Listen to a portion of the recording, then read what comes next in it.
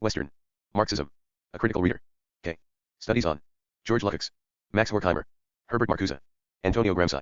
A. Jean-Paul Sartre. Louis Althusser C. Lucio Colletti. 1. Asterisk.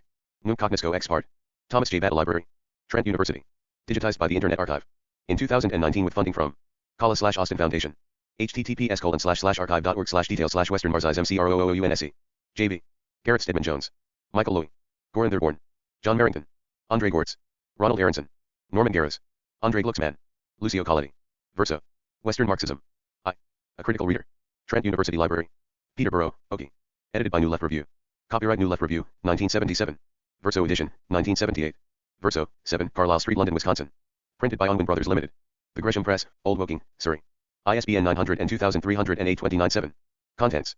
Garrett Stedman Jones, The Marxism of the Early Lukács 11. Michael Louis Lukács and Stalinism 61. Goran Thurborn, The Frankfurt School. 83. John Merrington, Theory and Practice. In Gramsci's Marxism 140. Andre Gortz, Sartre and Marx Mo. Ronald Aronson, The Individualist Social Theory of Jean-Paul Sartre 201. Norman Garros, Althusser's Marxism. In Assessment 232. Andre Glucksmann, A Ventriloquist. Structuralism 273. Lucio Colletti, A Political and Philosophical Interview 315. Index 35-1. 310,854. Editorial note. The essays printed in this volume were, in their majority, first, published in New Left Review. They were designed to form a series that would answer to two needs. Firstly, clear exposition of the major theoretical systems within the tradition of Western Marxism, from the aftermath of the October Revolution to the present day, and secondly, critical assessment of these legacies from the standpoint of a younger generation of Marxists. This twofold program accounts for the structure of the volume. Published here. The selection of thinkers discussed is not exhaustive of figures within the Western Marxist tradition. The criterion for inclusion has been the production of a distinctive system of thought. In the case of Lukács, the Frankfurt School and Althusser exposition and critique are combined in the same essays. In the case of Sartre, one essay is an elucidation, the other an assessment. In the case of Gramsci, the essay published here is essentially expository. The lack of a critical evaluation of Gramsci's work is thus the main omission from the volume. The absence is remedied elsewhere, in an essay to be published after this volume went to press. Perry Anderson, The Antinomies of Antonio Gramsci, NLB. Edition, 1978. Another, lesser lacuna is any treatment of Althusser's political writings in the 70s. These are the object of an assessment by Valentino Garitana, Althusser, and Stalinism, in New Left Review number 101. These two external texts can thus be read as extensions to the main architecture of the work assembled here. Finally, the interview with Lucio Colletti that ends the book has a character of its own, in the form of questions and answers. It contains at once an account of the main theses of the theoretical school of which Colletti is now the most eminent representative, and a self-critical reflection on its limits that moves to a general judgment of the heritage of Western Marxism which forms an appropriate conclusion to the volume. New Left Review. 7. Bibliographical note. The essays in this volume were first published, Garrett Stedman Jones, The Marxism of the Early Lukács, in New Left Review. Number 70, November-December 1971, Michael Louis, Lukács and Stalinism, in New Left Review number 91, May-June 1975, Goran Thurborn, The Frankfurt School, in New Left Review number 63, September-October 1970, and New Left Review number 67, May-June 1971, John Merrington, Theory and Practice in Gramsci's Marxism, in the Socialist Register IG 68 / Andre Gortz, Sartre and Marx, in New Left Review number 37, May-June 1966, Ronald Aronson, The Social Theory of Jean-Paul Sartre, in Telasno. IC, Summer 1973, an earlier version, Norman Garros, Althusser's Marxism, an assessment, in New Left Review number 71, January. February 1972, Andre Glucksmann, A Ventriloquist Structuralism, in New Left Review number 72, March-April 1972, Lucio Colletti, A Political and Philosophical Interview, in New Left Review number 86, July-August 1974. 8. Biographical note. Garrett Stedman Jones is a Fellow of King's College, Cambridge, and author of Outcast London, a member of the editorial committee of New Left Review. Michael Louis is a lecturer in sociology at the University of Vincennes, and author of a forthcoming study of the political and intellectual development of George Lukács, NLB 1978. Goran Thurborn is reader in sociology at the University of Lund, and author of Science, Class, and Society, NLB 1976, and What Does the Ruling Class Do When It Rules? NLB 1978. John Merrington is lecturer in history, Middlesex Polytechnic, a member of the editorial committee of New Left Review. Andre Gortz is author of The Traitor and Reform and Revolution, a member of the editorial committee of Les Temps Modernes. Ronald Aronson is professor of philosophy at Wayne State University, Michigan, and author of a forthcoming study of the work of Jean-Paul Sartre, to be published by NLB in 1978. Norman Garros is lecturer in government at the University of Manchester, and author of The Legacy of Rosa Luxemburg - A. Member of the editorial committee of New Left Review. Andre Glucksmann is lecturer in sociology at the University of Vincennes, and author of Les Discours de la Guerre. Lucio Colletti is professor of philosophy at the University of Rome, and author of From Rousseau to Lenin and Marxism and Hex/VRTPTR 74. 9. Asterisk. The Marxism of the Early Lukács. Garrett Stedman Jones. Nearly half a century after its original publication in Germany, George Lukács' History and Class Consciousness has at last become available in English. Those who now read the book for the first time may find its contents surprising, for the notoriety of this forbidden volume of the early communist movement seems incommensurate at first sight with the familiarity of many of its themes. Despite the formal difficulty of Lukács' language, contemporary readers are likely to find themselves at home with most of the central leitmotifs in the book. For in one form or another, these have by now become part of the common intellectual universe of a large part of the left in the advanced capitalist world. But to say this is not to imply that the themes developed by Lukács some 50 years ago and today diffused so generally among socialist intellectuals, are self-explanatory truths or even manifest axioms of Marxism. If they are treated as such, it is because of a second surprising feature of history and class consciousness, the virtual absence in almost 50 years of any comprehensive or coherent critique of the book. Not that it has always been greeted with unanimous acclaim. Far from it, it is well known that it was condemned by the one George Lukács, History and Class Consciousness, T.R. Rodney Livingstone, Merlin Press, London, 1971.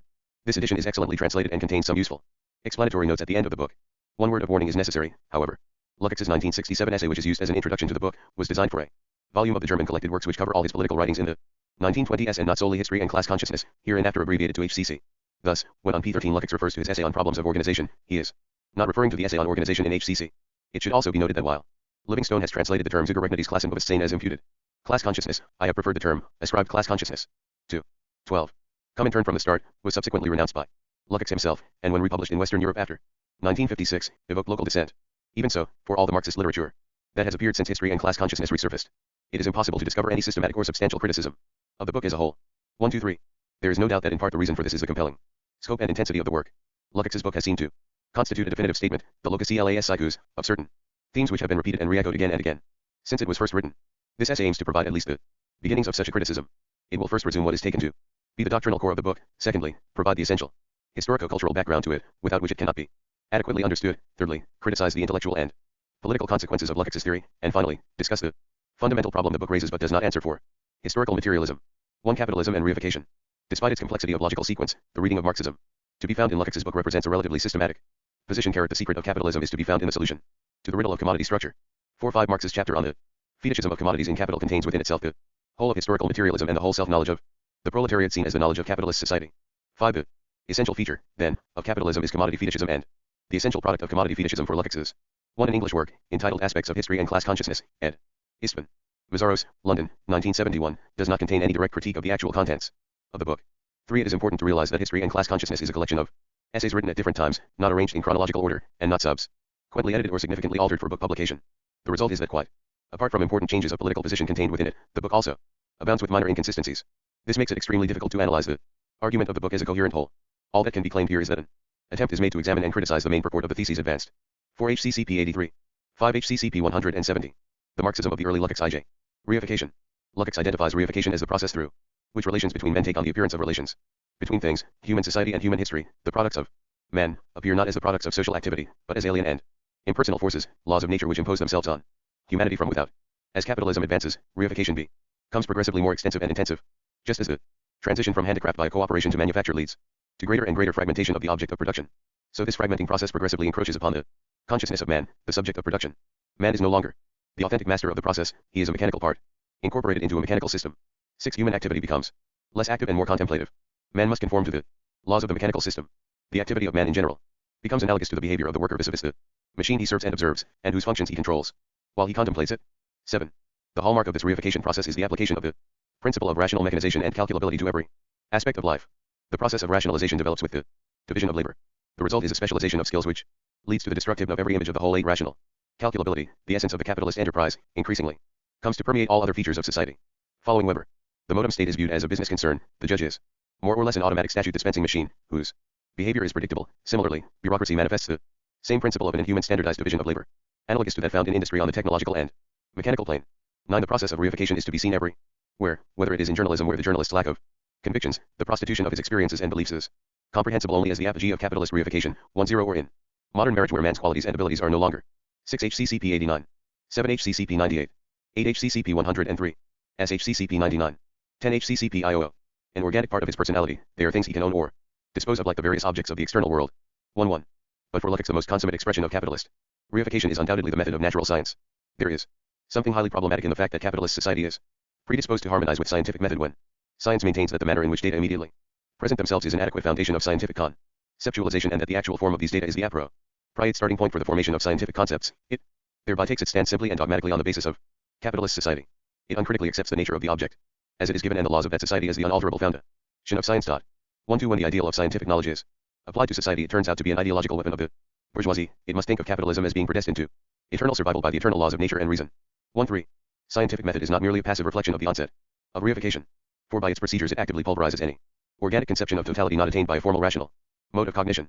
It thus destroys metaphysics and creates a world of pure facts divided up into specialized partial systems of Laws unrelated to any meaningful totality. The search for an identical subject-object. It was this reified and fragmented conception of the world that produced the distinctive problems of German critical philosophy and 18th century materialism. Critical philosophy based itself on the idea that thought could only grasp what it itself had created, and strove to master the world as a whole by seeing it as self-created. This attempt to establish a universal system on the premises of rationalism founded on the problem of the thing in itself. The problem of the thing in itself symbolized the unpassable barrier, erected by reification against any vision of the totality, i.e. the impossibility of apprehending the whole with the aid of the conceptual framework of rational partial systems and the era. 11 HCCP IOO. 12 HCCP 7. 13 HCC pages 10 I. The Marxism of the early Lukács 15. Tionality of the contents of individual concepts. 1 for contemplative. Rationalism therefore found itself trapped in an irresoluble antinomy, the ever-fixed gulf between the phenomenal world of necessity and the noumenal world of freedom. In order to transcend this antinomy, thought was forced to move from mere contemplation to praxis. Only in this new context would it be possible to conceive a subject of thought which could be theorized as producing existence. This attempt to discover an identical subject-object can be seen foreshadowed in Kant's critique of practical reason and in the attempts of Fichte, Schiller and Schelling to overcome the dualism of subject and object through art, where contemplative reason is replaced by an intuitive understanding which is seen as practical. Art is therefore seen as a resolution of the antinomy through its creation of a concrete totality. But in order for this solution to work, creation must be mythologized, and the world aestheticized. The real problem remains unsolved. The true location of the solution to the problem was discovered by Hegel, not in art but in history. Only if the true were understood not only as substance, but as subject, only if the subject, consciousness, thought, were both producer and product of the dialectical process, only if as a result the subject moved in a self-created world of which it is the conscious form, and only if the world imposed itself upon it in full objectivity, only then can the problem of dialectics end with it the abolition of the antitheses of subject and object, thought and existence, freedom and necessity, be held to be solved. 1.5 Hegel was, however, unable to discover the true subject-object of history and was forced to resort to conceptual mythology to arrive at a conclusion. This was not a personal limitation, it was the objective limitation of the bourgeois class outlook. Classical philosophy was paradoxically chasing a philosophy that would mean the end of bourgeois society. 1.6 For the identical subject-object was the proletariat. It is only with the appearance of the proletariat that social reality can become fully conscious. 1.7 That man can become conscious of himself as a social being, as the subject-object of the historical process. Such an eventuality had been impossible under feudalism. 14 HCCP 116. 5 HCCP 142. 16 CHCCP 148. 17 HCCP 19. I6. Since social relations had been interpreted as natural relations, it was the bourgeois class which had socialized society, but it had performed this task unconsciously. It had pursued its immediate class interests and left the rest to the ruse of reason. The tragedy of the bourgeoisie was that class consciousness was incompatible with class interest, the antinomy between the progressive capitalist socialization of production and the interests of the individual entrepreneur. Bourgeois thought remained trapped, therefore, in the reified contemplative dualism of subject and object, which even Hegel was unable to transcend. The proletariat, on the other hand, must make history consciously. Since it is the most totally alienated class in capitalist society, it must abolish itself in order to achieve its own liberation, and to liberate itself it must liberate the whole of humanity. To understand itself, it must understand the whole, and to abolish itself, it must move from contemplation to praxis. Thus the unity of theory and practice is only the reverse side of the social and historical position of the proletariat, simultaneously subject and object of its own knowledge. 1.8. Ascribed consciousness. This total standpoint of the proletariat, by its very nature shatters the reified consciousness of capitalism. In place of dualism and the fetishistic methods of science, it posits the unity of thought and being as aspects of a dialectical, concrete totality. In its thought, the proletariat conceives reality not as empirical existence but as becoming the mediation between past and future. In place of the reified concepts of the eternal, the natural, the empirical, it posits the social, the historical, the transitory. In place of a world of impersonal, inhuman facts, it sees the world as a product of the relations between men. Thus once fetishism is overcome, man becomes the measure of all things and history becomes the unceasing overthrow of objective forms. Of course this total consciousness of the proletariat does not coincide with the actual empirical consciousness of that class. It is an ascribed, Zugerrechnet, consciousness. By relating consciousness to the whole of society it becomes possible to infer the thoughts and feelings which men would have in a particular. HCCP 20. The Marxism of the early Lukács IJ. Situation if they were able to assess both it and the interests arising from it and their impact on immediate action and on the whole structure of society. That is low say, it would be possible to infer the thoughts and feelings appropriate to their objective situation. 1.9. This ascribed consciousness of the proletariat manifests itself in the period of revolutionary crisis. As individuals, proletarians remain subject to the reified world of appearance and the contemplative dualism of subject and object. It is only as a class oriented towards praxis that they are able to attain the viewpoint of the totality. Thus the attainment of this ascribed consciousness is in effect synonymous with assuming the leadership of society, since an adequate consciousness is already a practice that alters its object. Lukács cites the young Marx to the effect that it will then be seen that the world has long possessed a dream of things which it has only to possess in consciousness in order to possess them in reality. 1.0 Economic evolution can only provide the proletariat with the abstract possibility of changing society. In the last resort, however, the strength of every society is a spiritual strength, and from this we can only be liberated by knowledge. 2.1. Hence, the fate of revolution depends upon consciousness. The status of historical materialism follows unlogically from this analysis. It is the self-knowledge of capitalist society. 2.2 It is the ideological expression of the proletariat's attempt to liberate itself. Its most important function is that of a weapon of war, which unmasks capitalist society. 2.3 The whole idea underlying Marx's magnum opus is the retranslation of economic objects from things back into processes, into the changing relations between men. 2.4 Thus, to call historical materialism a science, at least as the word is usually understood, would be misleading since truth can only achieve an objectivity relative to the standpoint of the 9HCCP.51. It can be seen that the conception behind the idea of ascribed consciousness is very closely related to the Weberian theory of ideal types. There is, however, a significant difference. For while the Weberian ideal type can never manifest itself in its pure form, since it is always overlaid by the complexity of interests in empirical reality, Lukashian ascribed consciousness appears in its pristine form or not at all. 20 HCCP 259. Italics in original. 21 HCCP 262. 22 HCCP 229. 21 HCCP 224. 24 HCCP 182. I8. Individual classes. In effect, historical materialism is identical with the described consciousness of the proletariat, and thus it is natural that for Lukács, Marxism is properly defined not by the primacy of economic motives in historical explanation but by the viewpoint of the totality. 26. To nature and science. In most writing on the nature and development of Marxism as a theory, the Lukács of history and class consciousness is grouped together with Korsch, Gramsci and other theoretical leftists of the Russian revolutionary period. In this guise, he, like the rest of the group, is either praised or condemned for Hegelianism, historicism, humanism, voluntarism, spontaneism, or ultraleftism. At a certain level of theoretical generality, this type of characterization is perfectly appropriate and indeed illuminating. At this level, the work of these writers can be seen as no more than individual variations on an invariant theme, the problematic of historicism. What this characterization is forced to ignore, however, is precisely what is specific to Lukács' own theory, a problematic which differentiates him scarcely less radically from other theoretical leftists than from orthodox Marxism. In Lukács' case, this specific problematic is by no means a secondary question of local interest to the historian of ideas, for it has in fact cast a long shadow over the subsequent development of Western Marxism and has recently permeated the attitudes and activities of radicals and revolutionaries who may never have read a line of Lukács' book and act under the banner of a Marx seen through the eyes of Marcuse, the Frankfurt School, Goldman, Lefebvre, or Debord. This differentia specifica of Lukácsism has passed so naturally into the conceptual vocabulary and thought patterns of Marxism, students and intellectuals, and has been interiorized so completely into the corpus of Western Marxism that it is at first sight difficult to comprehend its foreignness to historical materialism. If this is so, it is because it is part of a problematic much larger than itself, an invariant problematic which has been dominant in bourgeois thought ever since the period of the French Revolution and the 25 HCCP 189, 26 HCCP 27, the Marxism of the early Lukács IG, onset of industrial capitalism. It thus possesses all the deceptive obviousness of an ideology which fixates thought, and which in the course of its development and elaboration can only reproduce this fixation in different disguises. Like all such problematics, it constitutes a closed circle of thought, which confiscates from its subjects the possibility of thinking outside it. This problematic may be summed up in the opposition, nature versus science or industry. Until the last years of the 18th century, the tension between these two poles was barely yet perceived. 2.7 Nature constituted a central category of Enlightenment thought. The path of human progress was in harmony with nature, only feudal contrivance and religious obscurantism withheld the blessings of nature's unseen hand. The demands of the bourgeoisie were the natural rights of man. Once the baleful influence of priests and kings was removed, nature's benevolent dominion would ensure social harmony, material prosperity, justice, and peace. Man should refrain from unwarranted interference and allow nature to take her course, for nature and reason were in accord. It was not until the aftermath of the French Revolution and the onset of industrialization that this unproblematic alliance between reason and nature was shattered and replaced by an unbridgeable gulf between an ideology of scientific and industrial progress on the one hand and a denunciation of its impoverishing end. 27 Some writers have attempted to read into Rousseau elements of a later romantic critique of reason in the name of an idealized state of nature. This is a misreading of Rousseau, for whom the state of nature was not a prescription but a critical device. As Kant at least realized, Rousseau's writings did not propose indeed that man should go back to the state of nature, but that he should look back on it from the level he has now attained. Rousseau never counterposed reason to intuition in the manner of the romantics, since we arrive at the greatest ideas of divinity through reason alone. Emile was taught to govern his life by reason.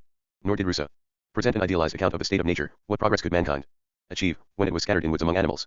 So long as his existence is solitary, man is merely a stupid and limited animal. It is within society that he acquires his intelligence. Rousseau's disagreement with the philosophes had little or nothing in common with the later romantic critique of the Enlightenment. Both Rousseau and the philosophes agreed that it was reason that bore the torch of social betterment. Disagreement centered around whether man's moral progress inevitably accompanied this social betterment.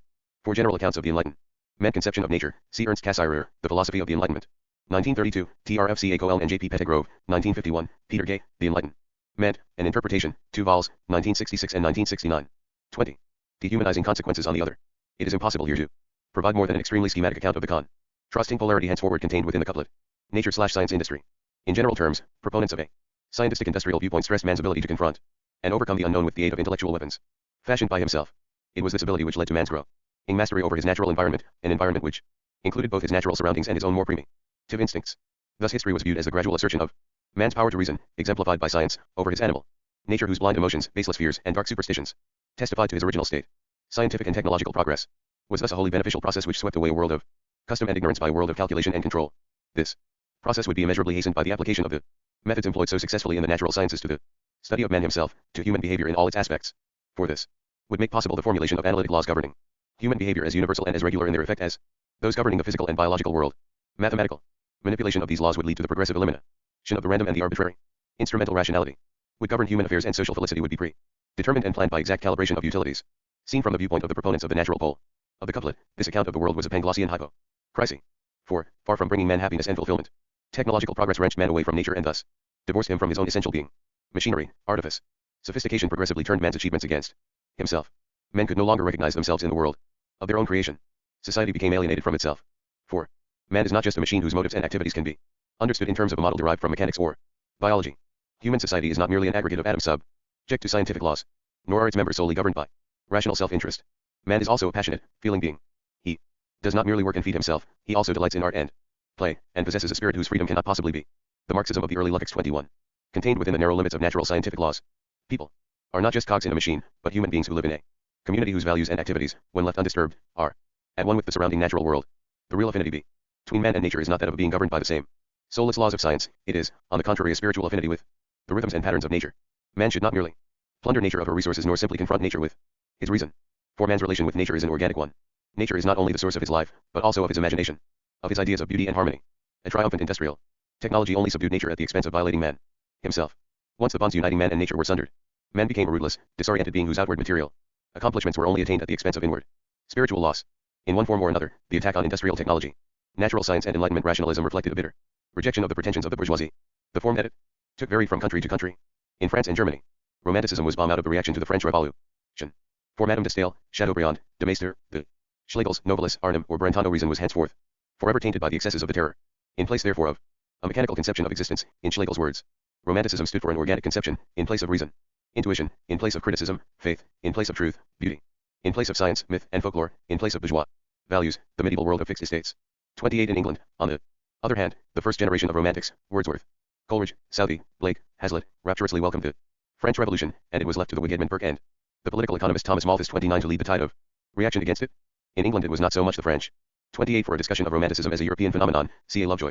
On the Discrimination of Romanticisms, Essays in the History of Ideas, Baltimore, 1948, and René Welleck, The Concept of Romanticism in Literary History, and Romanticism Re-examined, Concepts of Criticism, Yale, 1963. 29 Malthus's essay on the principle of population, 1798, was originally conceived as an attack on Godwin's political justice, an anarchist utopia composed in the 22. Revolution as the visible effects of industrial capitalism justified by a bleakly utilitarian social philosophy that provided the main spring of romantic protest. The organic ties of human community were being shattered by the triumph of industrialism. Human relations were being replaced by a cash nexus. The variations of invariance, the reverberations of this polarity between nature and science/industry set in motion by the dual impact of the French Revolution and the advent of industrial capitalism have lasted down to the present day. The echoes of this problematic are to be found everywhere in the habitual vocabulary of bourgeois thought, traditional ism/modernism, status/contract, Gemeinschaft, Versaind, hence/begriffen, analysis/intuition, the dissociation of sensibility, pensée savage, etc. For the past 170 years it has remained an invariant problematic of bourgeois thought. Mill's juxtaposition of Bentham and Coleridge could be applied with equal justice to the gulf between Levy and Snow or Leary and Isaac. Since all non-socialist culture and a large part of socialist culture has developed within the confines of this antinomy, the tendency to assimilate one or other of the poles of this couplet to a progressive or reactionary standpoint has been overwhelming. In England, for instance, where the scientistic pole has been dominant and in general closely integrated with the viewpoint of the ruling class, the left has not surprisingly tended to endorse the essentially progressive nature of the romantic anti-scientistic tradition. This can clearly be seen in the work of the Leavisite school, and above all in Raymond Williams's book, Culture and Society. A simple equation between romanticism and progressive attitudes, however, can only be sustained by ignoring the rabidly racist and elitist character of many of the writings of the later exponents of the tradition. Carlyle's enthusiastic support of Enlightenment tradition. By inserting the problem of population into nature, Malthus severely challenged the optimistic conceptions of nature prevalent in the 18th century. As Talcott Parsons has put it, Malthus introduced a very subtle serpent into the harmonious paradise of Locke. The whole theoretical structure threatened to crash. Talcott Parsons, The Structure of Social Action, Glencoe, 2nd ed. 1961, p. 104. Henceforth, those who defended ideologies of technological progress stressed not so much man's essential harmony with nature as his ability to overcome it. The Marxism of the early Lukács 23. Governor Eyre's brutal suppression of the Jamaica Revolt in 1865-66, Ruskin's advocacy of what amounted to a modified form of slavery as an alternative to industrialism, the obsession with blood and the proto-fascist anti-industrialism of D.H. Lawrence, T.S. Eliot's anti-Semitism and flirtation with clerico-fascism, etc. At the same time the more progressive features of Ricardo, Hodgkin, J.S. Mill, Huxley, Spencer, Bradlaugh, Keynes and Russell are ignored or underplayed. The unpalatable fact remains that, depending on the prevailing political climate, romantic anti-capitalism is no less assimilable to right-wing extremism and variants of fascism than it is to socialism. Exactly the same is also true in different political contexts of the scientific technological tradition. 3.0 The task which Williams sets out to perform is in fact impossible to accomplish. The Janus-faced character of this romantic tradition cannot be eradicated. The reasons for its ambivalence of political signification are to be found in the very nature of ideological discourse itself. As Althusser has put it, unlike a science, an ideology is both theoretically closed and politically supple and adaptable. It bends to the interests of the times, but without any apparent movement, being content to reflect the historical changes which it is its mission to assimilate and master by some imperceptible modification of its peculiar internal relations. Ideology changes therefore, but imperceptibly, conserving its Ideological form, it moves, but with an immobile motion which maintains it where it is, in its place and its ideological role. 3.1. But the fact that the categories of ideological discourse are label, in their signification, in no sense implies that the polarity nature slash science industry, romanticism slash positivism is a simple case of the identity of opposites indifferent in their political meaning. What it does mean is firstly that, because of its looseness of articulation, 30 writing of romanticism as a European phenomenon, Eric Hobsbawm comes much nearer to an adequate conception of its political character, whatever its content, it was an extremist creed. Romantic artists or thinkers in the narrower sense are found on the extreme left, like the poet Shelley, on the extreme right, like Chateaubriand and Novalis, leaping from left to right, like Wordsworth, Coleridge, and numerous disappointed supporters of the French Revolution, leaping from royalism to the extreme left, like Victor Hugo, but hardly ever among the moderates, or Whig liberals in the rationalist center, which indeed was the stronghold of classicism. I have no respect for the Whigs, said the old Tory Wordsworth, but I have a great deal of the Chartist in me. The Age of Revolution, 1962, p. 259.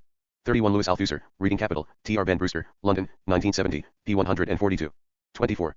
A single ideological position is consistent with a variety of possible readings, and secondly that the precise melange of progressive and reactionary sentiment clustered around one pole or the other will vary according to political circumstances. This can clearly be seen in the development of this problematic in the 19th century. In different contexts, Saint Simon could be claimed both as a father of socialism and as the founder of managerial big business ideology. The influence of Comte was extremely reactionary in Europe and in Mexico, where it was employed to legitimate the brutal dictatorship of Porfirio Diaz, but relatively progressive in Brazil, where Comte's slogans appeared on the banners of the Republican Revolution which abolished slavery, and in England, where the leading positivist E.S. Beasley was the only important intellectual to defend the commune. A similar ambiguity surrounds the legacy of the German romantic idealist, Max Stirner, who has been claimed both as a father of anarchism and a direct ancestor of Nazism.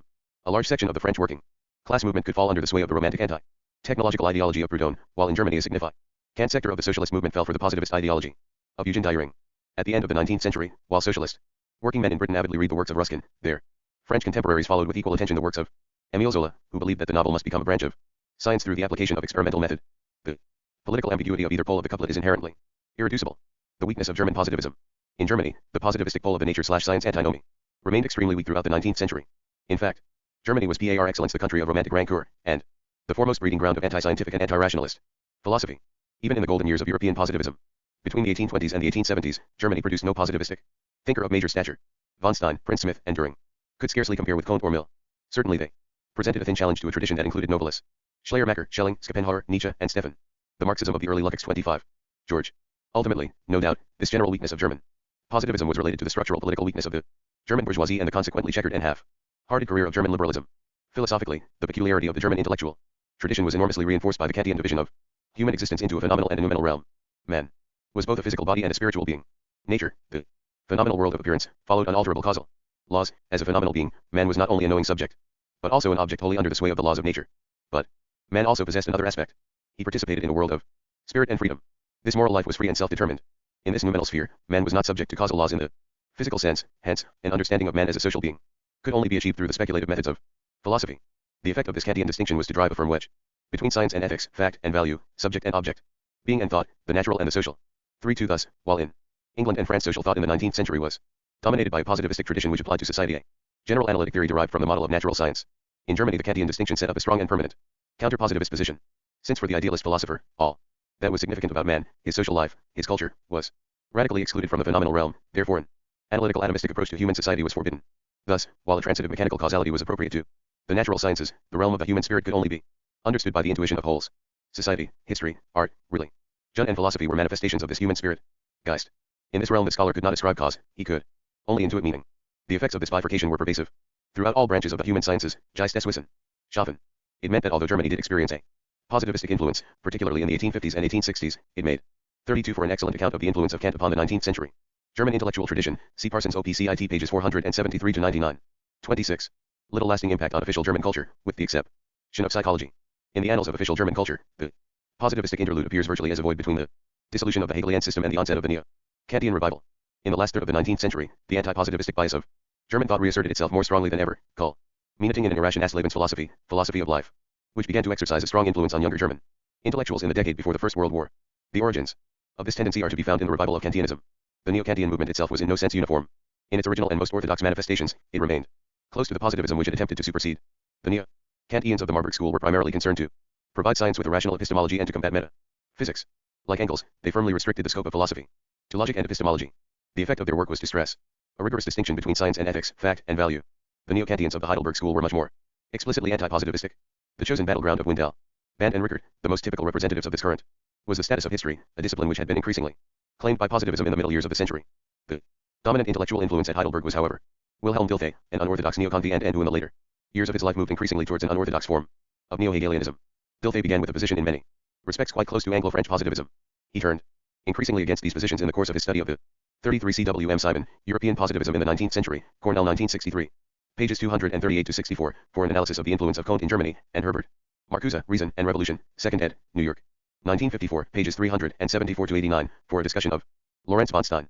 34. The best account of the different schools of Neo-Kantianism to be found in English is Louis Whitebeck, Neo-Kantianism, Encyclopedia of Philosophical Sciences, 1966. 35. The bulk of Dilthey's writings remain untranslated. A selection of excerpts from his major texts can however be found in H. A. Hodges, Wilhelm Dilthey, London. I-944. See also Carl Antoni, From History to Sociology, London, 1962, R. G. Calling. Wood, The Idea of History, Oxford, 1946, R. Aaron, Essay sur la théorie de vie histoire. Dans la Magna Contemporaine, Paris, 1938. The Marxism of the Early Luckix, 27. Romantic Theologian, Schleiermacher. As a result of this work, Dilthey came to the conclusion that genuine historical knowledge is an inward experience, or loveness, of its object, whereas scientific knowledge is an attempt to understand, begriffen, phenomena, which are external. Mind understands only what it has created. Nature, the object of natural science, embraces that reality which is produced independently of the activity of the mind. 6. History is comprehensible because it is essentially composed of objectified cations of the mind. These cultural totalities Dilthey called Weltanschauungen and were ultimately related by him back to three basic variations in an atemporal psychic structure. They were to be interpreted by the historian through a process which Dilthey, following Schleiermacher, termed hermeneutics. This process basically consisted of a projection of self into the other, and this projection was ultimately not an intellectual but an imaginative act. The emergence of Lebensphilosophy. Dilthey himself retained positivistic residues until the end of his life, but the effect of his work was to give enormous impetus to the romantic anti-scientific and irrationalist philosophical trends, which gathered strength in Germany from the beginning of the 20th century. His stress on intuition, as opposed to rationalist analytical modes of cognition, coincided with Bergson's intuition, Ispitalism, and a parallel intuitionist emphasis on non-empirical descriptive statements to be found in phenomenology. It was this combination of elements, together with the symbolist movement in literature, the diffused influence of Nietzsche and Dostoevsky, and the irrationalist political philosophy of Searle, which constituted the seedbed of Lebensphilosophy. In particular, the stress on intuition fatally impaired the earlier Neo-Kantian restriction of philosophy to the fields of logic and epistemology. It thus enabled the reintroduction of ontology back into philosophy, already to be found in the work of Rickard's pupil, Lask, and subsequently to be resurrected on a far more grandiose scale in the works of Skeeler and Heidegger. This pessimistic anti-scientific tendency was also evident in German sociology during the same period. It informed many of J. 6 Hodges, OPCITP 32. 28. The attitudes of Max Weber, although philosophically he clung to the more orthodox and positivistic variants of Neo-Kantianism. It was he who first characterized capitalism as the bearer of a certain mode of scientific rationality. The triumphant progress of rationalization in the West was accompanied by a systematic elimination of magic, ritual, and traditional corporate attitudes, and the progressive bureaucratization and standardization of everyday life. H's attitude to this process was one of stoical resignation. It is horrible to think that the world could one day be filled with nothing but these little cogs, little men clinging to little jobs and striving towards bigger ones. This passion for bureaucracy is enough to drive one to despair. But what can we oppose to this machinery, in order to keep a portion of mankind from this parsailing out of the soul? 3.7. The full trappings of Lebensphilosophy are even more apparent in the works of Weber's contemporary, George Simmel, an explicit anti-positivist much closer in spirit to the Heidelberg variant of Neo-Kantianism. 3.8. Following Bergson, Simmel saw life as a perpetual force of creative movement. The opposite of life was form. But life could only become real in forms. The individual experience gave form to contents, and thereby created the objects of external reality. In certain respects, this idea had affinities with Dilthey's conception of culture as an objectification of the mind. But while in Dilthey this process appeared unproblematic, in Simmel it was loaded with tragic implication. The individual produced objects of culture to extend his life and potentialities. To do this, he had both to utilize the sum total of human products, objective spirit, and further to interiorize and reintegrate them into his own stream of life. But this reintegration of subject and object was unattainable. The objective spirit, in the shape of finished forms, became detached from the stream of life and took on its own dynamic, developing thereafter no longer as means but as ends. Thus man became progressively enslaved by his own products. 37. Cited in J. P. Meyer, Max Weber, and German Politics, Faber, 1943, pages 127-8. 3.8. Simmel is rather misleadingly known to the English-speaking world as a pioneer in the sociology of small groups. His major work, however, was Philosophie de Geld's Philosophy of Money, 1900. Some account of the main themes contained within this book can be found in S. P. Altman, Sintmel's Philosophy of Money, American Journal of Sociology, 1903, and Kurt Heinz Wolff, George Simmel, ed. 1965. The Marxism of the Early Luckix, 29. The basic tendency of Dilthey, Simmel, and the Heidelberg School Windelband, Rickard, Lask was not merely to maintain the traditional Kantian distinction between the human and natural sciences, but further to affirm that in some way historical knowledge was more real than scientific knowledge, and that hermeneutic intuition was more authentic than causal analysis. The problem that this assertion posed, however, was how the truth of historical knowledge could be guaranteed. For as Dilthey had stated, all thinking in the human sciences is axiological. They select their facts and formulate their questions from the standpoint of value. Dilthey himself sidestepped the relativistic implications of this statement by his optimistic belief in human progress and his anticipation of the creation of a master science of psychology. The lack of a satisfactory solution to the problem of relativism, however, remained for his followers a crucial unresolved dilemma from which irrationalistic and nihilistic conclusions could be drawn. It was in these years of mounting reaction against the values incarnated by positivism that the young Lukács served his intellectual apprenticeship. 40. He studied at Heidelberg, where he was a student of Simmel and a close colleague of Lask and Weber. He was influenced by Dilthey, Husserl, Bergson, Dostoevsky and the symbolist movement. The themes that preoccupied him were typical of the spiritual flux into which European philosophy had begun to move. His first major work in German, The Soul and Forms, 1910, raised from a Kantian position the question of the relation of human life to absolute values and posed the conditions under which human life could be authentic. It rejected every form of compromise with everyday life as an evasion. The main effect of the book was to reintroduce Kierkegaard into philosophical discussion, and the book has been claimed as a founding moment in modern existentialism. 4-1 between The Soul and Forms and his second major work, The Theory of the Novel, 1916, Lukács devoted himself to a study of Kierkegaard's critique of Hegel. This 39 Hodges, OPCITP 80. *0 The best accounts of Lukács's early intellectual development are to be found in his autobiographical fragments, Mainweg Marx, 1933, his 1962 Introduction to The Theory of the Novel, and his 1967 Introduction to History and Class Consciousness. Accounts are also to be found in Lucien Goldman, Introduction Auxiliary Premiers. Écrits de Georges Lukács, Les Temps modernes, No 19th, August 1962, and George Lichtheim, Lukács, Fontana, 1970. 41 Goldman, OPCIT. 30. Study was never finished, but the influence of Kierkegaard was strongly apparent in The Theory of the Novel, in its depiction of time as a process of absolute degradation, a screen that progressively interposed itself between man and the absolute. The theory of the novel moves from a Kantian to a Hegelian position, and a dialectical method is employed to contrast the epic of the ancient world where communal values were non-problematic, to forms of the novel, the product of modern individualism, here communal values can no longer be discovered. Whether as a Kantian or a Hegelian, however, the dominant influence upon Lukács was that of Geistesgeschichte, particularly as it had been developed by Dilthey. Writing of this period of his life, Lukács stated in 1962, I was then in the course of passing from Kant to Hegel, but without in any way changing my relationship to the so-called human sciences. In this respect I remained essentially dependent on the impressions I had formed in my youth from the works of Dilthey, Simmel and Max Weber. The theory of the novel is essentially a typical product of the tendencies of Geistesgeschichte. 4.2. Historicism and social democracy. It is important to realize that the tradition of historians and philosophers who culminated in the Heidelberg School, the anti-positivist tradition, was predominantly conservative, nationalist, and romantic. In origin, the German historicist school was a conscious rebuttal of the French Revolution and the Enlightenment. The Hegelian attempt to fuse reason and history was answered by Ranke's assertion that every age was equal in the sight of God. The theory of natural law, a central weapon of the philosophers, was demolished by the historical school of Savigny. The economic liberalism of classical economics was dismissed by List, and later by Schmaler and the historical school of economics. As Smith dismissed or Manchesterdom, not the universally valid analytical laws of economic behavior, but simply the peculiar manifestation of the English manufacturing bourgeoisie. In its final manifestations, this historicist anti-positivist tradition merged into Lehin's philosophy. History is seen as a slow process of degradation. Capitalism meant the rule of the rational, the calculating, the bureaucratic mentality. It aroused in the Wilhelmine. 4 Georges Lukács, The Theory of the Novel, London 1971, pages 12-13. The Marxism of the early Lukács. Intelligentsia, not humanitarian horror, let alone socialist commitment, but rather a romantic aestheticist contempt. Capitalism increasingly narrowed the space in which an authentic life could be lived. The masses were supine or else driven by irrational passions, the bourgeoisie was complacent and philistine, the Junkers were coarse and brutish. The only correct stance to adopt was that of the stoicism of the elect. It is thus not surprising that Marxists and social democrats in the Second International and the German SPT should have had nothing to do with this tendency in German thought. As far as the revisionists possessed affinities with neo-Kantianism, it was not with the Heidelberg variant, but with the more liberal, progressive, and positivist Marburg current, Hermann Cohen, Rudolf Stambeiler, Karl Forlander. The German social democratic movement absorbed from Marxism a firm belief in the value and beneficence of science. The inextricable alliance between natural science and historical materialism had been given the firm imprimatur of Engels. In the work of semi-official party philosophers like Dietzgen and Koskay, historical materialism was interpreted as an extension of Darwinist evolutionism applied to human history. When the revisionist debate began, neither side questioned the value of a natural scientific approach. The revisionist use of Kant centered on the Kantian distinctions between science and ethics, fact and value. Neither side seriously doubted that Marxism was an empirical science. What was at stake in the eyes of the revisionists was the contamination of Marxism by a dialectical method which obscured the distinctions between thought and being, fact and value. 4.3 Orthodox Marxists defended against Kantian epistemology, a simple materialist view whereby cognition was an emanation of matter and the objective world existed irrespective of perception. Kantianism was attacked, not for its positivist implications, but for its half-heartedness about science. Its doctrine of the thing in itself, which Engels had labeled as a species of agnosticism. 4.4. The sort of anti-capitalism which Lukács professed in the years 43 on the connections between neo-Kantianism and revisionism, see Peter Gay. The Dilemma of Democratic Socialism, New York, 1952, and Karl Korsch, Marxism and Philosophy, London, 1970, Passim. 44 Engels, Ludwig Feuerbach and the End of Classical German Philosophy. Selected Works, Moscow, 1968, pages 605-6. 32. Before 1917, had nothing in common with this German social democratic tradition. In his early writings, Lukács evinced a form of distaste for the values of bourgeois civilization similar to that found in the work of other Heidelberg thinkers of the period.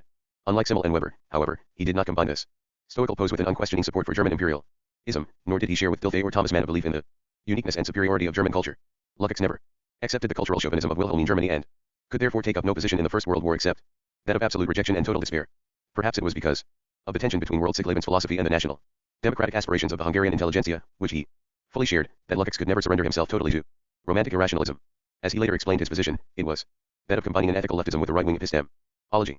4-5 While fully sharing the prevailing abhorrence of positivism, he sought to find some secure foothold which would prevent him from falling down the slope which led to the nihilism of Nietzsche.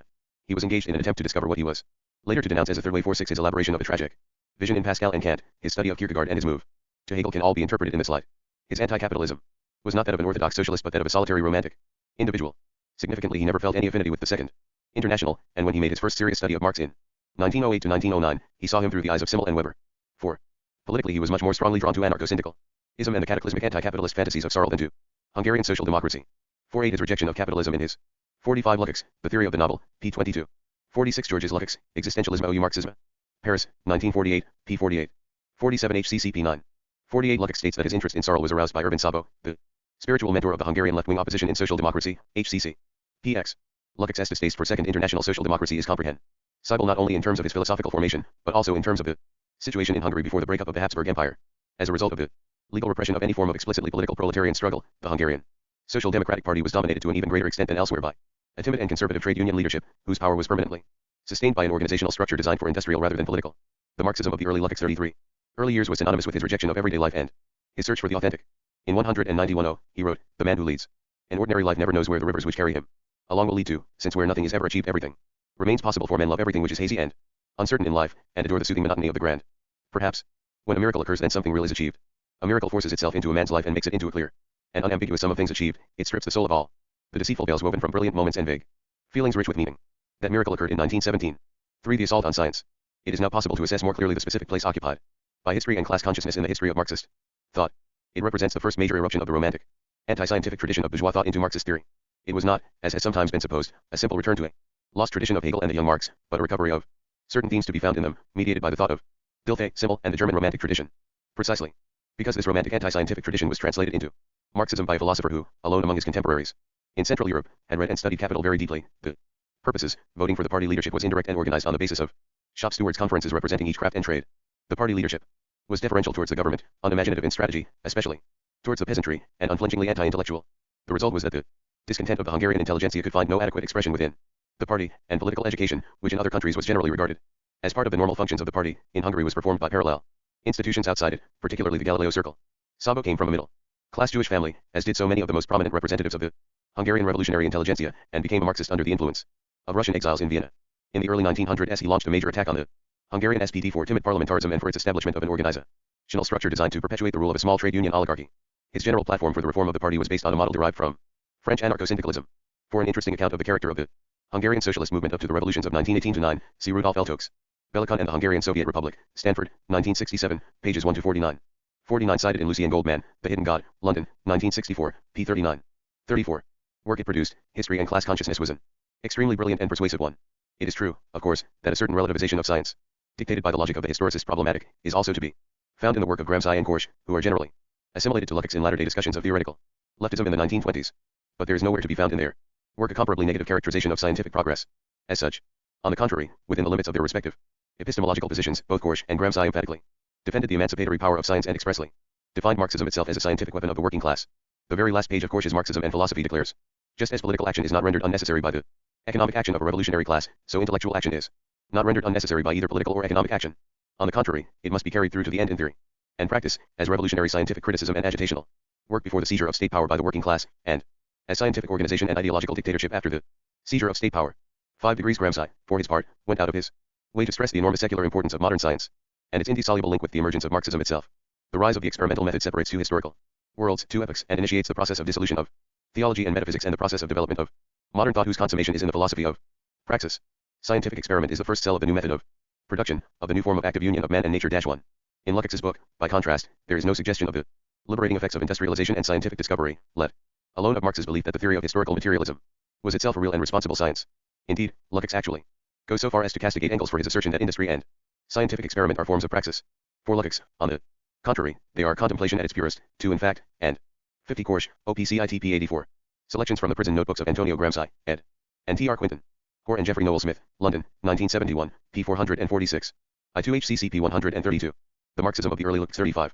This is perhaps the strongest evidence of all against both Lukács and the whole romantic and post-romantic tradition from which he emerged. Marx himself is strikingly and totally free from the tension between the two invariant poles of bourgeois social thought and sensibility. Nowhere in his work is there even the sign of a serious temptation by either romantic anti-industrialism or utilitarian positivism. He had equally scathing contempt for both Proudhon and Bentham. There is no mystique of either nature or industry in his writings. An optimistic and Promethean imagery that is a far cry from either the philosophic calculus or the soul and its forms permeates his work from start to finish. Moreover, Marx again and again insisted on the historically progressive role of the bourgeoisie, and of the enormous material revolution it had wrought with the advent of modern machine industry, whatever the savage exploitation and suffering that had accompanied it in its reign. There is a famous tirade against every variety of what is called feudal socialism in the Communist Manifesto. 5.5 He was unshakably convinced that his mature work itself represented the revolutionary foundation of a new science. Capital opens with the epigraph, addressed to those readers who zealously seek the truth, and states, there is no royal road to science, and only those who do not dread the fatiguing climb of its steep paths have a chance of gaining its luminous summits. 5.4 Furthermore, the metaphors of capital are never those of the wasteland, for all its immense brutality and oppression. Capitalism was the absolute precondition and material foundation of the classless society of the future.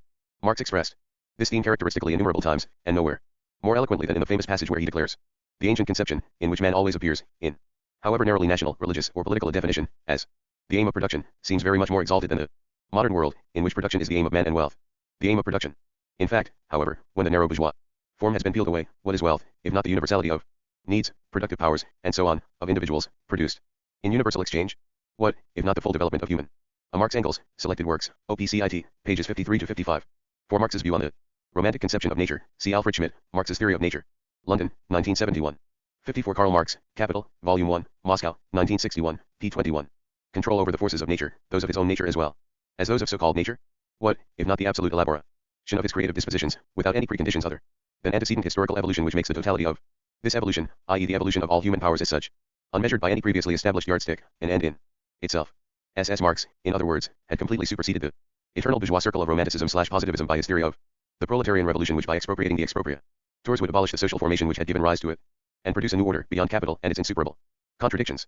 This supersession, which gives its ring to the whole tone of Marx's work, is completely absent from the version of historical materialism presented in History and Class Codeciseness. Instead, there is a wholly undialectical and unhistorical depiction of capitalism from its outset as a process of social decay and spiritual fragmentation. Capitalist development is not seen as a ruthless dynamism, liberating as well as destroying, but as an enveloping network of metaphysical passivity. Industry and scientific experiment become mere contemplation. There is nowhere any indication in the book that Lukács actually understood what Marx meant by the liberation of the forces of production from the social relations of production. Yet, as Colletti has recently written, the self-government of the masses presupposes a high productivity of labor, the possibility of a drastic reduction in the working day, the progressive combination of intellectual and industrial work in the category of the worker-technician, masses conscious and capable of making society function at a higher historical level. In short, the self-government of the masses, the rule of the proletariat, presupposes the modern collective worker. These conditions can only arise on the basis of large-scale industry. Essex in Lukács's book, this dimension is wholly absent. The leap from the realm of necessity to that of freedom is given no material content. There is absolutely no vision of an advanced industrial socialism. The proletariat merely dominates that social totality to which it had always ascriptively aspired, and from which commodity fetishism. Karl Marx, Pre-Capitalist Economic Formations, T.R. Jack Cohen, London, 1964. Pages 84 to 85. 56 L. Colletti, The Question of Stalin, NLR 61, p. 79.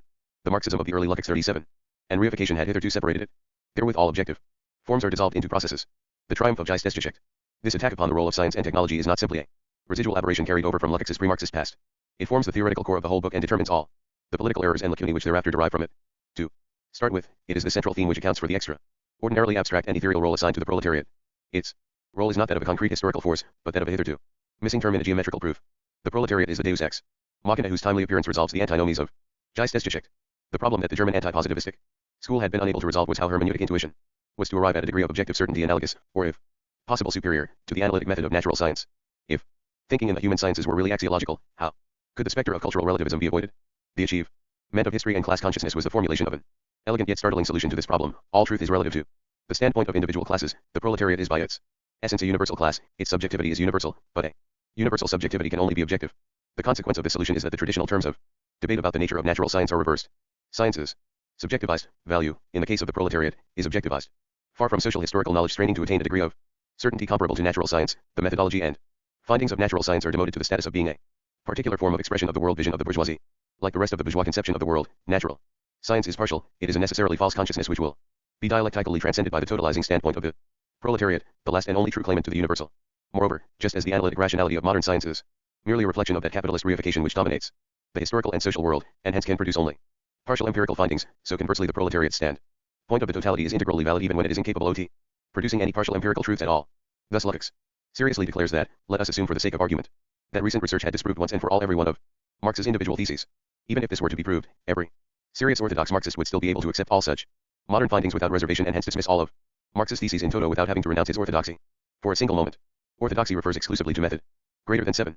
This famous dictum has been widely accepted and repeated on the left, and indeed is probably reaffirmed by Lukács in his 1967 Introduction to History and Class Consciousness, 5.8. In fact, such a credo would simply be an intellectual suicide for Marxism. What scientific method in history has been able to survive the systematic proof of every one of its findings? What possible charter could there be for it? The simplicity of history, the logical and necessary consequence of Lukács' contempt for those concrete facts which Marx spent so much of his life studying, is that history as such plays a purely spectral role in history and class consciousness. In actual fact, there is very little reference to, or awareness of the real history of either the capitalist mode of production or working class struggle in the book. W. Messianic anti-scientism, indeed, inevitably finds itself in insoluble difficulties once it does attempt to discuss the central 7 HCCP. I. 58 HCC pages XXVXXVI. 59 Writing of the impact on him of Dilthés das Oerlebnis und die Didactum, lived experience and literary creation, Lukács later wrote, in his 1962 Introduction to the Theory of the Novel, this new domain appeared to us then as a mental universe.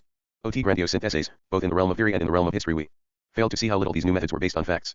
That great thinkers had achieved solid results, not so much because of this method, but in spite of it, was something that escaped us in our youthful enthusiasm. It became the fashion to start off from a few characteristic traits of a tendency or a period, traits usually grasped in a purely intuitive fashion, then to synthesize general concepts from them, and finally to return deductively to individual phenomena, in the conviction that this amounted to a grandiose view of the totality. The theory of the novel, P. and this characterization of the hermeneutic method was designed by Lukács to explain his procedure in the theory of the novel, but it could be applied equally well to the method by which the concept of reification is established in history and CLA consciousness, the Marxism of the early Lukács JG. Political and theoretical problems raised by Marx's work. Thus, in order to be squeezed into the straitjacket that Lukács's philosophical position has prepared for it, historical development is pared down to a simple procession of economic ideological totalities expressing the life conditions of successive class subjects. Each class subject possesses a conception of the world which dominates and totally permeates the historical totality which it inhabits.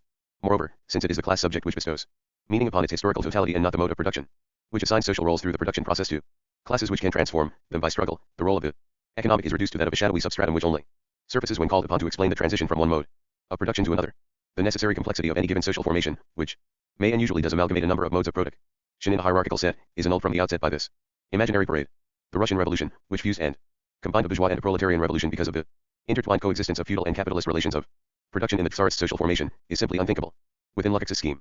No less so, of course, is the existence of petty commodity production in Western countries. The role of the peasantry in France is inexplicable within the terms of his book. The 18th Brumaire might well never have been written for all its impact on Lukács' theory.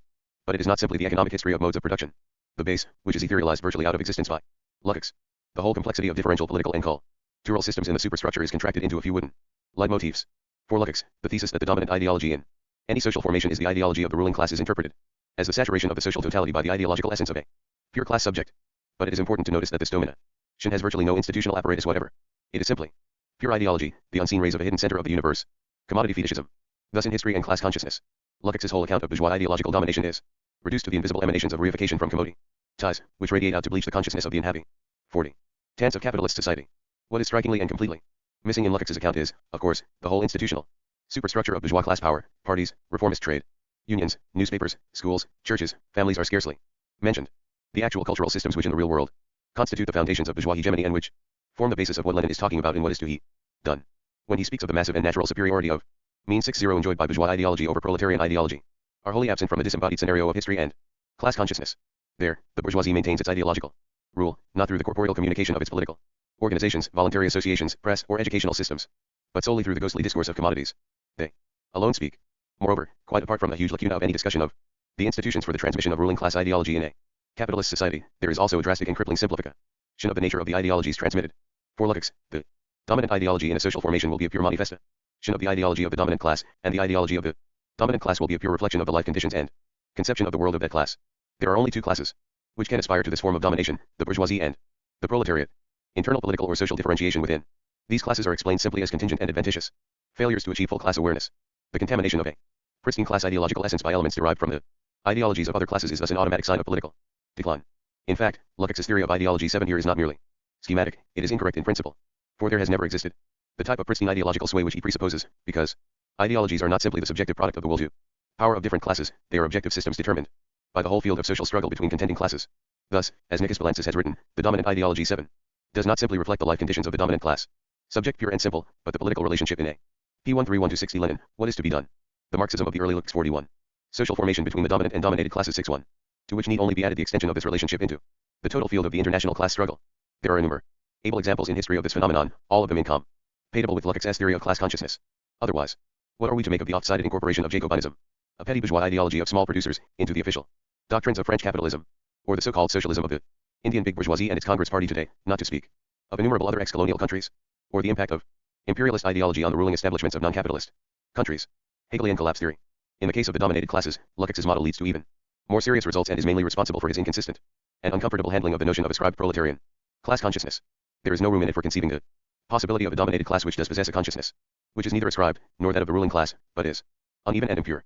Once again, history is littered with examples of this impurity in which radical proletarian class instinct is often deeply overlaid by bourgeois ideological veneers of different sorts, or in which genuine proletarian ideology is mixed with contaminations from allied, rather than enemy, classes, peasants or urban petty producers, for example.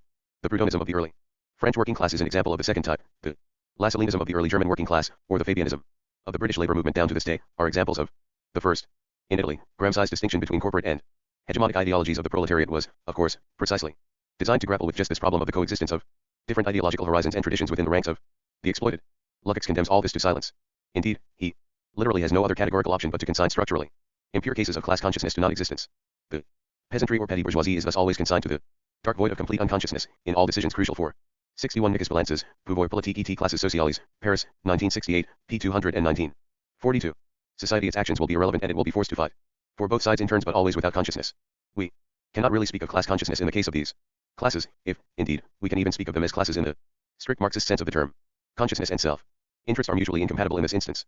Since class consciousness was defined in terms of the problems of ascribing class interests, the failure of their class consciousness to develop in the immediately given historical reality becomes comprehensible philosophically. 62.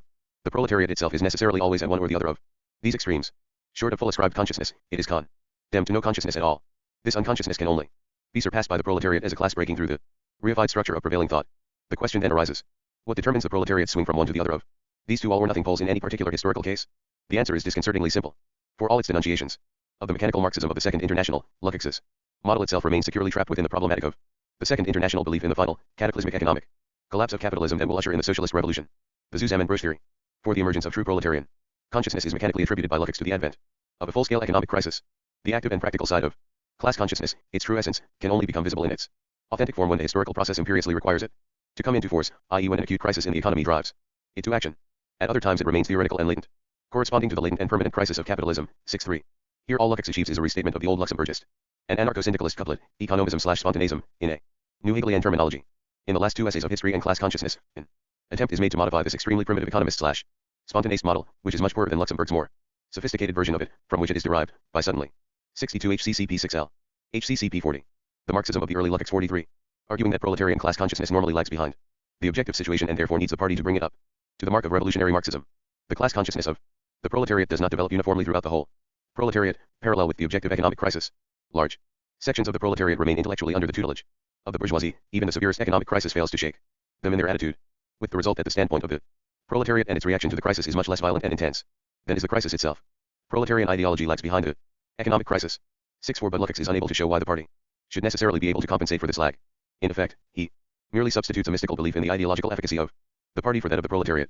Thus while the class languishes in the swamp of revisionism and Menshevism, the party is assumed to be magically proof against this ideological crisis, and is endowed with the power to recall the class to its true historical vocation. The result is ultimately to exchange an economist's spontanism for an organizational voluntarism. Lukács comes little nearer to authentic Marxism, or to real history, with this shift. In fact, of course, it is often the masses who have to educate the party, and not just the party which organizes and guides the masses. The whole trajectory of the Russian Revolution is rich in episodes of this dialectical process. It was not the Bolshevik Central Committee which overthrew Tsarism in February who invented the Soviets. The spiritualization of power. Lukács's conception of proletarian ideology and of the working class party, moreover, does not merely prevent him from ever providing in history and class consciousness the elements of that concrete analysis of a concrete situation which Lenin always said was the soul of Marxism. It does not only situate the written book at a great remove from actual history. It also leads to an ultra-idealist form of politics proper. For Lukács's conception of class power is so totally confined to an etherealized ideology that it not merely passes over the whole array of cultural apparatuses whereby the bourgeoisie exercises its ideological dominance in capitalist social formations, but it also largely neglects the political. 64 HCC pages 304-5. 44. Apparatus of capital par excellence, the state.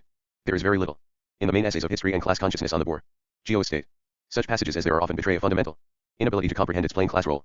Thus Lukács reproaches the judicial branch of the state apparatus for dispensing an impersonal justice like a ticket machine, as if it were merely the formal rationality and calculability of this justice which constituted its painfulness, and not the class oppression of its whole substantive content. Apart from this reference and a similar allusion to bureaucracy, there is no discussion of the army or the police. In other words, there is no real mention of that state apparatus which Marx and Lenin taught had to be broken physically by the working class with material, insurrectionary struggle, to accomplish the socialist revolution. Lukács effectively ignores this crude coercive instrument of capitalist power. The logical consequence is that he ends by affirming explicitly That the power of the ruling class is ultimately spiritual in character, and that therefore the emergence of true proletarian class consciousness is itself tantamount to the overthrow of the bourgeoisie. The strength of every society is in the last resort a spiritual strength. From this we can only be liberated by knowledge. 6. Illucix adds. The logical rider to this axiom, to become conscious is synonymous with the possibility of taking over the leadership of society. 6. The conclusions are in fact inscribed in his whole initial epistemology. For according to the latter, the proletariat, when it accedes to true class consciousness, becomes the identical subject-object of history, and thereby the first class to acquire an adequate social comprehension of society and history. Because this consciousness is the self-knowledge of reality, and embodies the union of thought and being, the proletariat's very accession to its ascribed class consciousness de facto modifies its own class situation. Inadequate consciousness is already a practice which alters its object. Lukács affirms this candidly. Idealist thesis black on white. Inadequate correct consciousness means a change in its own objects, and in the first instance, in itself. 6. Thus if the consciousness of the proletariat as a class breaks through the reified laws of political 6-HCCP 262, 66 HCCP 268, HCCP 199, the Marxism of the early Lukács. 45. Economy which condemned it to a commodity existence, it thereby decisively modifies its life condition. When the worker knows himself as a commodity, his knowledge is practical. That is to say, this knowledge brings about an objective structural change in the object of knowledge. 6.8. Indeed, once the epistemological postulate of the identical subject-object is established, it is inevitable that Lukács should have simply cancelled any distinction whatever between objectify, cation and alienation, as he himself was later to admit. For if consciousness is itself a practice which alters its object, a subjective interiorization of the object cannot merely modify but abolish it as an object altogether. Again, Lukács has the courage to follow through the consequences of this surreal logic. He writes, for the proletariat, however, this ability to go beyond the immediate in search of the remoter factor means the transformation of the objective nature of the objects of action. 6v later, he adds that after the victory of the socialist revolution, the social significance of the dictatorship of the proletariat, socialization, means that, as far as the proletariat, regarded as a class, is concerned, its own labor now ceases to confront it in an autonomous, objectified man. 70. It is thus perfectly natural for Lukács to argue that for the proletariat to become class conscious is synonymous with the possibility of assuming the leadership of society. If social power is always ultimately spiritual in character, once the proletariat fulfills its vocation as the identical subject-object of history by acquiring an adequate consciousness of capitalist society, it abolishes this society in a final interiorization of it. The exact analogy of this procedure with the movement of Hegel's spirit needs no emphasis. All that it omits is the brute, material struggle for power, strikes, demonstrations, lockouts, riots, insurrections or civil wars. That is the stuff of terrestrial revolutions. Marxist Lebens philosophy. Lukács's basic schema, it should now be evident, is a rigorous form of idealism. Since class consciousness suffices to alter class situation and full class consciousness is equivalent to domination. 68 HCCP 169. 6 HCCP 175. 7 degrees HCCP 248. 4.6. Of the social whole, power is ultimately ideological. A ruling class dominates and organizes its social totality by the impregnation of it by its own consciousness.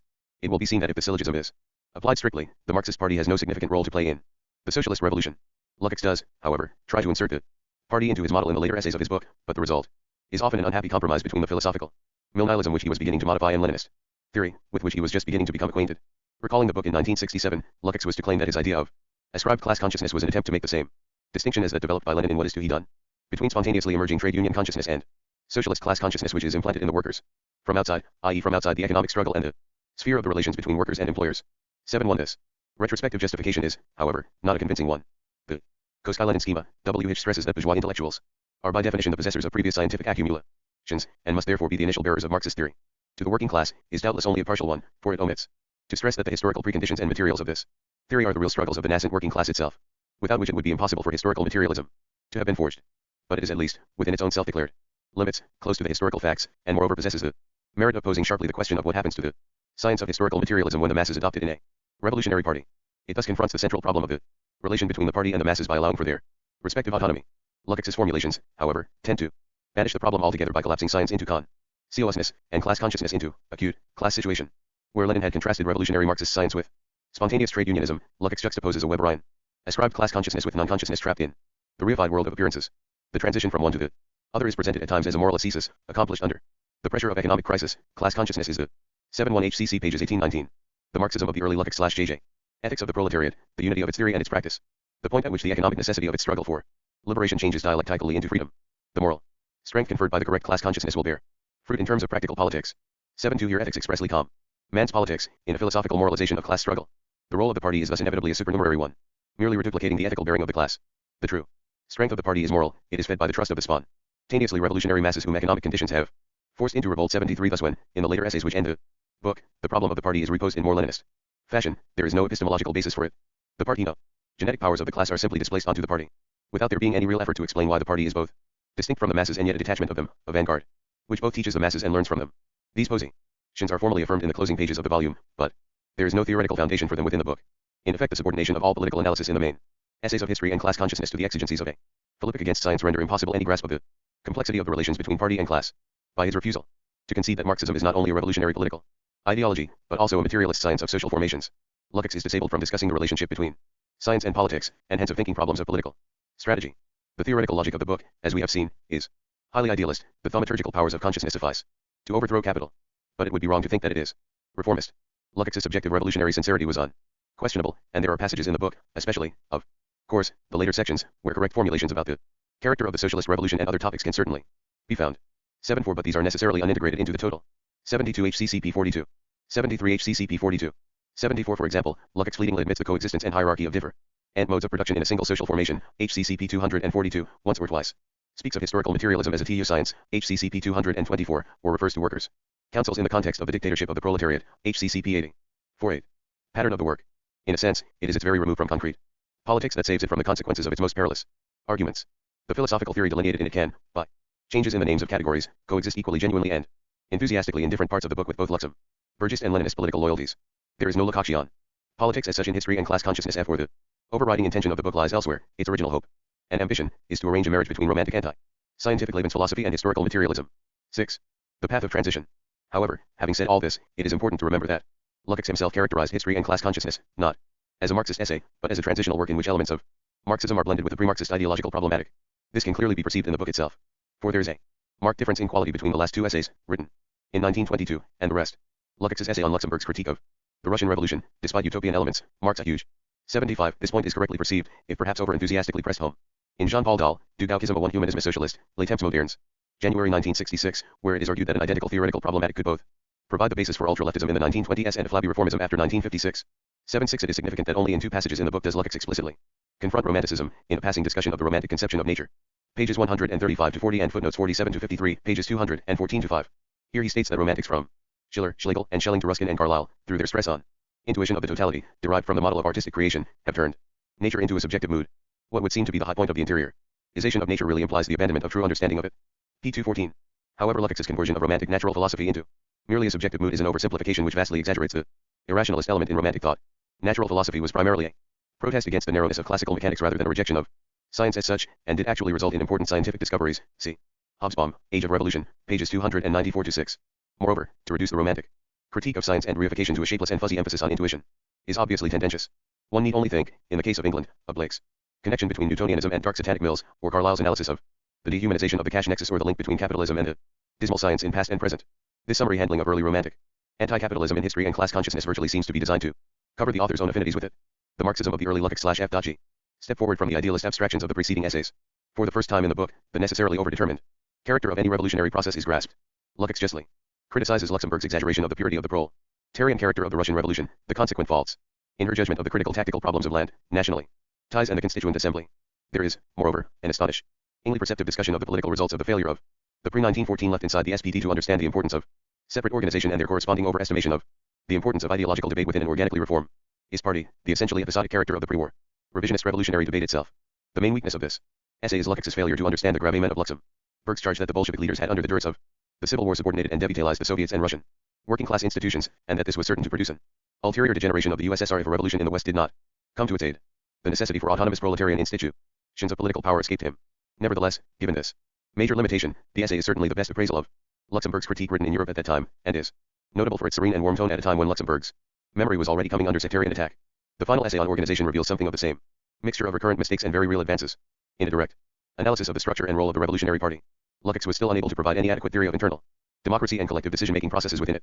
Not surprisingly, since only a firm grasp of the inseparability of these from a correct external relationship to the class could have helped him to produce one, and this was precluded by the terms of his initial philosophical model, as we have seen. However, there is clear acknowledgement now of the existence of a dialectical relationship between party and class, even if this is not theoretically founded, as can be seen by Lukács' solution to the problem of inter-party democracy, which simply proposes mechanical rotation and periodic purges to ward off the dangers of bureaucracy. At the same time, there is still idealist denial of the divisive effects of socio-economic stratifications within the proletariat on its 50. Ideological outlook, and hence an inability to see the party's function in overcoming these. But the essay does contain extremely intelligent sections on collective discipline and personal militancy, and an illuminating critique, much superior to the overrated work of the renegade sociologist Michaels, of the structural causes of reformism and passivity among the rank and file OT, the bureaucratized parties of social democracy. Thus, right at the end of history and class consciousness, Lukács was clearly struggling to escape from the theoretical impasse in which the main problematic of his earlier philosophy had imprisoned him. The viewpoint of historical materialism. The success with which Lukács did break out of the historicist idealism of history and class consciousness, and the real and formidable power of his intelligence, can be seen in the short work, which he published a year later, Lenin. 7. This remarkable book is in every respect superior to Lukács's earlier work. Indeed, it inhabits an entirely different universe. Here, for the first time, were systematized and developed most of the lasting cornerstones of Leninist theory. The Hegelian terminology, the identical subject, object, and ascribed class consciousness vanish completely. Hostility to science is no longer present. Marxism itself is conceded proper scientific status. Even the term reification is abandoned, although the notion is still present. A certain fusion between Lenin's distinct concepts of the revolutionary situation and the revolutionary epoch is to be found in the initial chapter of the book, and an underlying unawareness of the significance of his final great struggle against bureaucracy in the last chapter. But with these two exceptions, the main theses of Lenin's political theory and their structural interconnections have, to this day, never been better expounded and clarified than in this brief volume. This is not the place to discuss all its dimensions and insights, but it is necessary to stress that there are at least 5 or 6 absolutely central questions on which Lukács's Lenin represents a radical rupture with his history and class consciousness. To begin with, in lieu of the formerly economist and spontaneous conception of a working class revolution provoked by a straightforward depression and trade crisis, there is a singularly firm and 77 George Lukács, Lenin, T.R. Nicholas Jacobs, London, 1970. The Marxism of the early Lukács 51. Lucid grasp of the basic Leninist thesis of the combination of different modes of production within single social formations and historical epochs, and of the necessarily overdetermined character of any revolutionary crisis. A particular mode of production does not develop and play a historic role only when the mode superseded by it has already everywhere completed the social transformations appropriate to it. The modes of production and the corresponding social forms and class stratifications which succeed and supersede one another tend in fact to appear in history much more as intersecting and opposing forces. 7-8 Lukács spells out the consequences of these intersections very explicitly in reference to revolutionary upsurges. The deeper the crisis, the better the prospects for the revolution. But also, the deeper the crisis, the more straight of society it involves, the more varied are the instinctive movements which crisscross in it, and the more confused and changeable will be the relationship of forces between the two classes upon whose struggle the whole outcome ultimately depends, the bourgeoisie and the proletariat. 7-9. A materialist theory of reformism. Lukács was thus now able to assimilate Lenin's strategic conception of the weakest link in the ruling order of the class enemy, which had to be seized and attacked if the working class were to wage its struggle for emancipation victoriously. The need to take into account all existing tendencies in every concrete situation by no means implies that all are of equal weight when decisions are taken. On the contrary, every situation contains a central problem, the solution of which determines both the answer to the other questions raised simultaneously by it and the key to the further development of all social tendencies in the future. 8-0 At the same time, the party whose function it is to lead the working class in the socialist revolution is an altogether different entity from the shadowy demiurge of history and class consciousness. Instead of a Manichean alternation between party and class, Lukács now develops a theory of the party that is authentically close to the conceptions of Lenin, both in its stress on the need for maximum. 78 Lenin p. 45. 79 Lenin p. 28. 80 Lenin p. 84. 52. Internal coherence and discipline and maximum external concern for the widest possible alliances of the exploited. Moreover, the party is no longer simply a vanguard that awakens the masses from a slumbering lethargy. It listens to the masses and learns from them, in a permanent dialectic between party and class. In no sense is it the party's role to impose any kind of abstract, cleverly devised tactics upon the masses. On the contrary, it must continuously learn from their struggle and their conduct of it. But it must remain active while it learns, preparing the next revolutionary undertaking. It must unite the spontaneous discoveries of the masses, which originate in their correct class instincts, with the totality of the revolutionary struggle, and bring them to consciousness. 81. Furthermore, Lukács now directly confronts the problem of a working class consciousness that is not revolutionary, but reformist, and in doing so actually provides in some ways a more complex and subtle account of the roots of the phenomenon of reformism than Lenin himself. For, unlike Lenin, he does not confine his explanation simply to trade unionist spontaneity and a labor aristocracy corrupted by imperialist super profits.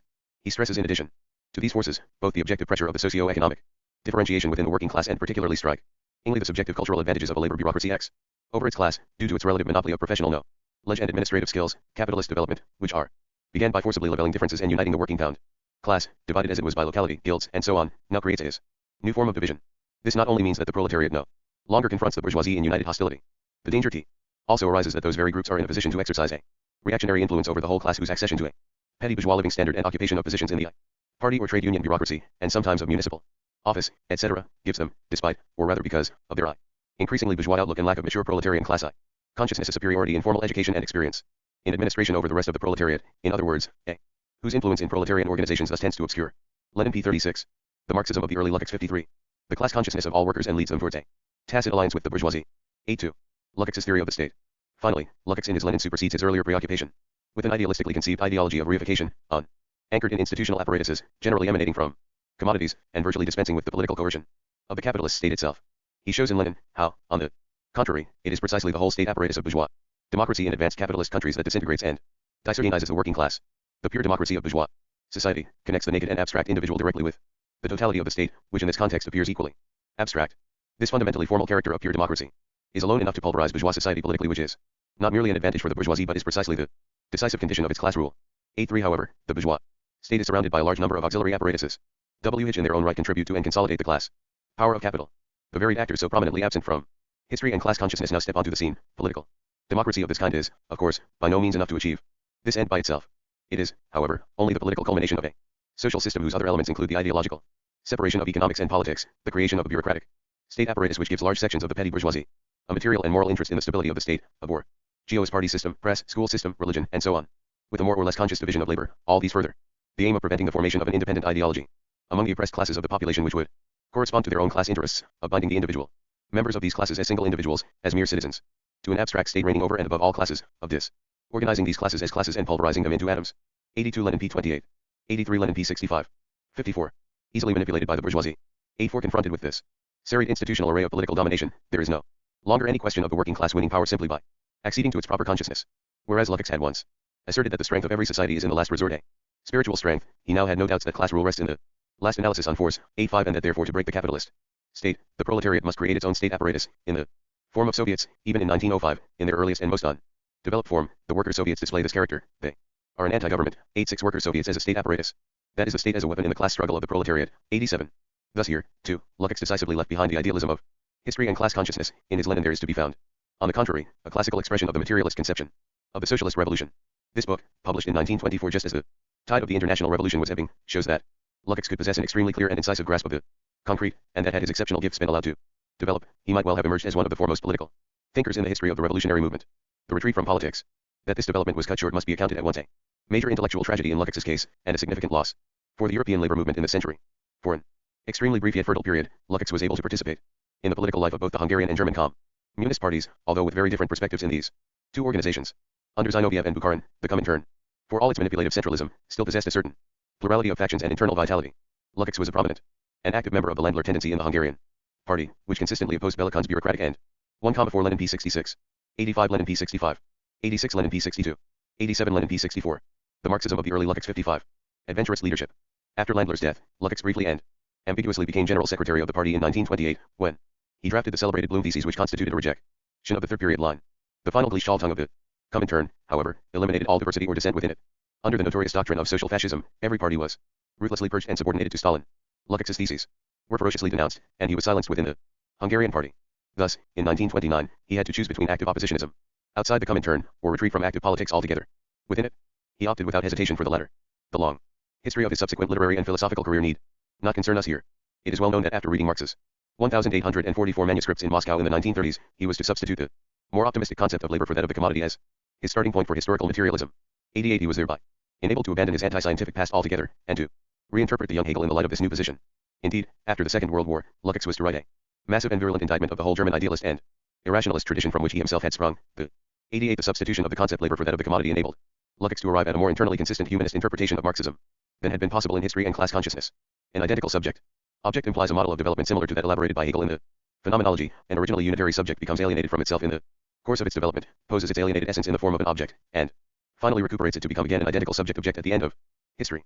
As Joseph Rive pointed out in 1924, however, if the identical subject object is posited to be the proletariat, then the original subject was not present at the beginning of the historical process, but only produced in the course of history by the development of commodity production. Thus the attempt to conceive the proletariat as the identical subject object logically breaks down, and Lukács is as guilty of conceptual mythology as Hegel himself. See Joseph Rive, a review of George Lukács's History and Class Consciousness, Theoretical Practice, No. 1. 1971, pages 28-29.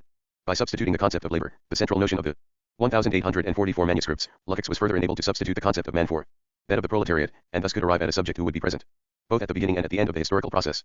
Moreover, once labor becomes the central unifying feature of man's development, the liberating as well as alienating role of science and industry can then be clearly perceived. For an illuminating comparison between Lukács's earlier and later philosophical positons, see Ben Brewster, Ribe, and Lukács, Theoretical Practice, OPCIT pages 14-21. 56. Destruction of reason *9 In one sense, no one could have gone further in rejecting anti-scientific romanticism. But at a deeper level, Lukács seems to have reassumed after 1928 the structure of his early Weltanschauung, even while repudiating its contents. For, in accommodating himself to Stalinism, Lukács rediscovered the distinctive posture of the tradition which had first formed him. Stoical acceptance of the established powers of the external political world, combined with an internal, aesthetic contempt for them. Indeed, except for a brief interlude in the 20s, Lukács doubtless maintained an attitude of silent, inward reserve and dissociation throughout his life, even when he appeared most closely involved in great political crises. Two examples of this may suffice. During the Hungarian Commune of 1919, Lukács furnished theoretical justification for the self-dissolution of the Communist Party, which was later to be regarded as one of its gravest mistakes. He was de facto commissar for education and fought with the Red Army on the Tisza front. Yet his later comments revealed that Lukács all along probably regarded the Commune as a doomed and misguided affair. Then, during the second great revolutionary explosion in Hungary of this century, Lukács accepted a cabinet post in the Imre Nagy government of 1956. But once again, he was to indicate afterwards that he did so only by way of formal solidarity. His tacit, private reservations about the Nagy government separated him from any positive conviction or participation in it. These were the two episodes of Lukács's career when he was directly involved in mass revolutionary upsurges. Even then he kept an invisible distance from them. Most of his political life, however, was spent in the worst decades of Stalinist stagnation and repression. His attitude to this ruling environment seems to have been a faithful homologue of that of his earliest intellectual mentors, just as Weber helped to provide an intellectual rationale for the practice and aims of Wilhelmine imperialism, while at the same time despising the coarse junkers and provincial bureaucrats who were its executors. So Lukács was to expound and defend the doctrines of Stalinism, from socialist realism to peaceful coexistence, while concealing an inward contempt for Stalin's scribes and policemen. Stoical. 89 George Lukács, Die Zerstrung der Vernunft, Berlin, 1954. This work is also available in Italian and French translation. The Marxism of the early Lukács 57. Accommodation and secret disdain once again became his ruling code.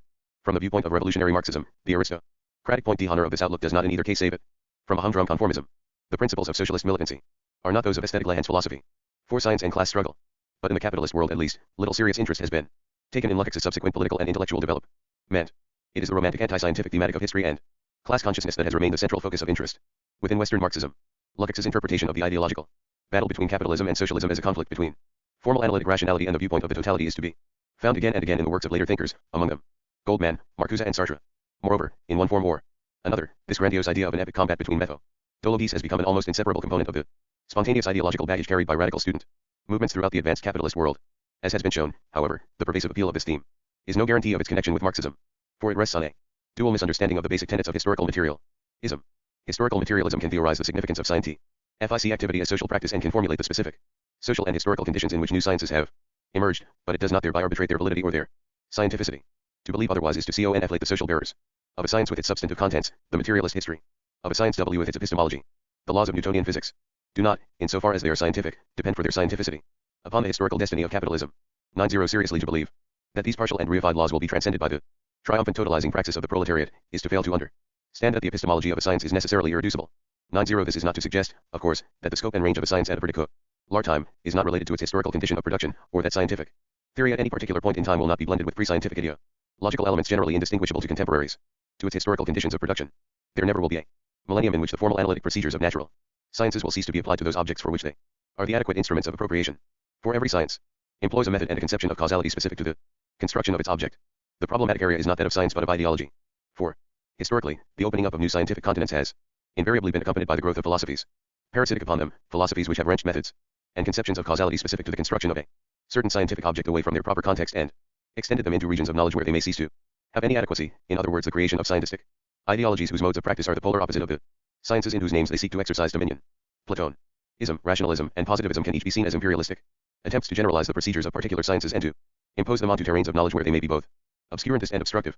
9.1 The rational kernel of Lukács's long irrationalist crusade against science in history and class consciousness was, in fact, an instinctive and passionate resistance to exactly this kind of philosophical scientism, which in its positivist form has invaded wider and wider areas of bourgeois thought in the 19th and 20th centuries. This project, which the author of History and Class Consciousness said himself, highlights the difficulties encountered by an infant. 91 Of course, such philosophical ideologies can play extremely important progressive roles in certain circumstances. The Platonic tradition, for example, played a crucial part in promoting the scientific revolution of the 17th century. Galileo's statement that the book of nature is written in geometrical characters is explicitly Platonic in inspiration. See Alexander Coir, Metaphysics and Measurement. London, 1968, pages 1 to 43. Similarly, it can scarcely be doubted that Hobbes's transference of the Galilean law of uniform motion into the realm of political theory, if ultimately inappropriate, marked an enormous conceptual advance. CCB. Macpherson, The Political Theory of Possessive Individualism, London, 1964, p. 77. It should not be forgotten that as ideologies, such philosophies were profoundly inflected by class interests. 1. The progressive role of 17th and 18th century mechanical materialism was closely related to the progressive role of the bourgeoisie during this period. Conversely, the thoroughly reactionary character of positivism in advanced capitalist countries today is a reflection of the overwhelmingly reactionary position of the bourgeoisie in these countries. The Marxism of the early Lukács 59. Science struggling for its autonomy. For it will be besieged, on the one hand, by those who deny its scientificity in the defense of its claim to autonomy, and on the other hand, by those who attempt to annex it to the domain of some pre-existing science, thereby denying its autonomy in the defense of its claim to scientificity. In the case of historical materialism, these twin dangers are represented by romanticism and positivism. If the Lukács of history and class consciousness represent Scylla, Koskai, Bukharin and a whole tradition of positivist Marxism represent Charybdis, it is above all important for Marxists to realize, firstly, that historical materialism is a science and not just a more universal form of consciousness, and secondly, that it is an autonomous science whose criteria of validity and conception of causality are specific to the construction of its object, and therefore cannot simply be borrowed from the methodological procedures of some pre-existing science. Paradoxically, this second point was extremely well put by Gramsci, who wrote, every research has its own specific method and constructs its own specific science, and the method has developed and been elaborated together with the development and elaboration of this specific research and science, and forms with them a single whole. To think that one can advance the progress of a work of scientific research by applying to it a standard method, chosen because it has given good results in another field of research to which it was naturally suited, is a strange delusion which has little to do with science. 9.2. The scientific object which historical materialism is designed to construct is history. Historical materialism is the scientific theory of social formations and their transformation. Marxism is not simply this, however, for it is unified with a political practice, which it both seeks to explain and which in turn is based on it. This political practice is the mass struggle of the proletariat itself, the result of a dialectical relation between the revolutionary party and the working class. This special nexus between historical materialism and class struggle cannot be thought out on the basis of the relationships which govern other physical sciences, for it is dictated by the specificity of its scientific object, the transforma. 92 selections from the prison notebooks, OPCITP 439. Paradoxically, because at another stage in his career Gramsci hinted that history possessed an experimental structure, of which historical materialism was the moment of hypothesis. 6. Of modes of production. It is clear that the relationship of science to politics, theory to practice, in historical materialism, bears no relation to that of hypothesis/experiment in physical sciences, whose practices anyway will differ among themselves. Is it necessary to say that the Marxist practice of proletarian class struggle, which aims to overthrow the capitalist state and relations of production, is not amenable to regulated models imported from physics and chemistry? The reason for the dual threat to historical materialism from those of its supporters who in the name of scientific Marxism import procedures derived from scientific ideologies relating to pre-existing science, and those who reject all science in abhorrence at this prospect, is that the relation between science and politics, theory and practice, remains largely unsolved. 9.3 The fact of the non-solution of this problem leaves historical materialism prey to the inrush of alien ideologies, some of them vast and tragic theoretical monuments of misguided ingenuity, which attempt to fill the conceptual void. Marx aimed and claimed to build a science that would be the theory of the liberation of the working class. History and class consciousness remains the most powerful monument within the modern socialist tradition to the difficulty of this claim and the novelty of the task. 93 This does not mean historical materialism any more than any other science awaits some final post-festum theoreticization divorced from the practice of the science itself. Lukács and Stalinism. Michael Lowy. We shall tell them that we do your bidding and rule in your name. That deception will be our suffering, for we shall be forced to lie. Dostoevsky, The Brothers Karamazov. From the early 1920s, a process of bureaucratization began in the USSR, in the course of which the Bolshevik Old Guard was gradually replaced by a conservative layer, of which the most competent representative and unchallenged leader was Joseph Stalin. 1926 was one of the decisive moments in this historic turn. It was the year in which Stalin published Questions of Leninism, the first explicit formulation of the doctrine of socialism in one country, and Bukharin exhorted the kulaks to enrich themselves. It was the year of the 15th Congress of the PSU, at which the left opposition, Trotsky, Zinoviev, Kamenev, were excluded from the Politburo. Lastly, it was in 1926 that Chiang Kai-shek was elected an honorary member of the Presidium of the Communist International and that the Soviet trade unions formed a joint committee with the right-wing leaders of the English trade unions who had just sabotaged the 1926 general strike. Using the pretext of stabilization in Europe after the Great Revolutionary wave of 1917-23, the Stalinist leadership was gradually to replace revolutionary internationalism with a realpolitik based on the state interests of the USSR. In the 1967 preface to History and Class Consciousness, Lukács sums up his response to this transformation in the following terms. After 1924, the Third International correctly defined the position of the capitalist world as one of relative stability. These facts meant that I had to rethink my theoretical position. In the debates of the Russian Party, I agreed with Stalin about the necessity for socialism in one country, and this shows very clearly the start of a new epoch in my thought. One indeed a decisive one. George Lukács, 1967, in History and Class Consciousness, London 1971, pp. XXVII. 6L. 62. Reorientation in the life and work of Lukács began in 1926, a profound theoretical and political break with all his former revolutionary ideas, and in particular with history and class consciousness. In a word, after 1926 his writings are characterized by an identification with Stalinism, albeit with many reservations and qualifications. Hegel reinterpreted. Just as Lukács's radicalization had initially been via aesthetics and morals, the new turn first took a cultural and philosophical form, before finding explicit political expression in 1928. In an article written in June 1926, Art for Art's Sake and Proletarian Poetry, Lukács criticized the Tendenkunst, politically oriented art, of people like Ernst Toller, the poet and leader of the 1919 Soviet Republic of Bavaria, calling it an abstract and romantic utopian-ism. He gave a general warning about utopian overestimation in the cultural sphere. Initially, the proletarian revolution can only contribute very little to the development of art. Cultural changes in the USSR were much less rapid than a superficial view might have led one to hope. This utopian superficiality explains the disillusionment with the Russian Revolution felt by many of those intellectuals who had hoped it would provide an immediate solution to their own particular problems. 2. For Lukács, this article represented a self-criticism of his hopes of 1919 that a cultural revolution would appear in the wake of the socialist revolution. 3. His renunciation of the utopia of a new culture in the USSR meant for Lukács a return to the bourgeois cultural heritage. Lukács also published in 1926 an article which is rightly acclaimed as one of his most stimulating and profound philosophical works, Moses Hess and the Problems of Idealist Dialectics. The essay is usually considered to be a direct extension of the Hegelian Marxism of history and class consciousness. In fact, the interpretation of Hegel is not the same in the two works. In 1923, Lukács saw in Hegel the category of totality and the dialectic of point 1. Subject/object. In 1926 he detected before all else the realistic 2 L art pour L arguing die proletarisk Dichtung in die Tat 18/3, June 1926, pp. 220-23. 3 cf. The remarkable essay by Paul Brains, Notes on G. Lukács's The Old T. Culture and the New Culture, Telos No. 15, Spring 1970, pages 16-18. Lukács and Stalinism 63. thinker. He now saw in Hegel's tendency to reconcile himself with reality, e.g. the Prussian state, the proof of his grandiose realism and his rejection of all utopias. He recognized that Hegel's tendency to stop at the present was politically reactionary. But from the methodological point of view he saw in it the X-rays, Zion of a profound dialectical realism asterisk. One key starting point for the ideological radicalization of the young Lukács in 1908-9 was opposition to Hegel's Versailles reconciliation. Now at the end of his revolutionary period, Lukács fell back into Hegel's reconciliation with reality. The theme of Versailles was to reappear in many of Lukács's mature writings and indeed became one of the main axes of his thought. 30 years later, in a work published in 1958, he quoted a passage from Hegel on the Bildungsroman in classical German literature, which strikingly pinpointed his own perspective. During his years of apprenticeship the hero is permitted to sell his wild oats. He learns to subordinate his wishes and views to the interests of the society. He then enters that society's hierarchic scheme and finds in it a comfortable niche. Commenting on this passage, Lukács spoke of the youthful dreams and the rebellion of the heroes of the bourgeois novel, who are broken by the pressures of society. Reconciliation is thus forced out of them by social pressures. 456 described in such a way, is this evolution not similar to Lukács's own, his rebellion crushed at the end of what he was later to consider his years of apprenticeship? Adorno, in a review of this work, stressed with some justification that Lukács's forced reconciliation with the socialist reality of the USSR can be compared with that described by Hegel. It was this reconciliation which blocked his road back to the utopia of his youth. 7. In the Moses Hess essay, Lukács contrasted Hegel with the for George Lukács, Moses Hess and the Problems of Idealist Dialectics, in Political Writings 1919-29, NLB 1972, pages 181-223. 5c, for example, in the recently published Moscow manuscripts, this remark, written in about 1939-40, with Hegel, the all-embracing appropriation of reality, and the discovery and revelation of contradiction as its motive force, are inseparable from his particular type of idealism and his particular concept of reconciliation. George Lukács, Écrits de Moscou, Paris 1974, p. 229. Also George Lukács, Der Jung. Hegel und die Probleme der kapitalistischen Gesellschaft, Berlin 1954, ch. 3, section 8. 6. George Lukács, The Meaning of Contemporary Realism, London 1963, p. 112. 7. Theodor Adorno, Erpressversammlung, 1958, in Noten zur Literatur, 2. Frankfurt 1965, pages 186-7. 6.4. Revolutionary Utopianism of Fichte, von Zyzowski, and Moses Hess. In his opinion, the principle elaborated by Hegel in the preface to the Philosophy of Right, the task of philosophy is to understand what is, because Vat is reason, was closer to the materialist conception of history than all the moralistic dreams of Fichteanism. As a consequence, Marx's thought was not to be contrasted with Feuerbach, Hess, and the left Hegelians, who constituted what was essentially a neo-Fichtean current, methodologically, Marx took over directly from Hegel. 8. Obviously this argument contains a grain of truth. However, it is extremely one-sided. It leaves out that for Marx philosophers have only interpreted the world in different ways. The point is to change it, and that, therefore, the philosophy of practice of Fichte, von Zyzowski, and Hess is also a foundation stone for Marxism, a necessary step in the evolution of the young Marx. After his break with Hegel in 1842-43, the essence of Marx's revolutionary dialectic lies precisely in that it transcended and soared above both the conservative realism of Hegel and the revolutionary, moralistic, utopianism of the Fichtean type. Any attempt to trace Marx's thought back in a one-sided fashion to either of these sources alone produces a conservative, pseudo-realist Marxism or an ethical socialism with no objective basis.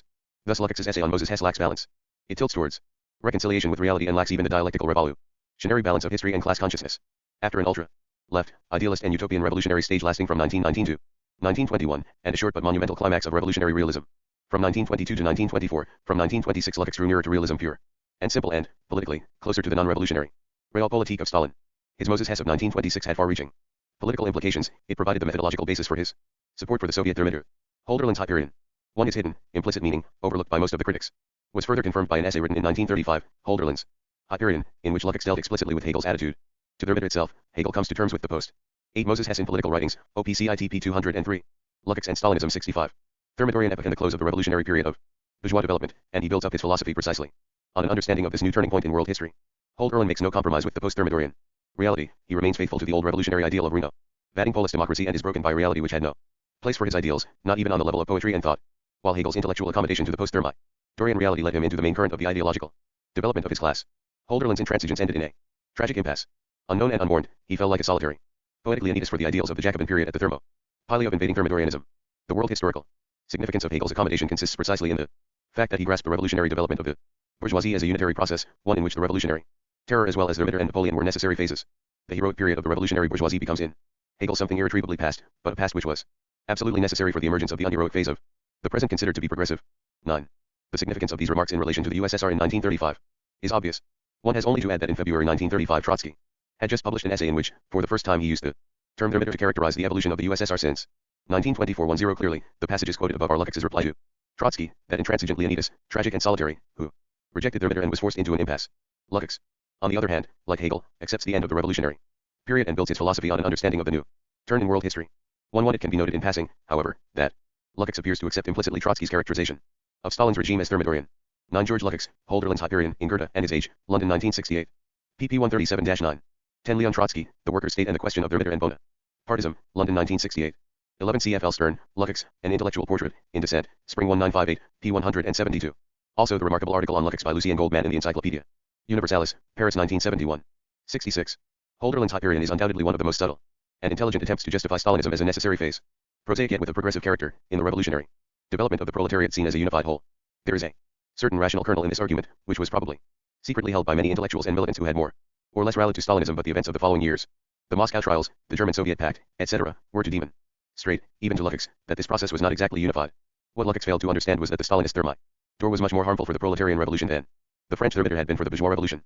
The fundamental reason for this, as Lukács had earlier emphasized, in history and class consciousness, was that, unlike the bourgeois revolution, the socialist revolution is not a blind, automatic process, but the conscious transformation of society by the workers themselves. 1-2.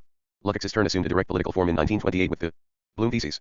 Using the pseudonym Bloom, Lukács drew up these draft theses for the Second Congress of the Hungarian Communist Party. Some writers attribute the political positions of this text to the influence of Bukharin or Otto Bauer.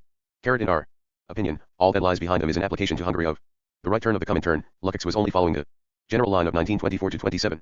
Hungary's tardiness stemmed from the unique precedent of the Belicon Republic, which made it difficult for the Communist Party to draw up a program which retreated from the gains of 1919, i.e. from the Socialist Revolution.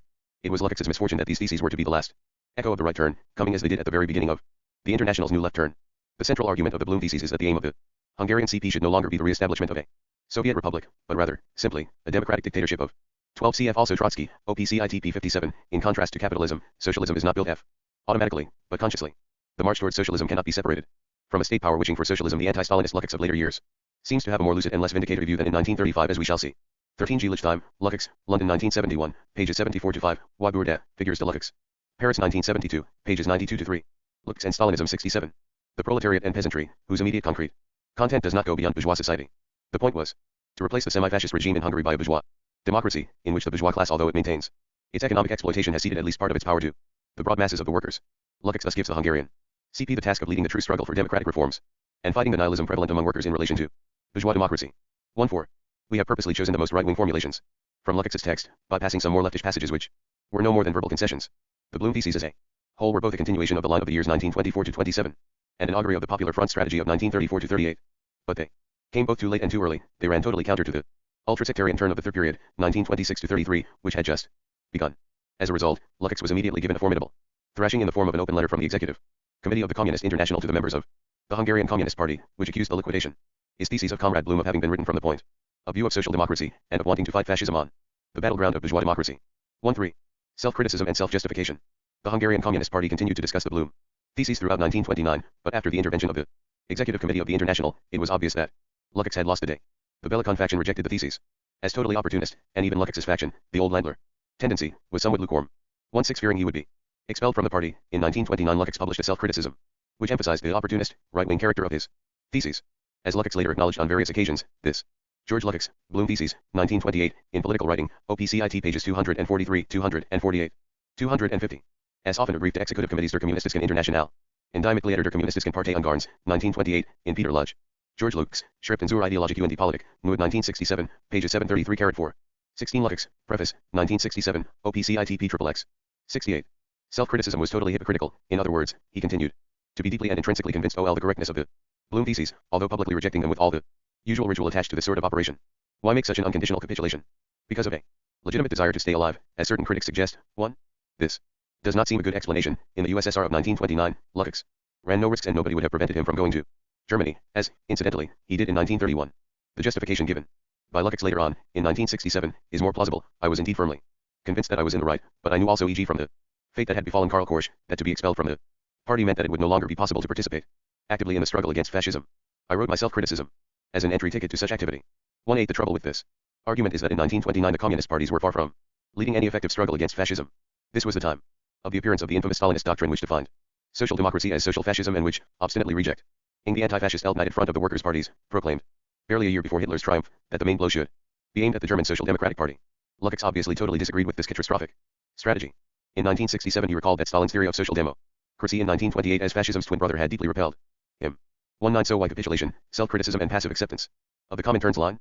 In our opinion, the evidence in Victor Serge's memoirs provides some of the elements of an answer to this question, by illustrating Lukács's state of mind at that time. Above all, Georgy Lukács told me, as we roamed in the evening beneath the grey spires of the votive church, don't be silly, and get yourself deported for nothing, just for the pleasure of voting defiantly. Believe me, insults are not very important to us. Marxist revolutionaries need patience and courage, they do not need. The times are bad, and we are at a dark crossroads. Let us reserve our strength, history will summon us in its time. 20. 17 Bourdieu, OPCITP 170. 18 Lukács, Preface, 1967, OPCITP XXX. 19 Lukács, Preface, 1967, OPCITP XXVIII. 20 B. Serge, Memoirs of a Revolutionary, Oxford 1963, pages 191-2. Lukács and Stalinism 6G. Serge ascribes this conversation to Vienna, in or about 1926. It may seem presumptuous of us to wish to correct Victor Serge's memoirs, but it seems much more likely that these words were spoken by Lukács in Moscow in 1929. First, no one was being deported in 1926 and, as Serge was in Vienna, it is hard to see how the Soviet government could have deported him to Russia. On the other hand, in 1929 Serge was one of the last oppositionists to remain in Moscow, under constant threat of deportation.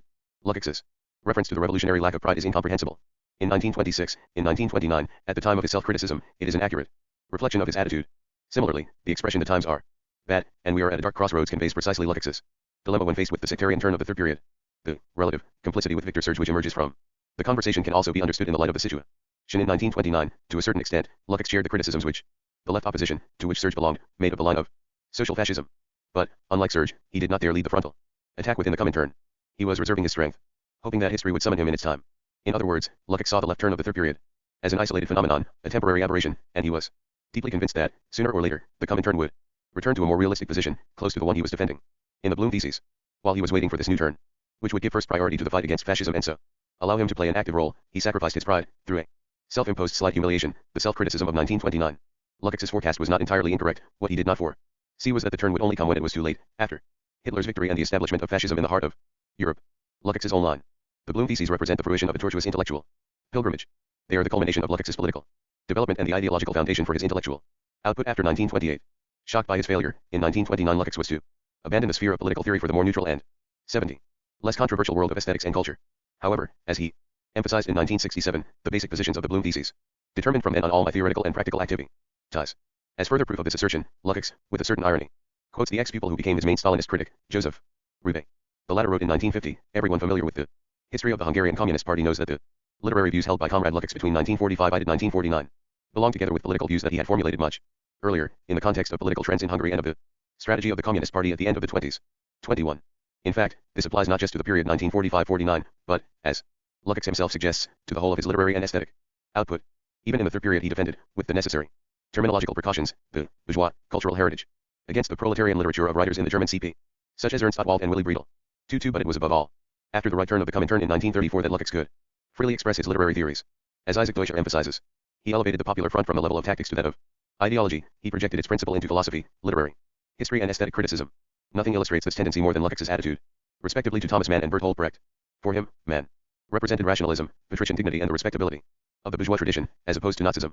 Lukács's attempts to forge an ideological united front with Mann were the cultural equivalent of the Comintern's tactic of political coalitions with the non-fascist bourgeoisie, which entailed the renunciation. 21 Lukács, Preface, 1967, OPCITP XXX, and J. Roubaix, Literarische Studien. Berlin 1956, p. 235. 22 George Lukács, Reportage oder Gestaltung, Kritische Bemerkungen an Laslich. The Romans von Ottwald and de Uester not indigent in die Linkskov, 1932. Nevertheless, this defense of the cultural heritage of the past, of Balzac and Goethe, against the sectarian divagations of I heard period Neoproletkult, did of course have a justifiable side to it. It was, moreover, related to the wing of the KPT that had most reservations about the Stalinist doctrine of social fascism, Heinz Neumann and William Enzensberg. In this connection, see Helge Galle's Marxist Literatur. Theory, Nuit 1971, p. 60. To a certain extent, this position of Lukács with respect to traditional culture had affinities with the theses defended by Trotsky in Literature and Revolution, when the latter was polemicizing against the Russian partisans of Proletkult. Lukács and Stalinism 71. Of any class position. Brecht, on the other hand, was rejected outright because Brecht's utter irreverence for the bourgeois man, his provocatively plebeian sympathies, his extreme artistic unconventionality, so many dialectical counterpoints to Mann's outlook, implicitly conflicted with the mood of the popular front, and were alien to Lukács. 2. We can now see why Lukács enjoys with some justification the reputation of an internal opponent of Stalinism. Pure Stalinism implied uncritical and unconditional compliance with every twist and turn of the leadership and its international agencies. But Lukács did not automatically follow the general line dictated by Moscow. He had his own line, which sometimes coincided with, and sometimes clashed with the center. While he accepted the fundamental premises of Stalinist politics, socialism in one country, the abandonment of revolutionary internationalism, Lukács was not a blind follower. Whatever the circumstances, he refused to give up his own special popular frontist ideology. Therefore it is not surprising that Lukács should have been a figure of some standing in the political/cultural establishment of the official communist movement in the years 1934-38 and 1944-48, while being in disgrace in 1929-30, 1941, and 1949-50. It is no accident that, in the explicit criticisms he made of Stalinism, after 1956, Lukács denounced in particular the aberrations of the third period, the theory of social fascism and the grotesque Policy of the Comintern between 1939 and 1941, when the struggle against Nazism and fascism was simply swept under the carpet and replaced by a struggle against the Western democracies, accused of being instigators of the war. 2 What Lukács could not accept was Stalinist policy in the so-called left periods, which considered bourgeois democracy, or social democracy, to be the prime enemy rather than fascism. Any implicit or open compromise with fascism was profoundly repugnant to him. More generally speaking, it might be said that Lukács was in opposition whenever Stalinism was in sharp conflict with Western bourgeois democracy and culture, which is why he was criticized as a right. 2 Isaac Deutscher, Lukács as a critic of Thomas Mann in Marxism in Our Time. London 1972, pages 291 and 292. 24 Cf. Lukács, Preface, 1967, OPCITPXXVIII, and the Twin Crises, in NLR 60. 1970, pages 39-40. 72. Opportunist by the Comintern and the Hungarian CP in 1928-30. And why he was arrested in Moscow in 1941. Lukács's arrest. This arrest merits some comment. Lukács was held for a month or so, and it appears that he was accused of having been a Trotskyist agent since the beginning of the 20s. 2 According to Lukács's later reminiscences to his students in Budapest, he W7 is ordered by the NKVD to write his political autobiography. Such a document usually served as a basis for police interrogation of prisoners, which is what happened in his case. In the Lukács archive in Budapest, there is a 3-page political autobiography in German, covering a period up to April 1941. More than likely this is a copy of a document given to the NKVD by Lukács. The text contains some detailed information about his life as a communist militant, but includes a bizarre anomaly. There is absolutely no mention of what Lukács always presented as the central axis of his political activity and the reason why he remained loyal to the USSR and the official communist movement, the struggle against fascism. The very words fascism and Nazism are nowhere to be found in the document, and there is only one fleeting, neutral reference to Hitler's rise to power in 1933. The only possible explanation is that this text was written between April and June 22, 1941, when the Nazis invaded Russia, i.e. during the time of the Molotov-Ribbentrop Pact and German-Soviet friendship. If this is the case, Lukács may well have been arrested because he was considered a potential opponent of Stalin on the question of Nazi Germany, as, in fact, he was, although he took care to hide the fact in his autobiography for the NKVD, and he was released shortly after the German invasion, apparently after Dimitrov had made strong representations on his behalf, when his intellectual Serb/ISIS to anti-fascism became useful once more. 2 Lukács again found himself in opposition in 1949-51, at the peak of the Cold War, and was denounced in Hungary by Rudas, Rybak/AI, Horvath, etc., as a revisionist, objectively aiding imperialism, etc. Pravda joined in the offensive with a violent attack by *CFIs Juan Mazaros, Lukács's Concept of Dialectics, London 1971, p. 142. 2 Evelyn's degree and THL's point is, however, contradictory. Cf. Julius Hay, Gabarn 1900. 1971, pp. 277-8. V. Lukács and Stalinism 73. Fadiev and, for a time, Lukács believed he was in danger of being rearrested. 2. This gives us a further insight into the spurious and profoundly insincere nature of his 2 most notorious self-criticisms of 1929 and 1949, both, incidentally, rejected by his Stalinist censors as incomplete and unsatisfactory. For Lukács's political and intellectual career from 1928 onwards was coherent. It was a consistent attempt to reconcile Stalinism with bourgeois democratic culture. Explaining the turn. How can Lukács's great turn in 1926-28 and the break from his revolutionary past be explained? Running through his autobiographical writings and interviews of the last few years, there is a recurrent theme. It was already clear by the 1920s that those very intense hopes with which we followed the Russian Revolution from 1917 on were not to be fulfilled. The wave of world revolution, in which we placed our confidence, did not come to pass. 28 in 1919, Lukács had fostered a grand messianic vision of an international proletarian revolution which would be the dawn of a new world, the renaissance of humanist culture, and the beginning of the age of freedom. This fervent hope runs through all his writings until 1924, albeit in a more subdued and realistic form. Lukács saw the revolutionary proletariat as the inheritor of all the best traditions of classical philosophy, rationalist humanism, and revolutionary democracy, which had been betrayed, flouted, and abandoned by the modern bourgeoisie. The new society and culture founded by the worldwide socialist revolution would be the dialectical Aufhebung, the conservation/negation/transcendence of this political and cultural heritage. The ebbing of the revolutionary tide, and the internal changes in the USSR after 1924, caused a profound and distressing disillusionment in Lukács, as in many intellectuals of that era. He refused to return to the fold of the bourgeoisie, as some of those disillusioned intellectuals were to do. His support for the workers' movement was irrevocable.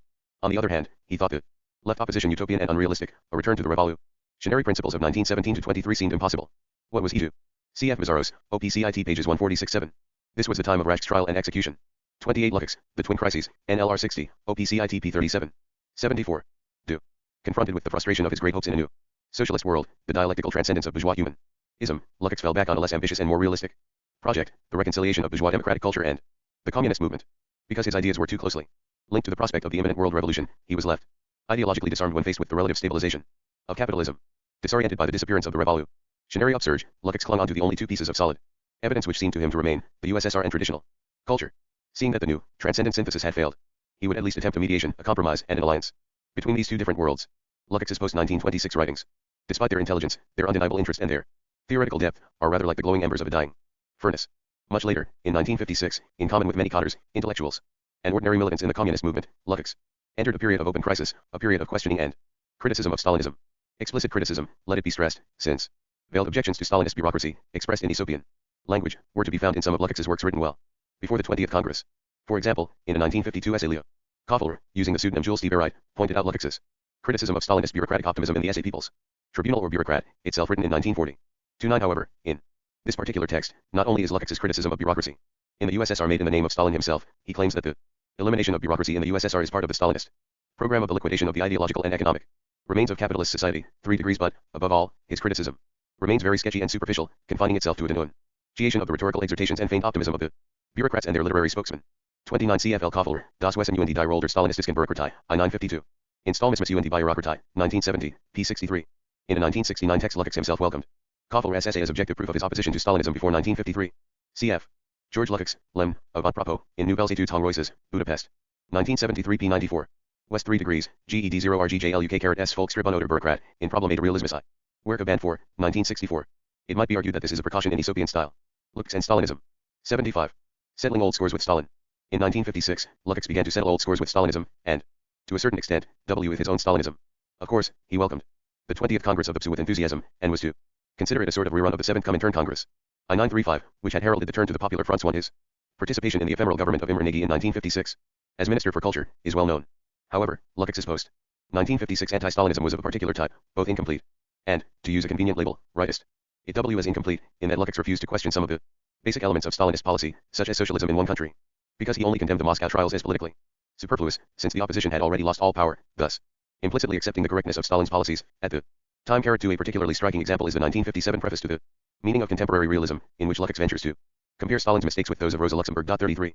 It was rightist, in that Lukács inclined towards defining Stalinism as essentially a leftist deviation, a sectarian subject. Ivism. 34 From the time of his first anti-Stalinist text, the June 28, 1956 speech at the Political Academy of the Hungarian Communist Workers' Party, he put forward the argument that the main mistake of the past had been excessive loyalty to the truths of 1917. According to Lukács, innumerable errors in strategy. 11 If we appear weak, if those forces wishing to show Leninism as Stalinism back to front are to succeed, then the 20th Congress will get bogged down, just as in the 30s the grand initiative of the 7th Comintern Congress did not bear the fruits one might justifiably have expected in 1935. Lukács, Discorso al Dibattito Filosofico del Circolo Patofi, June 15, 1956, Marxismo e Politico Cultural, Milan. 1972, p. 105. J. 2 George Lukács, Brief and Alberto Corricci, February 8, 1962, in Marxismus und Stalinismus, Hamburg 1970. Cf. Also the I-96 O Prefacito Existentialismo u Marxismo. Paris 1961, p. 7. Since Khrushchev's speech in 1956, I know that the great trials of 1938 were unnecessary. In the main part of the work, written in 1947, in a polemic with Simone de Beauvoir, Lukács was still defending the absurd argument that the Moscow trials had increased the chances of a Russian victory at Stalingrad. Ibid p. 168. 33 Lukács, Preface, 1957, In the Meaning of Contemporary Realism, OPCIT p. 10. 3 plus In the Meaning of Contemporary Realism, written in September 1956, he sees Stalinism as a combination of economic subjectivism and revolutionary romanticism. Made by our party can be traced to the fact that we simply carried over the truths of 917 and of the revolutionary period immediately following 1917 with no criticism at all, and without examining the new situation, into a period in which the main strategic problem was not the struggle for socialism, but a trial of strength between fascism and anti-fascism. 3. It is not necessary to spell out the close links between this vision of the past and the problem Attic of the Bloom theses. Unsurprisingly, the Stalinist period, which he criticizes most vigorously, is 1928 to 33. The orientation of the USSR between 1948 and 1953 seemed to him, in the last analysis, to be a relapse into the same basic errors. Khrushchevism. Lukács aims the same type of criticism at Stalin's domestic policy. He accuses him of having used methods of government from the Civil War period, in a situation of peaceful internal consolidation. Everything which is objectively inevitable in an intense revolutionary situation was transformed by Stalin into the foundation of everyday Soviet life. 3. Registered. In other words, not only does Lukács make no distinction between the USSR under Lenin, 1917-20 was relatively the most democratic and pluralist period in the history of Russia, and the USSR of Stalin, but his criticism of Stalinism is precisely that it artificially maintained the politics, attitude and orientation of Lenin's time. This position is nothing more than a logical extension of Lukács's popular frontist perspective, which dates back to the 20s. Thus it is not surprising that Lukács totally supported Khrushchevism, both in its internal aspects, partial criticism of Stalinism, and its external ones, peaceful coexistence as the international strategy of the communist movement. He even went so far as to maintain for a time, even though he had always fought economism, that in the last analysis economic competition between different systems determines who will emerge victorious from coexistence in the international class struggle. For it is clear that 35 George Lukács, Der Kampf der Fortschritts und der Reaktion in der Hutheigen. Kultur, 1956, in Marxismus und Stalinismus, OPCIT p. 139. 36 Lukács, Brief and Alberto Corricci, in Marxismus und Stalinismus, OPCIT. p. 183, and Zur Debatte zwischen China und der Sowjetunion, Theoretisk. Philosophisch Bemerkungen, 1963, Ibid p. 211. Lukács and Stalinism 77. Economic competition between systems is, in the last resort, the decisive ground on which to determine whether the people of one system will choose their own, or a rival system. Economic development itself is the most effective propaganda in this competing. 37 It is clear that because of these Khrushchevist premises, Lukács was unable to foresee what, from 1963 onwards, was to become a major political phenomenon, the immense powers of Attraction of the poor revolutionary states, China, Vietnam, Cuba, for young people, these states are opposed to advanced capitalism, not by economic competition, but by a different model of society, economic, political, cultural, and moral. Lukács did, however, step outside the narrow confines of the 20th Congress and Kruskevism in his criticism of the personality cult. It seemed absurd to him that the problematic of a period of world historic importance should be reduced to the individual qualities of one man. One must, he stressed, go beyond the person to the organization, to the machine which produced the personality cult and then established it by an incessant, extended propagation without the well-oiled operation of such a machine. The personality cult would have been only a subjective dream, a product of abnormality. 3-8 Around 1966, his views started to become more radical, and he criticized official Stalinization as insufficient. 3s However, he never grasped the roots of the Stalinist phenomenon or sought to develop a Marxist analysis of the Soviet bureaucracy, but confined himself to denouncing its superstructural aspects, brutal manipulation, predominance of tactics over theory, etc. At the beginning of 1968, he was still defining Stalinism as a type of sectarianism which wished to perpetuate the belle epoque of the Civil War. 37 Lukács, zur Debatte zwischen China und der Sowjetunion OPCIT pages 2089. And Problem der kulturellen Coexistence, 1964, Ibid pages 215-16, Lukács's own emphasis. In fact, this argument was too far removed from Lukács's basic position, too vulgarly economist for him to defend it for long. In 1966-7 he challenged it. Specifically, a rise in the standard of living alone will never be capable of acting as a real pole of attraction for Western countries. This was one of Khrushchev's illusions. Legrand, October 1917, Et la literature, in l'homme et la société, No. 5, July. September 1967, p. 14. 38 Lukács, Brief and Alberto Curci, OPCIT p. 172. 39 Abendroth, Holtz, Koffler, Conversations with Lukács, 1966, Bari 1968, p. 189. 40 George Lukács, Alla Dogmatikers and Defeatisten, in Forum, May 1968. 75. The Final Return. In 1968, Lukács began to take a new turn towards the old Lukács, at the risk of oversimplification of a contradictory development. This can be characterized as the beginnings of an orientation to the revolutionary left. In his last essays and interviews, elements can be found of a left criticism of Stalinism, which is qualitatively different from that of 1956-67, although there are points of continuity. For one as in the past, the progress of his ideas is made up both of continuity and of change.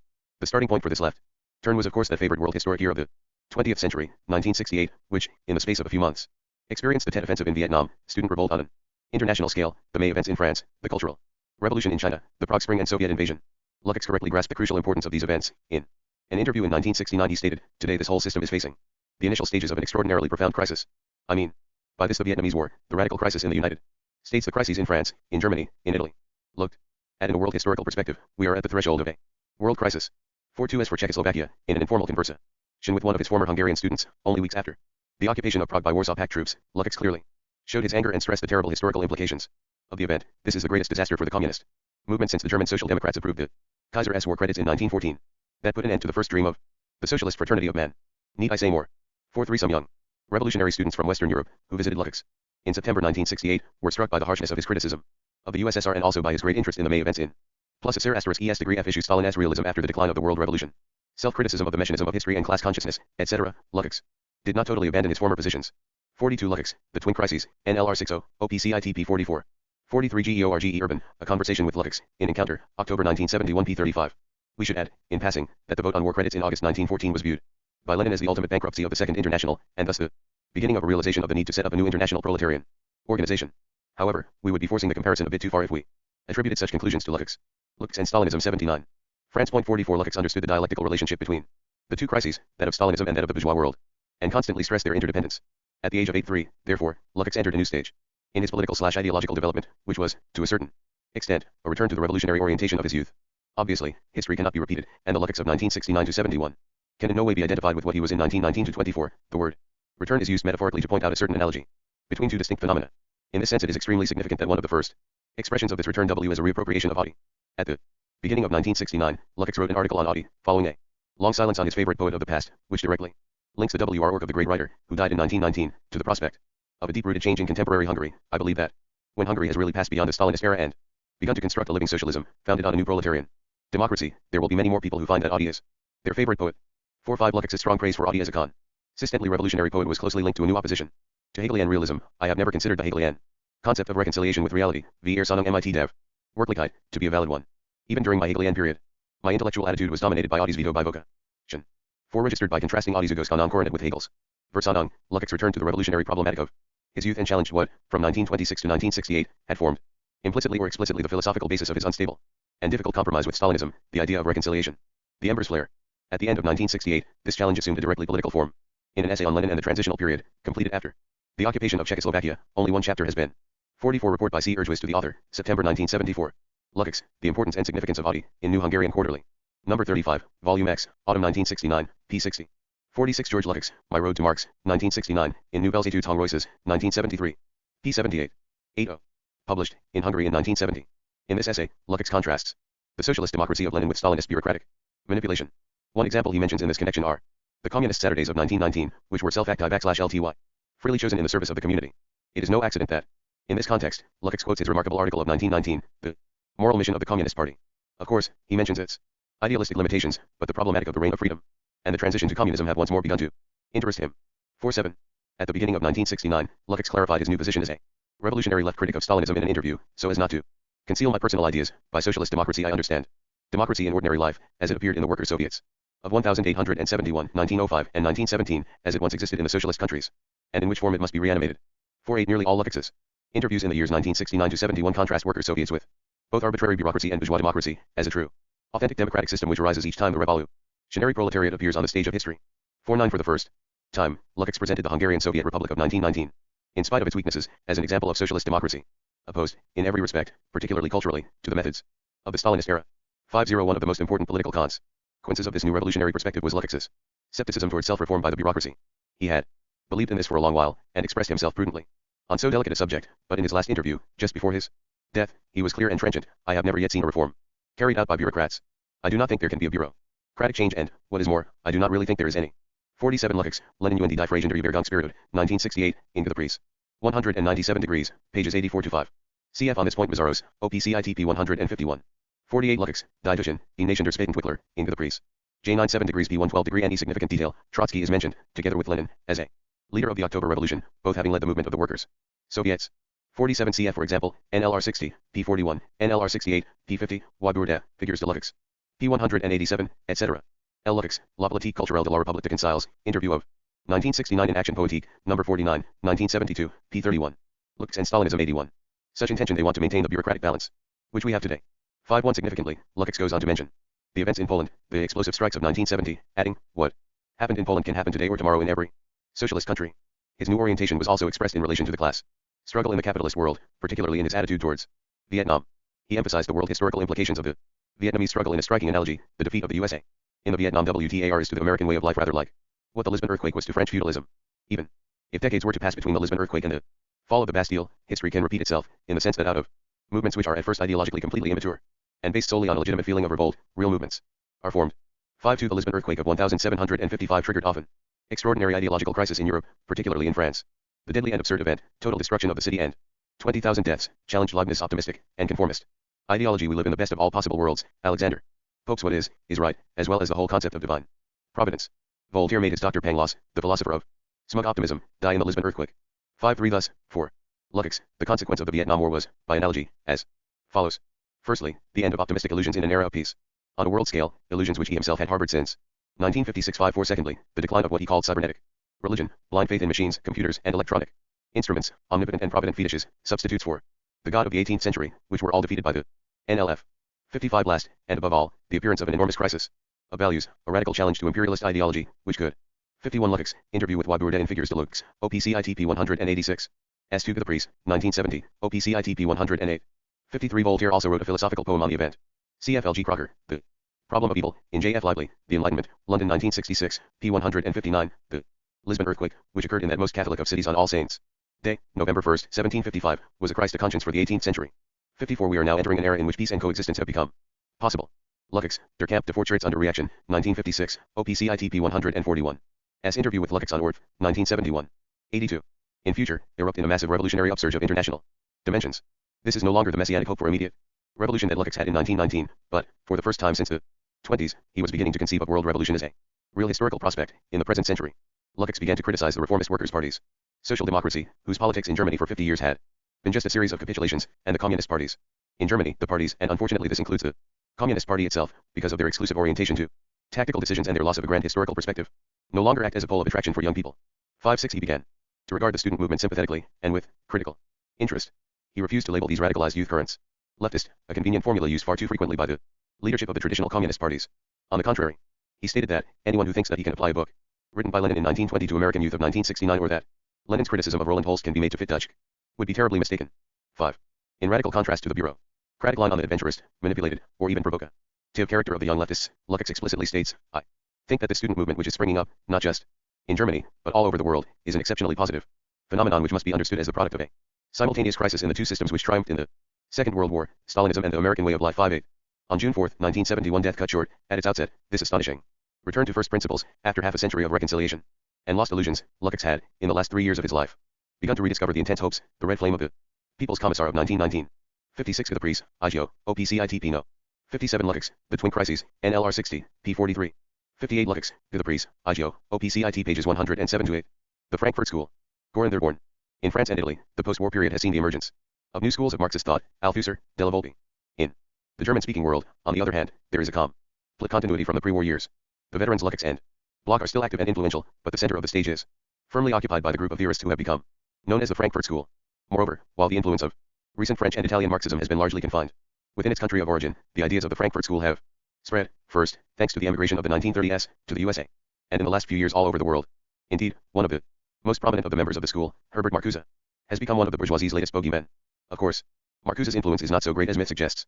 Nevertheless, in North America and Italy at least, the student movement has certainly been more affected by Marcuse's thought than by that of any other living Marxist, and the SDS in Germany has never emancipated itself intellectually from the Frankfurt tutelage, despite the fact that most of the members of the school teaching in Germany denounced it, often in the most violent terms. Moreover, in France, where the influence of the school was negligible, until a spate of translations after the events of May 1968, student militants associated with these events have often spontaneously reproduced typical Frankfurt ideas in their own theory and ideology. This tenacity of the Frankfurt School, and the REFLers' sense of its ideas in a situation so unlike that of its origin, Germany, in the 1930s, is remarkable. This article is an attempt to sum 8.4. Memorize and analyze the basis of these ideas, 1 and to provide some explanation for their reflorescence. The school takes its name from the Institut für Sozialforschung, Institute for Social Research, set up in Frankfurt am Main in 1923 to a young left-wing philosopher, Max Horkheimer, became the director of this institute in 1930, and continued to direct it in exile after 1933, first in France and then in the USA, until it closed down in 1941. He was joined by the philosopher and musician Theodor Weiss and Adorno and an ex-student of Heidegger's, Herbert Marcuse. 3 Friedrich Pollock, Leo Lowenthal, Franz Neumann and Erich Fromm were closely associated with the institute in the 1930s, as was Walter Benjamin, though more distantly.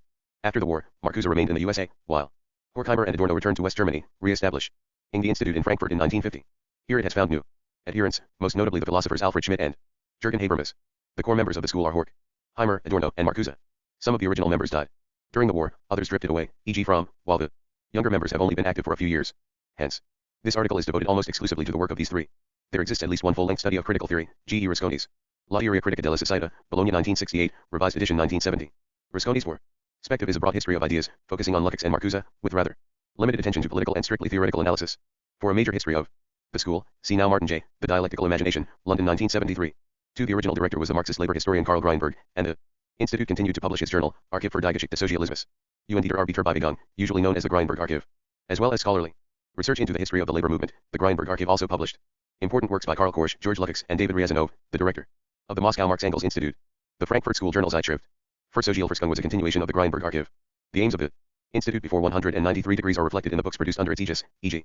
Henrik Grossman, Das Accumulations und die Zusammenbruchsgesetze des Kapitalismus, Chen Systems, The Law of Accumulation and the Breakdown of the Capitalist System, Friedrich Pollock, Die Planwirtschaftlichen Versuche in der Sowjetunion, Experiments in Planned Economy in the Soviet Union, and a collective work, Study and Zugeschichte der deutschen Sozialdemokratie, Studies in the History of German Social Democracy. 3. Core members of the pre-war group were committed socialists, irreconcilably to the left of social democracy, but with an ambiguous relation to the Communist Party and no organizational affiliation. Only Marcuse had any practical political experience, in the USP in 1917-18. The Frankfurt School 85. Core members. 4. Critical versus traditional theory. The denomination Frankfurt School was not chosen by the members, but has been applied to them by others. Members of the group prefer their work to take its name from what they regard as their theoretical program, see critical theory. An examination of what they, and particularly Horkheimer, who coined the phrase, have meant by critical theory therefore serves as a convenient introduction to their work as a whole. The term critical theory does not appear in the early numbers of the Institute's journal, the Zeitschrift für Sozialforschung. Materialism is used instead. Critical theory was first discussed in an article by Horkheimer in the journal in 1937, entitled Traditional and Critical Theory. 5. Adorno explains, 30 years later, that Horkheimer's phrasing, critical theory, seeks not to make materialism acceptable, but to use it to make men theoretically conscious of what it is that distinguishes materialism. 6. And this is plausible, because the substitution of the vaguer term for historical materialism is accompanied by a considerable radicalization of Horkheimer's position. In fact, critical theory is Horkheimer's conception of Marxism, and the phrase derives from the conventional description of Marxism as the critique of political economy. I shall attempt to situate and systematize critical theory in 3 respects: its relationship to traditional theory, to science, and to politics. The basic dividing line between traditional and critical theory in Horkheimer's conception is determined by whether the theory assists in the process of social reproduction, or whether, on the contrary, it is subversive of it. Traditional theory is embedded in. For both Horkheimer and Marcuse have republished their major essays from the 1930 SC Max Horkheimer, Critic Theory I2, Frankfurt 1968, and Herbert. Marcuse, Kultur und Gesellschaft 7-7, Frankfurt 1965. Page references to articles. In these volumes we'll refer to them as KT and KG respectively. Some of the essays in KG have been translated into English as Negations, New York and London 1969. Hereafter referred to as N. 5 Max Horkheimer, Tradition und Critic Theory, Zeitschrift für Sozialforschung, Heft 2, 1937, hereafter referred to as ZFS, reprinted, with Modifika. See notes 8 and 9 below, in KT 11, pages 137-99. 6 Theodore Adorno, Negative Dialectic, London 1973, p. 197. 86. The specialized work processes by which the existing society reproduces itself. It organizes experience on the basis of problems arising from the reproduction of life within present society. 7 In the prevailing division of labor, the personal views of the individual scientist and his efforts for a free science have as little real significance as the individual entrepreneur's views of free enterprise. Both are allotted determinate roles in the process of social reproduction. The apparent independence of work processes, which ought to derive their movement from the inner essence of their objects, corresponds to the apparent freedom of the economic subjects in bourgeois society. They think that they act according to their individual decisions, whereas, even in their most complex calculations, they are really only exponents of an obscure social mechanism. KT2, p. 146.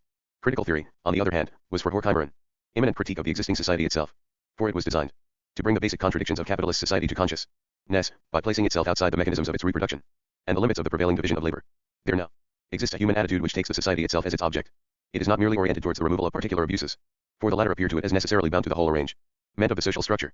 Although this attitude has arisen out of social structure, it is no concern either of its conscious intention or of its objective significance that anything in this structure should function any better than it does. KT2, pages 155 ff. The intentions of this critical attitude go beyond the prevailing social praxis.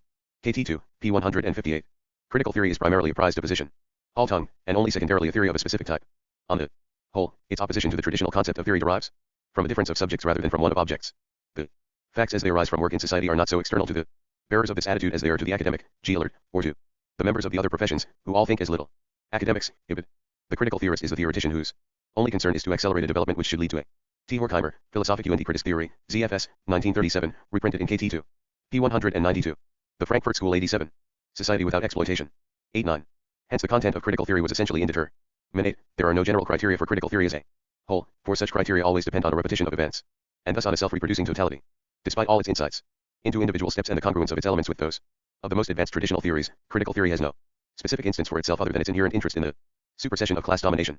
The only properties of critical theory are a political position and a place in the history of philosophy seen as a reflection of social development. The categorical judgment is typical of pre-bourgeois society. That is how it is. Man cannot change it at all. The hypothetical and disjunctive forms of judgment belong especially to the bourgeois world. This effect may occur under certain conditions. It is either like this or otherwise. Critical theory explains, it must not be like this. Men could alter being, the conditions for doing so already exist. KT2. p. 17511. The inheritance of classical idealism.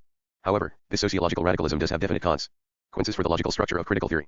For Horkheimer, the difference between traditional and critical theory was that they embody two different modes of cognition, erkenntnis. I season. Traditional theory's mode of cognition derives from and is applied in the specialized sciences, particularly the natural sciences. The axioms of traditional theory define general concepts within which all the facts in the field must be conceived. In between, there is a hierarchy of genera and species, between which there are generally appropriate relations of subordination. The facts are individual cases, examples, or embodiments of the genera. There are no temporal differences between the units of the 8 quoted from the original version in ZFS, Heft 3, 1937, p. 274. In the published version, KT2, p. 170, injustice, unrecht, has been substituted for exploitation. Ausbeutung, and the word only, einzig, has been omitted. 9 quoted from the original version, OPCIT, p. 292. In the republished version, KT11, p. 190, social injustice has been substituted for class domination, Klassen. Herrschaft. 88. System. Individual genera may be added to the system or other changes made, but this is not normally conceived in the sense that the determinations are necessarily too rigid and must prove inadequate where the relation to the object or the object itself changes without thereby losing its identity. Rather, changes are treated as omissions in our earlier knowledge or as the replacement of individual parts of the object. Discursive logic, or the logic of the intellect, Verstand, even conceives living development in this way. It is unable to conceive the fact that man changes, and yet remains identical with himself. KT2, pages I72 ff. Critical theory, on the other hand, starts from a view of man as the subject or creator of history, and compares the existing objectifications of human activity with man's inherent possibility. The critical theory of society, on the contrary, has as its object men as the producers of all their historical life forms. KT2, p. 192. In the formation of its categories and in all phases of its procedure, critical theory quite consciously pursues an interest in the rational organization of human activity which it has set itself to elucidate and legitimize. For it is not just concerned with goals as they have been prescribed by the existing life forms, but with men and all their possibilities. KT2, p. 193. With this view of man and society, critical theory explicitly announces its concordance with German idealism from Kant onwards, and claims to represent the preservation not only of the heritage of German idealism, but also of philosophy tout court, with its roots in Plato and Aristotle. Indeed, critical theory's conception of truth is also that of classical philosophy. Horkheimer asserted the objectivity of truth, in opposition to all the relativist Currents of the 1930s, according to critical theory, only one truth exists, and the positive predicates of honesty and consistency, of rationality, of the search for peace, freedom, and happiness, are not to be discussed in the same sense as other theories and Brooke. Tyses, KT2, P17-1. Truth is objective in the metaphysical sense of being inherent in the essence of human reality, however dismal. The latter may appear, for the goal of a rational society, which, today, of course, only appears to arise in the imagination, is really invested in every man, KT2, P199. In this way critical theory was able to present itself as an inherent part of the historical process and of the struggle for a free society. But this political stand was no different from the ethical aims of the whole tradition. The Frankfurt School AG of rational philosophy. As Horkheimer put it in The Eclipse of Reason, written during the war, the philosophical systems of objective reason implied the conviction that an all-embracing or fundamental structure of being could be discovered and a conception of human destination derived from it. They understood science, when worthy of this name, as an implementation of such reflection or speculation. 1-0. Thus, when examined from the epistemological point of view, the difference between critical theory and traditional theory turns out to be the difference between classical philosophy and modern science. Critical theory's epistemological basis is a metaphysical humanism. Hat is the effect of this epistemology where the science of economics is concerned. What is critical theory's conception of the Marxist critique of political economy? The step from classical philosophical speculation to Marxism is simply to put idealism back onto its feet. Classical idealism treats the activity which emerges in the given material as spiritual. For the materialist conception, on the contrary, every fundamental activity is a matter of social labor, KT2, P193, as an implementation of human is speculation. Critical theory, i.e. for the Frankfurt School, Marxism, is a unique existential judgment on man's life in capitalist society. The Marxist critique is thus conceived as a negation of economic concepts, above all of the concept of just or equal exchange, which the Frankfurt School regards as the key concept of bourgeois economics, just as exchange is the central principle of the bourgeois economy. Unlike the operation of modern specialized science, Fachwissenschaft, the critical theory of society remains philosophical even as a critique of economics. Its content is formed by the inversion of the concepts which govern the economy into their opposites, fair exchange into widening social injustice, the free economy into the domination of monopoly, productive labor into the consolidation of relations which restrict production, the maintenance of the life of the society into the immiseration of the people, KT2, P195. But this radical philosophical critique has a paradoxical result, since it is Philo 10 Max Horkheimer, The Eclipse of Reason, New York 1947. P12 cf. The chapters on one-dimensional thought in Herbert Marcuse, One-Dimensional Man, New York. I-960. Hereafter, this book will be referred to as OTM. Page references are to the London paperback edition of 1968. Go. Sophical and does not directly intervene in scientific discourse. It cannot create any new scientific concepts. It certainly transcends bourgeois economics, but it leaves its system of concepts intact. Critical theory sees bourgeois economics as ahistorical, but not as incorrect or unscientific. The critical theory of society begins with an idea of simple commodity exchange defined by relatively general concepts. It then shows that, assuming all the available knowledge, and without transgressing the principles of the exchange economy as represented by scientific political economy, this exchange economy must, in the present state of men and things, which OT course changes under its influence, necessarily lead to a sharpening of the social oppositions which drive towards wars and revolutions in the present epoch. KT2, pages I-74 FFMY italics. The very radicalism of this interpretation of Marxism drastically limits its effects. The gaze of this philosophy on economics fulfills Wittgenstein's prescription. It leaves everything as it is. The reduction to philosophy. In another sense, according to this program text, critical theory is more the intellectual aspect of a political practice than a specific theory. The critical theorist's vocation is the struggle to which his thought belongs, not thought as something independent, to be divided from this struggle. KT2, P165. Horkheimer's grammatic statement links critical theory, as a mode of cognition, to the proletariat. Those viewpoints which critical theory takes as the goal of human activity for historical analysis, and above all the idea of a rational social organization corresponding to the general will, Allgemeinheit, are immanent in human labor, without being present to individuals or in public opinion in a correct form. It is the property of a specific interest to experience and perceive these tendencies. Marx and Engels' theory claims that this will happen in the proletariat. As the last sentence suggests, however, Horkheimer is not sure. But in this society, the situation of the proletariat does not provide any guarantee of correct knowledge, either. The differentiation of its social structure which is fostered from above, and the opposition between personal and class interests which is only overcome at the best of times, prevent this consciousness from acquiring immediate validity. KT2, P162. The Frankfurt School GI. Horkheimer then went on to explain the relationship between the critical theorist and the proletariat in the following terms. If we regard the theoretician and his specific activity alongside the oppressed class as a dynamic unity, such that his representation of the social contradictions appears not just as an expression of the concrete historical situation, but rather as a stimulating, transforming factor in it, then his function emerges clearly. The course of the conflict between the advanced parts of the class and the individuals who express the truth about them, and then the conflict between these most advanced parts together with their theoreticians and the rest of the class, should be understood as a process of mutual interaction in which consciousness unfolds with its liberating and propulsive, disciplinary, and aggressive powers. KT2, P164. Note that the relationship is not presented simple as one between the theoretician and the proletariat, but also as one between the theoretician and the most advanced parts of the class on the one hand, and the rest of the class on the other. A few lines earlier, the expression advanced part is equated with a party or its leadership. In the main, however, Horkheimer's focus is on critical theory, not on a party. There is only one other reference to organization in Horkheimer's program, and that is equally abstract.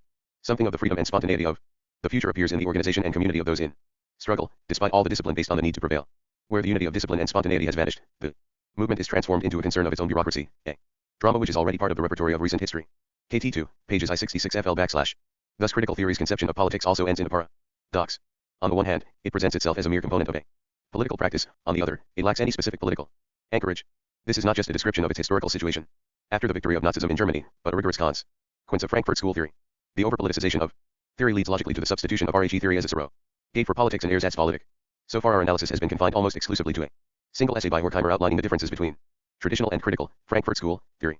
Nevertheless, two important conclusions have already emerged. Horkheimer, 9-2, argues that Marxism, or critical theory, is a completely new kind of theory, yet, on closer inspection, it becomes clear that the radical break is not with classical philosophy, whose heritage, on the contrary, it claims, but with science. Moreover, it does not propose to replace existing science with a new science, i.e., it refuses to enter the scientific arena, but denounces science from outside, from the realm of philosophy. The paradoxical result is that bourgeois science is retained, the only change being a philosophical, or even ethical, minus sign in front of its categories. Similarly, critical theory associates itself with the struggle of the oppressed against capitalist class rule, but it is unable to situate this association in the political arena. It remains outside denouncing bourgeois class politics from the philosophical sphere. Horkheimer's critical theory involves a double reduction of science and politics to philosophy. Backdrop, rationalization and reification. What was this philosophy which could thus be substituted for both science and politics in a revolutionary stance? In fact, the theory outlined in Horkheimer's program and developed by the Frankfurt School from the 1930s to the present was by no means a completely original intellectual formation. It was rather an extreme development of the most philosophically self-conscious form of Marxism available to the Frankfurt theorists, the philosophy of the young Lukács and Korsch, which was itself a development of a whole trend of 19th and 20th century German sociological thought represented most completely by Max Weber's work. The central concern of this tradition was that of capitalist rationalization. The original conceptualization of this problem in Germany was made in 1887 when Ferdinand Tönnies published his book, Gemeinschaft und die Gesellschaft, Community and Society. The distinction which constituted the title was the contrast between the intimate personal relations of family and neighborhood in rural pre-industrial and pre-capitalist society, and the impersonal, contractual relations between men in urban, commercial and industrial society. The rationalization implied by Gesellschaft relations subsequently became the master concept of all Max Weber's work. For Weber, it was an inevitable destiny of Western, the Frankfurt School GJ society since the adoption of Judeo-Christian religion in the West. It meant the Entzaubberung, disenchantment, of the Western world, its liberation from magic, tradition and effectivity, and the development of instrumental rationality, calculation, and control.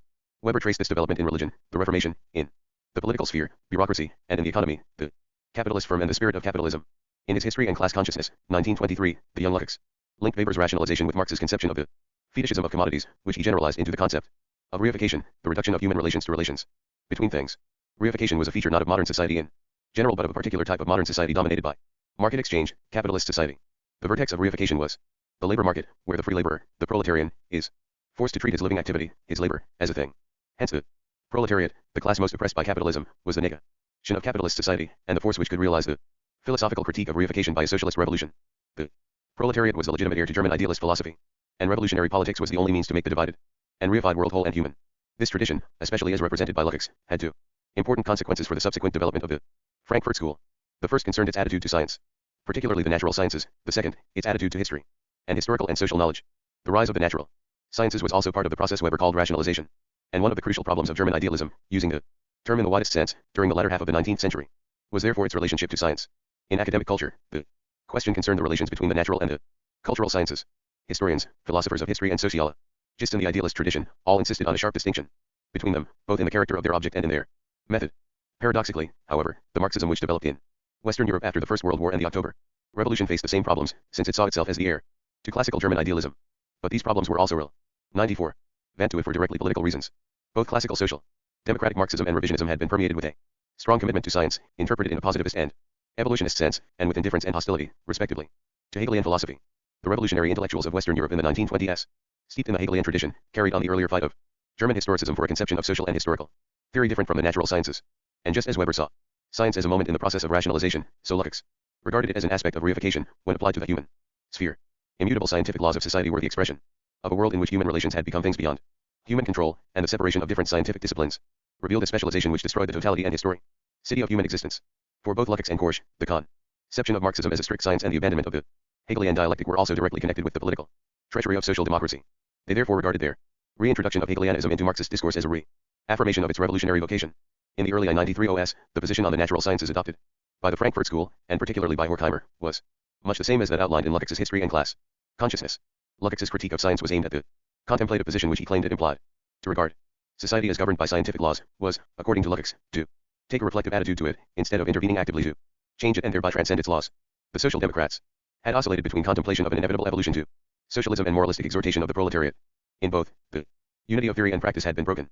The Frankfurt School took up this critique, but as it was almost completely isolated from the working class movement, the unification of theory and practice was broken de facto, especially, of course, after the victory of fascism in 1933. Its critique of scientism therefore moved steadily away from the problem of its consequences. For those who are to change capitalist society to the problem of its consequences for those who have to live in a still existing capitalist system. The emphasis is no longer on science as contemplation, so the Frankfurt School 95, much as on science as domination. In 1932, Horkheimer wrote, in the Marxist theory of society, science is numbered among the human forces of production. Scientific knowledge shares the fate of productive forces and means of production of other kinds. The extent of their application is in grave contrast both to the level of their development and the real needs of men. In so far as an attempt to found present society as eternity took over from the interest in a better society, which still dominated the Enlightenment, a restrictive and disorganizing moment entered science.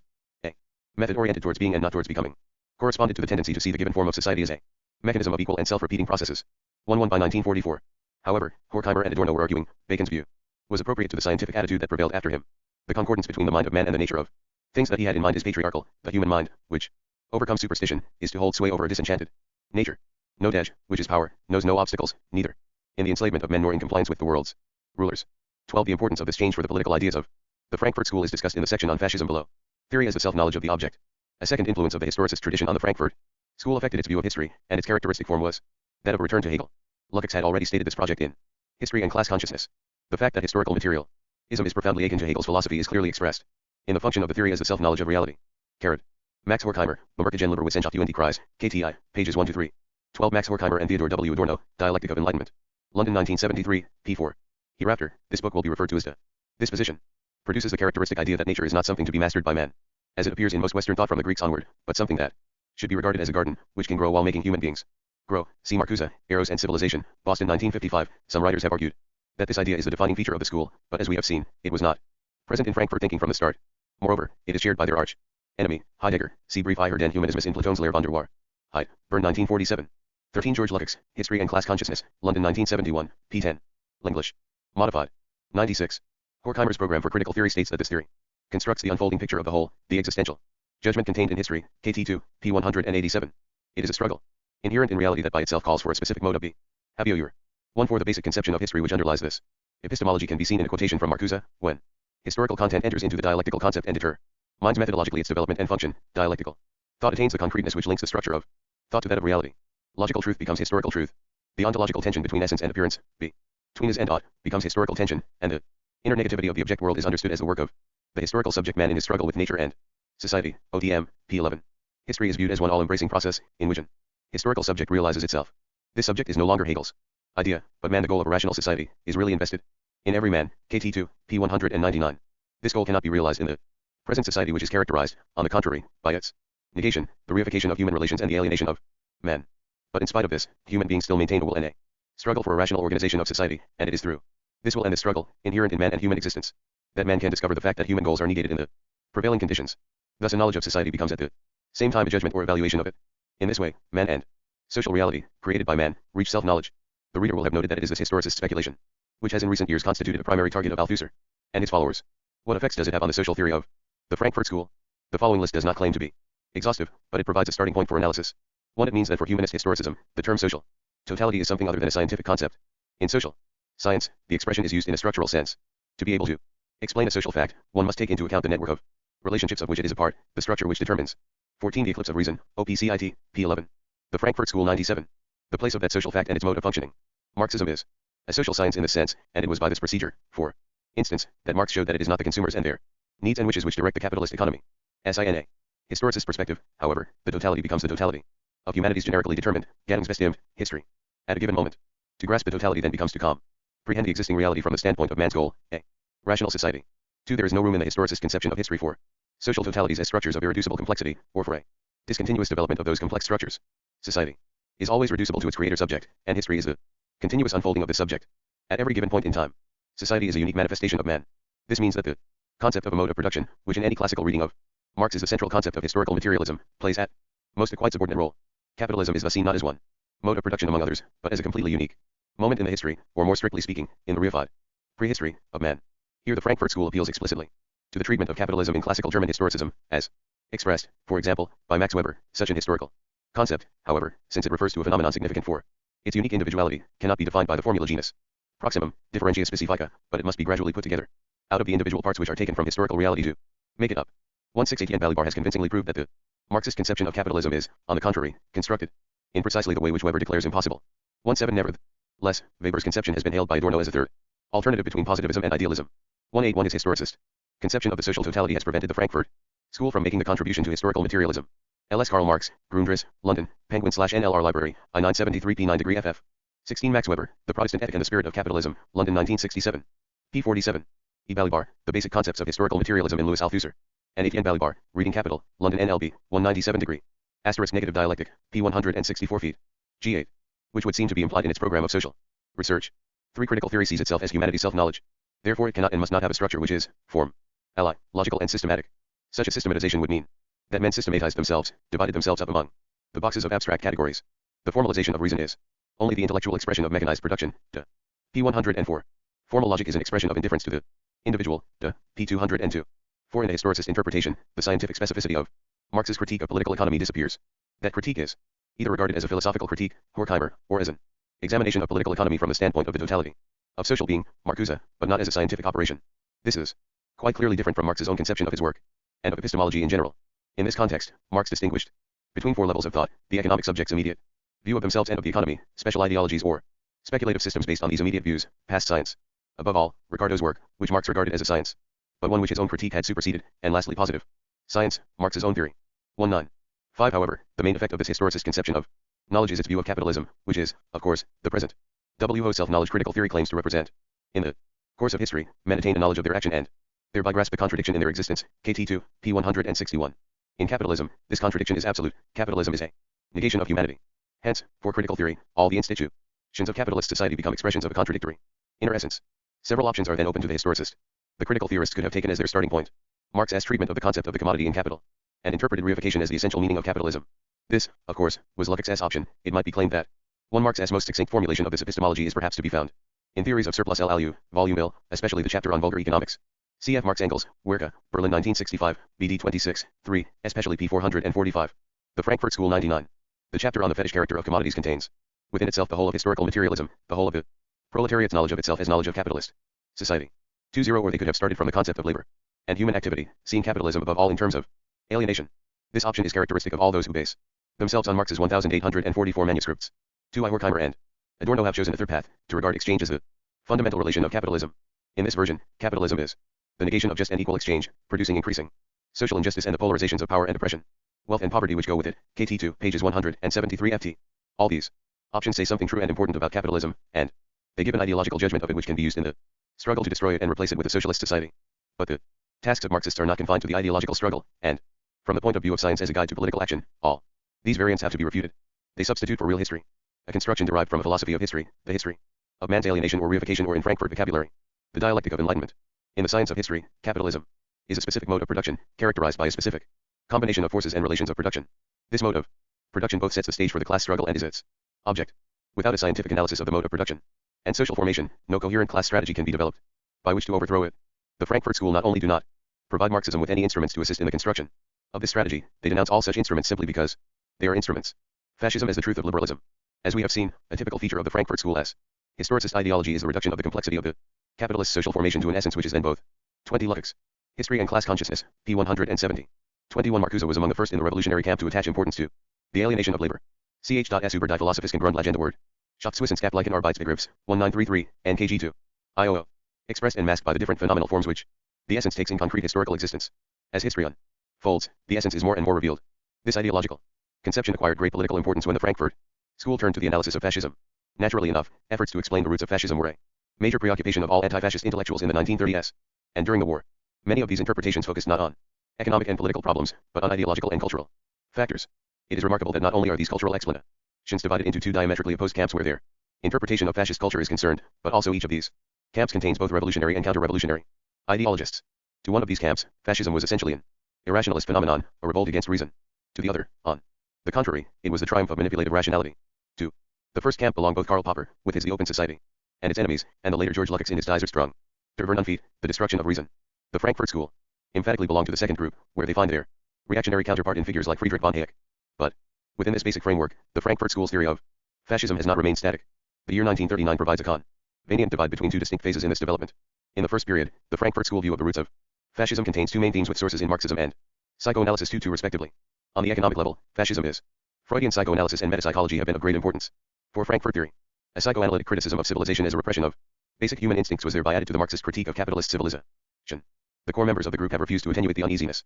Behagen, in Culture, the conflict between society and human instinct, by sociologizing the latter, and Adorno and Marcuse have directly attacked the neo-Freudian revisionists, including their former colleague, Erich Fromm, for doing so. See Adorno, Sociology and Psychology, New Left Review 46 and 47, 1967-68, and above. All Marcuse, Eros and Civilization, OPCIT. But they give Freudian theory an historical character by distinguishing a reality principle specific to capitalist society. The performance principle. This approach both sharpens the indictment of capitalist society and radicalizes its negation, which is associated with a realm beyond the reality principle, i.e. beyond the performance principle. The precondition for this is such a high level of the productive forces that labor can be abolished. Unlike Reich, sexual liberation in the genital sense is not the psychoanalytic aim of Frankfurt theory so much as the investment of all human activity with libidinous energy. The Frankfurt School IOI explained as the replacement of competitive capitalism by monopoly capitalism and as the seizure of power by the monopoly capitalist in order to deal with the economic and political crisis. OT capitalism. In a vivid essay on the struggle against liberalism. In the totalitarian view of the state, Marcuse shows that fascist attacks on liberalism notwithstanding, these two ideologies and political systems represent two different stages of the same type of society, to which both of them belong, respectively, monopoly capitalism and competitive capitalism. Marcuse first points out that the attacks on the bourgeoisie, i.e. on the profit motive, in fascist ideology are directed against the capitalists of competitive capitalism. The merchant, H. Endler, is reviled, while homage is paid to the gifted economic leader, W. Wirtschaftsführer, 1-3 accord. Into Marcuse, fascism finds its most important springboards in the naturalistic interpretation of society and the liberalist rationalism that ends in irrationalism. Both believe in natural, eternal laws of society. The liberal rationalization of the economy and society is essentially private, relating to the rational practice of the single individual. It lacks any rational determination of social goals. It therefore comes to an end when an economic crisis breaks through its supposed harmony of interests. At this point, liberal theory has to turn to irrational justifications of the existing system, KGI, P3I, N, pages 17 to 18. The second theme in the first phase of the Frankfurt School's explanation of fascism is the precedent for fascist moralism, provided by anti-sensual bourgeois morality in general, with its condemnation of hedonism and happiness in favor of virtue 2-4. This hostility to pleasure emerges paradoxically in what Marcuse called affirmative culture, in which happiness and the spirit are split away from the material world into a separate, purely spiritual realm called Kultur. BB affirmative culture is meant that culture of the bourgeois epoch which led in the course of its own development meant to the segregation from civilization of the mental and spiritual world as an independent realm of value that is also considered superior to civilization. Its decisive characteristic is the assertion of a universally obligatory, eternally better, and more valuable. 23 Marcuse, Der Kampf gegen den Liberalismus in der totalitären Staatsauf. Fassung, KG1, p25, Negations, pages 11 to 12. 22 C. Marcuse, OPCIT, and Horkheimer, Egoismus und die Freiheitsbewegung. ZFS, 1936, etc. 102. World that must be unconditionally affirmed, a world essentially different from the factual world of the daily struggle for existence, yet realizable by every individual for himself from within, without any transformation of the state of fact. KGI, p63, n. p95.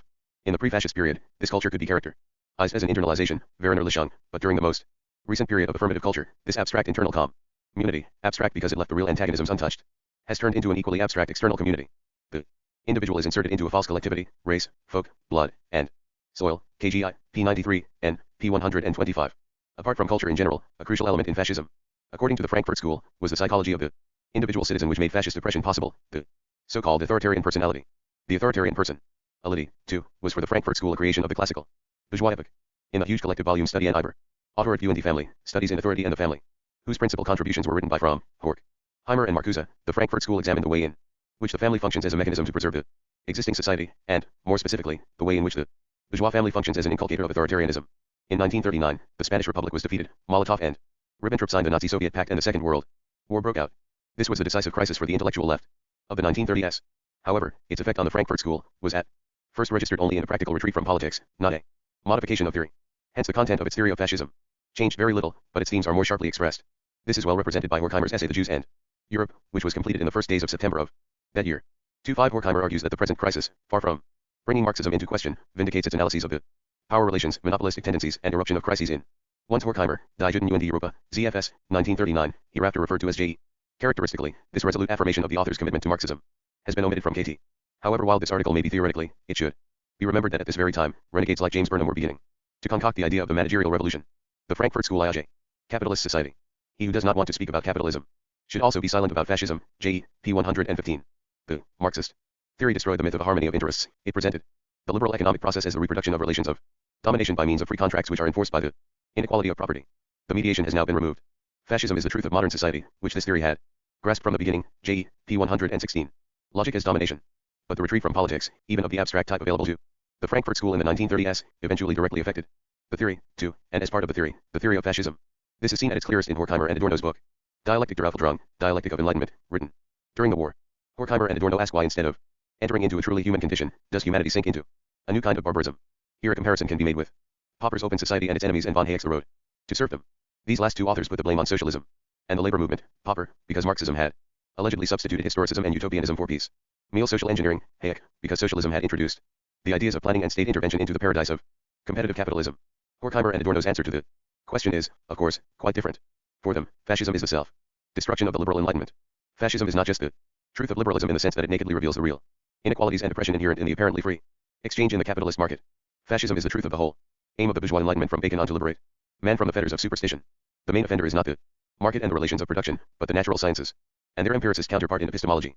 The whole meaning of science and logic is brought into question, even though we had known for many years that the great discoveries of applied science are paid for with an increasing diminution of theoretical awareness. We still thought that in regard to scientific activity our contribution could be restricted to the criticism or 104 extension of specialist axioms. Thematically, at any rate, we were to keep to the traditional disciplines, to sociology, psychology, and epistemology. However, the fragments united in this volume show that we were forced to abandon this conviction. If the assiduous maintenance and verification of the scientific heritage are an essential part of knowledge, especially where zealous positivists have treated it as useless ballast and consigned it to oblivion, in the present collapse of bourgeois civilization not only the pursuit, but the meaning of science has become problematical in that regard. P11.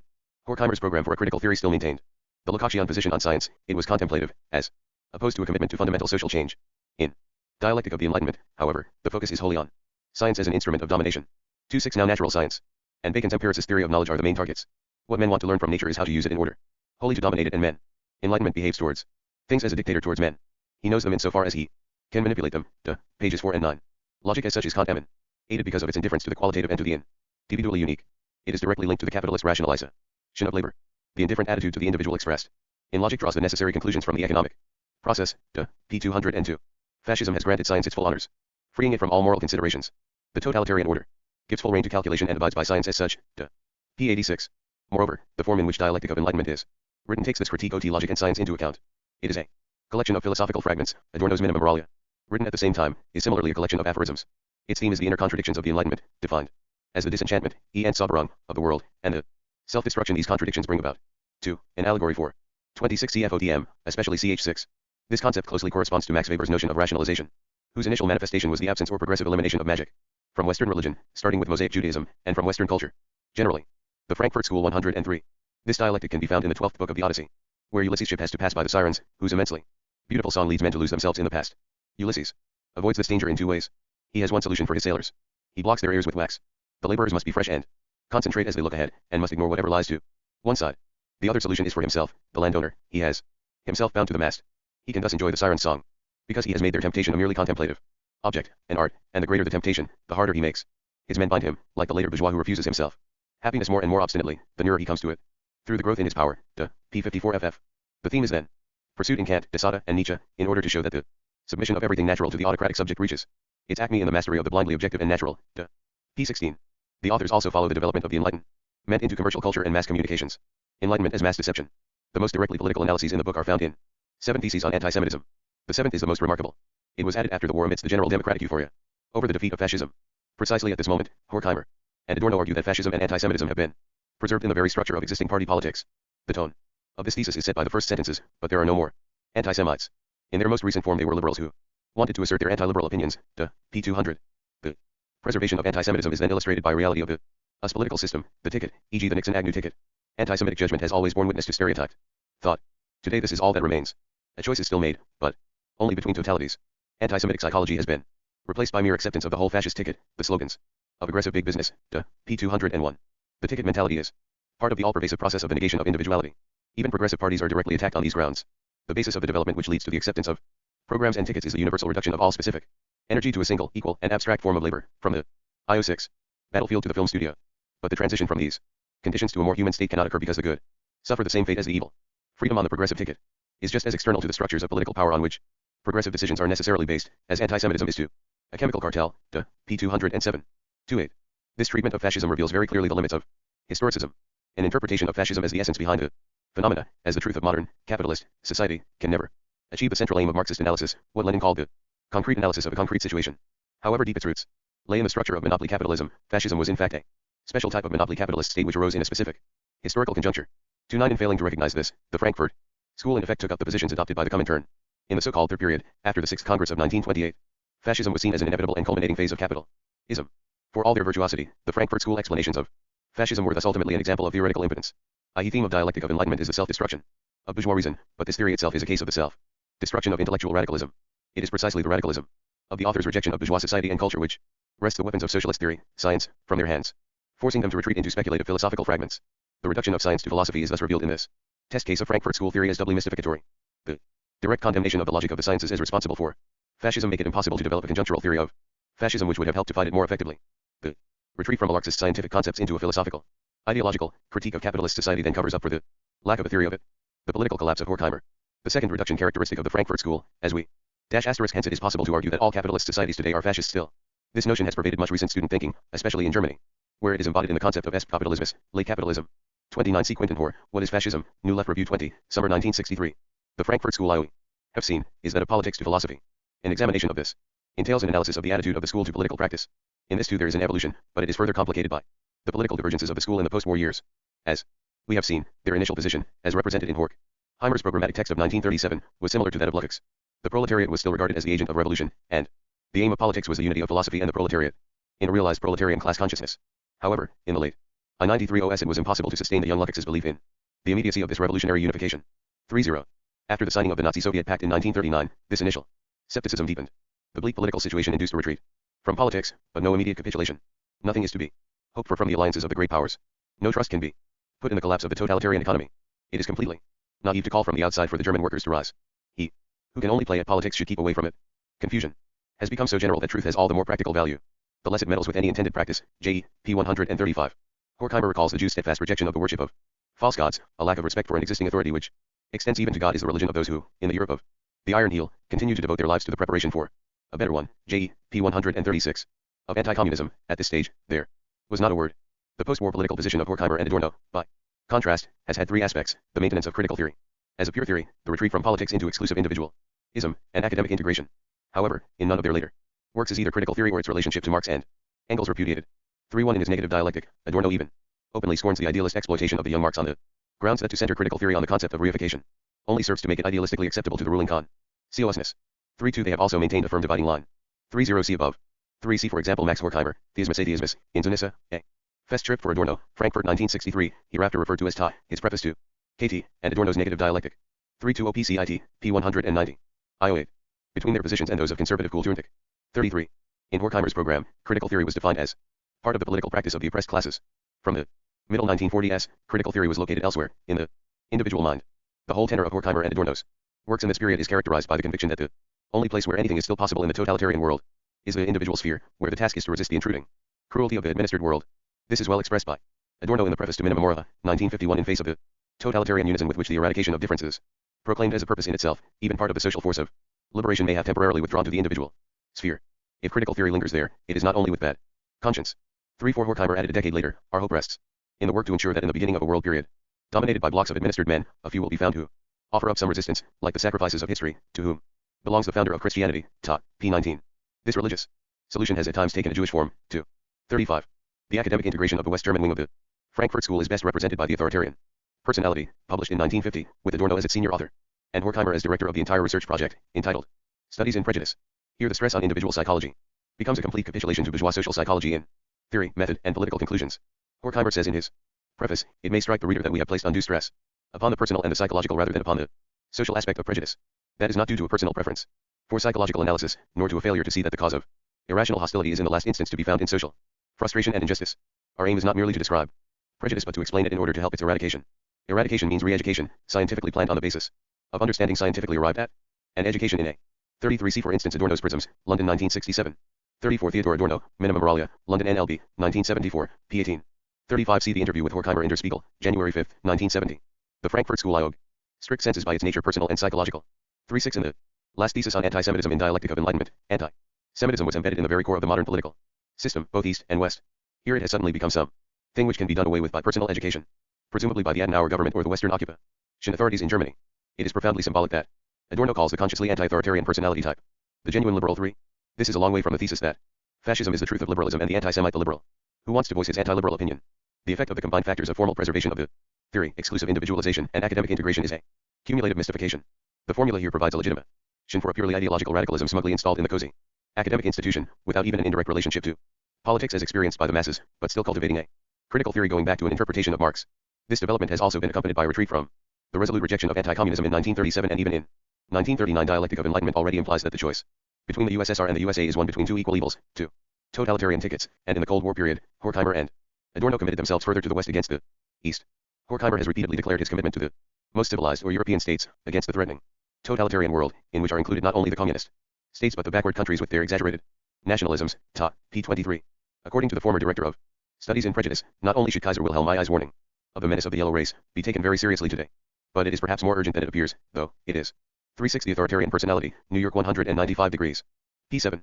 The reader may feel that, after criticizing the Frankfurt School for its rejection of science, I am ungrateful in rejecting this apparent appeal to a policy scientifically planned on the basis of understanding scientifically arrived at. But an appeal to science does not ensue scientificity. Here it is the bourgeois ideology of social psychology which is meant. This is another case of the paradox of Frankfurt hyper-radicalism. The categories denounced philosophically have slipped back into academic discourse unscathed. 17 Ibid, p. 781. 110. Indeed not the only threat to Europe. 8 In a recent interview, Horkheimer has gone over to the bourgeois camp in even more positive and ludicrous terms, no longer as the lesser of two evils. Note also the motivation given for his philosophical works. In my view, sociology today has still insufficiently noted the fact that the development of man is bound up with competition, that is, with the most important element of the liberal economy. OU. See, I am thinking of my father, an industrial tycoon. The competitive struggle enabled him to exert himself practically, in a way not unlike that in which I myself developed my original philosophical interest according to the demands of an academic career, so as to be able to maintain my late beloved wife. I9. Marcuse, Integrity and Contradiction. Marcuse's political evolution has, of course, been a polar contrast. Not only did he survive the McCarthy period without promising himself, like so many other left-wing intellectuals, but he has never rejected those students who have been inspired by his ideas to more practical forms of struggle, as Horkheimer and Adorno have done. Marcuse's political record is an exemplary one, but it does not necessarily imply a deep gulf between the theoretical structure of his thought and that of the other members of the school. An ideological problematic is characteristically labeled and can be made to fit many political positions. 40 However, one important and theoretical difference can be detected in 1937. This concerned the relation between philosophy and Marxism as a theory of society. This difference is discernible in the discussion of Horkheimer's program which followed its publication in the Zeitschrift für Sozialforschung under the title Philosophy and Critical Theory. As we noted above, Horkheimer argued that the critical theory of society remains philosophical even as a critique of economics. This is because critical theory is something more than a specialized economic discipline, it is a theory and a judgment of the whole of human existence. For Marcuse, however, this transcendence of specialized economics is contained in a 38 Max Horkheimer, On the Concept of Freedom, Diogenes, number 53, Paris 1966. 39 Der Spiegel, OPCIT. For Habermas's suggestion that his political stand is due to an activism inherent in his Heideggerian formation need not be taken very seriously. CFJ Habermas, ed. Antworten auf Marcuse, Frankfurt 1968, p. 12. The Frankfurt School in Critical Theory of Society as such, which is the successor to classical philosophy.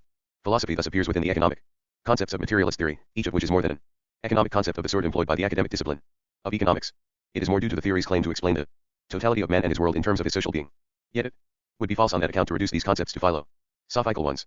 To the contrary, the philosophical contents relevant to the theory are to be deduced from the economic structure. KGI, p. 102, n. pages 134-5. This conception of the relationship between critical theory and philosophy explains the subtitle of Reason and Revolution, Hegel and the Rise of Social Theory. If there was to be any progress beyond this philosophy, it had to be an advance beyond philosophy itself and, at the same time, beyond the social and political order to which philosophy had tied its fate. 4.1 In 1948, Marcuse reaffirmed this attachment to Marxism as a social theory which rejects philosophy in a critique of Sartre's L. lenient. One step more, from Hegel's philosophy toward concretization would have meant a transgression beyond philosophy itself. Such transgression occurred in the opposition to Hegel's philosophy. But neither Kierkegaard nor Marx wrote existential philosophy.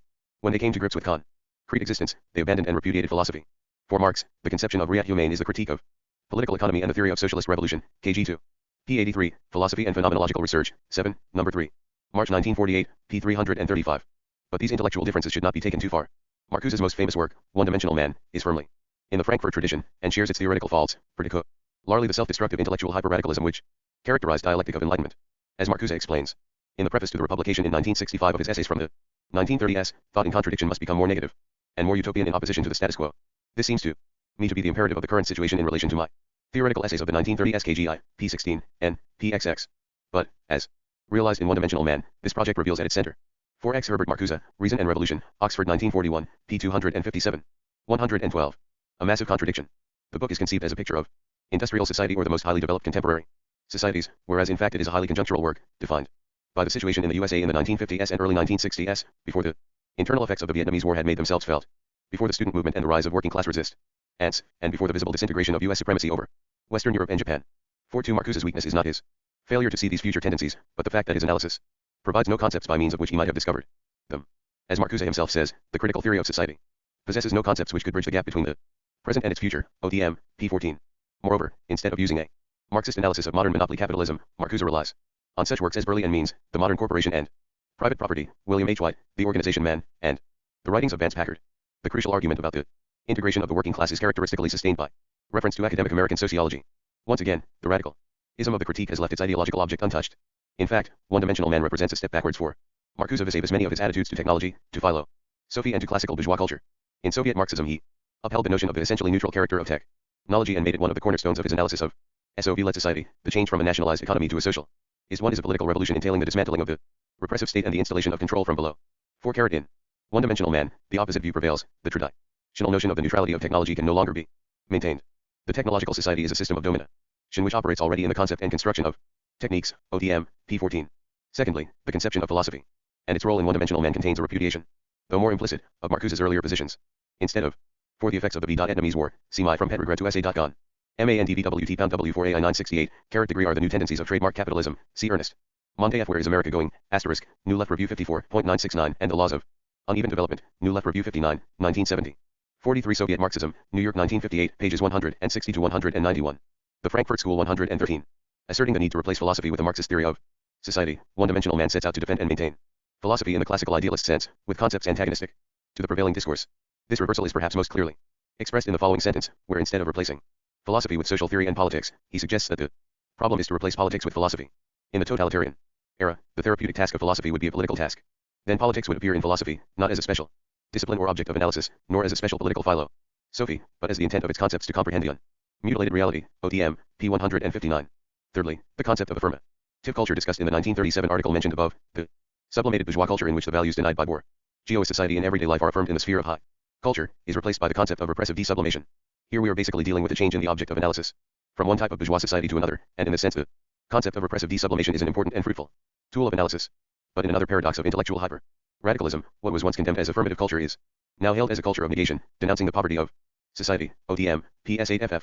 In One-Dimensional Man, a critique which sets out to refute the very structure of logic and science bases its social analyses on pseudo-liberal journalism and academic sociology, and a critique which does not even find Marxism negative enough turns the affirmative bourgeois culture into a negative one. 4. The negation of the negation. One-Dimensional Man is thus, of all Marcuse's works, the closest to the mainstream of the Frankfurt School. Yet it is also the book that has had the most political influence, more, probably, than anything else produced by the school in all its 40 years of existence. Despite its pessimism, this book has become one of the standard texts of the student revolt of the late 1960s.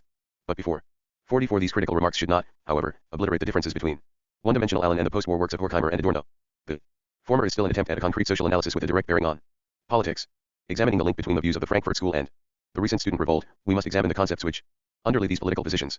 The most important one arises directly from the hyper-radicalism of the school's critique of capitalist society. Critical theory rejects any positive presence in capitalist society, such as the proletariat, and seeks the purest negation, the negation of the negation, as the essence of revolution. This Hegelian notion of revolutionary change has played a central and disastrous role in Frankfurt thought. In their search for the absolute negation of the prevailing theoretical and ideological discourse, the thinkers of the Frankfurt School feel forced to go outside both science, concrete social analysis, and formal logic. Horkheimer's 1937 program for a critical theory tried to find an Archimedean point outside society in order to uproot itself from the process of social reproduction.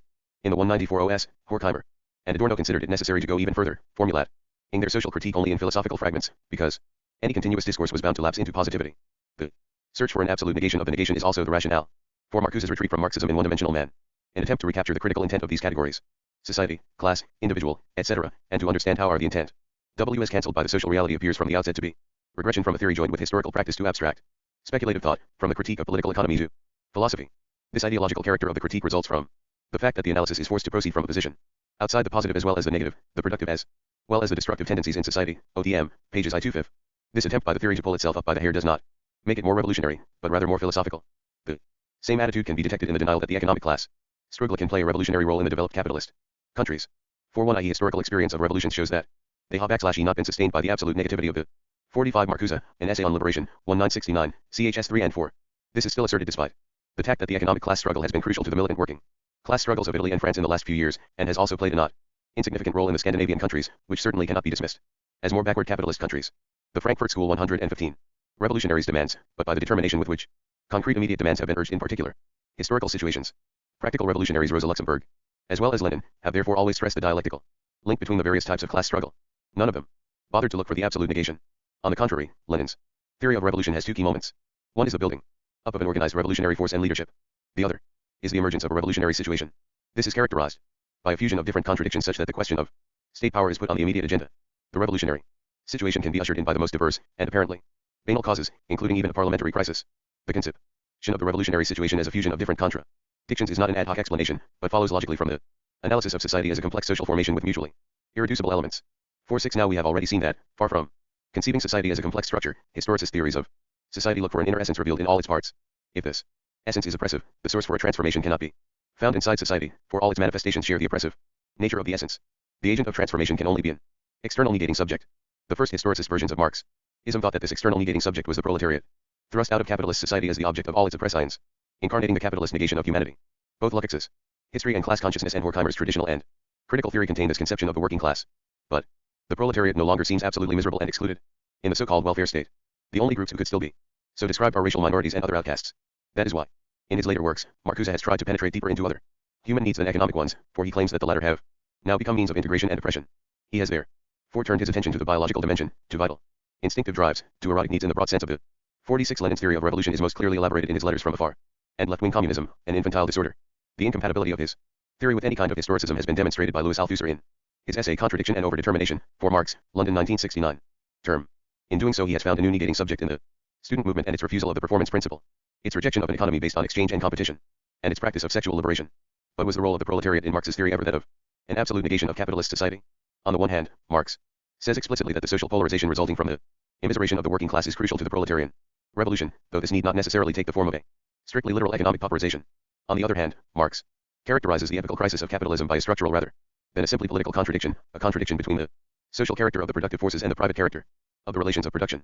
In this context, the term productive forces refers to the organizational/technical conditions under which production proceeds. Handicrafts, manufacture, machine industry, and automated process industry are different levels of the productive forces. These productive forces, which come into contradiction with the private mode of their appropriation, include the increasing use of science, developed communications, a high educational level and an internalized discipline in the workforce. Their effects on the working class are not immiseration but rather the provision of greater facilities for organization and a greater capacity to replace the capitalist regimentation of production by social appropriation and working class control from below. There is always a social polarization between the working class and the bourgeoisie which arises directly from the fact of exploitation. This is intensified by economic crises induced by the contradiction between the productive forces and relations of production. A revolutionary situation then makes it explosive. Hence Marxist theory does not need a conception of the proletariat as the incarnation of the negation of human existence. A revolutionary situation is a function of the complex development of the social formation, whose different contradictions suddenly fuse in a ruptural unity, not of the simple degree of wealth or poverty of the proletariat. 47. The line of reasoning very summarily outlined here suggests that a careful analysis of the place and implications of the concepts of productive forces and revolutionary situation in Marxist-Leninist theory is a more promising way to tackle the problem than to rely textually on the Grundrisse drafts, comparing them with capital, as in Martin Nicholas's otherwise important essay, The Unknown. The Frankfurt School. 117. The Marxist concept of the contradiction between the social character of the productive forces and the private character of the relations of production has never been incorporated into historicist interpretations of Marx in a way which preserves the objective character of both aspects of this contradiction as structures of the capitalist mode of production. For the young Lukács, the decisive weight is attached to whether the greatest force of production in the capitalist order of production, the proletariat, experiences the crisis as a mere object of the decision, or as its subject. 4.8 Here, the analysis of the structural preconditions for revolution has been spirited away, reducing the forces of production to the proletariat. In fact, this makes the concept itself superfluous. All that matters is the proletariat and its degree of insight into its historical mission, its relationship to class consciousness. The Frankfurt School, on the other hand, has used the concept of the productive forces in another way. They are seen as representing the objective possibility of a new and better society. This idea is distinguished from abstract utopia by the proof of its real possibility given by the present level of human productive forces, KT2, p. 168. The productive forces are not part of a structural contradiction, a contradiction between social and private systems, which affects class relationships, but are seen as the stage of human evolution, which now enables the negating subject to abolish poverty and misery from the human condition. 4.9 It is in the sense that the productive forces are neutral, a raw material of potentiality. This neutrality is later denied. From a raw material of potentiality, technology becomes a means of oppression. But in neither case are the forces of production seen in their Marxist structural context. Rather, the analysis slips away from any positive identification of the structures of the capitalist social formation, or of the forces within it capable of transforming that social formation. From Marxist science and politics to philosophy as ersatz science and ersatz politics. Even when apparently anchored in the social structure, the negating subject was a philosophical concept, as Rive long ago pointed out in a review of history and class consciousness. The assigned proletarian class consciousness was Marx, New Left Review 48, 1968. 48 Lukács, OPCIT, p. 421. 49 See Horkheimer's essay, Geschichte und die Psychologie, where the structural condition is replaced by the opposition between the growing powers of men and the Social structure, KTI, p. 17. Merely substituted by Lukács for the Hegelian Geist ** in the Frankfurt School, this reduction of politics to philosophy has come directly out into the open. Anti-capitalist revulsion and socialist revolution. Before attempting a general historical assessment of the Frankfurt School, let us summarize the argument of this article hitherto. The thought of the school has evolved, and marked divergences between its members have appeared in the years since the war. Nevertheless, there is a persistent underlying structure. This takes the form of a double reduction of science and of politics to philosophy. The specificity of Marxism as a theory of social formations, and its autonomy as a guide to political action are thereby simultaneously abolished. This first reduction is clearly revealed by the Frankfurt School's theory of fascism, in which a philosophical critique of capitalism replaces a scientific conjunctural analysis of the nature of the fascist state. The second reduction appears in the conception of the revolutionary agent as a negating subject, which cannot be located in social reality, and therefore eventually has to be confined to philosophy, conceived as social realities. Opposite. Since its inception, the Frankfurt School has probably produced more work and covered a wider variety of subjects, many of which could not be dealt with in this short article, than any other comparable group of theorists. Their influence today is probably greater than it has ever been. Yet, as we have seen, the problematic underlying their thought has central and fatal weaknesses. What general verdict can we make of their historical achievement? The theorists of the Frankfurt School were members of an academic intelligentsia with a high bourgeois background. They came to intellectual maturity in a period of international defeat for the working class, and were cut off from the proletariat of their own country by the Nazi counter-revolution. Like all members of the bourgeoisie, their initiation into a revolutionary position came about through a revulsion against capitalist oppression and capitalist ideology's hypocritical denial of that oppression. This 5-degree J. Aussafe Review of Geschichte und die Klassen aus Sein, Archiv die Geschichte Sozialismus und der Arbeiterbewegung, Volume 11, 1925, pages 227-236. The Frankfurt School HQ revulsion took the form of a direct denunciation of all the nostrums of bourgeois ideology, particularly the economic ideology of free and equal exchange. But just as they adopted these positions, the capitalist system in their country suddenly took on a political form of unparalleled monstrosity with the Nazi seizure of power. This political machine was also a direct threat to themselves and their families. Understandably, fascism became a Medusa's head for the Frankfurt School. The result was that the initial attitude of revulsion was frozen, instead of developing into a scientific analysis and participation in revolutionary political practice. Sober political analysis seemed morally impossible, and objective scientific description of Nazism seemed to condone it because it did not condemn it violently in every sentence. In the Dark Ages, a smooth forward Beethoven / a hard heart, Brecht. 5-1 When, to the surprise of most of the school, the monster was destroyed and Nazism was defeated. This attitude had become too fixed for them to make the step from philosophical revulsion to science and politics. Hence to this day, Frankfurt School thought has never moved from a reflection on its theorist revulsion from capitalism to a theory of the object of that revulsion and a political practice to transform it. It has therefore been able to develop a powerful and well-articulated anti-capitalist ideology, and this must be numbered among its achievements. It has helped to recapture that dimension of Marxist thought which deals with the qualitative aspects of work and human relations in capitalist society. As one of the school's severest critics, Lucio Collodi, has emphasized, neither the Second International nor the Comintern preserved this dimension. The decisive innovator here was Lukács, but the Frankfurt School has played an almost equally pioneering role, along with Wilhelm Reich, in enriching these ideas by adding a psychoanalytic dimension to them. It has also achieved a series of often brilliant and incisive critiques of bourgeois culture, Adorno's greatest contribution. 5-2. Moreover, it is this function of Frankfurt theory as a developed reflection of anti-capitalist revulsion which explains the persistence. 51 in Die Nachtssporen. This essay has been mainly focused on the work of Horkheimer, chronologically and substantively the founder of the Frankfurt School, with some discussion of the separate itinerary of Marcuse. Comparatively little space has been devoted to 120 of the school. The combination of institutional continuity and the freezing of a common attitude by the Nazi trauma has preserved it and its basic ideas despite all the changes of the last 40 years. Hence it could suddenly re-emerge as something like a magical anticipation of the contemporary student movement, which spontaneously rediscovered the same themes in the 60s. Just as the Frankfurt School was formed when the revolution was taking place in Russia, but seemed to be absent from Germany, so today it can be seen in Vietnam, Cuba, and China, but seems absent from the metropolitan imperialist countries. Students in the West could thus feel cut off from it much as the Frankfurt School did in the 1920s and 1930s. At the same time, the student revolutionary today is a young bourgeois or petty bourgeois recruit who has discovered the oppressive and murderous nature of imperialism. He or she is revolted because of their peculiar historical experience. Because of the shock of Nazism, the Frankfurt School have preserved this attitude of revulsion in crystalline fragments, aphorisms and images. Hence the enormous attraction their work still exercises on those getting through the same process. But we must hope that they will not suffer the same fate as the Frankfurt theorists. It is essential to move on from the discovery of the horrors of capitalism to an attempt to understand it scientifically, and to unite with the masses in order to overthrow it. If this is not achieved, the Frankfurt School, or a new Anglo-Saxon, Italian, French or Scandinavian branch of it, may have another 40 years of parleyist virtuosity ahead of it. A note on Habermas. Jürgen Habermas is at present the most celebrated of the successors of the Frankfurt School and the only one as yet well known outside the Federal German Republic. In the essay above, I have Adorno. It should be said, however, that while Adorno's contribution to the main methodological and philosophical themes of the school seems to have been second, area-specific applications of them are often the most dazzling exercises within the collective obra, perhaps because his chosen fields of music and literature more properly permit a strictly critical analysis, criticism, than social formations or the Frankfurt School 121. Discuss the work of Horkheimer, Adorno, and Marcuse, the original nucleus of the Frankfurt School. The younger successors of the school were referred to, but not discussed, for two reasons. First, that the older three were of the same generation and had much the same historical experience in common, and second that, until the last few years at least, despite fundamental political differences, the original members remained true to their Marxist origins philosophically. This note will attempt to analyze Mauss's thought, and its development away from the Marxist positions of the founders of the school. It is important to analyze Habermas's ideas, because they are particularly attractive to reformist sociologists attempting to erect a critical sociology in opposition to the conservative orthodoxy in that discipline. Appropriately enough, Habermas's inaugural lecture as professor of philosophy and sociology in Frankfurt is a key text in establishing the origins of his position in Horkheimer's ideas, but also the divergences which have supervened in the interval since Horkheimer originally formulated them. Entitled Erkenntnis und Interesse, Cognition and Interest, this lecture invites comparison with the crucial statement of the classical Frankfurt school, Horkheimer's traditional and critical theory, 2 for Habermas, claims that the latter article underlies his lecture, Schui, p. 147m. However, classical critical theory is hardly discussed in the lecture, and it would be impossible to discern what the former was about from it. Horkheimer regarded critical theory as Marxism, albeit a very special interpretation of Marxism.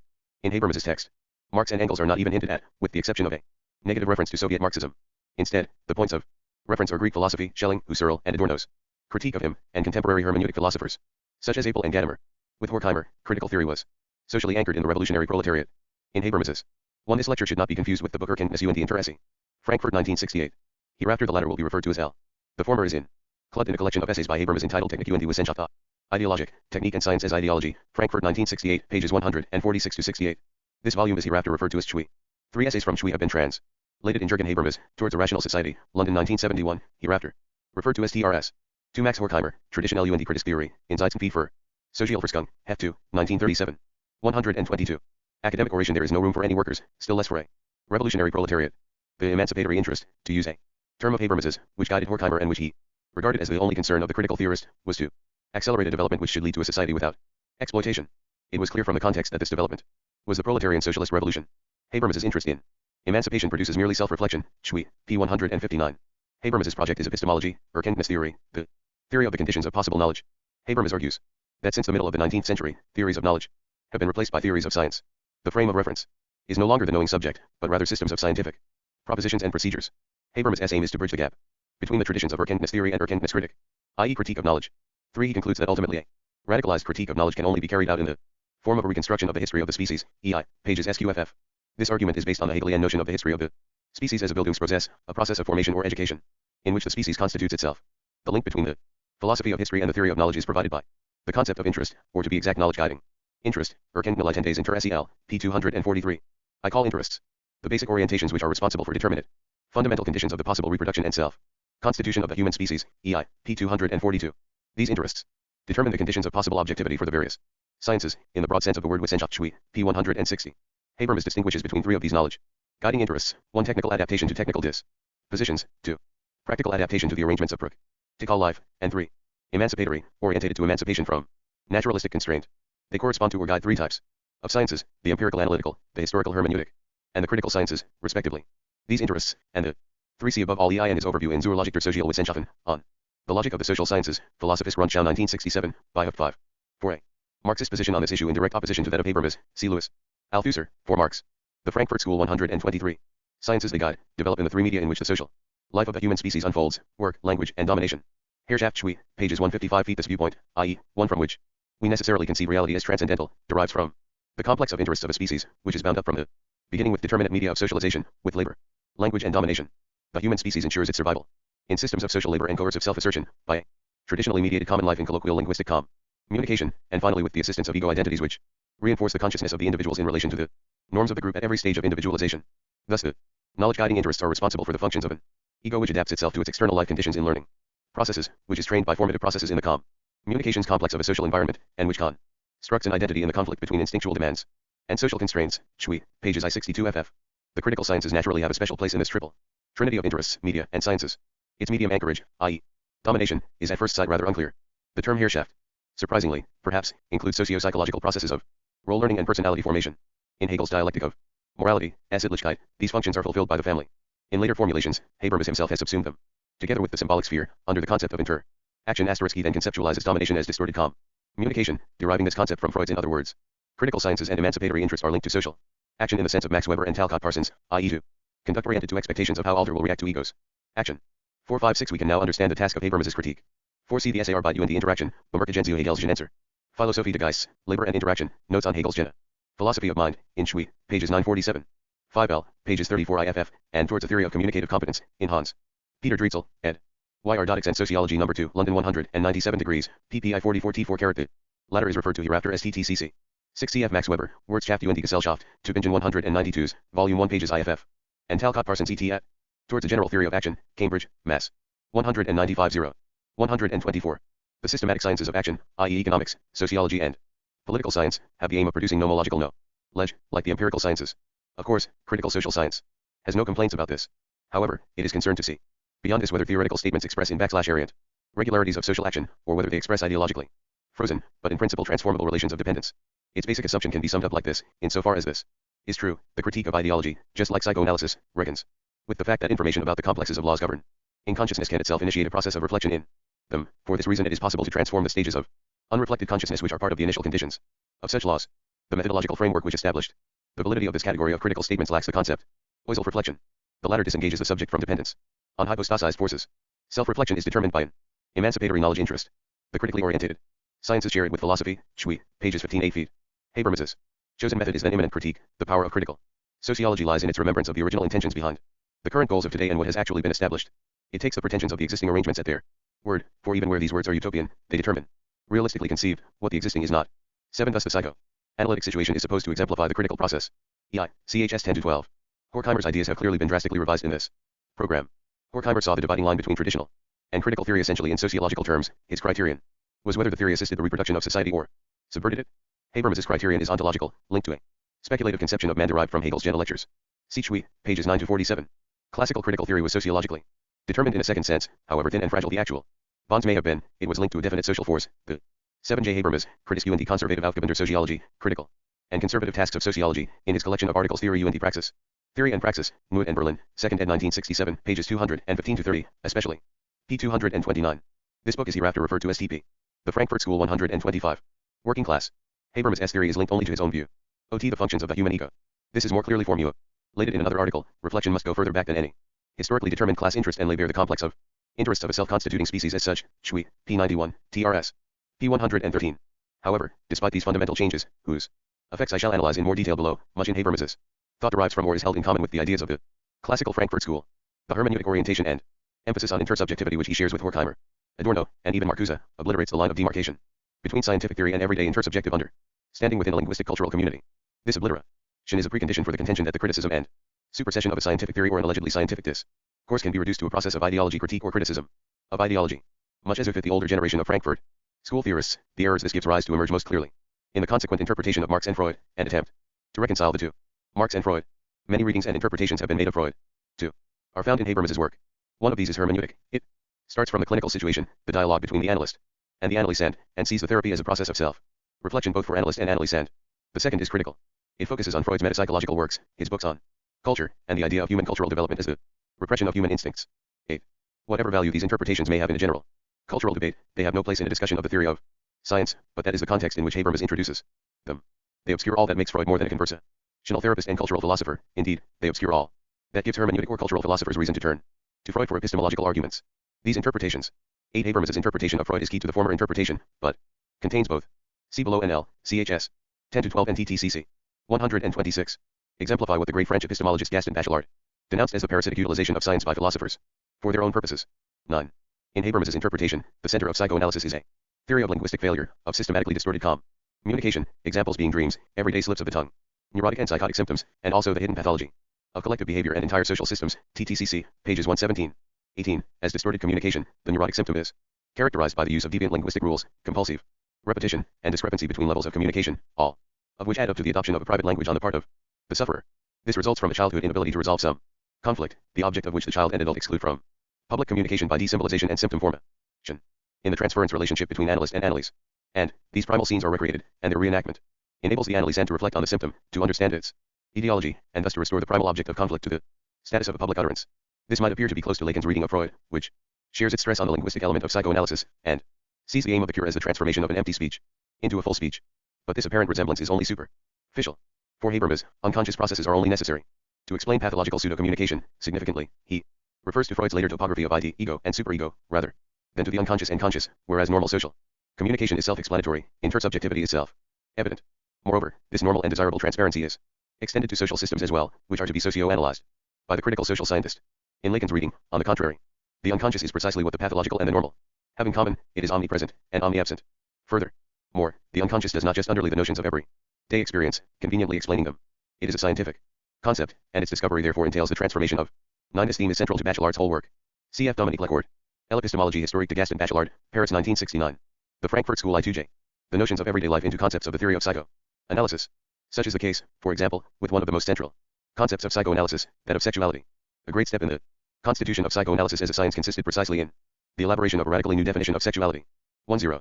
Thus Habermas's recourse to Freud is an attempt to explain away phenomena like neurotic symptoms which do not fit into the schema of the transparency of intersubjective communication, and then to use the notion of distorted communication to criticize and reform social systems so that their unconscious aspects can be eradicated. Nothing could be further from a scientific reading of Freud. The implications of Habermas's program for the critical social sciences are perhaps even clearer when we turn to Marx. Habermas reduces Marx to a critic of ideology. According to Marx, the critique of political economy was simply a theory of bourgeois society as a critique of its ideology. But when the ideology of fair exchange collapses, the system of domination, too, can no longer be immediately criticized according to the relations of production. Chui, p. 76, TRS, p. 101. Marx, however, did not content himself with criticizing bourgeois ideology, i.e. with demonstrating the contrast between its assumptions and reality. Capital is not an imminent critique of liberalism. If it were, it would be of little interest today. It is a work in which a new science is founded, a science of society and of history. In it Marx constructs a new concept of the economy, not as an effect of human propensity, ties whether Smith's propensity to trade, truck and barter, or Keynes's propensity to consume, but as a region in a complex social structure, defined by the concepts of forces and relations of production. 1.1. It is noteworthy that Marx in Habermas's interpretation, not to speak of Habermas's own brand of critical theory, represent basically the same type of critique of capitalism as those Marx and Engels found and attacked in the Utopian Socialists. Proudhon. 10. C. Sigmund Freud, 3 Essays on the Theory of Sexuality, Standard Edition Volume 7, London 1953, and Etienne Balibar, on the Basic Concepts of Historical Materialism in Louis Althusser and Etienne Balibar, Reading Capital. London 1970, pages 243-7. 11. C. Louis Althusser, The Object of Capital, in Louis Althusser and Etienne Balibar, Reading Capital, OPCIT, pages 182-93. 128. Saint Simon, Fourier and Owen. 1. The latter had criticized bourgeois society from the point of view of its own ideals and had formed their utopias along the same lines. Marx and Engels showed that the bourgeois ideals, liberal conceptions of justice and freedom, were not fundamentally in contradiction with bourgeois society's real mode of functioning, but on the contrary, were an expression of it. An imminent critique, like Fourier's, was capable of revealing the hypocrisy of most bourgeois ideologists. The scientific socialism of Marx and Engels, however, pointed to the necessity for another goal of socialism than that of the utopians. Not Proudhon's society of fair exchange, but the transitional dictatorship of the proletariat and communism. It also showed other preconditions of socialism: structural conflicts between the forces and relations of production in the capitalist economy. Thirdly, scientific socialism indicated new means, the class struggle, the Revolutionary Party, and the proletarian revolution.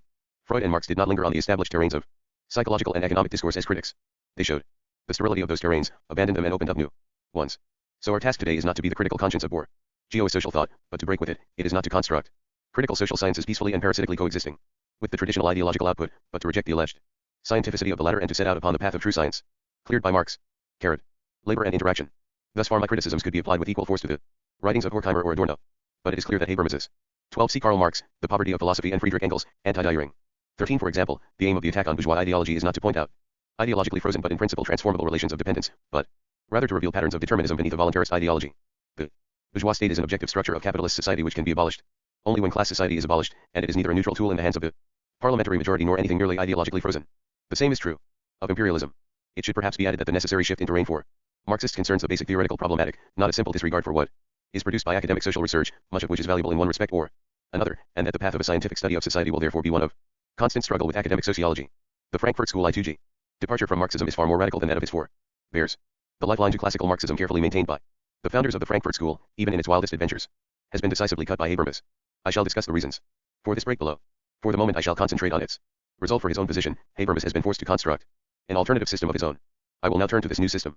As such, Habermas rejects the concepts of the productive forces and relations of production, substituting for them the notions of labor and interaction. The explicit motivation for this substitution is that the latter are more general, whereas the former are bound to assumptions about liberal capitalism which no longer hold. Chui, p. 92, TRS, p. 113. This explicit revision in fact stems from a more basic one which turns Marx's scientific innovation into a philosophy of history modeled on Hegel's dialectic of morality Sittlichkeit CEI, CHS 2-3. For Marxism, which is an historical and social science of modes of production, the productive forces and relations of production denote objective economic structures. The level of the former constitutes the technical organizational pattern of production as exemplified in handicrafts, machine industry, process industry, different facilities of communication, and so on. The relations of production refer neither to juridical property nor to actual disposal. In neither of these senses could capital be said to constitute a relation of production. They refer to the mode specific to every mode of production in which surplus labor is extracted from the immediate producers.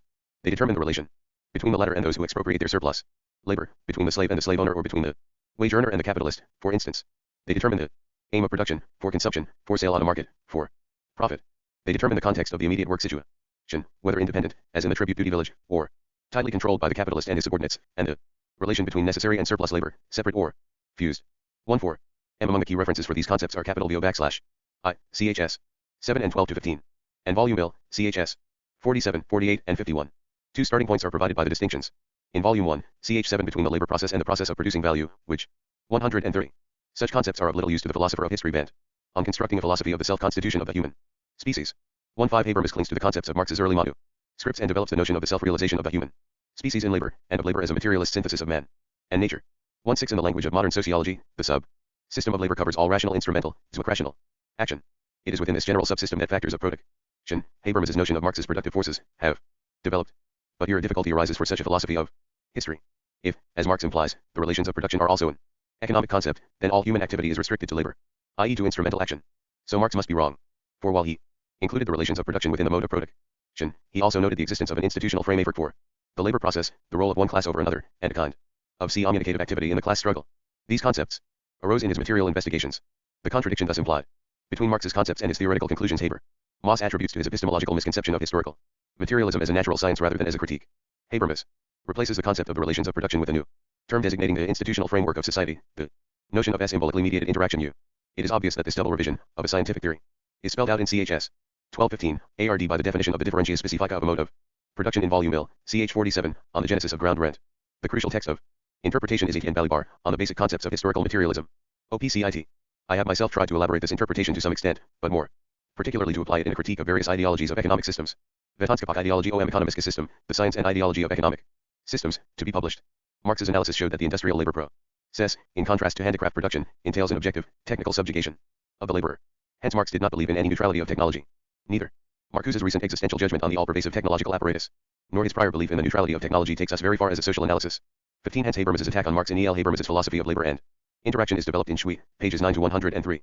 16 As it derives its concept of the economy from anthropological assumptions. This view is, of course, fundamentally akin to the propensity philosophy of bourgeois economics from Adam Smith via the marginalists to the Keynesians. 1 Habermas has summarized his schema diagrammatically in Shui, p64, trs. p93. The Frankfurt School TG. Into a speculative species history, and of two key Marxist concepts, does considerable violence to the author of Das Kapital. What else can be said of it in a limited space? 1 A first result of Habermas's operation is to rob any serious analysis of society of its important tools. As far as social analysis is concerned, Habermas's substitution of interaction for the relations of production simply emphasizes the importance of norms, cultural tradition, and symbolic communication. These correspond to the ideological system every society contains, of which Marx was well aware, though he never wrote a counterpart to Capital on it. Marx was also aware of another non-economic structure, to the analysis of which he made an important though fragmentary contribution, the political, legal structure of the state. In Habermas's schema, by contrast, the state is divided between the subsystems of labor on the one hand and interaction and relations of communication on the other. The disappearance of the concept of the relations of production also abolishes relationships which determine human behavior, without being norms, or technical rules, although they may function via normative sanctions. No norm in our capitalist society says that the population should be divided into two basic classes, the bourgeoisie and the proletariat, but this is the most fundamental of all aspects of the institutional framework of life in capital. Is society, patterning the free choice of occupation and the mechanisms of distribution. Managerial ideologies ask us to believe that salaried managers are governed by other norms than the old entrepreneurs, and this may be true, but it naturally in no way proves that the capitalist economy has disappeared. The relations of production have not changed. 1-9. Similarly, the concept of the productive forces highlights the complex material structure of the labor process, the relation between the laborer, the means, and the object of labor, and its central importance for the variant forms of social domination. 20. 18 See the more elaborate, but somewhat different criticism of Renat Adamus.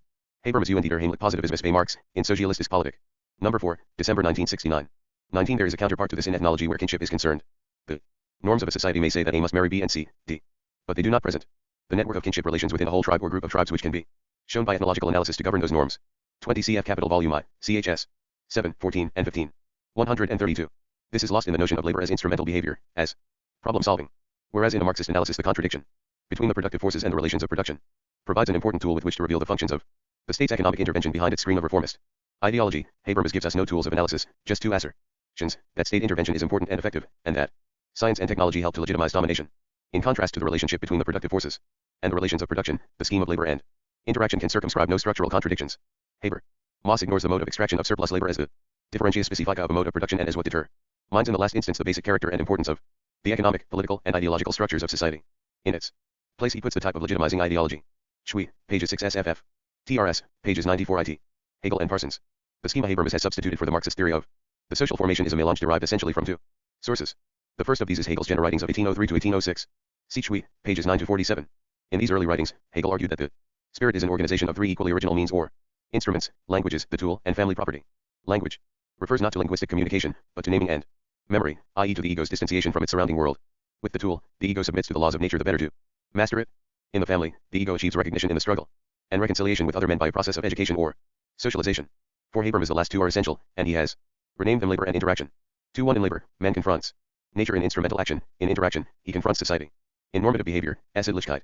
The later Hegel, according to Habermas, obscured this distinction by conceiving nature. The 21 language provides a faculty for the other two, and in Habermas's later writings, it seems to be included in interaction.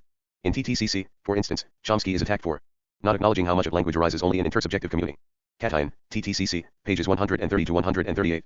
The Frankfurt School 133. Spirit as primary alienation, as another subject, thus assimilating the struggle of ego against nature with that of ego against alter.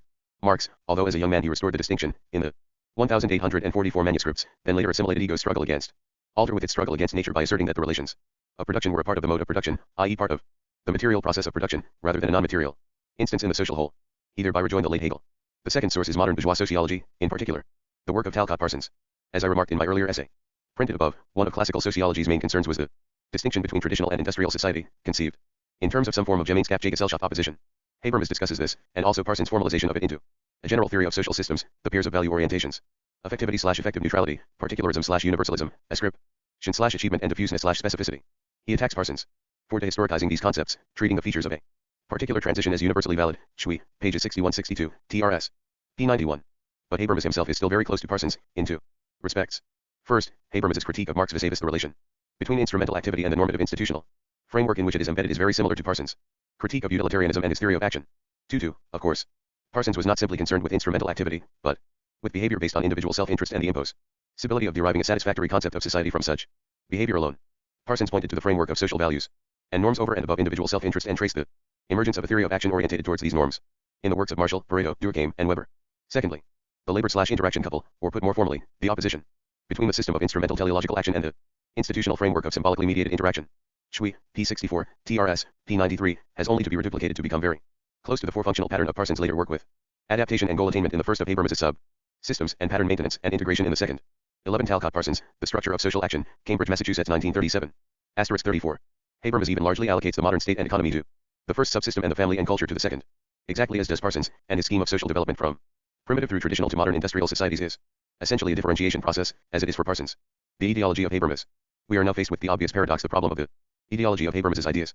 How did the Frankfurt School, which could at the very least lay claim to intellectual rigor and seriousness, give rise to this extraordinary amalgam of the young Hegel and Talcott Parsons? In fact, on closer inspection, this paradox can be seen to disappear. Habermas's ideas are indeed what someone of his generation formed in the German Federal Republic might be expected to make of some of the more extreme ideas of the elder members of the school.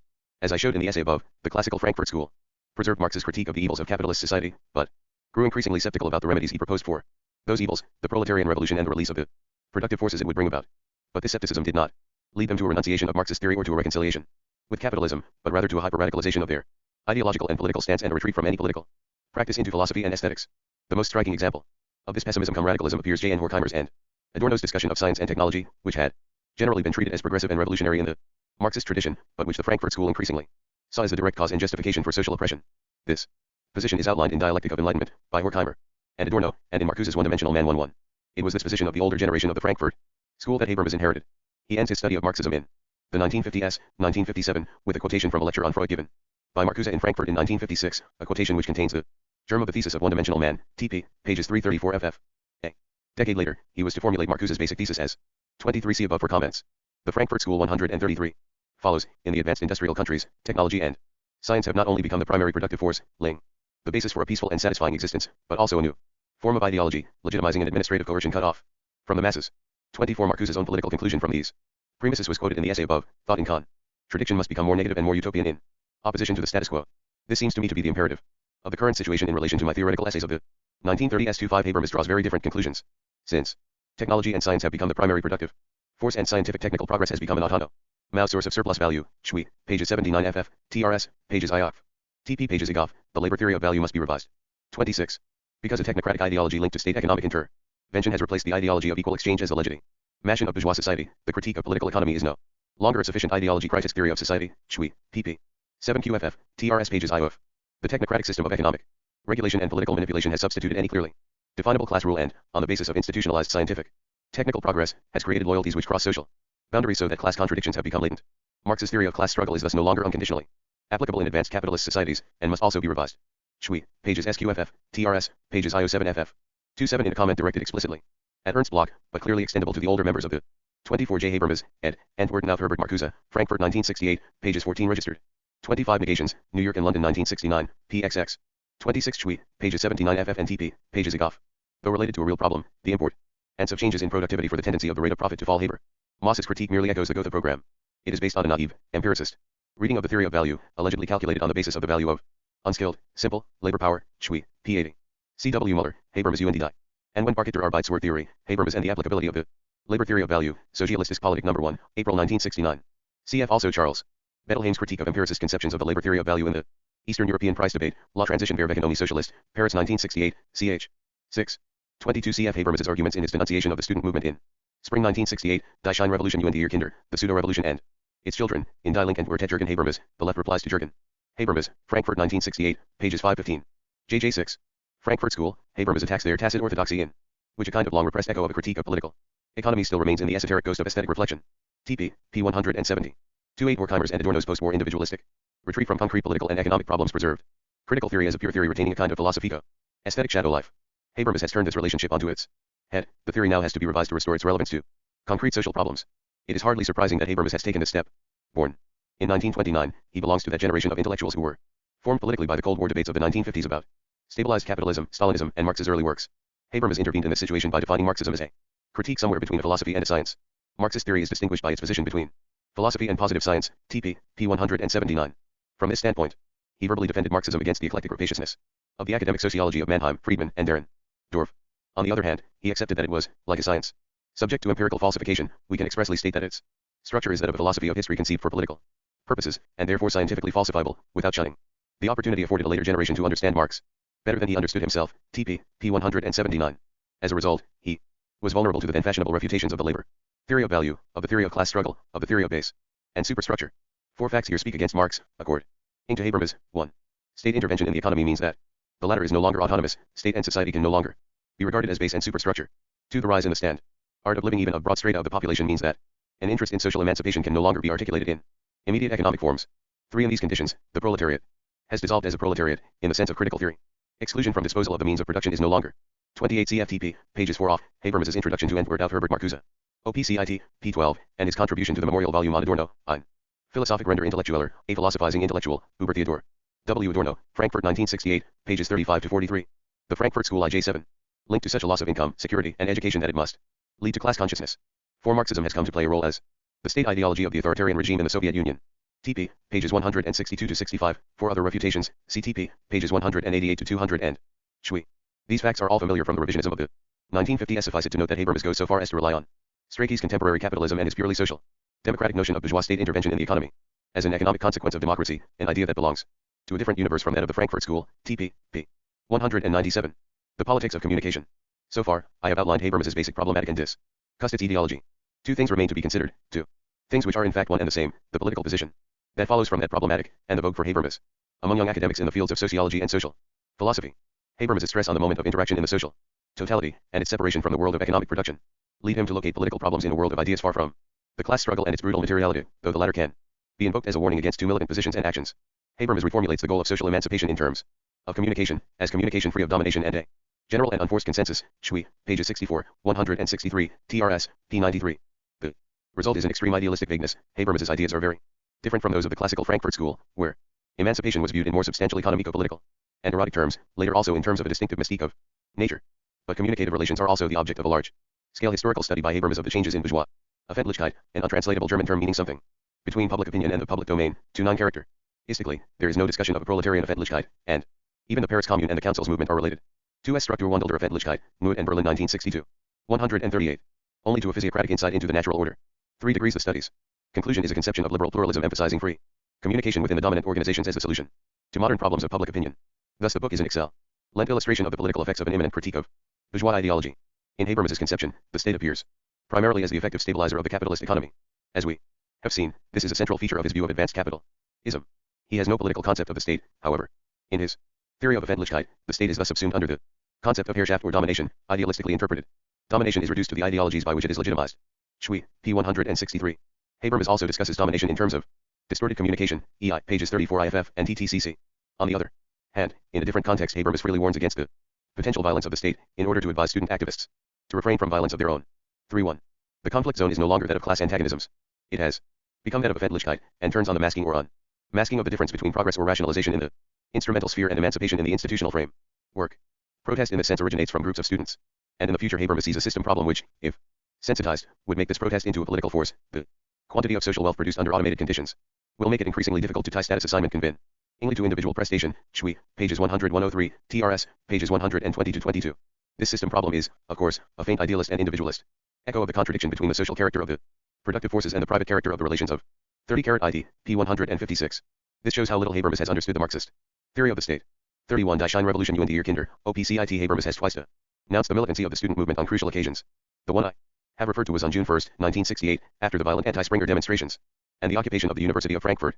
A year earlier, at the beginning of the massive wave of student struggles in connection with the anti-Shah demonstrations in West Berlin when the police killed an onlooking student, Habermas had warned of the dangers of a left fascism.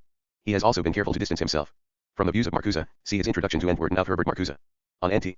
The Frankfurt School 139. Production. But where for Marx this contradiction was to be overcome by a class struggle which transforms capitalist productive forces and relations of production into socialism by means of a revolutionary seizure of state power, Habermas's reduction of Marxism to the mere critique of ideology leads directly to the suggestion that it will be harmoniously settled through criticism of the structures of public opinion by the enlightened efforts of critical students and scholars. 3.2. Hence Habermas's popularity among young Anglo-Saxon reformist academics. He combines an apparently left-wing pedigree, conventional humanism, and a notion that the basic political problems are problems of communication. The blandness of these ideas is evident, since, however, it is a law of ideological gravitation that eclecticism attracts empiricism. British and Scandinavian sociology incipiently feels strongly drawn towards him. A vogue for Habermas is a predictable product of its own horizons. 3. Habermas is now generally regarded as a conventional revisionist on the German left. Cf. The Critiques of the Habermas School in the West Berlin Journal. Socialistic Politik No. 4, December 1969. These are a far cry from the confusion in several of the contributions to the volume defending the student movement against Habermas's attack of June 1968. The editor of this volume, the young Frankfurt philosopher Oscar Nagel, even reproached Habermas with having Leninist views. Die Link and Wertherjürgen Habermas, OPCIT, p. 31. Theory and Practice in Gramsci's Marxism. John Merrington. During the past decade there has been a growing interest among European socialists in those Marxist writers and activists of the period immediately preceding and following the October Revolution, whose theories grew out of the collapse of the Second International and the failure of the revolutionary wave which swept Europe in 1917-20. The emergence of reformist tendencies in the socialist parties in the pre-war period, the subsequent capitulation of the German SPD, the failure of the socialist leaderships to combat factional tendencies within their parties and their fatal inaction in the face of events immediately following the war, created a situation in which only radical new departures could create new theoretical solutions and hence new practical possibilities. Both Lukács and Gramsci responded in different ways to this need, moving beyond the terms of the earlier revisionist debate.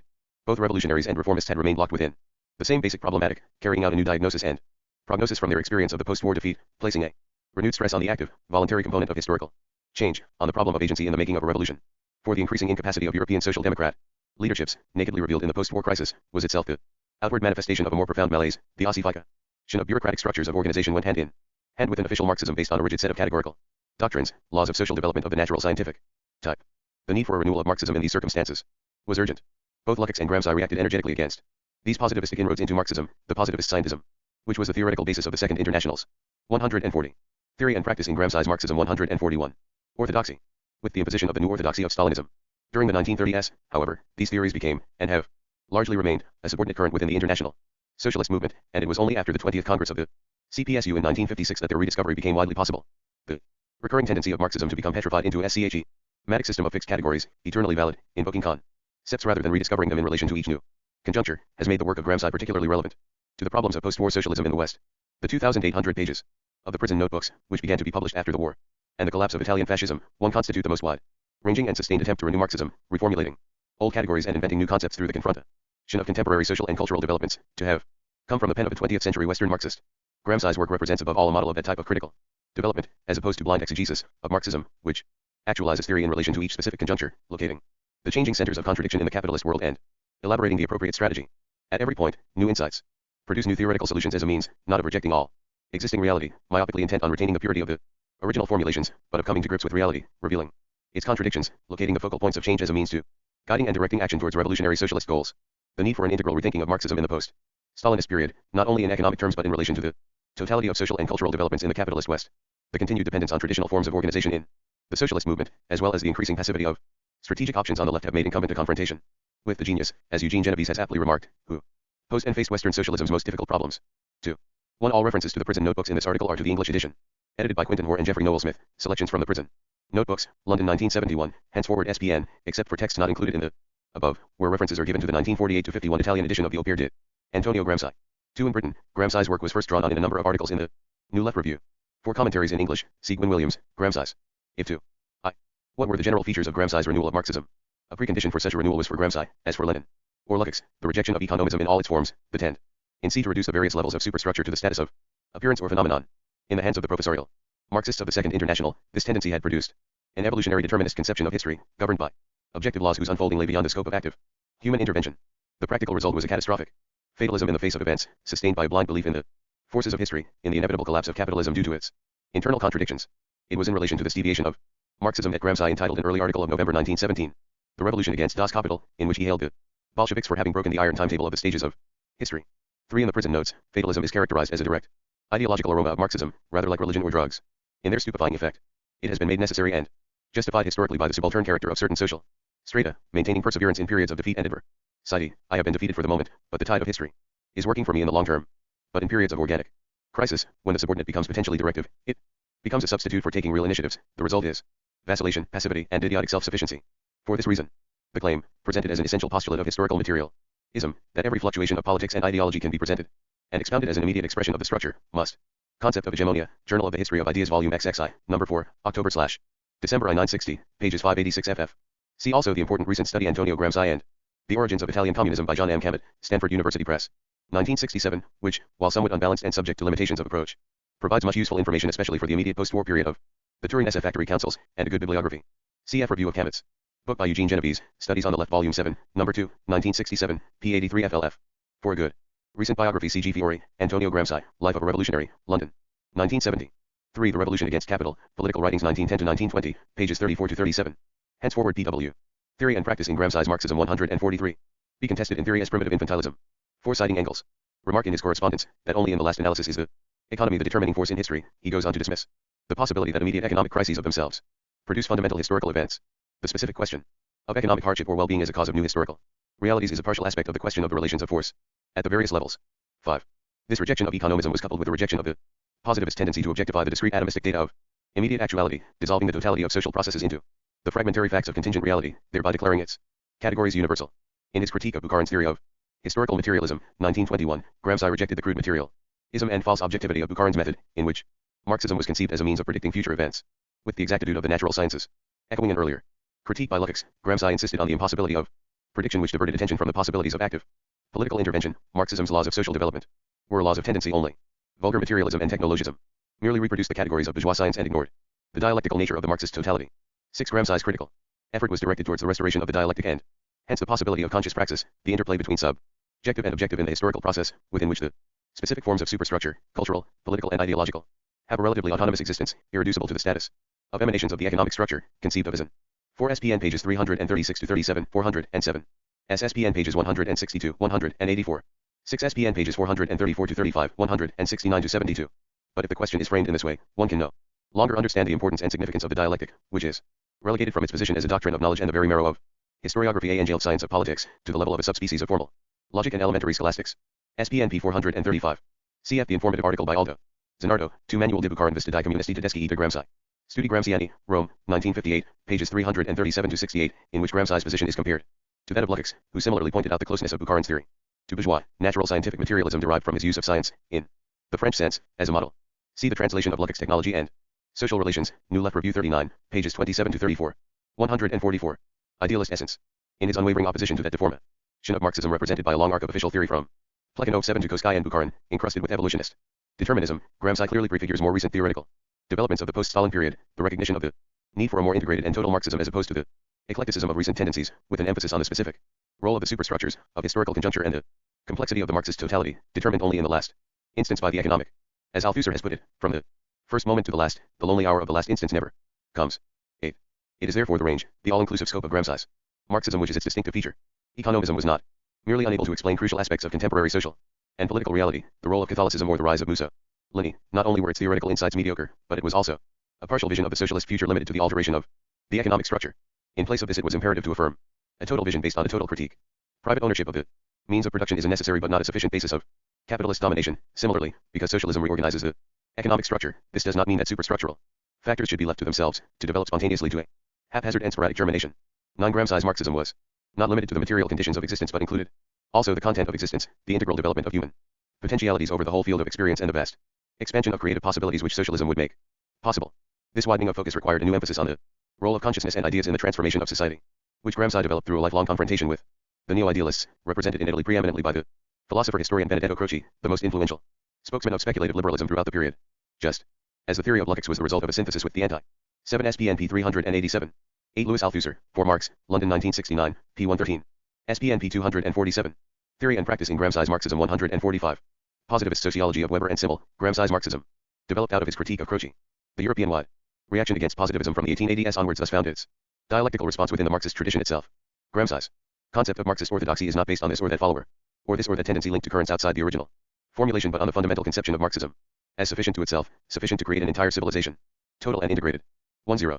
This integral Marxism was in turn made concrete by the Ender Mao's project. Gramsci set himself during his long imprisonment to rework, to actualize theory in relation to a specific national experience and culture in order to present a global critique and challenge to existing social reality. It was his refusal to apply schematic solutions to a particular effectual reality that made him underline the specificity of the conjuncture of forces, national and international, of which determine the form a crisis will take in any particular case and hence the strategy of the revolutionary move. Meant. In the prison notes he attacked closed and definitive systems, and added that the unity and systematic quality of a theory is to be found not in its external and architectonic structure but in its intimate coherence and fertile comprehension of each particular solution. 1 In his note against Byzantinism we read, identity in concrete reality determines identity of thought, and not vice versa.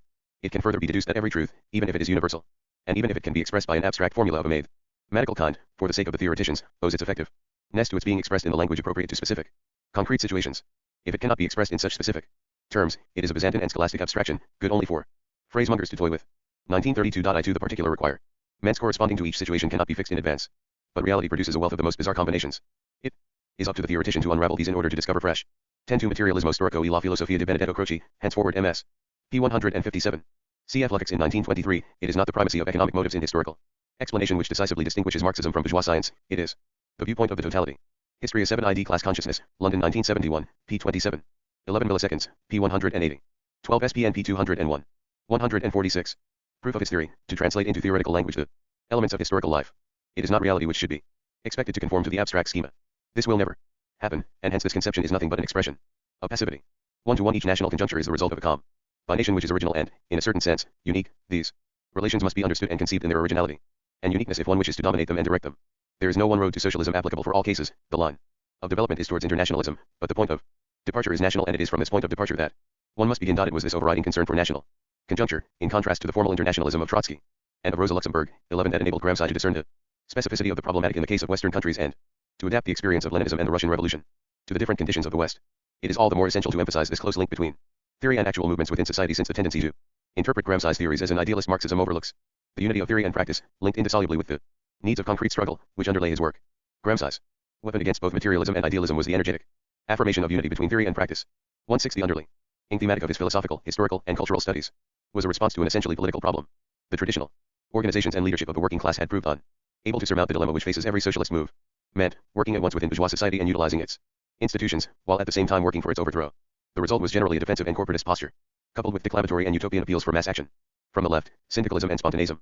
This was particularly true in the case of the maximalist leadership of the Italian Socialist Party, SI, which, in spite of its nominal allegiance to the 13 SPNP 250, 14 SPNP 240, 15 C. Nicholas Crasso, Trotsky's Marxism, New Left Review 44, p. 81, and 4. Gramsci's comments on Trotsky's internationalism, SPN pages 236-240-41. 16 milliseconds, p. 232. H. Theory and Practice in Gramsci's Marxism IFF.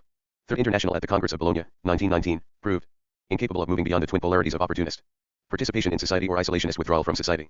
It therefore failed to come to grips with the situation of the post-war crisis, or to provide an active revolutionary leadership. The result was a fatal kind of inaction, barricaded behind old established positions and empty rhetoric. The same tendency towards isolationism was reproduced by the dominant faction of the Italian Communist Party, PCI, in the early period from its foundation at the Congress of Livorno in 1921. The sectarian abstentionism of the group led by Bordiga represented the same inability to intervene actively in the political arena, based on the same mechanistic assumptions that underlay the inaction of the PSI, and in glaring contrast to the policies laid down by the Comintern. Lenin had already condemned this left-wing communism in 1920. Comrade Bordiga and his left friends draw from their correct criticism of Turati and Co., the reformists, the wrong conclusion. Not only in the parliamentary field, but in all fields of activity, communism must introduce, and without long, persistent and stubborn effort it will be unable to introduce something new. In principle that will represent a radical break with the traditions of the Second International. 17 Gramsci's early opposition to the Psi leadership, culminating in the experience of the factory town. Sill's movement in Turin became after 1921 a struggle against the sectarianism of the early PCI, only one with his rise to leadership of the party in 1924. This position was again accentuated by the change of Comintern policy in 1929-30. During a series of political discussions with fellow prisoners in late 1930, he is reported to have strongly criticized the recrudescence of the old maximalist phraseology and the failure of the party to confront fascism. They do not know how to adjust the means to different historical situations. 1.8. Against this political background, the defeat of Italian socialism, Lenin, left-wing communism, and infantile disorder, Progress Publishers. Moscow, addenda pages 92-93, original italics. 18 Athos Lisa, Discussioni Politica con Gramsci in Carcera, Renascita XXI, 49. 1212. 64, pages 17-21, a report by one of Gramsci's fellow prisoners at Turin. 4. The early history of the PCI, see the recent and competent history by Paolo Spriano. Storia del Partito Comunista Italiano, Volume I, De Bordiga Gramsci, Turin, 1967. Cf. also Cabot, OPCIT, Chapter 8. 148. And the triumph of fascism, Gramsci's lasting achievement remains that of having overcome, both in theory and in his political practice, the sterile alternatives of participation and abstention. Through a radical redefinition of the essential problem, the nature of power in Western society, underlining the active work of politicization and mobilization of the masses, restoring the possibility of revolutionary initiative by a conscious political agency based on an ideological and political unity between the intellectuals and the masses making up the revolutionary bloc.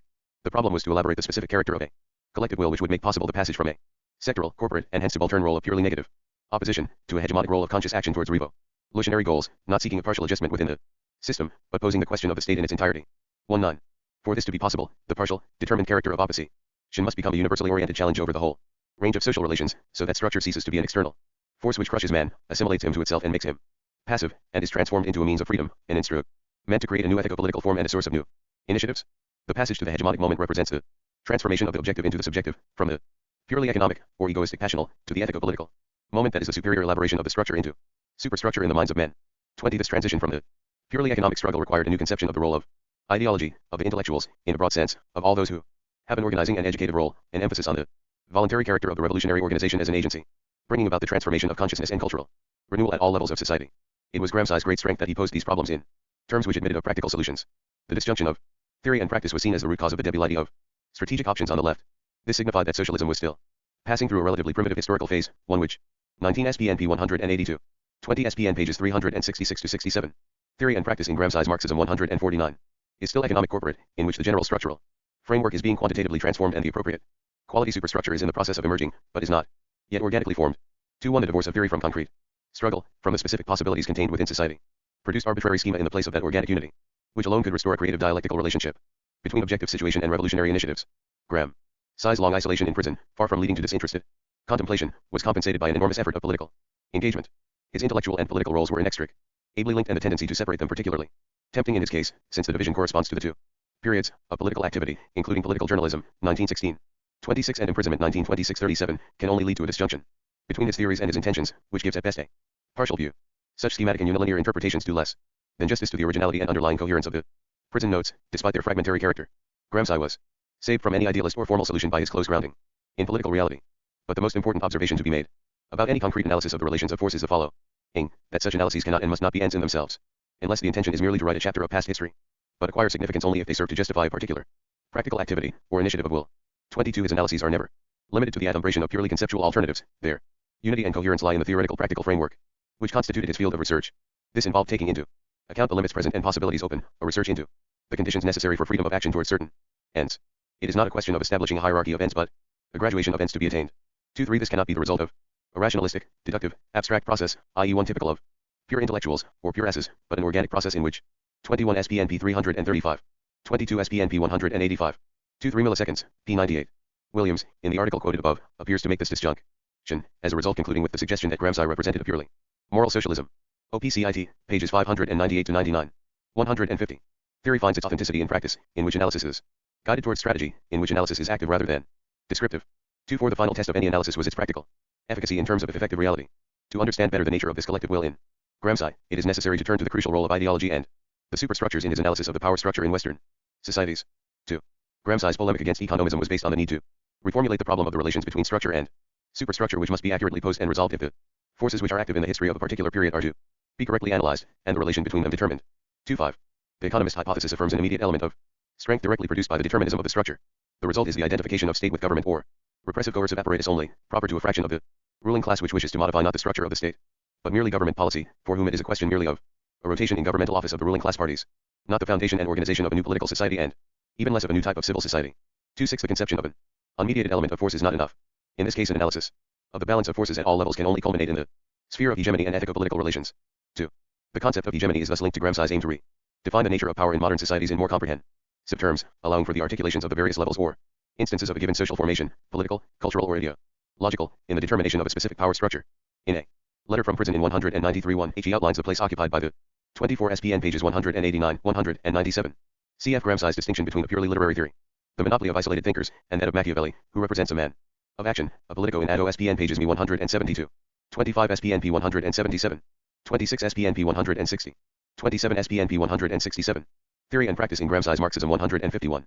Problem of intellectuals in his program of research, which entailed the further elaboration of the concept of the state as the equilibrium between political society, either dictatorship or coercive apparatus to conform the popular masses according to the type of production and economy of a given moment, and civil society, or the hegemony of a social group over the entire national society by way of the so-called private organizations, such as the church, the unions, the schools, etc. 2.8 The concept of state thus assumes a wider and more organic sense which includes elements which need to be referred back to the notion of civil society, in the sense that one might say that state equals political plus civil society, in other words hegemony protected by the armor of coercion. 29 The state becomes, in this wider sense, the state proper and civil society, or the entire complex of practical and theoretical activities with which the ruling class not only justifies and maintains its dominance, but manages to win the active consent of those over whom it rules. 3 The conception of power is thus extended to include the whole complex of institutions through which power relations are mediated in society, ensuring the political and cultural hegemony of a social group over the entire society. As the ethical content of the state. 31 The function of dominio, coercion, is complemented by that of diarchean, leadership by consent, as the two modalities or moments of power relations. The significance of Machiavelli in Gramsci's research lay, not only in his political realism, but in the double nature of his centaur, both beast and human, containing both degrees of force and consent, of authority and hegemony. 3.2 Gramsci's conceptual approach transcends the categories of political science and sociology. The state is no longer a mere apparatus of coercion, but itself has a retroactive influence in the sphere of civil society through this multiplicity of private associations, which are of two kinds, natural and contractual or voluntary, which 28 Letter to Titania, July 9, 1931.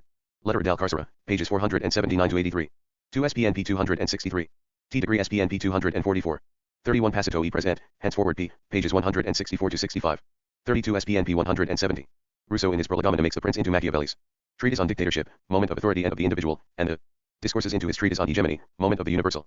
Rousseau's observation is correct, although there are allusions to the moment of hegemony or consent in the prince too, beside those to authority or force. SPNP 125. 152. Constitute the hegemonic apparatus of one social group over the rest of the population, or civil society, the basis for the state in the narrow sense of the governmental coercive apparatus. 33. In advanced capitalist countries the autonomous role of the superstructures is fully developed. The superstructures are an effective and operating reality. 3.4 While the various political and ideological formations correspond to the interests of the dominant class, they cannot be reduced to mere emanations or epiphenomena of the structure, and are susceptible to different historical forms and combinations which in turn react upon the structure. It is through this unity and multiplicity that it becomes possible, by the analysis of relations in forces within a determined historical situation, to establish the objective coordinates of the political struggle as a whole, taking account of the possibility of error or unforeseen results of actions on the part of the agent. 3.3 Gramsci makes a distinction between organic movements of the structure, which reveal its incurable contradictions, giving rise to relatively permanent groupings, whole classes within society, and potentially challenging the very existence of the superstructure, and occasional, immediate, almost accidental movements of conjuncture, which are limited to adjustments within the existing power structure. The failure to establish the precise dialectical relationship between these two leads to presenting causes as immediately operative which in fact only operate indirectly, or to asserting that the immediate causes are the only effective ones, and on the one hand to economism, on the other hand to ideologism, an exaggeration of the voluntarist and individual element. 3.6. On the basis of this general principle, he analyzes the various moments of the dialectic of structure and superstructure, from the basic social relations of production to political and organizational groupings. These depend on different degrees of homogeneity, organization, and political consciousness, from the elementary solidarity of the economic corporative phase to the wider solidarity of the class for itself, but still acting within the existing political juridical framework of society. Finally, the most distinctly political moment, which marks the decisive passage. JJSPN pages 244, 259, 264 to 265. 34 milliseconds, pages 236, 237. 35 SPN pages 166 to 67. 36 SPN pages 177-78. Theory and Practice in Gramsci's Marxism 153. From the structure to the sphere of the complex superstructures, in which a group surpasses the limits of its corporate interests. These become the interests of other allied and subordinate groups. The sectional interest is superseded and comes to propagate itself throughout society, bringing about not only a unison of economic and political aims, but also intellectual and moral unity, posing all the questions around which the struggle rages not on a corporate but on a universal plane, and thus creating a hegemony of a fundamental social group over a series of subordinate groups. 37 The political moment, in order to become universal, must move beyond interest, surpassing the economic categories of existing society, to constitute an integral challenge, political, cultural, ideological, a qualitative affirmation of the new social order. Hence the crucial role of ideology and the means by which consciousness is mediated in capitalist society, preserved and protected. behind the whole complex of institutions, private and public, which legitimize bourgeois dominance, rendering its values and definitions universal because accepted as the definitive values of society as such.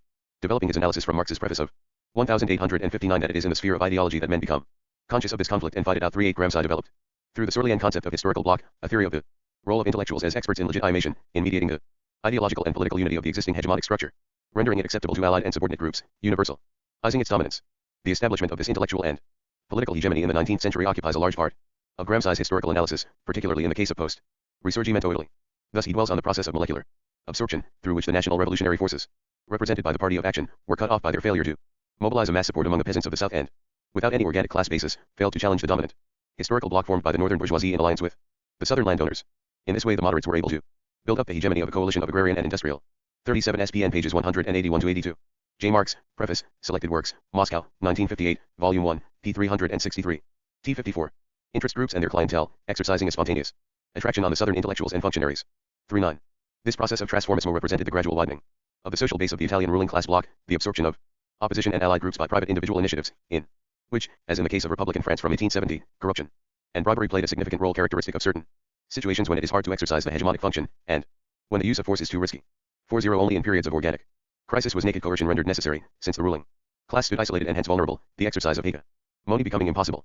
The resolution of such a crisis would depend on the forces available. The arbitration by a charismatic mediator claiming to represent the national interest, the Caesarist solution, was the result of a static stalemate. 4.1. This resort to the moment of force is a sign of great weakness. Normally the hegemonic equilibrium is characterized by a combination of force and consent, which balance each other reciproc. Ally, without force predominating excessively over consent. Indeed, the attempt is always made to ensure that force will appear to be based on the consent of the majority, expressed by the so-called organs of public opinion, newspapers and associations, which, therefore, in certain situations, are artificially multiplied. 4.2 In Western democracy the degree of institutionalization has made the superstructures peculiarly dense, and civil society has become a very complex structure and one which is resistant to the catastrophic incursions of the immediate economic element, crises, depressions, etc. 4.3 In his last report to the Party on the General Situation, before his arrest in 1926, Gramsci observed that in the countries of advanced capitalism, which are the keystones of the bourgeois edifice, the dominant class possesses political and organizational reserves, which it did. 39 SPN pages 55, 108 to 109. 40 SPN p. 80. The point is made in reference to the Third Republic in France. It equally applies to the Reform League in the 1868 election in England. See Royden. Harrison, Before the Socialists, 1965, Chapter 4. 41 SPN pages 219 to 20. Gramsci distinguishes between progressive and regressive Caesarism. He also refers to a degree of Caesarism within parliamentary regimes, the MacDonald Coalition of 1931 being a solution of this kind. 42 SPN p. 80. 44 SPN pages 235 to 38. Theory and practice in Gramsci's Marxism 155. Not possess, for example, in Russia. Even the gravest economic crises do not have an immediate repercussion in the political field. Politics always lag considerably behind economic development. In the more peripheral countries like Italy, the existence of large intermediate strata between capital and labor, with their own political and ideological influence, especially on the peasantry, creates further superstructural peculiarities.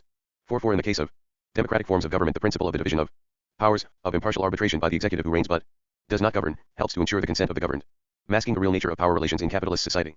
Behind a fight of formal and abstract, juridical, notions of citizenship. Under these conditions consciousness is mediated and fragmentary, refracted through the existing hegemonic apparatus of bourgeois direction, while conflict is regulated to ensure that disputes are kept within the narrow bounds of procedural promise, registered by the election vote. 4.5. These considerations imply, in terms of strategy, that the war of maneuver becomes progressively the war of position. Borrowing the military terminology of the First World War, Gramsci wrote, before 1870 society was still, so to speak, in a state of fluidity. There was a relatively rudimentary state apparatus, and greater autonomy of civil society from state activity. With increasing bureaucratization, the massive structures of the modern democracies, both as state organizations, and as complexes of associations in civil society, constitute trenches, and the permanent fortifications of the front in the war of position, against which an artillery attack only destroys the outer perimeter, leaving the defense line still effective. This is a problem specific to modern states, not to backward countries or colonies, in which the structures of national life are embryonic and loose, and incapable of becoming trench or fortress.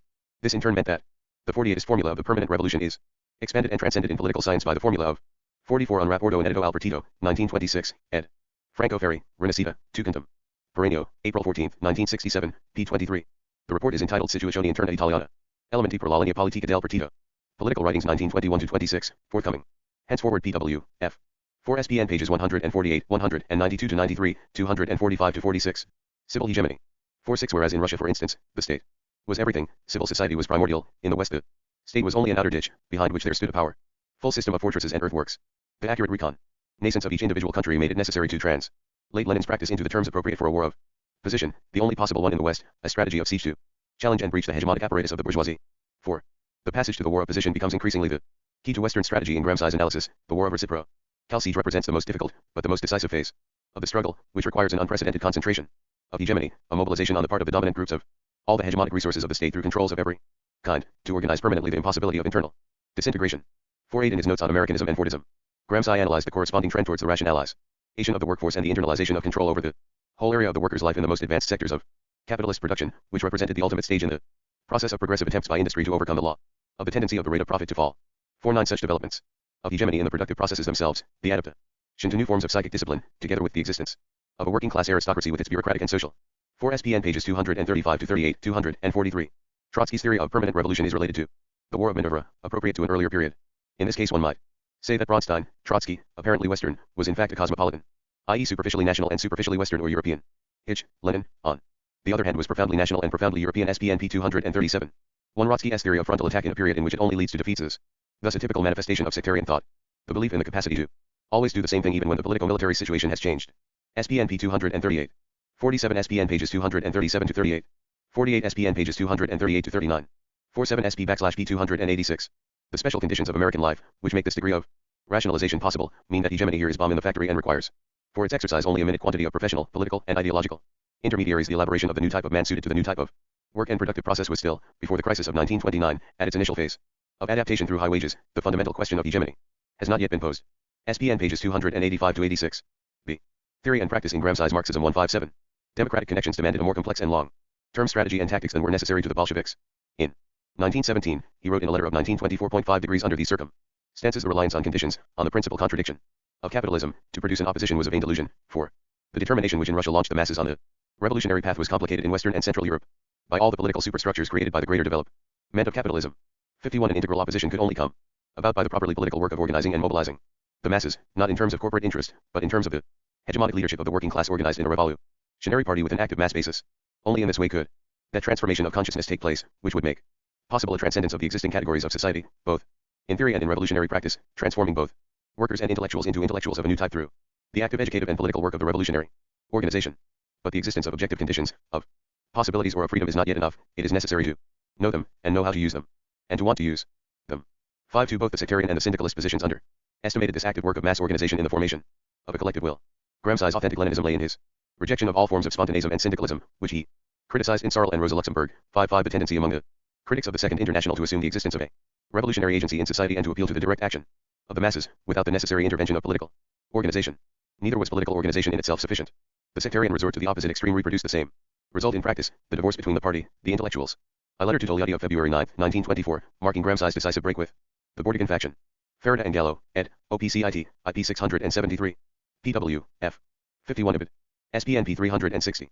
SI for Gramsci's critique of syndicalism, which is addressed to a subaltern group, which is prevented by this theory from ever becoming dominant, or from developing beyond the economic corporate stage and rising to the phase of ethical political hegemony in civil society. See SPN p. 160. For the critique of Luxemburg's theory of mass strike. See SPN pages 127, 233. And the masses, the failure to create that organic relationship, which alone could establish a revolutionary hegemony, overcoming the fragmentation created and sustained by the dominant bloc, and building a new coherence, capable of responding to the needs and aspirations of all exploited groups on a national scale. The politicizing of the worker meant the transcendence of his corporate interests as a wage earner, which are themselves determined by the capitalist wage relation. The proletariat, in order to be capable of governing, must rid itself of every corporatist residue, of every syndicalist prejudice or incrustation. 5.4.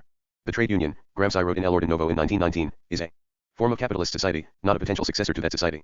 It organizes workers, not as producers, but as wage earners, i.e., as creatures of the capitalist, private property regime, selling the commodity labor. 5.5. The problem was therefore to develop institutions which would allow the worker to develop his autonomy. Mao's initiative as a producer. In the conditions of post-war Italy, the means of mobilizing the working class in turn as a revolutionary force was through the factory council movement, which represented the direct democratic control of the productive process by all the producers in the factory, the introduction of direct democracy of producers organized as an autonomous force. In the area of production itself, the one area where democracy was crucially denied in capitalist society, at work, was seen by Gramsci as the key to the future society, in which the producers become, instead of simple executors, agents of the process, from being cogwheels in the mechanism of capitalist production, become subjects. 5.6 Hammett shows in his study how the factor of council represented a means by which the workers could educate themselves as producers. It could not therefore be subjected to the trade union and bureaucracy, but had to be organized on an autonomous basis. The tendency to see the factory councils movement as a form of syndicalism ignored their role as a politic ally educative institution. 5.7 The proletarian dictatorship can. As for La Questione Meridionale, 1926, Ferrada and Gallo, OPCIT. I. P. 805. Cf. Letter de Gramsci al Comitato Central del PCUS Nel 1926, Renascita 22, 1964. Reprinted in Ferrada and Gallo ed. OPCIT, Volume I, pages 824-25. PW, F. 55 Syndicalism and the Councils, PW pages 109 to 13. 56 PW pages 142 to 46, 260 to 64. 7 Camet, OPCIT, pages 79 to 88. Sarl expressed his admiration of the movement. For a syndicalist interpretation C. N. Maduxi, Partito e Concilio de Fabricanal. Theory and practice in Gramsci's Marxism e. Only be embodied in a type of organization that is specific to the activity of producers, not wage earners, but slaves of capital. The factory council is the nucleus of this organization, 5/8 the means by which the proletariat can educate itself, gather experience, and acquire a responsible awareness of the duties incumbent upon classes that hold the power of the state. 5/9 In his report of July 1920 to the Comintern, Gramsci described the Turin councils as shifting trade union struggle out of its narrowly reformist and corporatist framework up to the level of revolutionary struggle, control over production and proletarian dictatorship. This meant the direct control of the councils by the producers themselves, not by the upper echelons of the trades union bureaucracy. 60.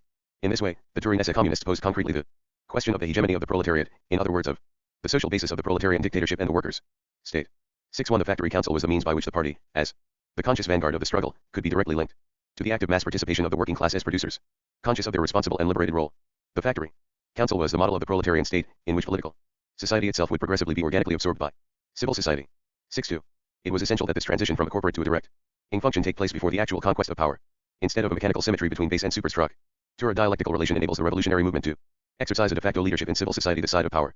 A social group can, and indeed must, already exercise leadership before winning governmental power. This indeed is one of Pensiero de Gramsci, to Mulino 4, April 4, 1955, pages 350 to 59. Gramsci traced the defeat of the German revolutionary movement to the failure to move outside the traditional institutions of the working class, imposing external controls on the workers. Hence the revolution was shackled and domesticated. The party and the revolution, PWP 143. 88 Union and Councils, PWL pages 98-102. Asterisk Syndicalism and the Councils, PWP 109 to 113. 60 The Turin Factory Councils Movement, PWP 316. The dispute between Gramsci and Angelo Tosca was over this issue, of the autonomous role of the councils. See PW pages 239 to 99 for the relevant texts. 61 Alcuni Temi della Questione Meridionali, 1926, Ferrata and Gallo ed. OP at I. P. 799. PW, F. 62 Unions and Councils, the Turin Factory Council Movement, YPP. 98-102, 31020, SPNP 260.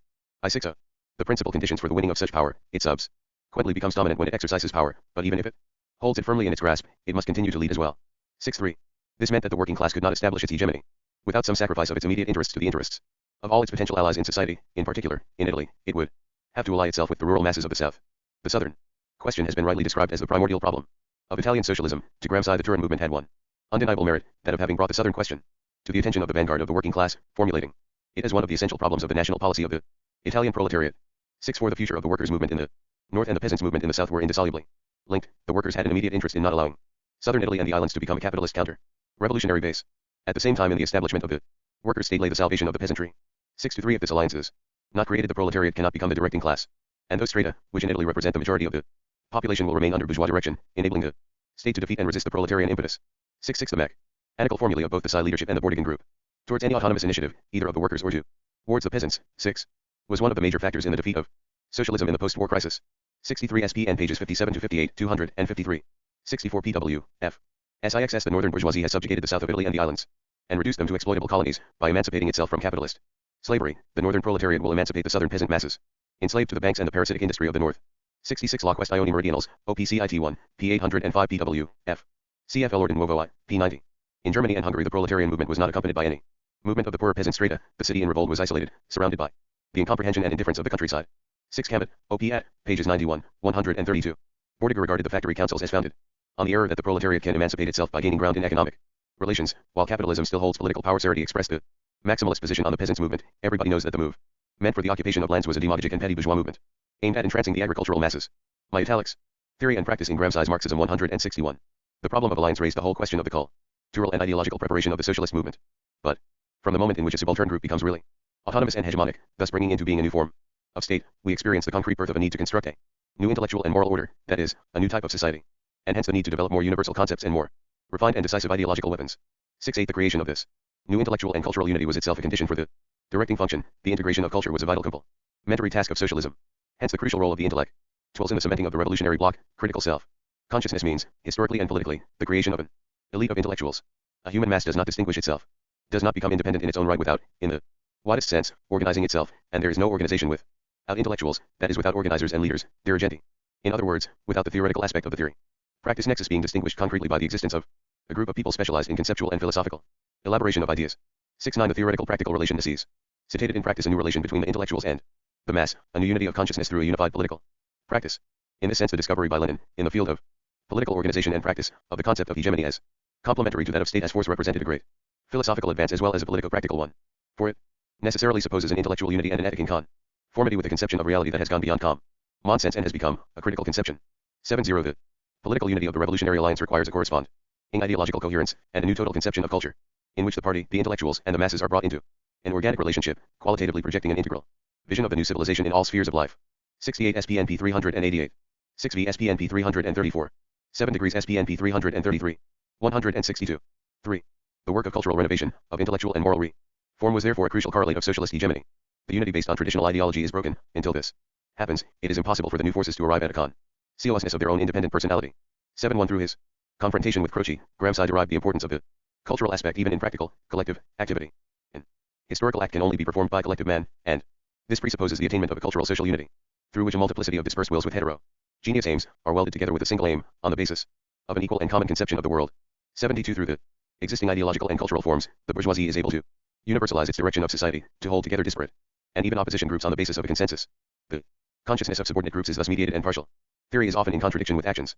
This is not due to self-deception, an explanation which would apply to individuals, but to the uncritical borrowing of conceptions which holds together a specific social group. It influences the direction of will, with varying efficacy but often powerfully enough to produce a situation in which the contradictory state of consciousness does not permit of any action, any decision, or any choice, and produces a condition of moral and political passivity. Trademark hence the vital importance of the critique of existing culture and ideology, not in the sense of negation, but revealing its partial nature, the universality of which, now distorted in metaphysical terms, will be realized in the passage to socialism. Trademark through this process of demystification on the intellectual level, the fragmentary state of common sense gives way to critical self-consciousness, and the old collective will becomes dissolved into its contradictory elements, giving rise to a new cohesion. Trademark 71 SPNP 136, 72 SPNP 349, 73 SPN pages 327, 333, SPN pages 405, 407. Many idealist conceptions, or at least certain aspects of them which are utopian during the reign of necessity, could become truth after the passage, etc. 75 SPN pages 195, 323 to 25. Theory and practice in Gramsci's Marxism. I6J. Gramsci's emphasis on the educative aspect of socialism, achieving through the mass transformation of consciousness the creation of a new civilization, a universal and integrated culture, is developed from the earliest of his articles in the Turin SS Socialist Weekly Tundo del Popolo, which he edited from 1917 to 1918. In contrast to the anti-intellectualism of Bordiga, one does not become a socialist through education, but through the real necessities of the class to which one belongs, or the traditional socialist populism of the previous editor, Maria Giudici. When the masses feel in a socialist way, they will act in a socialist way. 76 Gramsci's lucid and Socratic articles were aimed at educating the worker to his role in the leadership of the revolutionary struggle. Journalism became in his hands a means of elaborating, making to think concretely, transforming, homogenizing according to an organic process which leads from simple common sense to systematic and coherent thought. 77 In part this emphasis was a product of his own experience as a scholar from Sardinia, one of the most backward provinces in Italy, and the enormous intellectual effort it had required to overcome a backward way of life and thought, such as that of a Sardinian at the beginning of the century, to reach a way of life that is no longer restricted to the region and the village, but is national. 78 Even more important, however, was the fact that he was well placed, as a provincial newcomer in the most industrialized city in Italy, to observe the borrowing of conceptions in the corporatist and exclusive socialism of the Psi leadership, which looked upon the South as the backland, an obstacle to economic progress and source of cheap labor. 79 Italian socialism had suffered the sad fate of being approximated to the most arid, sterile thought of the 19th century, to positivism.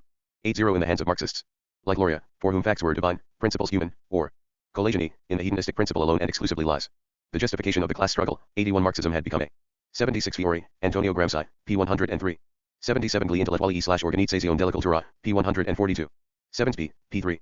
79 CF Fiore, OPCIT, pages 93 to 95. 80 Bergsoniano. L'Ordine Nuovo, January 3, 1921. 8 Santarelli, E. La Rivoluzione del Marxismo in Italia, Milan 1964, pages 34, 36. The astute Prime Minister, Giolitti, in a speech to the Chamber of Deputies, April 18, 1911, declared that the Socialist Party had so moderated its principles that Karl 164. Drab evolutionism in the dress then a low mode / to Gramsci. This tendency was especially dangerous since it sanctified the corporatism of the socialist movement. Every revolution, he wrote in 1916, has been preceded by an intense labor of criticism, by the diffusion of culture and the spread of ideas, and he added, we need to free ourselves from the habit of seeing culture as encyclopedic knowledge, and men as mere receptacles to be stuffed full of empirical data and a mass of unconnected raw facts, which have to be filed in the brain as in the columns of a dictionary, enabling their owner to respond to the various stimuli from the outside world. This form of culture is really dangerous, particularly for the proletariat. 82 Gramsci's struggle against positivism was at the same time a struggle for the unity of the revolutionary bloc. The first task of the Turin SS communists was that of changing the political orientation and general ideology of the proletariat itself, as a national element, which lives inside the complex life of the state and undergoes unconsciously the influence of the schools, the newspapers, of the bourgeois tradition. The Socialist Party had given its blessing to the whole Southernist literature of the clique of so-called positivist writers. Once again, science had turned to crushing the wretched and exploited, but this time, it was cloaked in socialist colors. 8.3. The development of a revolutionary consciousness required a new emphasis on the role of ideas in changing the objective reality of external phenomena. While Gramsci's early intellectual formation took place under the aegis of neo-idealism, he underlined his complete break with this tradition, in terms of a radical historicism, shorn of transcendental and ahistorical categories, to confront Croce's speculative historicism, in which history becomes a formal history, a history of concepts, and in the last analysis an autobiographical history of the thought of Croce, it was necessary to reduce it to its real significance as an immediate ideology, divesting it of the brilliance with which it is accredited as a manifestation of serene and impartial thought, situated far. Marx has been relegated to the attic. Ibid. p. 33n. For the influence of positivism on the reformists, especially Durati, see Lelio Basso, Durati, Il Reformismo y la Via Democratica, Problemi del Socialismo, February 1958. 82 pw pages 10, 12. My italics. S. La questione meridionale, Ibid. p. 800 pw, f. On the positivist literature. Sustaining the belief in southern backwardness and inferiority, see SPN p. 71. Theory and practice in Gramsci's Marxism 165. Above the miseries and contingencies of daily life, in disinterested contemplation. 8.4 Croce represented the late Pope of bourgeois hegemony, comparable to the position of Erasmus in relation to the Reformation. The failure of the idealists lay in the exclusiveness of their ideas, in not having known how to create an ideological unity between the elite and the masses, between the intellectuals and the masses. Their conception of education lacked any organic character, it resembled the first contacts of English merchants and the Negroes of Africa. 8.1 The ultimate failure of idealism was the divorce of theory from the real struggles of history, through which history became reduced to an arbitrary and abstract schema. Gramsci's method, in combating both idealism and crude materialism, was the logical point at which every conception of the world makes the passage to the morality appropriate to it, when contemplation becomes action, and every philosophy becomes the political action dependent on it. In other words, it is the point at which the conception of the world, contemplation, philosophy become real, since they now aim to modify the world and to revolutionist praxis. One could say therefore that this is the central nexus of the philosophy of praxis, the point at which it becomes actual and lives historically. That is socially and no longer just in the brains of individuals. When it ceases to be arbitrary and becomes necessary, rational, real. 8.6 This emphasis on the practicity of theory, the intentionality of philosophy, is directed above all to the practical problem of the mass diffusion of Marxism as a world conception. The many references to philosophy passing into real history have this polemical indicative sense. Althusser has recently suggested, on the grounds of the latent tendency of every historicist problem. 84 For Gramsci's early idealism, see the article of 1918, Mystery della Cultura e della Poesia, Scritti Giovanili, pages 325 ff, in which the essentials of Marxism are traced to philosophical idealism, and history appears as the teleological becoming of a proletarian consciousness subject. This is possibly the closest Gramsci came to the idealist position of Lukács in history and class consciousness. Cf. N. Palantzas. Marxism in Great Britain, New Left Review 43, pages 60-61. For the critique of Croce, see MS pages 174, 189, 191, 217, 221. While Croce's instrumental value is recognized for having drawn attention to the cultural front as essential, it is necessary to carry out with regard to Croce's conception the same reduction that Marx carried out for the Hegelian conception, p. 199. See also Babaio, N. Nota. Sola Dialectica in Gramsci, Studi Gramsciani, Rome, 1958, p. 81. 85 SPN pages 330-31, 392-94. SPN p. 369. I-66.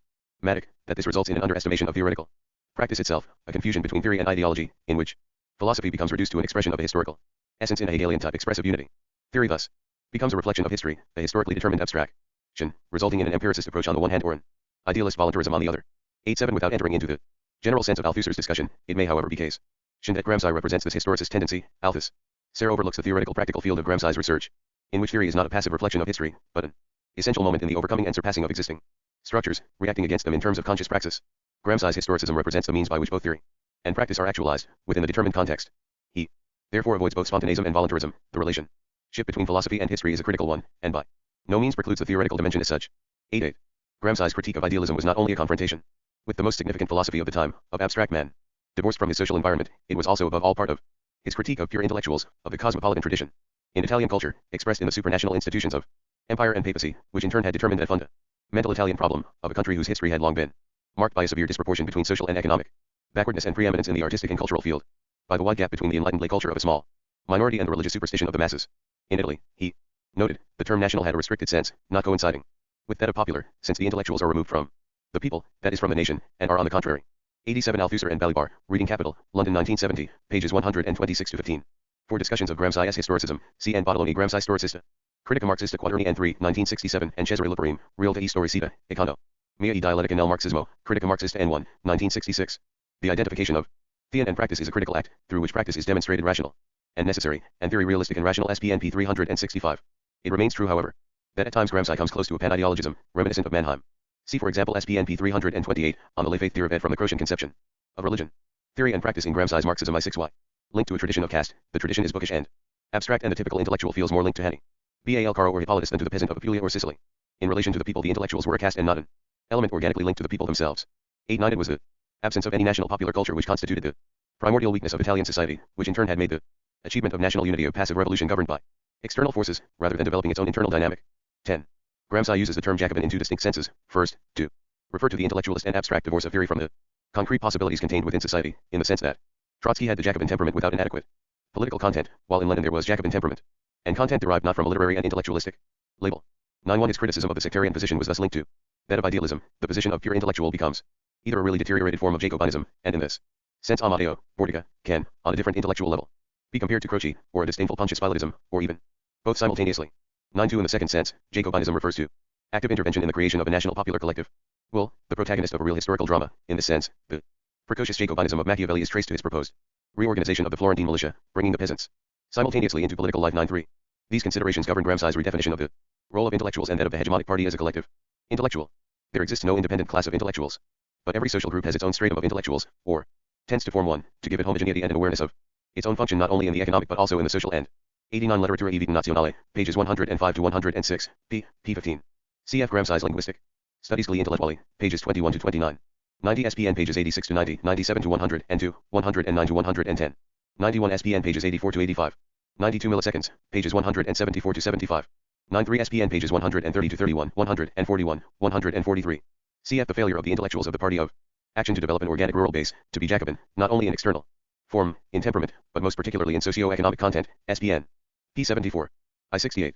Political fields. The capitalist entrepreneur creates alongside himself the industrial technician, the specialist in political economy, the organizers of a new culture, of a new legal system. 94.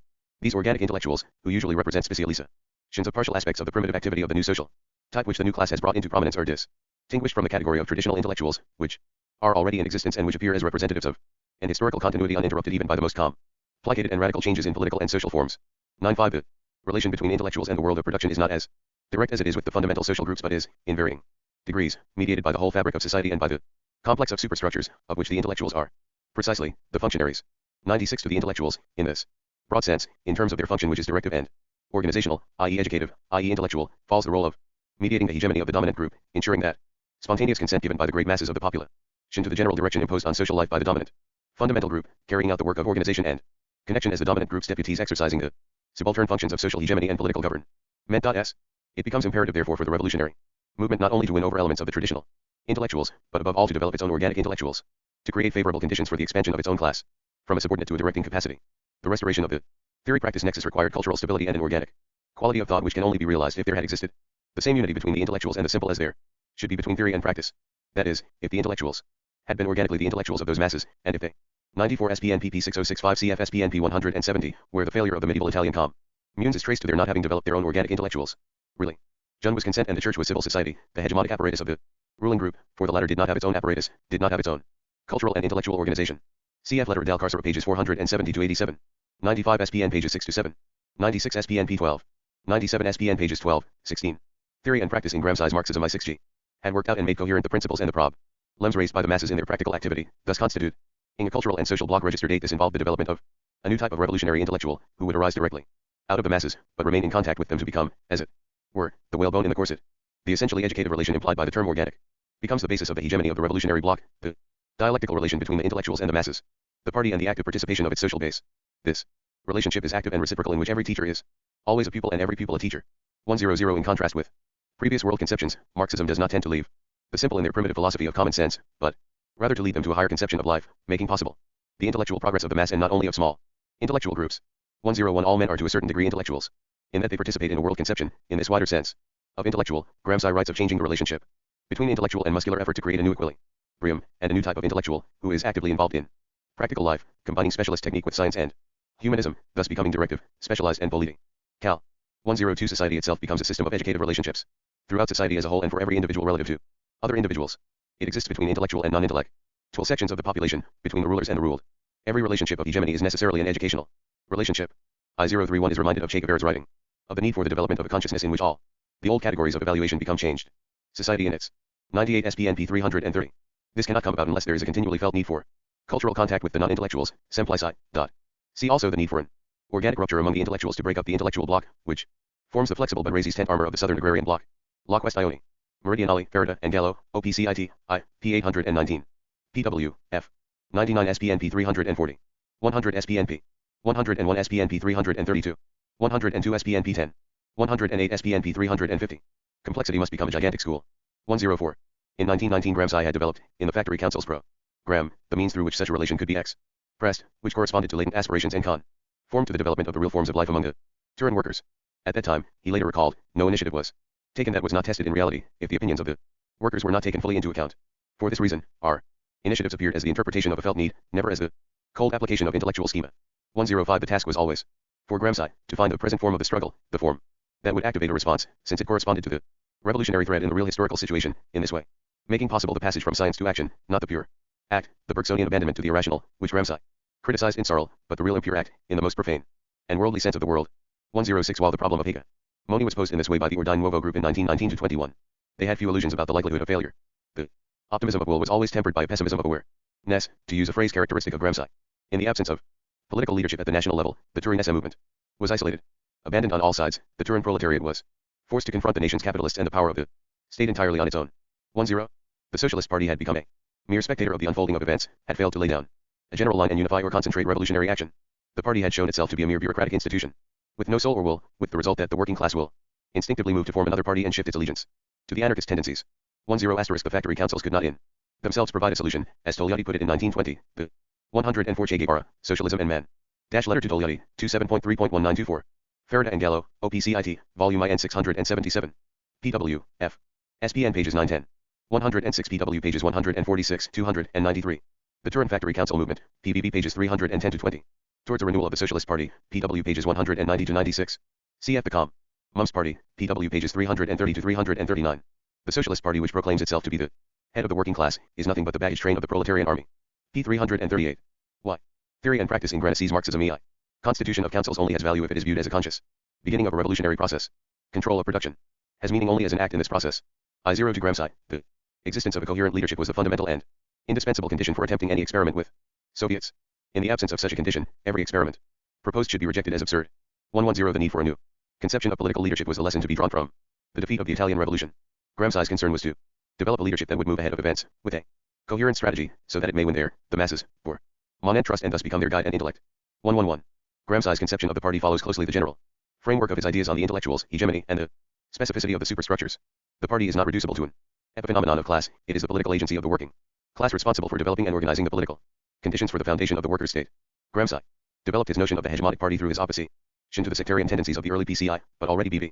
1921, he wrote, an association can be called a political party only insofar as it has succeeded in making concrete its own notion of the state, in concretizing and diffusing among the masses its own program of government, organizing in terms of practice, that is within determined conditions, in relation to real men and not abstract phantasma, a state. 11 To his long struggle against sectarianism was due to the fact that the party was not conceived as the result of a dialectical process, in which the spontaneous movement of the revolutionary masses and the organized and directive will at the center converge, but only as something nourished on air, which develops in itself and by itself. The result was passivity and inaction, the failure to intervene actively in the work of building up the ideological and political unity of the revolutionary class and its allies. In the modern world, a party is such, integrally, and not, as happens, a fraction. 0 S. Camet, OPCIT, P82. 110 PWP 195.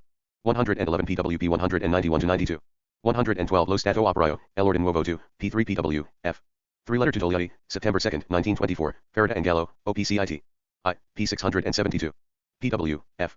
Of a larger party, when it is conceived, organized, and led in ways and in forms such that it will develop integrally into a state, an integral state, and not into a government technically understood, and into a conception of the world. 114 The hegemonic party is based on a continually progressing dialectic between the proletariat and its conscious vanguard, an active, reciprocal relationship that by far surpasses the categories of the benign, democratic and the totalitarian interpretations of many commentators, vitiated by the language of Cold War ideology. Lichtheim, for example, in his summary treatment, claims that his, Gramsci's, own approach was quite consistent with the totalitarian assumption that revolutions are made by elites. 11.5 Yet no reading of Gramsci, however casual, could support such an assertion. All his opposition to sectarianism was precisely directed against any tendency in the party towards authoritarianism or party vanity, against the error of regarding as self-sufficient the organization itself, which meant only to create an apparatus of functionaries who would be orthodox towards the official conceptions. 116 In the face of Stalinism, his strictures against party bureaucracy in the prison notebooks have an unambiguous ring. The bureaucratic tendency represents a most dangerously hidebound and conservative force. If it ends up by constituting a compact body and feels itself independent of the mass of members, the party ends by becoming anachronist, and at moments of acute crisis it is voided of its social content. 117 And writing of the unhealthy manifestations of bureaucratic centralism. SPNP 267. 115 cf. Also, Gramsci developed a doctrine more totalitarian than that of his jailers. SCC, George Lichtheim, Marxism, A Historical and Critical Study, 1961, pp. 368-69 or H. Stuart Hughes in Consciousness and Society, 1959, who writes, as so often in Gramsci's writings, a totalitarian thought was clothed in liberal guise. p. 101, a slightly more subtle variant. For a typically benign interpretation cg. Tumberno, Antonio Gramsci, La Vita, Il Pensiero, Baccioni, Bari, 1963. 6 Ferrata and Gallo, OPCIT. I. p. 671. 117 SPNP 211. For Gramsci's political position in prison in the Earl 1930s, see. The testimony of his brother Gennaro Gramsci in Fiore, pages 252-53, Athos Lisis. Report, published in Recita I 2.12. 1964, and Giuseppe Sirius's testimony, in which Gramsci is described as combating those abstract mechanical, anti-Marxist positions, which were based on the misery factor. In Lisa's report, Gramsci puts forward the need for a hegemonic alliance against fascism, without winning over these allies, the proletariat is precluded from any serious revolutionary movement. Fiore, p. 256.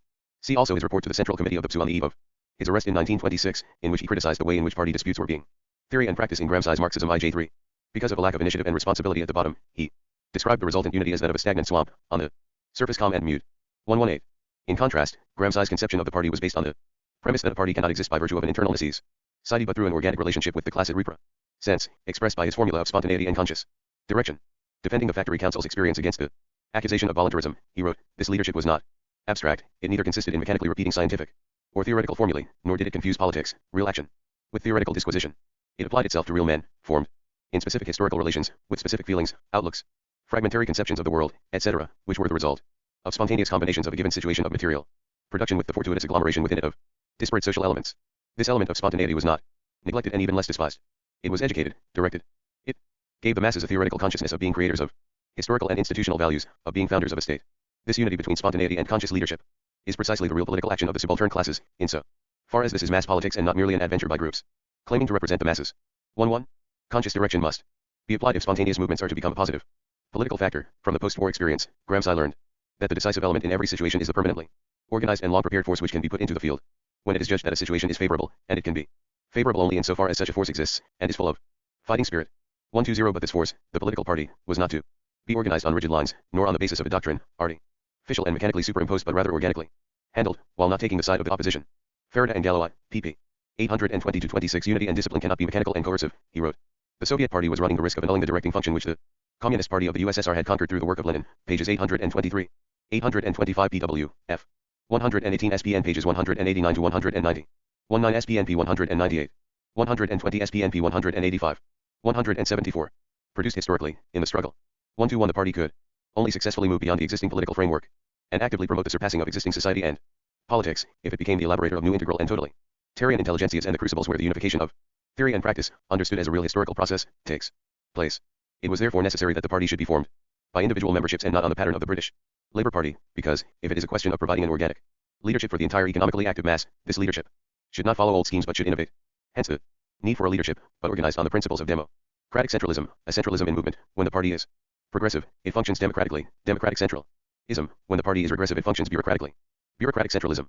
122. Only as an organism in perpetual movement, rather than a rigid structure, a continual adaptation of the organization to the real movement, a matching of thrusts from below with orders from above, which ensures continuity and the regular accumulation of experience, could the party, while it juridically neither rules nor governs, represent nevertheless a de facto power, and exercise the hegemonic function and hence that of holding the balance between the various interests.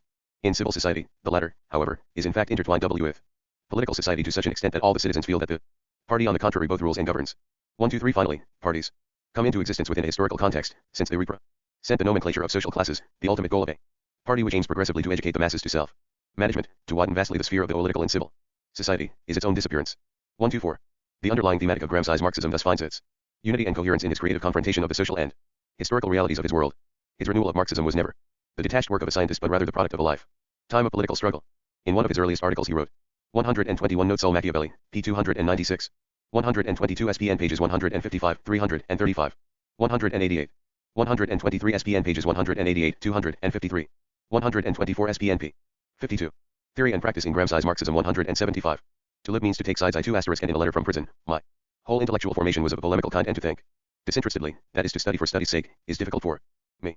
Only occasionally, I manage to forget myself and find, so to speak, the interest in things in themselves to apply myself to their analysis. Normally I have to move from a dialectical standpoint, otherwise I feel no intellectual stimulus. 126. The result was a Marxism adapted to the actual problems and needs of the Italian struggle.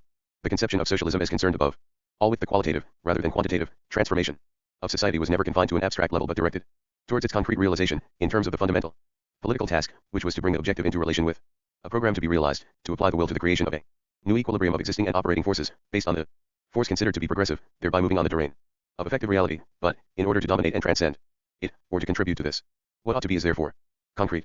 127 In spite of imprisonment and appalling conditions, illness and isolation, Gramsci remained in a real sense a political activist. Like that other exile from political life, Machiavelli, his armies were only armies of words, and he was reduced to showing concretely how the historical forces ought to have acted in order to be effective. 128. Gramsci has recently been called the theoretician of revolution in the West. 1-2. Certainly it is true that no Marxist has confronted with such lucidity the problem of organizing and sustaining a socialist movement in the conditions of advanced capitalism. While it would clearly be against his whole spirit to adopt his ideas uncritically in a new and different context, the unity and range of his Marxism, the absence of fixed categories in his work, its practical and active rather than passive approach, still constitute a vital source for the corresponding development of an often take British or American Marxism and the renewal of the socialist movement in the Anglo-Saxon world. Z.S. Scritigio Vanilli, p. 78. See also the article Indifference, p.w. pages 17 to 18. 126 Letter del Carcera, p. 390. 1-2. SPN pages 171 to 72. 128 SPN p. 173. Eugenio Guerin Antonio Gramsci nella cultura italiana, studi. Gramsciani, Rome, 1958. 2. Achilleto, un teorico della rivoluzione in Occidente, Rinascita, 14. April, 1967, pages 25 to 27. Sartre and Marx. André Gortz. A Marxist can approach the critique of dialectical reason, the most recent of Sartre's works, in a number of ways. It would be possible to write a historico-critical essay on the complex dialectical relationship between Sartre and Marxism as a movement. Equally, it would be possible to write an essay on the history of philosophy which discussed Sartre's place in contemporary thought, showing the internal logic which led a philosopher whose starting point was the cogito of Husserl to move beyond this, towards dialectical materialism, and studying the validity of this development and its compatibility with Marx's method itself. 1. Finally, and best of all, it would be possible to do both at the same time, using the regressive-progressive method which Sartre himself recommends. In this case, one would start from Sartre's work as the singular enterprise of an individual, and then proceed to situate it in the historical context which conditioned it, showing how Sartre grappled with the problems of his time in general and Marxism in particular. This would provide a critical reconstruction of his own particular way of surpassing his problems and of being surpassed by them. So far, none of these three possible approaches has been attempted by Marxist scholars. Whether in France, in Italy or elsewhere, most of them have postulated from the outset that Sartre must be an idealist since he has not repudiated his early work and its phenomenological method. And some have tried to prove this postulate by taking issue with the Sartrean vocabulary. One in SPTE of its embryonic character and limited scope, Nicolas Balances' La Critique de la raison dialectique et le droit, Archives de philosophique du droit, tome X, Syrie, Paris 1965, is a very interesting attempt of this kind. 176. Sartre and Marx I 77. Let us, therefore, define the aim and method of Sartre's work, before examining how it is related and what it adds to contemporary Marxist thought. The aim of the critique is to found dialectical materialism as a method and to define the sector of being to which it is applicable. It is not as such an attempt to apply it practically in a specific field of inquiry. Put another way, the structures, notions, and categories which are brought into play in the critique are not yet operational, but pertain to the critique of a method which has been applied empirically by Marxists with success, without becoming conscious of itself and its own possibilities. The attempt to found dialectical materialism is indubitably related in all sorts of ways to the work of the later Husserl. Husserl said of science in his time, it has become unable to account for itself. The judgment is valid a fortiori for the human sciences, and for dialectical materialism. Scientific praxis, by failing to question its own status, and by claiming to put lived experience in parenthesis, has become opaque to its own practitioners. Man absents himself from the science he produces and it sheds no light on him. The sciences which study man take him for their object, ignoring the fact that the object is itself the subject. As a man of science, inquiring into it, they thereby prevent themselves from ever giving an account of their own potentialities. Finally, just as the man of science cannot understand himself from the point of view of the sciences which study man, so Marxism has been unable to explain Marxists. In other words, Marxists become unable to explain themselves. Husserl, writing in La Crise de Sciences Européennes, remarked, "We lack the real awareness by which the cognitive subject could account for itself, not only in its effective actions and innovations, but also in the dimensions whose meaning is obscure and sediment, the underlying presuppositions of its instruments, notions, propositions and theories. Do not science and the scientific method today resemble a precision machine, a machine which is obviously rendering useful service, and which anyone can learn to manipulate correctly, without having the least idea of its basis and necessity? The scientific method, having developed into the progressive accomplishment of a job, is a technique which can be transmitted, but which does not thereby necessarily transmit its true meaning. Thereafter theoretical work can only I-78 dominate the infinity of its themes by an infinity of methods, and an infinity of methods only by meaninglessly technical thought and activity. It is for this reason that theory can only remain genuinely and pristinely meaningful if the man of science has developed the capacity to return to the original meaning of all his ideas and methods, to their basis in history. In order to provide a basis for the possibility of authentic knowledge, Husserl sought to rid scientific thought of objectivism, and the psychologism, epiphenomenalism, dogmatism, and skepticism which resulted from it by restoring to it our original experience of the world as we live it. Sartre's efforts to provide a basis for dialectical reason are close to those of Husserl, at least at first sight. The dialectic has no basis unless it first has experience of itself as a double movement in knowledge and in being, 2. Man and nature. Unless it is irrefutably confirmed in the unity of experience as deriving from individuals, as the logic of action, we can only speculate or make dogmatic assertions about the existence of a sector of dialectical intelligibility. The kind of dogmatism which asserts the a priori existence of a dialectic of nature and wishes to make human history into no more than a specific variant of natural history inevitably ends in skepticism. If human history is only one section of a much vaster and enveloping totalization and is ruled by the supposed finality 7 of developments in nature, then its truth lies outside itself and there can be no authentic knowledge.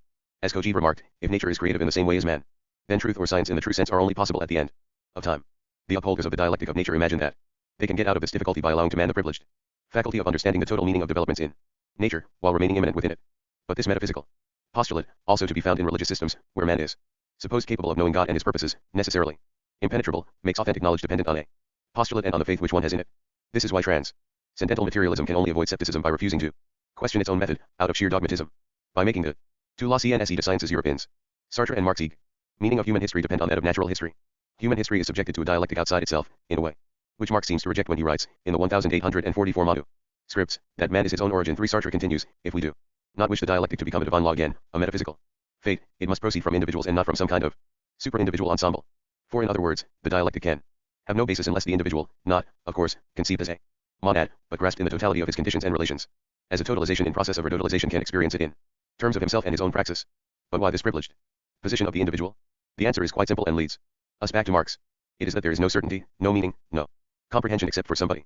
For example, to establish if history has a dialectical intelligibility, or more simply if it is intelligible at all, there is no other way than to seek to understand it. But as to understand means for everyone I understand, this means to see if history can be reconstructed from a multiplicity of individual praxis, which as partial and conscious totalizations are capable of understanding themselves. History is intelligible to dialectical knowledge if it can be understood as a totalization of totalizations. But the criterion of intelligibility cannot be that God, or nature, or my father, or the leader claim to have understood. It is that I understand, and therefore that everyone can understand. The criterion of intelligibility is self-evidence. Is this a privilege granted to the subject? Certainly, as the demand to understand and particularly the demand to understand. 3. This external materialism lays down the dialectic as exteriority. The nature of man lies outside him in a priori law, in an extra-human nature, in a history that begins with the nebulae. For this universal dialectic, partial totalizations do not have even a provisional value, they do not exist. Everything must always be referred to the totality of natural history. Thus history is held to be a complete distortion of its object. But when everything has apparently culminated in sceptical objectivism, we suddenly realize that it has been imposed on us dogmatically, that it is the truth of being as it appears to universal consciousness. Spirit sees dialectic as the law of the world. Consequently we fall back into complete dogmatic idealism. However, one looks at it, transcendental materialism leads to the irrational, either by ignoring the thought of empirical man, or by creating a noumenal consciousness which imposes its law as a whim, or again, by discovering in nature without alienating the laws of dialectical reason in the form of contingent facts. Critique of Dialectical Reason, NLB London, 1976, pages 27 to 28, 32. 4. Critique, p. 36. I8. History, which is made by individuals pursuing their own ends, and which makes individuals and turns back on them as necessity, insofar as others make it, is a demand of the subject and not of the object. If I pose in advance that there is an intelligibility or a dialectic or a history, but that we cannot understand it, I find myself in the same kind of relation to it as the believer is with God. Faith. More seriously, I deny in advance the possibility of communism, what Marx called in the German ideology the possibility for united individuals to submit to their power and to make impossible all that exists independently of them, the possibility of their becoming the subjects of history and of recognizing themselves in it as in the product of their own voluntary and conscious collaboration. The fact is that any discourse on being that tries to abstract from the speaker and to grasp being beyond the cognitive situation, i.e. the practical relations of the speaker, is implicitly a metaphysical discourse. It claims to pronounce on being in the absence of men. Any certainty that lacks the criterion of being certain for me, of being evidence, on the basis of lived experience, is an act of faith that sooner or later leads to dogmatism. Conversely, the only way to eliminate metaphysics is always to refer the affirmation or the investigation to the praxis historically situated, methodologically defined, oriented towards determinate goals of the investigator. In other words, any research or affirmation must have its critical counterpart, must take responsibility for itself as a project in progress, producing its own goals, its own tools, and its own principles. Any other course is to grant a metaphysical privilege to the inhuman. The dialectic. To return to the dialectic, if it is to appear with complete transparency, if it is not to be a fact of nature or an empirical and unintelligible law such as the law of falling bodies, it must itself be intelligible. It must be one with the knowledge it has of itself. In other words, totalizing knowledge must be homogeneous with the totalization it knows, and the known totalization must include a knowledge of itself, or the permanent possibility of that knowledge, as its own structure. J. The dialectic, then, for the individual. 5. Critique, pages 44 to 47. Sartre and Marx 181. Who understands it, is the living logic of his own praxis insofar as this operates the totalization of diversity and is totalized by the praxis of others. In brief, until the contrary is proved, dialectical reason is only of transparent and certain value in that sector of being which is the practical totalization by men of inorganic matter and the totalization of praxis by work matter, human history. It is of value for the sector on condition that it is possible to reconstruct from the individual praxis collective realities and practical ensembles * which are fully intelligible. For Marxists, the theoretical and practical issues at stake in this attempt at reconstruction are obviously immense. It is obviously not, as many of them believe, even Valance's, a question of starting from the solitary individual. In the section entitled Critique of Critical Investigation, on the contrary, Sartre points out that only a man living inside a sector of totalization can grasp the ties of interiority that unite him with the totalizing movement. He goes on, the epistemological starting point must always be consciousness as apodictic certainty of itself and as consciousness of such and such an object. But we are not concerned at this point with interrogating consciousness about itself, the object it must Give itself is precisely the life, the objective being, of the investigator, in the world of others, insofar as this being totalizes itself from birth and will continue to totalize itself until death. On this basis, the individual disappears from historical categories. Alienation, the practico-inert, series, groups, classes, the components of history, labor, individual and communal praxis. The individual has lived, and he still lives, all of these in interiority. But if there is a movement of dialectical reason, it is this movement which produces his life, this membership of a particular class, of certain milieu and of certain groups, it is the totalization itself which brought about his successes and failures, through the vicissitudes of his community, and his personal joys and sorrows, through his love or family relations, through his friendships and through the relations of production that have marked his life. The dialectical bonds reveal themselves. For this reason, his understanding of his own life must go so far as to deny its distinctiveness so as to seek its dialectical intelligibility within human development as a whole. 6. Practical ensembles, general term for human multiplicities. 6 Critique, p. 51. My emphasis. I-82.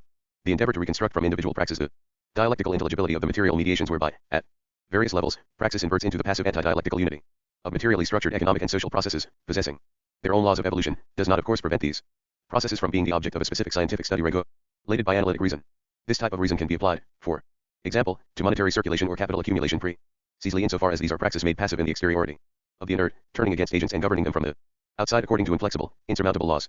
However, analytic reason is by its nature incapable of dealing with the foundation of these processes, considered in themselves, the multiplicity of the praxis that sustain them, and make them insurmountable for each agent.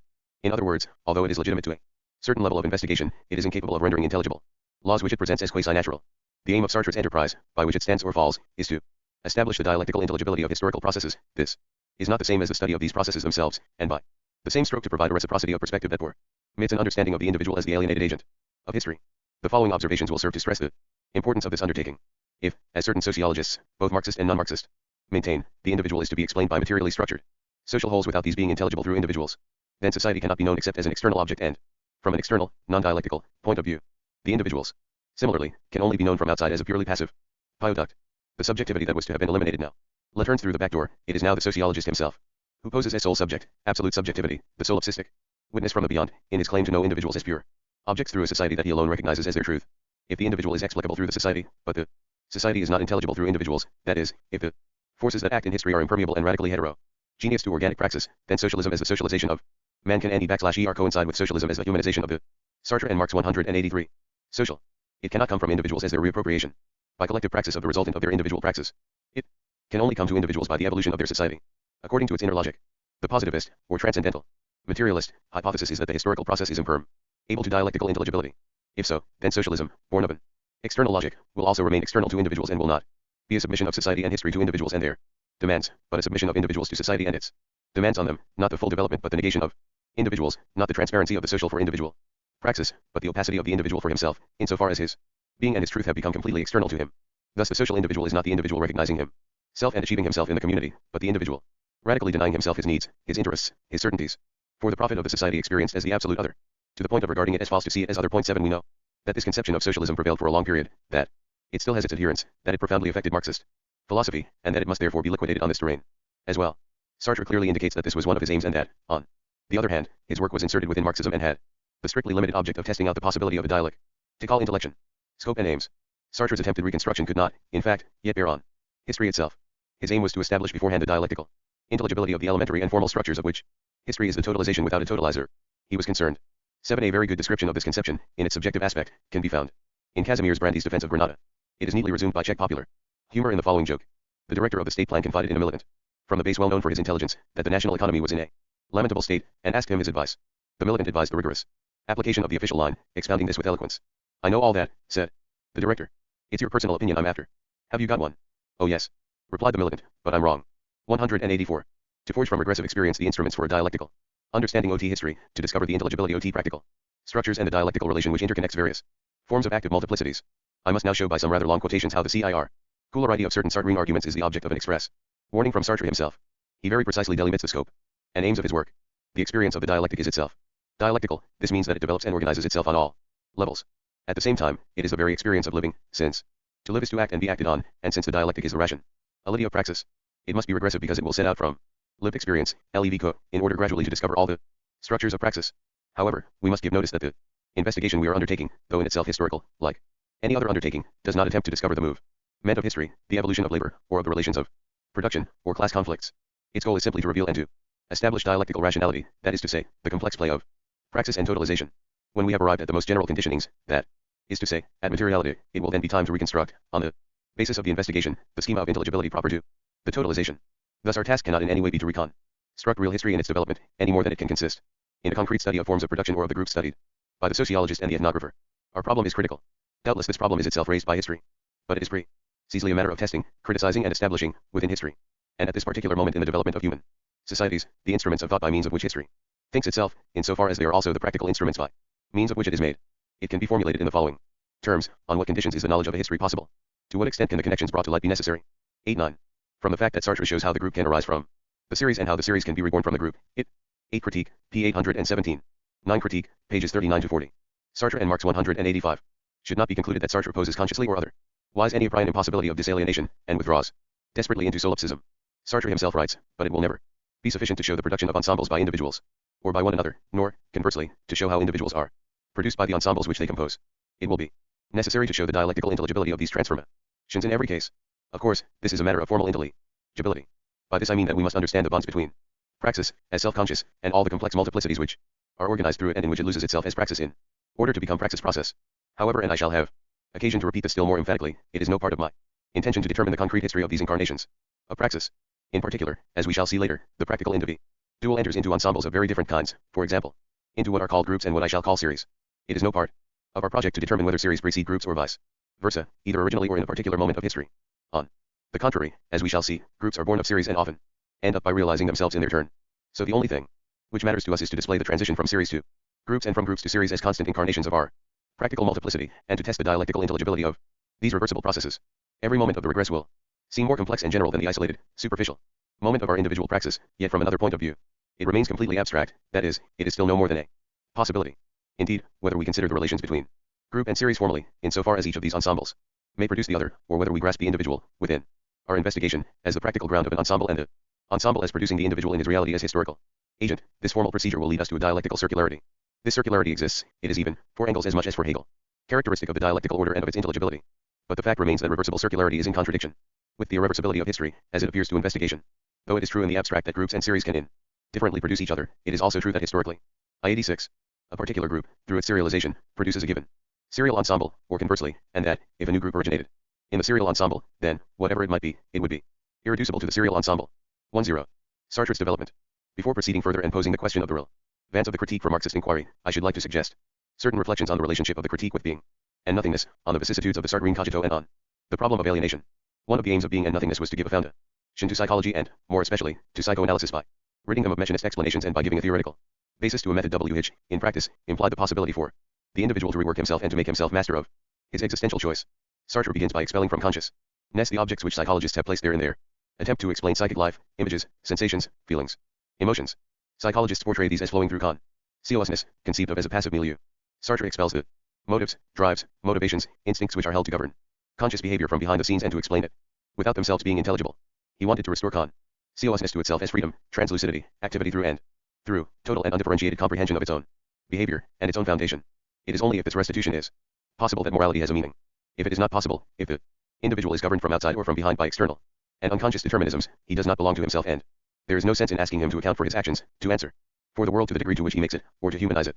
The purifying reflection which was the cogito of being and nothingness remains, however, purely abstract. Making freedom once again the ground of all action, including flight from and refusal of freedom, that is to say bad faith. Sartre demonstrated the possibility and principle of a reconquest over alienation in its subjective dimension, while founding the formal possibility of 10 Critique, pages 65, 67 to 68. Sartre and Marx I8 why this alienation. He did not, on the other hand, make real existence intelligible. The reasons why bad faith is infinitely more wide spread than authenticity were a matter, in being and nothingness, of pure contingency. That work only indicated the ontological reasons why human reality may or is given to be misled about itself. If you prefer, being and nothingness allows one to understand how it is possible that a being who is free praxis may take himself for a statue, a machine, or a thing, how it is possible that he may not gain an explicit and thematic awareness of his nature as praxis. In the Critique, Sartre is concerned, on the contrary, to analyze the reality 7 of alienation as necessity, practical necessity. In this world, which cannot be transcended by a simple subjective conversion, and which becomes intelligible only if one goes beyond the framework of the reflexive cogito, not in order to abandon it forever, it is true, but rather to return to it constantly. The cogito, in the Critique, no longer concerns in fact the formal, ontological, structures of interiority of the relation of the for itself to the in itself and to the other. It is constantly transcended. BB the attempt to grasp the material mediations by which this relation, in its practical, objective reality, is deviated, degraded, alienated in a world of inorganic inertia, sealed, that is to say, rendered practically impossible to transcend by other praxis. The cogito of the critique thus no longer refers to the for itself, in its relation to the in itself, but to the for itself insofar as being a reworking of the material field towards an end, that is to say being praxis and being work it extends outside itself, into the materiality and the time of things, in which its totalizing action, that is to say the action of reorganizing the diversity of the given towards an end, is acted by the quasi-totalization of its praxis in exteriority, in the world of the inert, as one praxis among others exercised at the same time.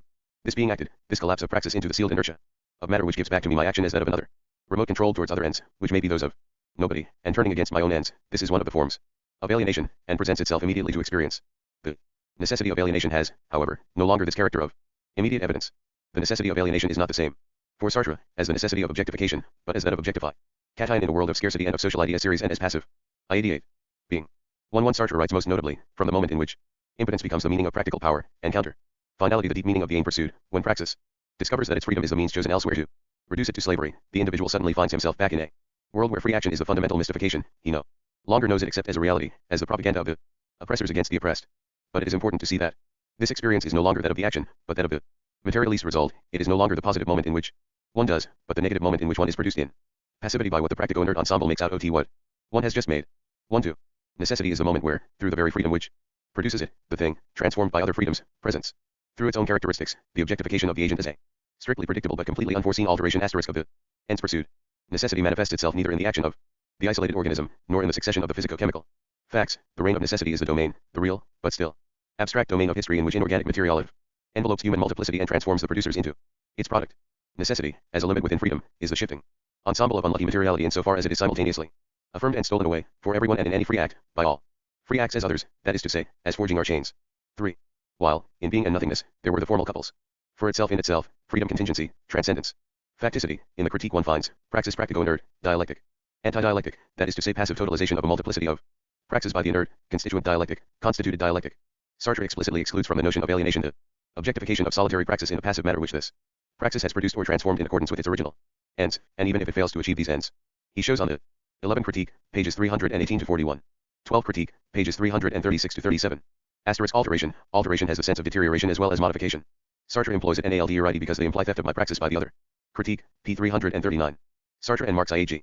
Contrary that failure 1-4 can in no way be assimilated to an alienation, or to an experience of necessity as alienation. The failure of a solitary act exercised in a field in which it is acting alone, where the failure is due to the opacity of matter, is foreseen unforeseeable. Unforeseeable because matter is opaque, but foreseen because its opacity gives us the certainty that the unforeseen may happen. You split wood with an axe, the handle gives and the blade highs off and strikes you on the head, or the axe slips and you split your shin. This type of accident was foreseen.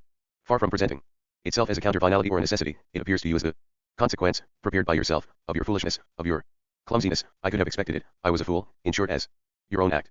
The experience of alienation, on the other hand, is, among other things, the experience of a curse of matter which turns my actions or their result against me, to the advantage of the ends of another, or which makes it impossible for me not to give reality freely to the prefabricated being which comes towards me, like a sentence pronounced over me and engraved in things. Now, things do not dominate man and are not insurmountable for him, except insofar as they have absorbed other activities come from elsewhere, insofar as they are not purely passive, but are like a passive activity, a materialized practice, the practico-inert, sustained and sealed by other praxis. It should also be stressed that alienation does not present itself as necessity except in the world of serial dispersion and of scarcity. That is to say, in a world in which each is for himself and for others, and other than himself. The use by Sartre of the terms other and altridi seems to have made some inattentive readers believe that for him there was an alienation inherent in the coexistence of a multiplicity of individuals. It is inherent in the coexistence of a multiplicity of dispersed individuals acting separately in a common situation of scarcity, that is to say, in a world in which life is improbable, in which there is not enough for everyone and in which the others are therefore for every man and every man for the others a supernumerary or an anti-man, that is to say one more, and other than himself and other than man. The intelligibility of alienation. The wager which the critique makes, and fulfills, is that the reason. 14 Critique, pages 222 to 25, 811 to 12. Ego. Of alienation is intelligible. In other words, that this curse ot matter, which makes man into the other or the anti-man for man, is neither a natural fatality, nor an inherent characteristic ot human nature, but a destiny which comes to men from men, on the basis of determined material circumstances, certain of WTH, most notably scarcity, have a natural origin, and through the mediation of work matter. To show that the reason of alienation is intelligible, is to show at the same time that this reason, born of human praxis, is capable of being suppressed by that praxis. This is the profound meaning of history. Sartre therefore starts off from the abstract individual in order to rediscover the reason of his concrete objective reality, inasmuch as that reality cannot come to him from his own isolated practical determinations but from the dialectical connections which unify his praxis, taken in the first instance at its most abstract or immediate level, with the praxis of others by the mediation of work matter. But these connections, whose concrete character is fixed, must of course also be studied from the point of view of analytic reason, inasmuch as they carry the mark of natural exteriority. But this is not the object of the critique, must be capable of being the object of experience, since they are precisely the objective reality of praxis, the life of the individual which in producing itself is produced. The interrogation of the individual and no other interrogation is possible to discover the rationale of. His socio-historical reality is aimed at rediscovering his insertion into the practical fields which he totalizes, which totalize him and which are totalized by history in process, and whose mediation alone allows a comprehension of his concrete characteristics.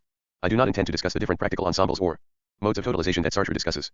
One, I will simply mention that he distinguishes practico-inert ensembles 1-6 from groups 7, which enables him in the last section to study the relationship between groups and series, and to introduce certain schemas which already have a diachrotic dimension. Practico-inert ensembles, series and collectives, are the passive unity of a multiplicity of discrete praxis. They are forms. 15. There are some good partial summaries, notably Marco Maggio's in AUT. Number 82, pages 58 to 92. 16. Critique, pages 79-341. 17. Critique, pages 345 to 663. Sartre and Marxism of social existence which are characterized by their external cohesion, unity is bestowed on the praxis of molecular individuals by the material world which binds each into the recurring praxis of all, the unity of all being defined as the unity of others expressed as a negation of each. The class, a serial unity of series, appears as a collective among others. Membership of the class is a prefabricated and insurmountable future which awaits the individual at birth, and which he cannot surpass, since he is, in the case of the worker, for instance, surpassed by others in the attainment of their ends, when he uses instruments by which he will, in fact, realize their ends whilst pursuing, or believing himself to be pursuing, his own. Groups on the other hand are characterized by a common praxis, by an internal cohesion which is based on the reciprocity of its members, who undertake together to transform the situation, which is shared by them in the direction of a common end. The unity is not imposed on the group from without, like a seal which is affixed upon a plurality of praxis by inorganic materiality. On the contrary, it is produced as a means to the common end, or as an end in itself, whose pursuit is the condition of realizing the common end. Groups are moments of a constituent dialectic, not a constituted dialectic. In social existence, they are organized specifically with a view to social and historical action. Scarcity. I will now confine myself to two remarks. One concerns the signifi cant attached by Sartre to scarcity, the other concerns the reversible transformations from the series to the group. Sartre stresses that scarcity is the passive motor of history, the material condition of historicity, the foundation of all possibility of history. It is the negative synthesis of human plurality, a negation imposed on man externally by nature, which is repeated as a negation of man by man. In other words, scarcity is the ultimate foundation of history as the struggle of classes. As such, history cannot be natural history, but is rather an antithesis, that is, a negation in practice of an original negation in fact. This is not true merely of undeveloped countries. Both the theory and the reality of relative immiseration in capitalist societies can only be understood if the fact of scarcity is taken into account. A Marxist starting from the analyses of the critique could show that industrial development reproduces scarcity at other levels, scarcity of time, of men, of primary resources, of energy, etc., and that all new scarcities, including those which have become apparent in socialist countries, stem precisely from basic scarcity. For a Marxist today must refuse to isolate developed countries from others. He must, on the contrary, situate them in a global context in which every local and partial victory over scarcity brings with it a displacement of scarcity into other areas. This alone enables one to understand the aggravation of imperialist wars, inter-imperialist struggles, and even, lately, rifts within the socialist camp. This obviously does not mean that struggle against scarcity should be considered hopeless. It simply means that in a world where 3/4 of mankind are still undernourished, and 2/3 are actually starving, in a world where the foreseeable growth of world population is greatly outstripping production of food, even locally, given the present growth of population, human life remains precarious. The industrial zones are enclaves in a world which lacks the minimum necessary for survival. Famine and the struggle against famine remain the definitive truth of the century and probably of the century to come. Victory over scarcity abundance remains or us inconceivable. Sartre thus ranges himself against those Marxists. There are fewer and fewer of them, it is true, who consider scarcity as a circumstance and product of the capitalist phase of development. Furthermore, since Sartre considers that violence is internalized, scarcity, that is, the negation of man in exteriority, becomes the negation of the other by each other acting in a situation of scarcity. It is understandable that for Sartre socialism cannot yet suppress violence in human relations, nor alienation as the sealed inorganic negation of human praxis. Socialism cannot yet abolish the reign of necessity. Yet the suppressibility of the reign of necessity is clearly shown. B. Sartre when he describes the group as the reassumption of necessity as a necessity of freedom, as the dissolution of seriality through common praxis, although this can only be a provisional suppression and present material and historical circumstances. It should be remembered that necessity has revealed itself to dialectic all understanding as a strictly foreseeable and utterly unforeseen alteration of the objectified praxis of each by the praxis of all. Sartre and Marxism, as others, passively unified in matter. It follows that necessity can reconvert itself into liberty. For it must be possible in determinate circumstances for the activity of all to be no longer the negative destiny of each. In this case, the unity of multiplicity, instead of being exterior and endured, is interiorized and created in all by each and in each by all, through the production of a common end, by common action. This is the recovery of necessity as freedom. Sartre takes great care to define the circumstances of the emergence of a fused group. Among the conditions he emphasizes are vital urgency, danger of death, for instance, geographical proximity, previous objective unification, in the face of the common enemy, of the multiplicity into a collective which will be the matrix of the group. When the thread which weighs upon each as other among others cannot be removed except by the common action of all, and the physical and historical circumstances are propitious, each totalizes all in the same way as they totalize him. In the movement towards a shared goal, the interiorization of number and the accompanying communalization of the object of praxis are not just subjectivist sleight of hand. They describe the more or less daily experience of each of us. The factory worker, who feels himself one of 5,000 or 10,000 other workers, is powerless when he is separated from all the others by seriality, by the reign of terror. He naturally asks himself, why fight back if nobody else does? The serial behavior of each worker, as other in the passive unity of the collective, will take the form of putting himself first. But when, in certain definite situations, the repression which is directed against one or more of these Separate others become seen as an external threat to the vital interests of each, then each becomes 5,000 or 10,000. As himself, in the demand that everywhere each worker interiorize their number, and so experience it as the shared force of the shared being of all in shared activity. Each man, by liquidating in and about him seriality and impotent alienity, behaves as he would wish all and each to behave.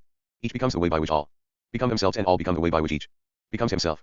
The necessity of freedom is this praxis of the common individual who recognizes and reflects himself in the common praxis and common object of all. He both affects the ongoing totalization and, at the same time, feels himself required as part of the totalization effected about him. The group is both. 194. The most effective means of controlling the surrounding materiality in the context of scarcity and the absolute end as pure freedom, liberating men from alienity. 1.8. Violence. Much could be said about the group seen as sovereignty and as the original source of juridical power. 1.9. This raises the question of the pledge, which is both the affirmation of the power of each individual over all as each becomes guarantor of the unity of the group, and demands of all that they should forbid the relapse of each into serial alienity. This right exercised by each over all and all over each tends to replace fear of the enemy or of common danger temporarily passed by fear which has been produced as the free product of the group, by fraternity terror. 2.0. It is astonishing to find Marxists rejecting the notion of terror, of violence both against the other and against the self as stroke tours of the revolutionary group, and dismissing these concepts as the product of Sartre's aesthetic romanticism. The real romantics, bourgeois romantics, are those wistful dreamers who think that groups constitute themselves not out of revolt against the necessity of the practical inert, as a violent refusal to be subjected to violence, but as the result of some sort of social contract or convergence of individual interests. Again, Sartre cannot be accused of voluntarism. He insists that groups and common action can only be produced in struggle, directly counter to the common threat and imposition of violence. The real voluntarists are those who go on dreaming of a nonviolent transformation of society, carried out by decree, in accordance with rules established and accepted in advance by some kind of popular consensus. It may seem difficult to accept hope, terror, violence, and sovereign freedom as structures of this kind of group formation if we view these things simply from a tactical point of view in a given situation. But we need only have experienced a strike, even a small strike, or a mass demonstration to realize that these are indeed the essential structures to one of the fused group and hence of the pledged, or statutory, group. A strike is always waged against 18 Critique, p. 673. 19 C. Envalances, OPCIT. 20 Critique, p. 405F. 21 Critique, p. 407. Sartre and Marx. T. 95. Both the class enemy and against fear, which gives birth to betrayal. To the serialist other, to the scab. Violence against scabs need not necessarily be physical. Violence is nonetheless the climate of a mass strike. Nonviolent revolution, or even nonviolent strikes, are not made possible just because our particular situation rules out the opportunity for armed insurrection. For A and B transition to socialism, however affected by whatever kind of mass action, will be a violent rejection of violence, the violence of the class enemy, real or threatened. Hence there will be sacred unity and terror in the sense defined above. This violence can perfectly well also be exercised against those within the revolutionary group who advocate armed force. Every militant is well aware that moral violence, moral pressure, against advocates of physical violence is a kind of violence in its turn. 2/3 of the second book of the Critique 22 are an attempt to describe the formal laws of the dialectic which will enable us to understand the metamorphoses of the group, the gradual degradation of the fused group into the statutory group and thence into the institutionalized group, which by exercising a monopoly, is able to manipulate serial ensembles from without and thus, eventually, relapse into seriality in its own turn. At this point, we are back where we first started, the cycle is completed. This enables us to reach the concrete at last, that is to say, to complete our dialectical investigation. This does not mean that Sartre is trying to show the circularity of history and the eternal reemergence of the same structures.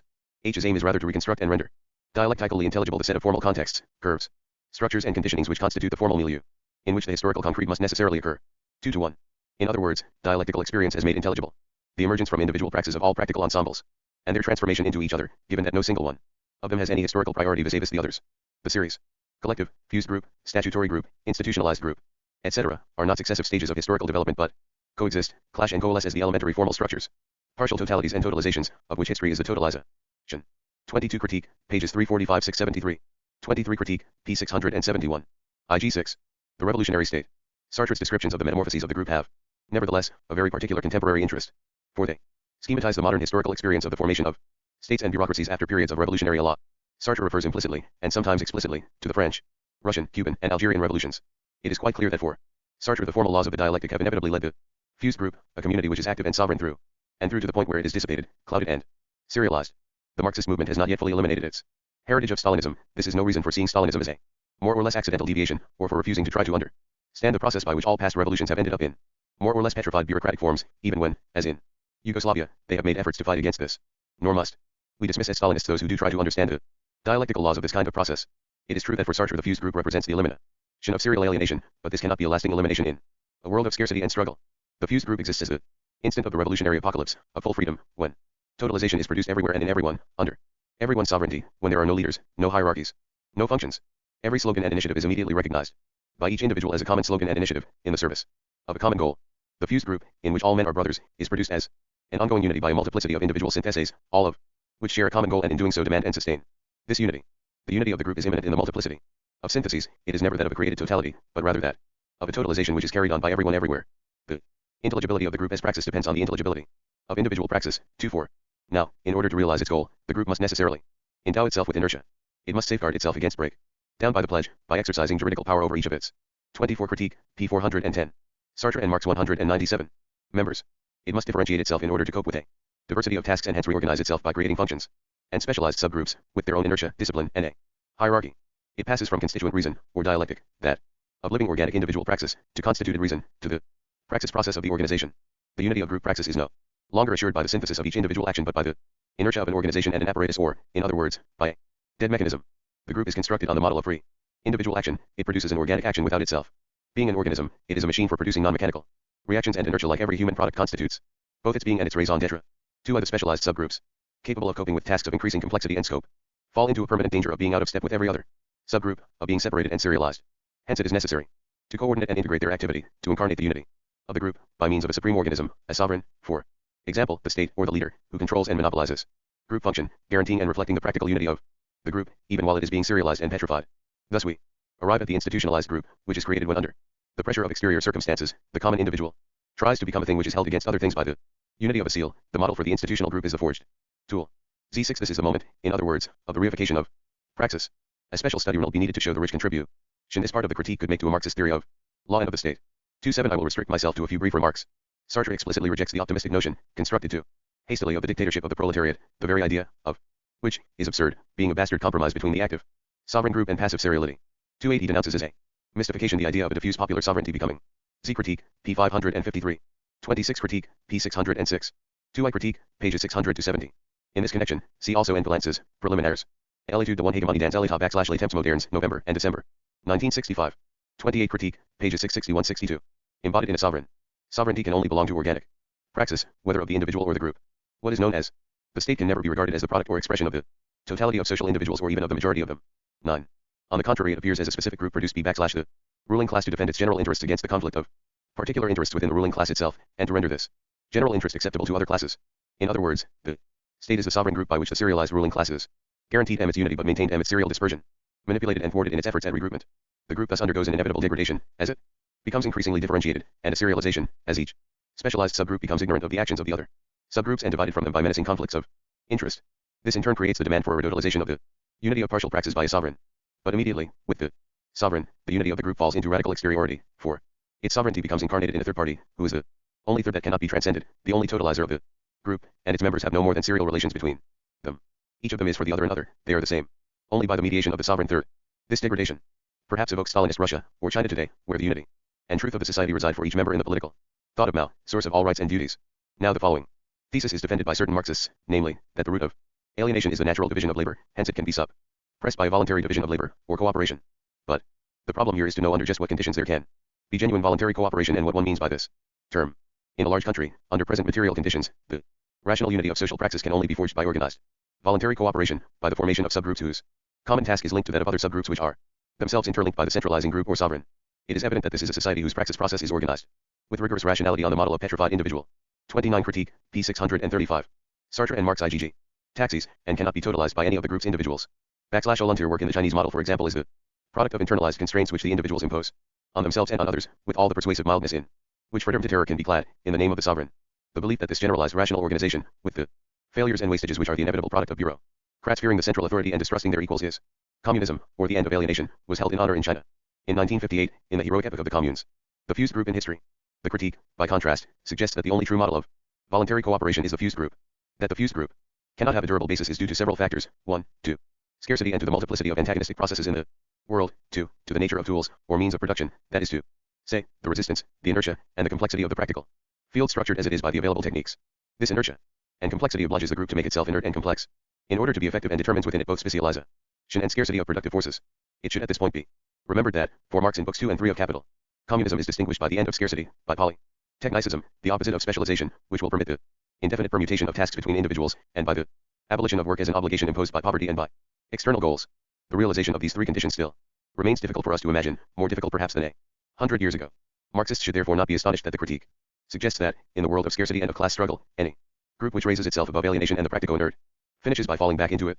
Can one be a Marxist and believe even for an instant, that in this hunger-ridden world, ravaged by imperialist wars, by inter-imperialist antagonisms, by the conflicts between the oppressed peoples themselves, a revolutionary group, even supposing that it embraced the totality of the class or people group for its liberation, could locally triumph over 200. Alienation. Such a belief derives, properly speaking, from the spirit of optimistic utopianism that one finds in communities like the Quakers. Sartre has provided us with a devastating criticism of just this spirit in Le Diable et Le Bon Dien. Of course, the revolutionary Marxist movement can and even must work to limit the ravages caused by the objective tendency towards petrification and serialization in society and in parties, towards the centralization and sclerosis of every apparatus. But this corrective work is necessary just because the subjective tendency is a formal law of the dialectic, and it is possible only if one starts by recognizing the existence of this tendency and the impossibility of suppressing it once and for all in present circumstances.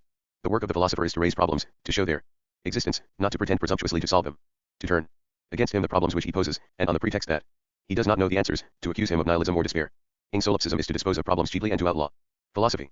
In fact, most of the criticisms so far addressed by Marxists to Sartre start with petitio principii unverified by historical experience. He has been accused of not showing that alienation, scarcity, violence, bureaucracy, the state, and so on can be abolished. Under cover of Marxist science, these critics abandon science and above all the effort to understand history. By contrast, Sartre's enterprise is to give himself, and us, the instruments of dialectical understanding, and thereby the means to pose the question of the possibility of suppressing the inhuman in human history, and of the eventual conditions of its suppressibility. To anticipate the answer to these questions by giving them in advance, in the guise of Marxist science, or to refuse them by announcing that they stem from idealist speculation, is the best way to learn nothing. Such an attitude reveals a singular lack of confidence in Marxism, a fear that the discoveries we might make will shatter our convictions and the depth of our commitment. The individualist social theory of Jean-Paul Sartre. Ronald Aronson. Searching, radical and encyclopedic, Jean-Paul Sartre has been a major intellectual force of our generation. The list of Sartre's interests, of topics on which he has spoken with authority, could go on for pages. Writer of stories, novels, and plays, Sartre has also given us volumes of essays about art and politics, philosophical works, biographies of Genet and Flaubert, as well as his autobiography. For almost 40 years he has been man for all seasons. Existentialist author in the 30s, philosopher and playwright of individual rebellion in the early 40s, engaged intellectual moving towards Marxism immediately after the war, independent Marxist activist, essayist, and philosopher in the 50s, disillusioned activist intellectual searching for self-understanding in the early 60s, biographer seeking to bring all his wisdom to bear in grasping how the individual becomes who he is, and radical activist seeking new directions to the left of the Communist Party, in the late 60s and the 70s. At least two things about this process stand out: the steady deepening of Sartre's political commitment and his willingness to change directions. His political activity, beginning with work on resistance writers' committees, has never been casual. Sartre was nearly assassinated as his apartment was bombed twice during the struggle over Algerian independence in the early 1960s. He turned down the Nobel Prize for Literature in 1964 in part because of the political uses the Swedish Academy had made of the award during the Cold War. More recently he was arrested for allegedly libeling the French police. He has taken over editorship of banned leftist newspapers and challenged the government to act against him.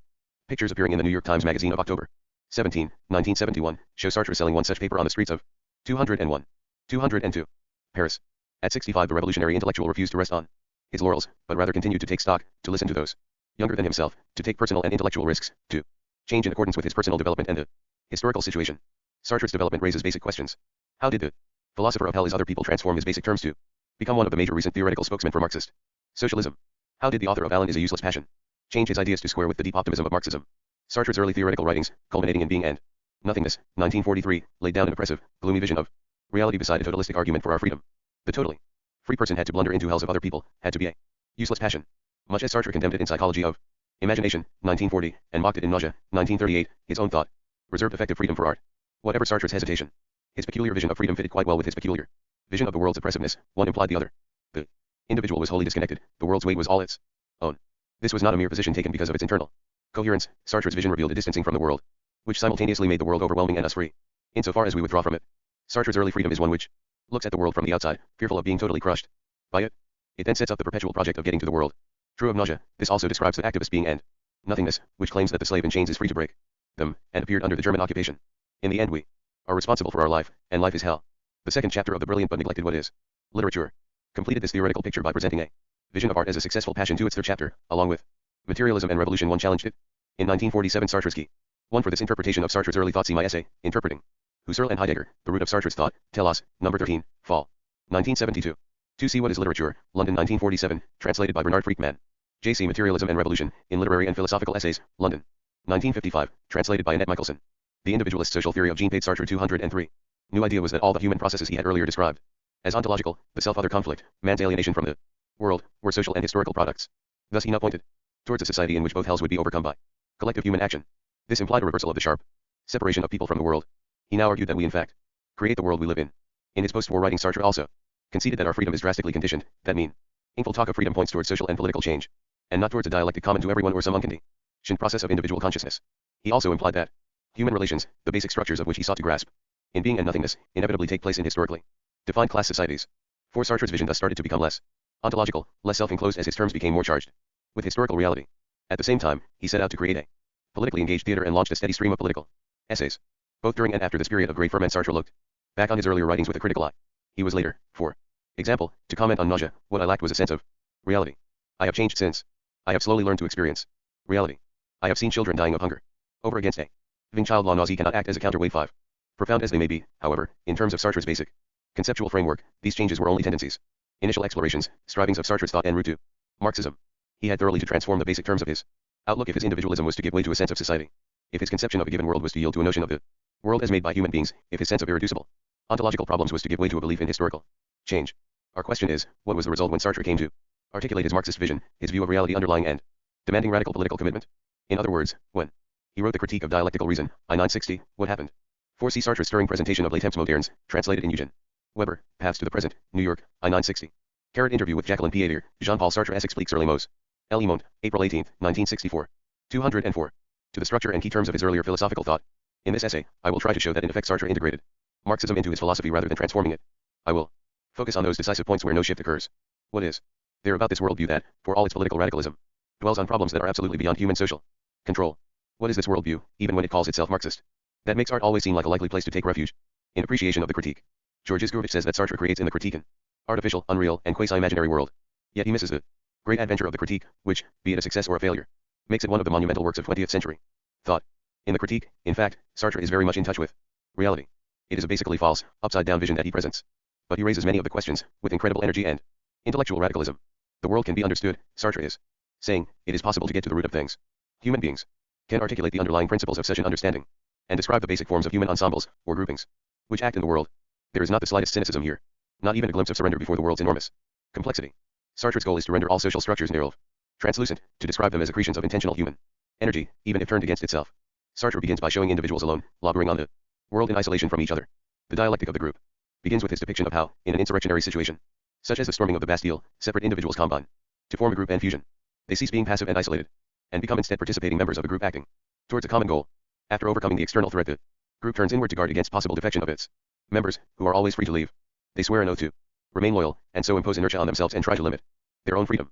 The pressure the group's members impose on each other leads to a state of terror, threatening anyone who 6. George Isgrovich, Dialectique et Sociologie, Paris 1962, p. 225.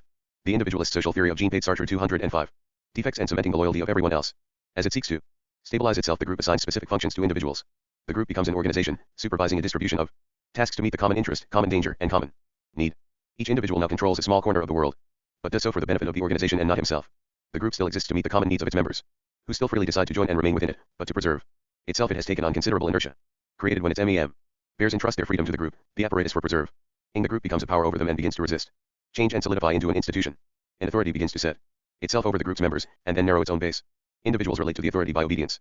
Those imposing of authority, fearful lest the individuals organize themselves, keep people separated from each other in order to guarantee their obedience and powerlessness. So we move, inevitably, from the revolution to Stalin, from the collective act of individuals, altering history, to the collective submission of individuals to their product. One concept is the key to Sartre's project, praxis. Human beings labor on the world in order to transform it to meet their needs. In the process they take on a more or less coherent view of the world before them, see what it lacks, set projects, go beyond the given world to transform it so that the need is met. This is dialectics, the logic of praxis. In the argument that runs through the book, Sartre sets himself against two distortions, the urge of Engels and Soviet Marxists to raise the dialectic beyond human beings and put it out of our hands, and the conviction of proponents of analytical reason that reality is merely an agglomeration of discrete units whose interrelations are external and secondary. 2. The second, Sartre says that the world is indeed an internally connected whole in the making. To the first, he argues that the dialectic exists only because men and women create the world. This twofold vision stands behind much of what is best in the critique.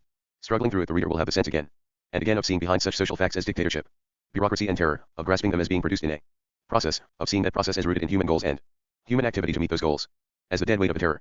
206. Based bureaucratic institution increases, Sartre never lets us forget for a moment that it is all the result of intentional human activity. The critique also gives us a series of particular keys for understanding our world which stand up even after we fault some of Sartre's basic concepts.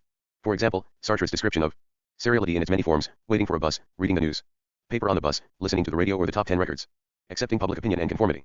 Each form reveals me. As mass man, I alienate myself from my own purposes and, separate from but alongside other people, adopt the conduct I expect the others to adopt. Each serial individual acts by himself but as others would want him to. Standing alongside each other, we only appear to act together. Each of us is dominated and radically isolated. The book abounds in sharply drawn and insightful descriptions of such phenomena. Scarcity and human relations. Scarcity and the practical inert are two terms which, together with praxis, lie at the base of Sartre's explorations. The terms inform his analysis, drive it forward, and impart to it its tone. In studying them one after the other, we can assess Sartre's success in the critique in transforming his original ideas and inadequately conveying social reality. Sartre argues very early on in the critique that scarcity is a central fact of human history. This is because, very simply, 1 tea here is not enough for everybody's to a person living. Among others, this fact means that the consumption of a certain product elsewhere, by others, deprives him here of an opportunity of getting and consuming something of the same kind. 8. Where there is not enough food, there are too many people. Under conditions of scarcity, each person is the inhuman man for all the others. The other is my perpetual enemy as long as there are too many of us for the available means of sustenance. He may lay claim to what we both need, marking me as expendable in his eyes. Man's inhumanity to man does not proceed from any such abstraction as human nature, but is rather scarcity interiorized in each of Critique of Dialectical Reason, I, Theory of Practical Ensembles, London NLB. 1976, translated by Alan Sheridan Smith and edited by Jonathan Rhee. CP 128. 8 Critique, P 128. The Individualist Social Theory of Jean-Paul Sartre 207. Us, nothing, not even wild beasts or microbes, could be more terrifying for man than a species that is intelligent, carnivorous, and cruel, which can understand and outwit human intelligence, and whose aim is precisely the destruction of man. This, however, is obviously our own species as perceived in others by each of its members in the context of scarcity. 9. It is important to note that scarcity may not even directly be involved for the other to become a terrifying enemy. In a general environment of scarcity, there is always someone who does not have enough, someone who is treated as, and therefore becomes, an anti-man. In such a situation, any freedom is a hostile force, because it can be my own undoing. In other words, it is undeniable that what I attack is man as man, that is, as the free praxis of an organic being. It is man, and nothing else, that I hate in the enemy. That is, in myself as other, and it is myself that I try to destroy in him, so as to prevent him destroying me in my own body. 1-0. For scarcity to have its terrible effect, direct violence need not be necessary. It merely means that the relations of production are established and pursued in a climate of fear and mutual mistrust, by individuals who are always ready to believe that the other is an anti-human member of an alien species. 11. Apportioned out among members of society, scarcity becomes institutionalized in societies divided into classes. Historical materialism correctly describes this environment. All the structures of social life are determined by the society's mode of production. Even socialism has not known how to abolish this fundamental determination of human life, except possibly through a long dialectical process of which we cannot yet know the outcome. 1-2 Scarcity, in short, is the principle of negativity in history. 1. It provides a foundation for the intelligibility of that cursed aspect of human history, both in its origins and today, in which man constantly sees his action being stolen from him and totally distorted by the milieu in which he inscribes it. It is primarily this tension which, by inflicting profound dangers on everyone in society, by creating diffused violence in everyone, and by producing the possibility for every one CF seeing his best friend approaching him as an alien wild. Critique, P 132. 10 Critique, P 133. 11 Critique, P 149. 12 Critique, P 139. 208. Beast, imposes a perpetual state of extreme urgency on every praxis, at the simplest level, and, whatever its real aim, makes the praxis into an act of aggression against other individuals or groups. 1-3. At first sight, these passages seem to fulfill Sartre's post-war evolution, discernible for example in what is literature. Sartre's earlier sense of an ontological and inevitable basis for human struggle has become material and contingent. The other continues to be my enemy, but now for intelligible, and ultimately suppressible, historical reasons. As André Gortz argues, Sartre seems to have given us keys for developing a realistic understanding of the human miseries of human history. Gortz's excellent defense of the critique argues that an activist Marxist thinker might build on it to show how an underlying scarcity, for example, reproduces itself at other social levels and becomes displaced from one society to another. He emphasizes that Sartre's grim analyses point to facts of life which Marxists cannot wish away: famine, violence, the reign of necessity. It is now possible to untangle a history filled with violence, slavery, war, massacres, and genocide, by pointing to the ultimate and objective threat every human being holds for every other human being. 1-3. Yet if we look at the actual use scarcity receives throughout the critique, we encounter a strange paradox. So far Sartre has given us only a statement of first principles, individual praxis, scarcity, the practical inert. Brilliant insights, perhaps, but their true place can only emerge throughout the whole critique. In the subsequent 500 pages, focused on the formal structures and development of social groupings, we should expect scarcity to play a decisive and recurring role. How, for example, does scarcity enter into social formations, become interiorized, as Sartre would put it, and then reappear in the very tissue of human groupings and collective action? It doesn't. Sartre refers to it again and again. In a world conditioned by scarcity, individual praxis solidifies into the menacing dialectical inert. The anti-dialectic of the practical inert depends on the multiplicity of individuals coexisting in the field of scarcity. 1-5 In the stage of scarcity I see the menace of death in 13 Critique, p. 150. 14 André Gortz, Sartre, and Marx. See above, pages 176 to 200. 15 Critique, p. 320. New Left Review, number 37, May-June 1966. The Individualist Social Theory of Jean-Paul Sartre 209. The Man Coming Towards Me. 1-6 Economic exploitation establishes itself against the background of scarcity *7 in a world conditioned B/scarcity, no fused group, no union of free individuals can stay that way. But each of these arguments is no more than a throw away reference to a first principle which in fact stays external to the real *inter of the book from beginning to end. In fact, most of the critique pursues the dynamic which leads to the formation and ossification of the fused group as an internal process of the group itself. Sartre sets out his basic ideas on classes without making Scarcity one of these central conditions, and he does the same with revolutions, the division of labor, social organization, dictatorship, and bureaucracy. Then, the circle completed, Sartre returns back to his original terms, acting as if they had been present all the time. The contingency of scarcity is reinteriorized in the contingency of human reality. 18 As if to emphasize what has been missing all along, Sartre now relates scarcity to classes by arguing that given a scarcity of food and of labor, certain groups will decide to constitute, with other individuals or groups, a community defined both by the obligation to do surplus labor and by the need to reduce themselves to a controlled underconsumption. 1 asterisk. But it is too little and too late. This is the closest Sartre comes to explaining how classes form, whether in relation to scarcity or not. For the rest, he is concerned with their ontological status or how they operate against each other. Put differently, Sartre's basic terms everywhere claim to be material, claim to base themselves, as Marxist terms should, on labor and the human struggle for survival. But most of the critique deals with developments which seem to have their own logic, which are never connected back to that basic material level. As Sartre presents it, scarcity is a sophisticated, alluringly Marxized restatement of the original ontology. Scarcity does not enter into Sartre's studies because it is prior to human action, a formal condition of history, an ultimate given which human beings can only interiorize. History is built on it, it lies prior to end conditions what gets built. As Andre Gortz notes, scarcity is the ultimate foundation of history as the struggle of classes. 20. 16 Critique, p. 197. Critique, p. 739. 18 Critique, p. 735. 5 Critique, p. 737. 20 Sartre and Marx, p. 19 above. 210. To see what is at stake in this approach, we need only look at the social vision presented in the quotation assembled above. We see separate individuals, each engaged in his or her own praxis out ol. His or her own need, but doing so in a material field where there is not enough for all, resulting in fear, violence, and classes. Scarcity and its effect on human relations is Sartre's key. Yes. Sartre agrees, human societies form to combat scarcity, and yes, much of history is a progressive struggle against it. But these facts clearly are not of the same rank as the curse of scarcity. Yet this odd, terrifying picture is simply wrong. For on the most fundamental level we do not encounter each other primarily as threat and mainly because there is not enough. Sartre emphasizes, to the point of ignoring it, the manifest fact that societies would not last a single day were they not also cooperative.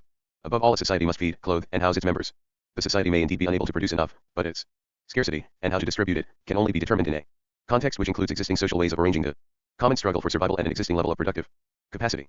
These existing facts are already social and have required cooperation at every step of their history. At their root, the most exploitative societies are contradictory, not merely negative, as Sartre's emphasis might lead us to conclude. In one fashion or another we organize to do the work needed to get our collective living. We may not produce enough, and we may fight over our product. I may impose on you a form of antagonistic cooperation so that I benefit relatively and you suffer relatively from the scarcity. We then cooperate while I exploit you and you accept your lot or wait to resume the struggle. Helper and threat, you are both the key to my life and the prospect of my death. Our relationship must be contradictory, at least until the end of scarcity, or its more or less equal sharing, and the end of class society. Like any fact, scarcity has no meaning prior to social life in history. Drawn into the texture of a genuinely social analysis, scarcity would cease to be Sartre's ultimate term. Scarcity, today, and always, is a political fact, perpetuated and aggravated by certain societal forms and international dynamics, combated and overcome by others. There is no reason for scarcity today. The individualist social theory of Jean-Paul Sartre 211. Sheer technical means have been created by a history of antagonistic cooperation to cure it in a generation, if the decision could be made to do so. Such a decision, however, would mean completely revolutionizing social structures which have a vested interest in limiting or wasting production, transforming people's attitudes towards their lot and their social life, destroying the current system. International relations, attacking backwardness at all levels. It would mean, in short, revolutionizing the entire world. Whether or not this is to happen is, above all, a political question. Gortz's grim Sartrean vision is false insofar as it tends to render these political tacts as quasi-natural ones in a world where the foreseeable growth of world population is greatly outstripping production of food, and presents a worldwide political situation as the continuous displacement of a given fact, every local and partial history over scarcity brings with it a displacement of scarcity into other areas. 2.1.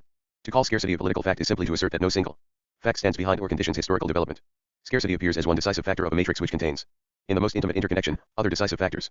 Cooperative human praxis to create the means of subsistence is one of them, and it implies that there is a fundamentally social nature to all individual activity. Another is the way in which the means of production are controlled.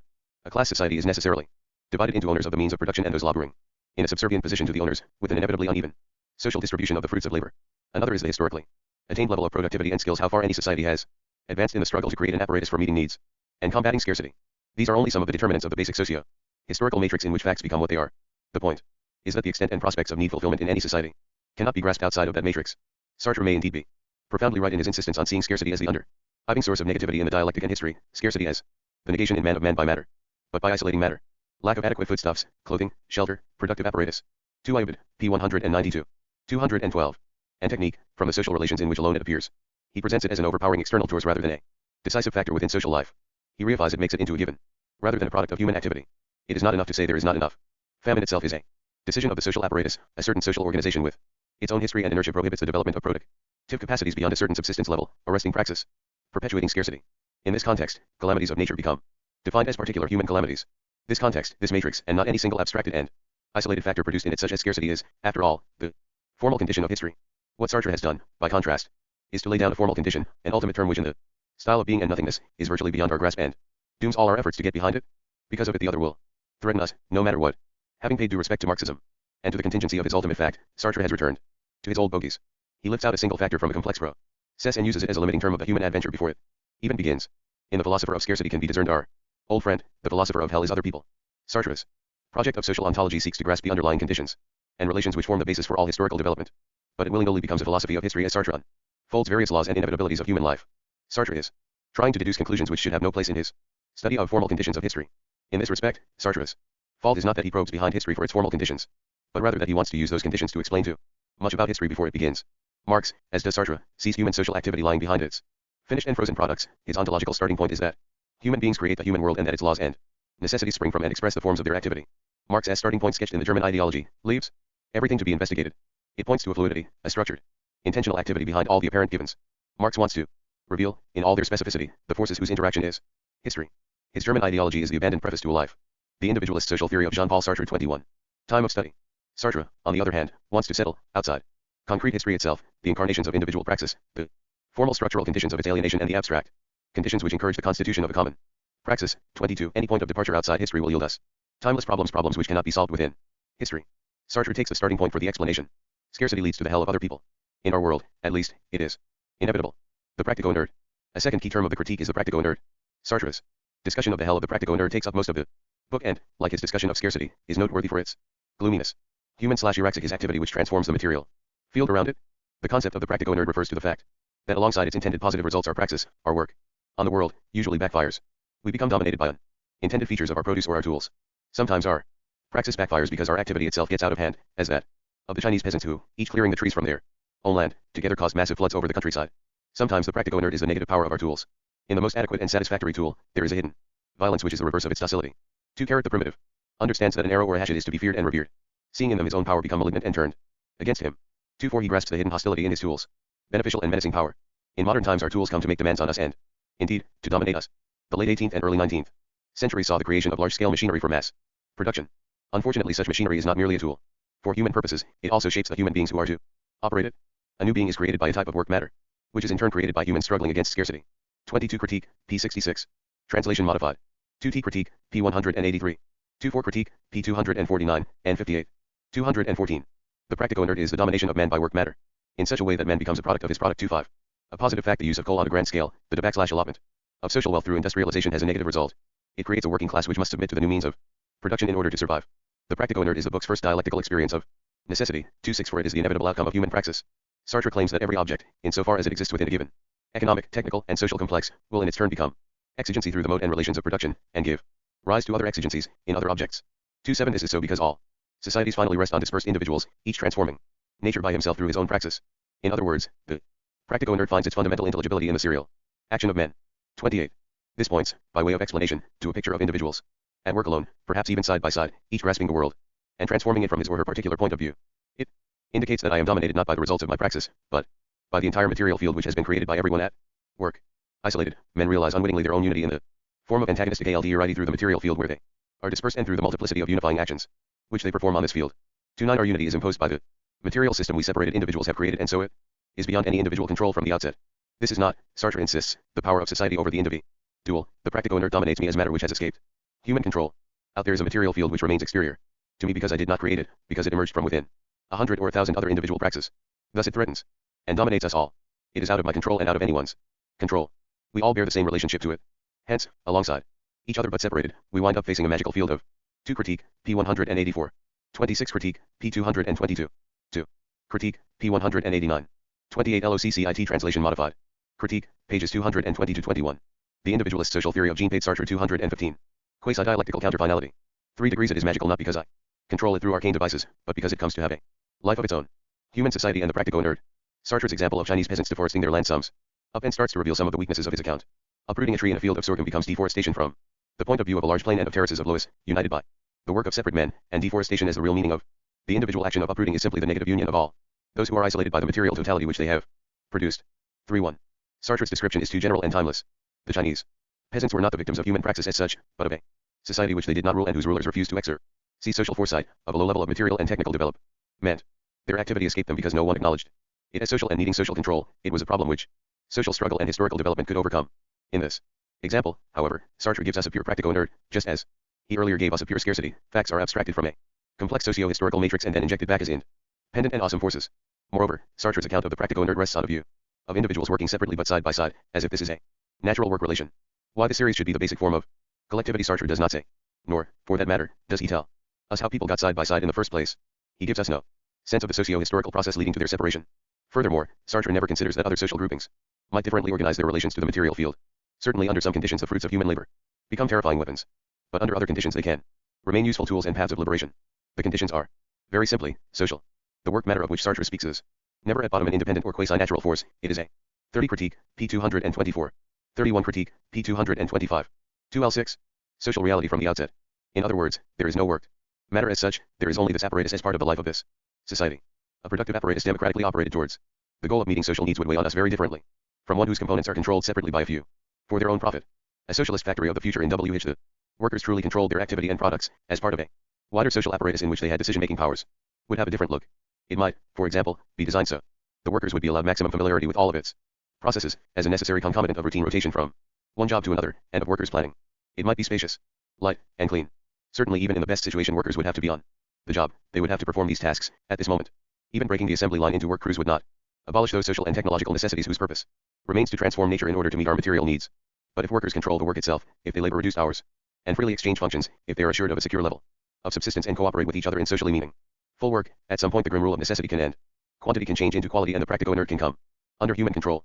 It would be humanized, shot through with human vitality and freedom and power, so that our very sense of work would change. Do such objections merely resuscitate the simplistic Marxism against which Sartre polemicizes throughout the critique? In fact, the more simplistic analysis is Sartre's matter, or the simple fact that it is transformed by men and women, does not determine the fact or degree of its dominance over us. We are not subjected to every object, insofar as it exists within a given economic, technical and social complex.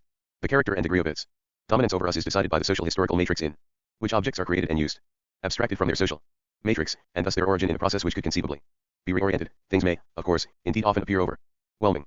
It is not surprising, then, that Sartre makes direct reference to being and nothingness at the end of the section in the critique. The individualist social theory of Jean-Paul Sartre. 217. Dealing with the practico-nerd. Suddenly, 17 years and supposed worlds of thought later, he suddenly conjures up the vision of in itself for itself again. For, after all, it is this fundamental relation, the necessity of creating the practico-nerd, which explains why, as I have said, man projects himself in the milieu of the in itself for itself. 3 Although Sartre shifts from his account in being and nothingness when he now writes that the foundation of necessity is practice, his key terms actually show no shift. Man, the for itself, revealing itself initially as inert or, at best, practico-nerd in the milieu of the in itself. 33 Whether man creates it or it is given, the world remains for Sartre what it always WT as a power over us, a force beyond our control. Separate individuals labor side by side to create a world that overwhelms them. Sartre's vision raises specific features of advanced capitalist society to the status of universal structures. Recent discussions of the issue of pollution in America are a relevant example here of how a problem stemming from the specific priorities of a particular social structure can be mystified in this way into a more generalized and remote case of human activity getting out of hand. We are told that we should all help to control our waste, private citizens, government bodies, corporations. But pollution is, of course, a political problem. Firstly, it is the very nature of a capitalist enterprise to be concerned with its own profits at whatever social cost, rather than with social well-being. Secondly, capitalism is generally so structured that there can be no social control over society's productive processes, the economy. Thirdly, capitalist society anyway develops an ethic and rationale of economic activity in which no one is responsible. T. Magical work of the invisible hand theoretically coordinates the dispersed activities of millions. So each capitalist does what he wants. To this extent, the social vision of capitalist society is that there is no society. Sartre's description of the hell of the practico-nerd aptly conveys it. But this description fits the world of today, for specific social and historical reasons, not because of the very nature of human praxis. The separate and uncoordinated work controlled by each capitalist becomes an enormous anti-human social power, beyond anyone's control, even that of a very bourgeois government. 32 Critique, p. 228 and 68. 33 LOCCIT. 218. The historical versus the isolated individual. Society, and particularly the alienated and contradictory social life of all class societies, is the missing term of Sartre's social thought. He ignores it in explaining the dominance worked matter comes to have over us, just as he ignores it in explaining the force of scarcity. What in his thought makes him unwilling or unable to use this key? The question brings us to the basic problem of the critique. For Sartre's work of social theory is ultimately constructed in ways that make it impossible to understand social realities. It is built not on a sense of society at all, but on abstract, isolated individuals. Sartre protests the opposite. He writes, for example, to consider an individual at work is a complete abstraction, since in reality, labor is as much a relation between men as a relation between man and the material world. 3-4 He repeats this half a dozen times in the course of the critique, even emphasizing that the very solitude of the isolated worker can only be produced by a specific historical and social reality. 3-5 He proclaims his intention not to stop the critique at the level of abstract individuality. It would be false and idealist to do so. But since our starting point is individual praxis, we must carefully follow up every one of those threads of ariadne which lead from this praxis to the various forms of human ensembles, and in each case we shall have to determine the structures of these ensembles, their real mode of formation out of their elements, and finally their totalizing action upon the elements which have formed them. 3.6 Individual praxis. And the isolated person who performs it are abstractions which Sartre will take as heuristic devices, the immediate and given starting points of an inquiry which will penetrate far beneath the individual's apparent isolation. Thereby, Sartre will rediscover, through deeper and deeper conditionings, the totality of his practical bonds with others and, thereby, the structures of the various practical multiplicities and, through their contradictions and struggles, the absolute concrete, historical man. 3.7. After our examination of his conceptions of scarcity and the 34 Critique, p. 91. 33 Critique, p. 95. 36 Critique, p. 65. 37 Critique, p. 52. The individualist social theory of Jean-Paul Sartre. 2 IQ. Practico inert, such assertions of intention pose a difficult intellectual problem. How can we disentangle Sartre's clearly unsocial explanation of historical and social phenomena from his seeming commitment to portray the concrete absolute historical man? A look at how the critique is constructed will help us. Following 2 introductory chapters, the dogmatic dialectic and the critical dialectic and critique of critical investigation. Book I of the critique begins from individual praxis to the practico inert. In these pages the critique progresses from abstract individual praxis to the most primary human ensembles. Here is where Sartre locates the individual's basic social relations, from which all others spring and to which all others return. The first step is to describe individual praxis. Then, in no less than 4 separate headings, we see our isolated individual encountering others. These sections reveal Sartre's peculiarly unsocial social individual. It is quite fitting that Sartre's first move beyond isolated individual praxis should be a leap, not a step at all. We began with the isolated individual at work on the material field around him. How then do we get to social groupings? Does Sartre look more deeply at this individual, to see the historical and social imprint on everything he does? This would be an internal way of uncovering sociality within every apparent individuality. Instead, Sartre simply adds on other individuals. From my window I can see a road mender on the road and a gardener working in a garden. Between them there is a wall with bits of broken glass on top, protecting the bourgeois property where the gardener is working. Thus they have no knowledge at all of each other's presence. Absorbed as they are in their work, neither of them even bothers to wonder whether there is anybody on the other side. Meanwhile, I can see them without being seen, and my position and this passive view of them at work situates me in relation to them. I am taking a holiday in a hotel. 3.8. From one individual at work we move to 3 individuals at work, separately. But to build social relations simple / by multiplying individuals is not to build social relations at all.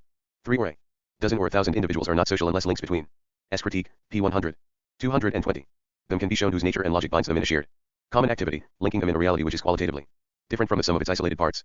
Instead of discovering others by revealing their actual implication in any single person's praxis, Sartre simply places them there beside the latter.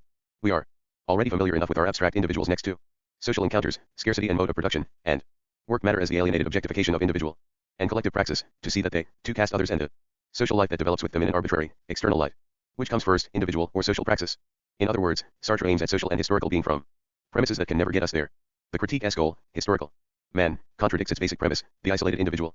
This contradiction explains much of the book's obscurity. Side by side with Sartre's repeated throwaway references to the abstractness of individual praxis and his proclaimed intention to move to a more socially and historically concrete level, we find a quite different idea. Individual praxis, Sartre makes clear, is the book's fundamental principle. It is the source of all dialectic, the only ontological reality. The heuristic device turns out to be the core of the book, from beginning to end. Sartre claims that his approach is based on the very nature of the dialectic itself.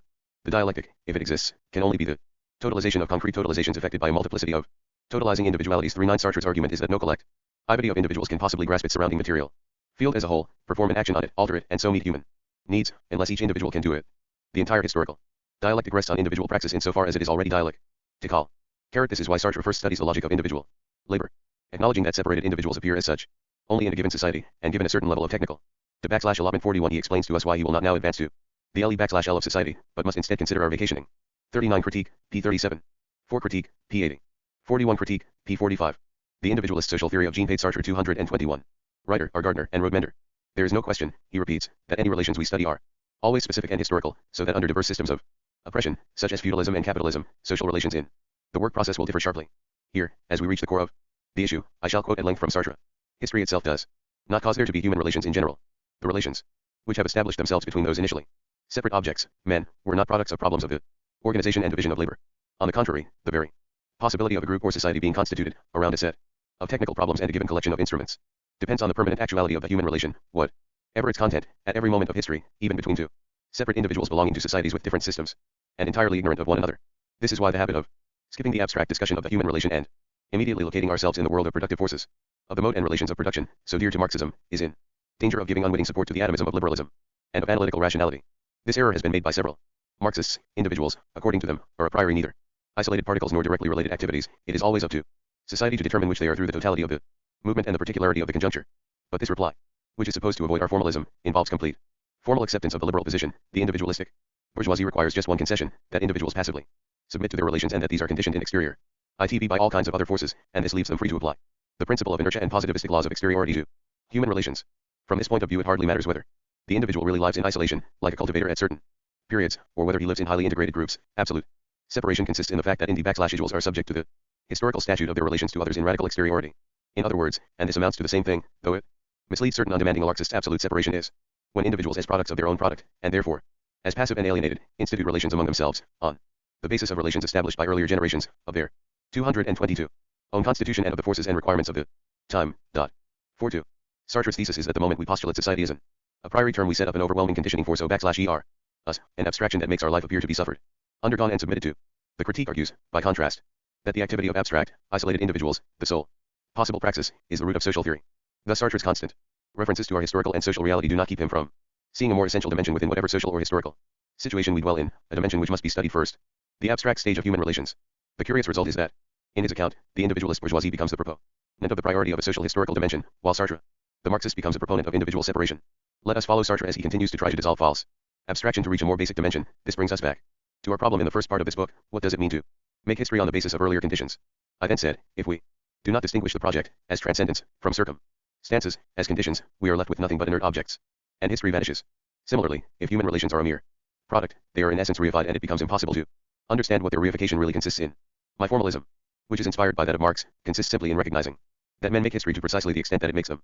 This means that relations between men are always the dialectical consequence of their activity to precisely the extent that they arise as a transcendence of dominating and institutionalist human relations. Man exists for man only in given circumstances and social conditions, so every human relation is historical. But historical relations are human insofar as they are always given as the immediate dialectical consequence of praxis, that is to say, of the plurality of activities within a single practical field. 4 But Sartre is mistaken to believe that human activity is fundamentally dialectical and therefore capable of rising up and transforming the conditions in which it occurs. We need not believe. 42 Critique, pages 96 to 97. Plus Critique, pages 98 to 99. The individualist social theory of Jean-Paul Sartre 223. That we must speak of individual activity. Praxis is, first of all, social, free, transforming, totalizing activity which remakes the world is possible only as social activity. Work is not an individual activity that happens, in some circumstances, to be performed alongside other people, but a social activity which members of society perform from their place, according to their skills, according to arrangements which are only, and always, social and historical. Long before there can be any epistemological encounter between our vacationing intellectual, our gardener and road mender, there must be a process of antagonistic cooperation in which they share. The intellectual can gaze out of his window only because there are people to mend the road, tend gardens, plant and grow food, make beds, build hotels, transport food, build trucks, supply fuel, make kitchen utensils, cut vegetables, cook food. Whatever their formal relations, the activity of each in the society implies the activity of all others. Any vacationing intellectual depends on their labor. The labor of each is thus mystified if it is seen primarily as individual praxis. Individuals carry it out, to be sure, but as social individuals carrying out aspects of a complex and highly organized social praxis. No step of the activity is not social. My tools, my place of work, the materials I work on, my very patterns of work, all these dimensions of individual praxis develop only in and for a society at a certain point in history. This is true of what seems to be the most idiosyncratic individual activity. For example, our vacationer who establishes relations between individuals does so as part of a certain philosophical tradition. His leisure depends on a social division of labor which deems it important that certain groups of people are permitted the time to do such things. Strictly speaking, there can no more be a purely individual praxis than there can be an individual reason. Social individuals work with social tools, using social skills on a social field, to accomplish socially defined purposes. This is so of all labor, even if executed over here, by this individual. The very formula the individual means one particular social being, conditioned by and living in history, possessing skills, speaking a language. To be sure, Sartre claims to acknowledge all this, which makes the critique in many ways so puzzling a work. Gortz even argues that the book is obviously not built on the solitary individual but 224 rather shows the individual's internal links with each of his creations, each of the social realities shaping him. Gortz italicizes Sartre here, starting from this, his own life, his understanding of his own life must lead to the denial of its singular determination in favor of a search for its dialectical intelligibility in the ivy hole. Human adventure. We have seen that the critique does this without inner necessity, only by leaps and bounds. But even as formulated, the project is mistaken. Sartre would seek out the links between individual and society, rather than seeing the individual as social from the outset. Thus when the decisive intellectual decisions are to be taken, Sartre returns to this point. Social praxis is the combined activity of individuals who happen to be at work on the same field. Social individuals. Sartre would retort to the criticisms developed here that they make dialectical activity, free activity, praxis unintelligible, by refusing to cast the individual as prior to society. He would argue that they serve an ideology that is bourgeois, by making the individual appear determined but not equally determining. What, he would ask, is this strange entity, society, if it is somehow before and beyond individual activity? How is it possible ever to hope to control it or transform it if we don't create it? André Gortz raises these questions in his sharp defense of Sartre's focus. If the individual is explicable through the society, but the society is not, Intelligible through individuals, that is, if the forces that act in history are impermeable and radically heterogeneous to organic praxis, then socialism as the socialization of man can never side with socialism as the humanization of the social. It cannot come from individuals as their reappropriation by collective praxis of the resultant of individual praxis. It can only come to individuals by the evolution of their society according to its inner logic. The positivist, or transcendental materialist, hypothesis is that the historical process is impermeable to dialectical intelligibility. If so, then socialism, born of an external logic, will also remain external to individuals and will not be a submission of society and history to individuals and their demands, but a submission of individuals to society and its demands on them, not the full development, but the negation of individuals, not the transparency of the social. 44 Critique, p. 51.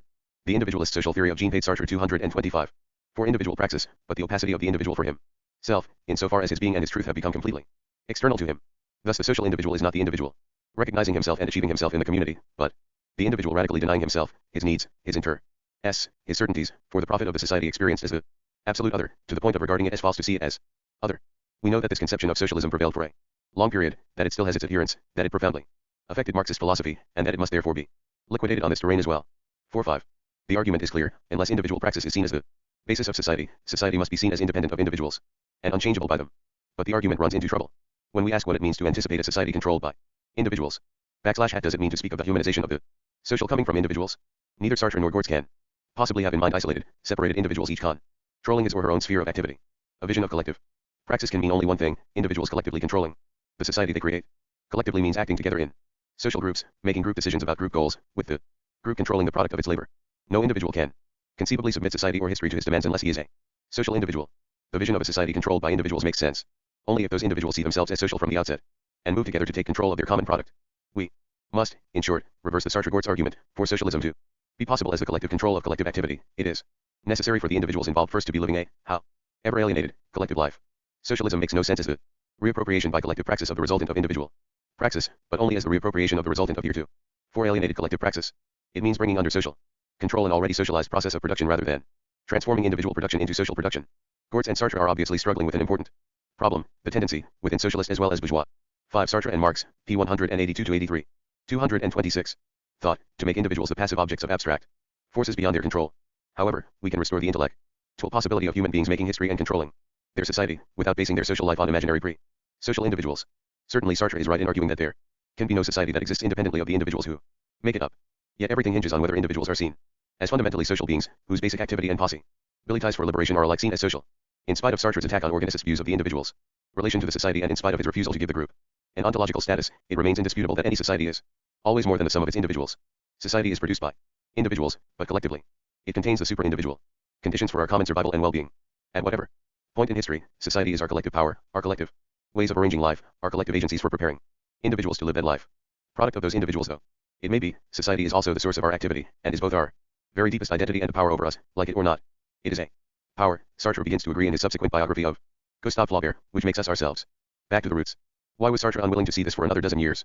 What in Sartre's thought makes it so difficult for him to see the social determinations at the core of each individual? The question sends us back to the roots of Sartre's thought. For in the end we find the same account of the world in the critique as in Sartre's early writings. He still tries to explain social phenomena with analyses drawn from a perspective based on isolated individuals. He still regards the world now the world men and women have created from the viewpoint of an isolated individual confronting an overwhelming reality. He still labors strenuously to defend that indie/individual freedom now praxis against that reality, rather than studying its social sources and prospects of transformation. We find in the critique, as in his early writings, that Sartre's probing radicalism is constantly compromised by his tendency to take what he sees at face value, our separation and isolation, our mutual hostility, the weight of the world. For all his hostility to the individualist social theory of Jean-Paul Sartre 227.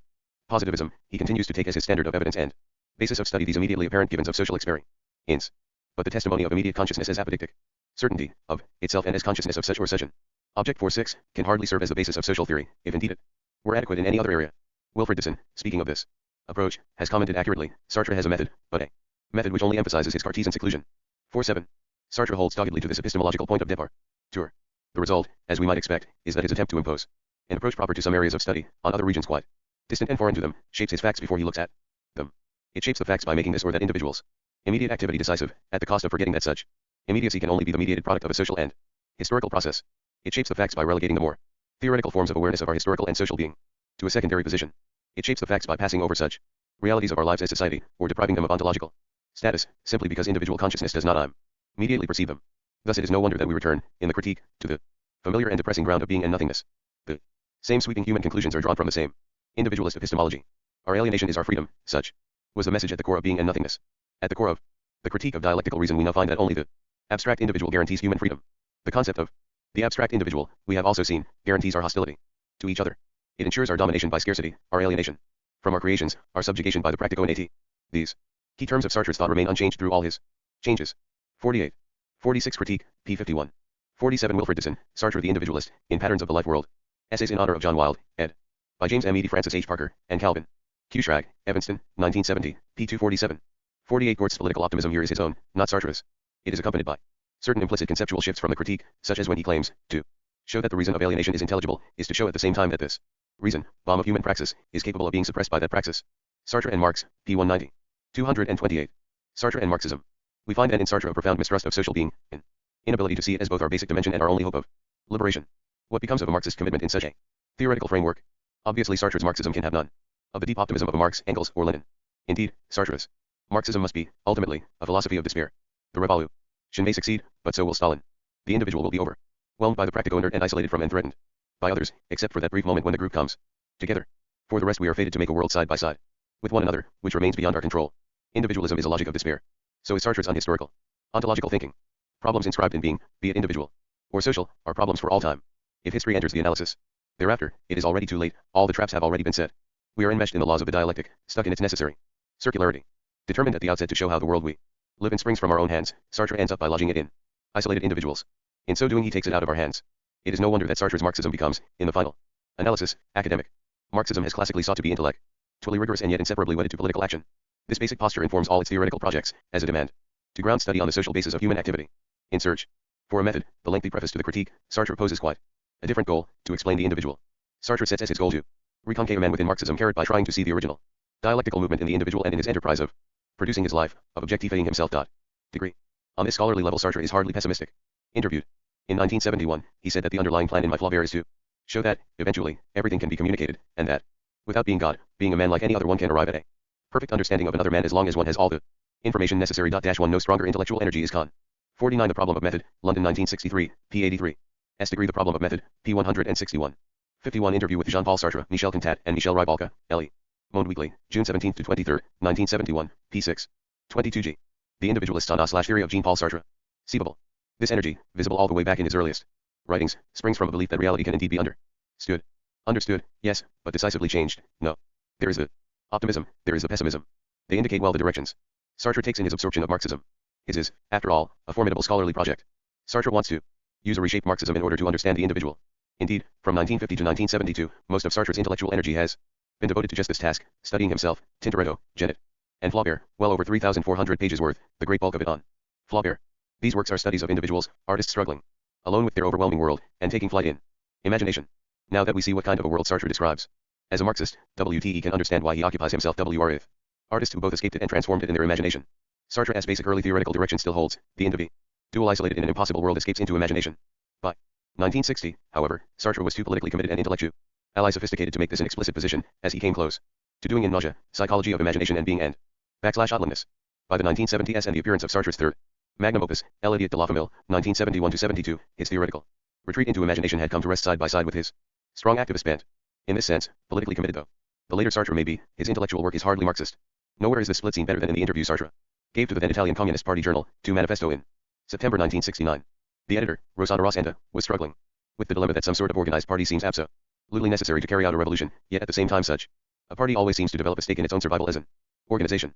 In response, Sartre freely stated this to be a necessary contradiction, and using his concepts of seriality and institutionalization, perceptively analyzed the role of the French Communist Party in May 1968. Throughout the interview Rossanda, while operating within Sartre's conceptual framework, refused to accept the contractation as inevitable. She again and again pressed Sartre to see a way out of the dilemma, or posed her own solution to him.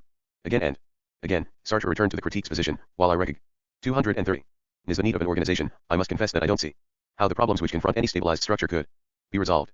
5 to Rossanda, a Marxist and an activist, could hardly submit to these ontological limits on her political work. So, as Sartre's thought brought her to a dead end, she sketched a way out, an open-ended relationship of the party to the working class, in which the party puts itself at the service of the struggle of the class. Let us follow his reply, I agree, on condition that this dialectic manifests itself as a dual power, and that one does not claim to solve it within a purely political schema.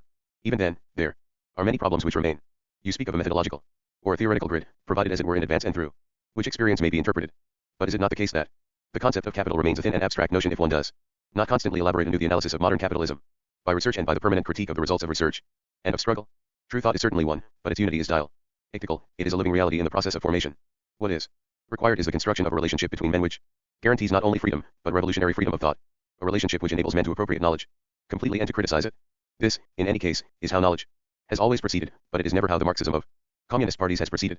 So that the creative culture of its members may grow, and in order to enable them to acquire a maximum of true knowledge, the party, the political organization of the class, must make it possible for them to innovate and to engage in mutual argument, instead of presenting itself as the administrator of acquired knowledge. If one looks outside the party, the debate on Marxism has never been richer than it is now. Because, particularly since the breakup of monolithism and the posing of the problem of the diversity of socialism, there exists a plurality of Marxist inquiries and open disagreements between them. 5.3. The disconcertingly complicated character of this statement is due to the fact that the basic movement of Sartre's thought has reasserted itself. Sartre has shifted the level of discourse, so that France, masses, spontaneity, party, in between existentialism and Marxism. London NLB, 1974, p. 132. S. Ibid, pages 133 to 34. The individualist social theory of Jean-Paul Sartre 2G. Rossander's urgent political problem pronounced to be irresoluble by Sartre, who had supplied the very terms in which it was conceptualized, becomes for Sartre an intellectual issue. What are the many problems which would remain unresolved? Certainly not political problems, but questions of investigation, true thought, and culture and truth. Unable to deal with the practical issue of how a party is to seize power yet avoid ossification, Sartre sidesteps it to ask how to guarantee the revolutionary freedom of thought, a relationship which enables men to appropriate knowledge completely and to criticize it. Therewith Sartre's Marxism steps into an academic refuge.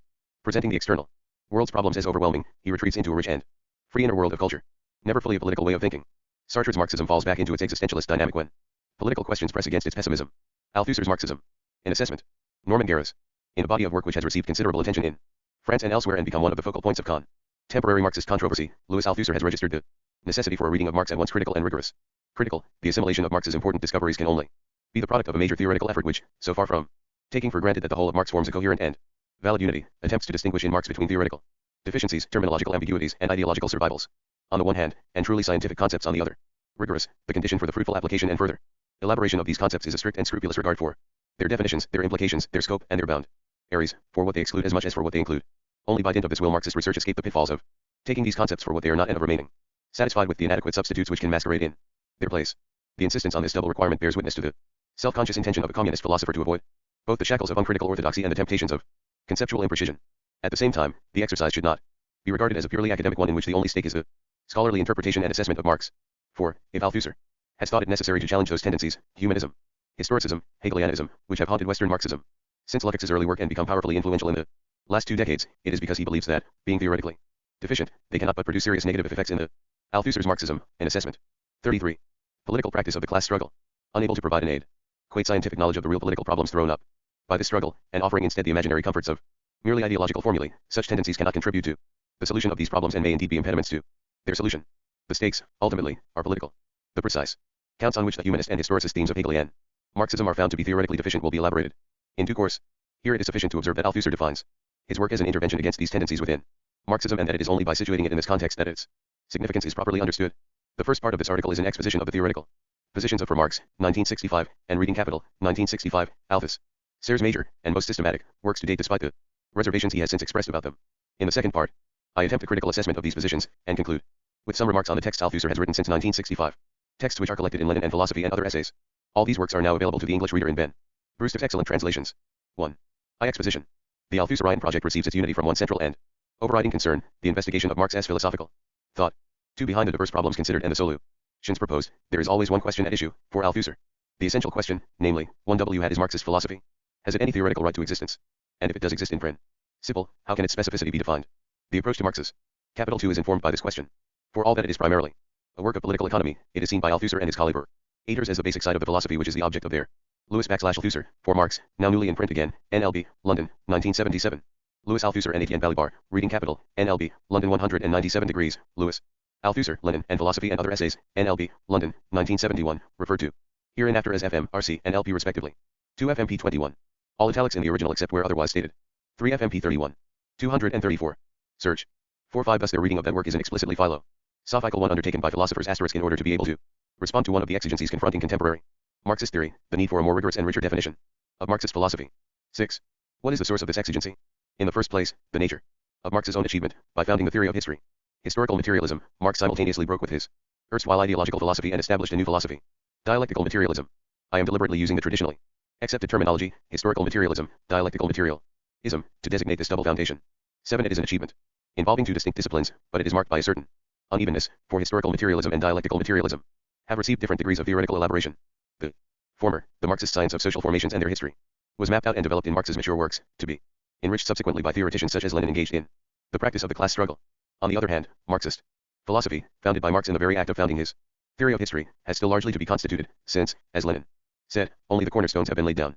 8. Dialectical materialism, that is to say, represents a philosophical revolution carried in Marx's scientific discoveries, 9. At work in them, it exists in an untheorized practical state. 10. Its mode of existence is merely implicit. 11. Whence the need to give it proper theoretical articulation, resisting the temptation offered by its implicitness, simply to confuse it with historical materialism. For if the latter has been able to develop up to a point in the absence of an explicit and thorough formulation of the principles of Marxist philosophy, this absence has not been without serious consequences, and to continue to tolerate it would be to incur further risks. Anticipating somewhat the further course of this. 4 RC pages 30 to 1, 74. 5 RC pages 14 to 5. 6 RCP 77. 7 FMP 33. Asterisk FM pages 30. 9 RC pages 75 to 6. 10 FM pages 173 to 5. RCP 185. 11 FM pages 33, 229. Althusser's Marxism, an assessment 235. Exposition. I will simply indicate here that, for Althusser, Marxist philosophy is a theory of the differential nature of theoretical formations and their history, that is, a theory of epistemological history. 1 2 or, what comes to the same thing, the theory of the history of the production of knowledge. 1 3 It is, in short, the theory of science and of the history of science. 1 4 As such, a well-founded Marxist philosophy is indispensable to the science of historical materialism, in order to identify its fragile points, to pose clearly its problems so that they may be capable of solution, to give it the concepts adequate to its tasks, and to facilitate its path in those areas of study where it has only just begun, or has yet to begin, to make its way. As the vigilant guardian of its scientificity, dialectical materialism can assist in consolidating and defending historical materialism against the ideologies which threaten it, both at its weak points and at its frontiers. But without this philosophical attention, the scientific activity, left to develop spontaneously, will be helpless in the face of these threats and open to the invasions of ideology. This has happened in the past, and will continue to happen so long as the science lacks the explicit theory of its own practice. This is why the theoretical future of historical materialism depends today on deepening dialectical materialism. 1 6.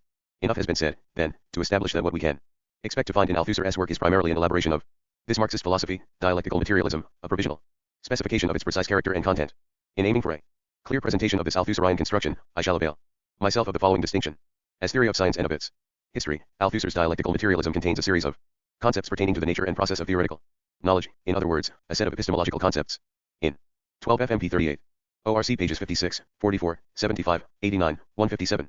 4 RCPP 145 86 153 CF Macquarie, who gives this conception of philosophy its most acute formulation, la philosophique en est diautre alors que la connaissance. De l'histoire des sciences. Philosophes sont aujourd'hui sur qui font one histoire de theories, et en même temps l'autre de cette histoire philosopher C. étudier. Dans quelles conditions, et quelles conditions sont poses de problems scientifiques. L. Althusser, J. Rancière, P. Macquarie, E. Balibar and R. Esteblet, Lire L. E. Capital. 2 volumes, Francois Maspero, Paris, 1965, VO1 HP 2L6. SFM pages 169 to 73, RC pages 29 to 3 degrees, 89 to 90 and 5, 145 to 6. 16 RCP 77. 2J6. Addition, to the extent that it functions as the theory of the particular science of historical materialism by reflecting on its concepts and problems, it incorporates a set of historical concepts. The two areas defined by this distinction, which is merely an expository convenience, as will be seen, the epistemological and historical concepts are integrally related, are, however, founded on one and the same first principle, which is principle of intelligibility to both. This principle is the central Althusserine concept of practice or production. The exposition will therefore proceed as follows. From I, a preliminary discussion of the concept of practice/production, to a consideration of 2, the epistemological concepts, and 3, the historical concepts which are based upon it. I practice/production. The primacy of practice is established for Althusser by showing that all the levels of social existence are the sites of distinct practices. 1. And Marx's double achievement, scientific and philosophical, can be summed up precisely in this, that, in breaking with the inadequate ideological concepts which governed the thinking of his youth, he founded a historico-dialectical materialism of praxis, that is, a theory of the different specific levels of human practice, economic practice, political practice, ideological practice, scientific practice. 1/8 is concerned to emphasize that each level, or instance, 1/9 of the social totality is a practice must not be permitted to obscure Althusser's insistence, equally forceful, that the various practices are nonetheless really distinct, and should not be collapsed into one undifferentiated notion of practice in general. For we shall see in due course that most of the theoretical errors and deviations, within and outside Marxism, which constitute the objects of his criticism, are put down in the last analysis to an incorrect understanding of the concept of practice, and, in particular, to a tendency to reduce or negate the distance between the practices. The concept has thus a polemical or negative function which complements its positive function of foundation stone of the Althusserine system, and its performance of both functions is importantly determined by the distinctions. 17 RCP 58. 18 FMP 229. 19 CEG RCP 97. Althusser's Marxism, an assessment. 237. Inscribed within it, we must recognize that there is no practice in general, but only distinct practices, for there can be no scientific conception of practice without a precise distinction between the distinct practices. 20 I shall return in a moment to the principle of distinction. The general essence of practice. It is necessary, first of all, to investigate the principle of unity, referred to by Althusser as the general essence of practice, 21, which makes possible a general definition of practice 2 such that the different levels of social existence, whatever their concrete differences, are all equally practices. This principle of unity, Althusser expresses as follows: by practice in general I shall mean any process of transformation of a determinate given raw material into a determinate product, a transformation effected by a determinate human labor, using determinate means of production. In any practice thus conceived, the determinate moment, or element, is neither the raw material nor the product, but the practice in the narrow sense, the moment of the labor of transformation itself, which sets to W work, in a specific structure, means and a technical method of utilizing the means. 2. Given this definition, politics, ideology, and science, or theory, as well as economic production in the narrow sense, can all be regarded as forms of practice, to the extent that they all entail a transformation of a given raw material or object into a specific product by means of a labor process involving laborers and means of production, to the extent, that is to say, that each exemplifies the structure of a production. 2. For that, as one of Althusser's critics has put it, they all share this homologous form. Thus in Althusser we find reference not only to the economic mode of production, combining in specific relations of production the elements of the material production process, 2.6, but also, for example, to the mode of theoretical production or M mode of 20 RCP 58. 2. FM pages 188, N.26, 169. 22 FMP 167. 23 FM pages 166-67. 24 RCP 58. 2 CA Glucksmann, of ventriloquist structuralism below. 26 RC pages 170-77. Production of knowledges, 2.7, and to the mode of production of ideology. 2.8 The same thing in Balibar's more extended treatment of this concept. The economic mode of production in every social formation is said to consist of a combination of the same few elements, namely, laborer, object of labor, means of labor, and non-laborer, in specific relations of production. 7 and B backslash extension, all the levels of the social structure ha backslash E the structure of a mode in the sense in which I have analyzed the mode of production strictly speaking. 304 Every level of the social structure, as the side of a distinct practice, is constituted by a set of similar elements, which are combined in specific social relations. Hence the scattered references to political social relations and ideological social relations, as distinct from the economic relations of production. 31 These other relations represent combinations of the elements of political and ideological practice, respectively. We have, then, a general definition covering a number of particular practices by virtue of the formal similarities just discussed. But within this formal similarity there is a real dissimilarity of content separating the four major practices identified by Althusser. The dissimilarity of content consists in the fact that each practice has a different type of initial object or raw material, which is transformed into a different type of product, by means, in each case, of a different type of labor with different instruments of labor. Thus, where economic practice involves putting to work labor power and means of material production to transform natural or already worked up materials into socially useful products, theoretical or scientific practice brings together thought, power and means of theoretical labor, the concepts of a theory, and its method, to produce from concepts, representations, intuitions, a specific product, knowledges. 3. Political practice works on its own type of raw materials, given social relations, to produce its own type of product, new social relations. Ideological practice transforms the forms of representation and perception. 2. RC pages 27, N.9, 41. 28 RCP 52. 29 RC pages 2I2L6. 80 RCP 220. 80 RC pages 140, 180, 220. 82 FM pages 167, 173, RC pages 42, 59. Althusser's Marxism, an assessment 239. In which the agents of a social formation live their relations with their world. 3. A respect for these real differences is the fundamental precondition for understanding the distinctive processes of the practices, their peculiar mechanisms and rhythms of development. For they all develop on their own sites, which are really distinct levels or instances of social reality. It is perfectly legitimate made to say that the production of knowledge which is peculiar to theoretical practice constitutes a process that takes place entirely in thought, just as we can say, renewedis mut and dis, that the process of economic production takes place entirely in the economy, even though it implies, and precisely in the specific determinations of its structure, necessary relations with nature and the other structures, legal, political, and ideological, which, taken together, constitute the global structure of a social formation belonging to a determinate mode of production. 3. The science of historical materialism, which is a theoretical practice, has precisely to study the different practices in their specificity, and their relations to one another in the complex unity of social practice which is the social formation. What then of dialectical materialism?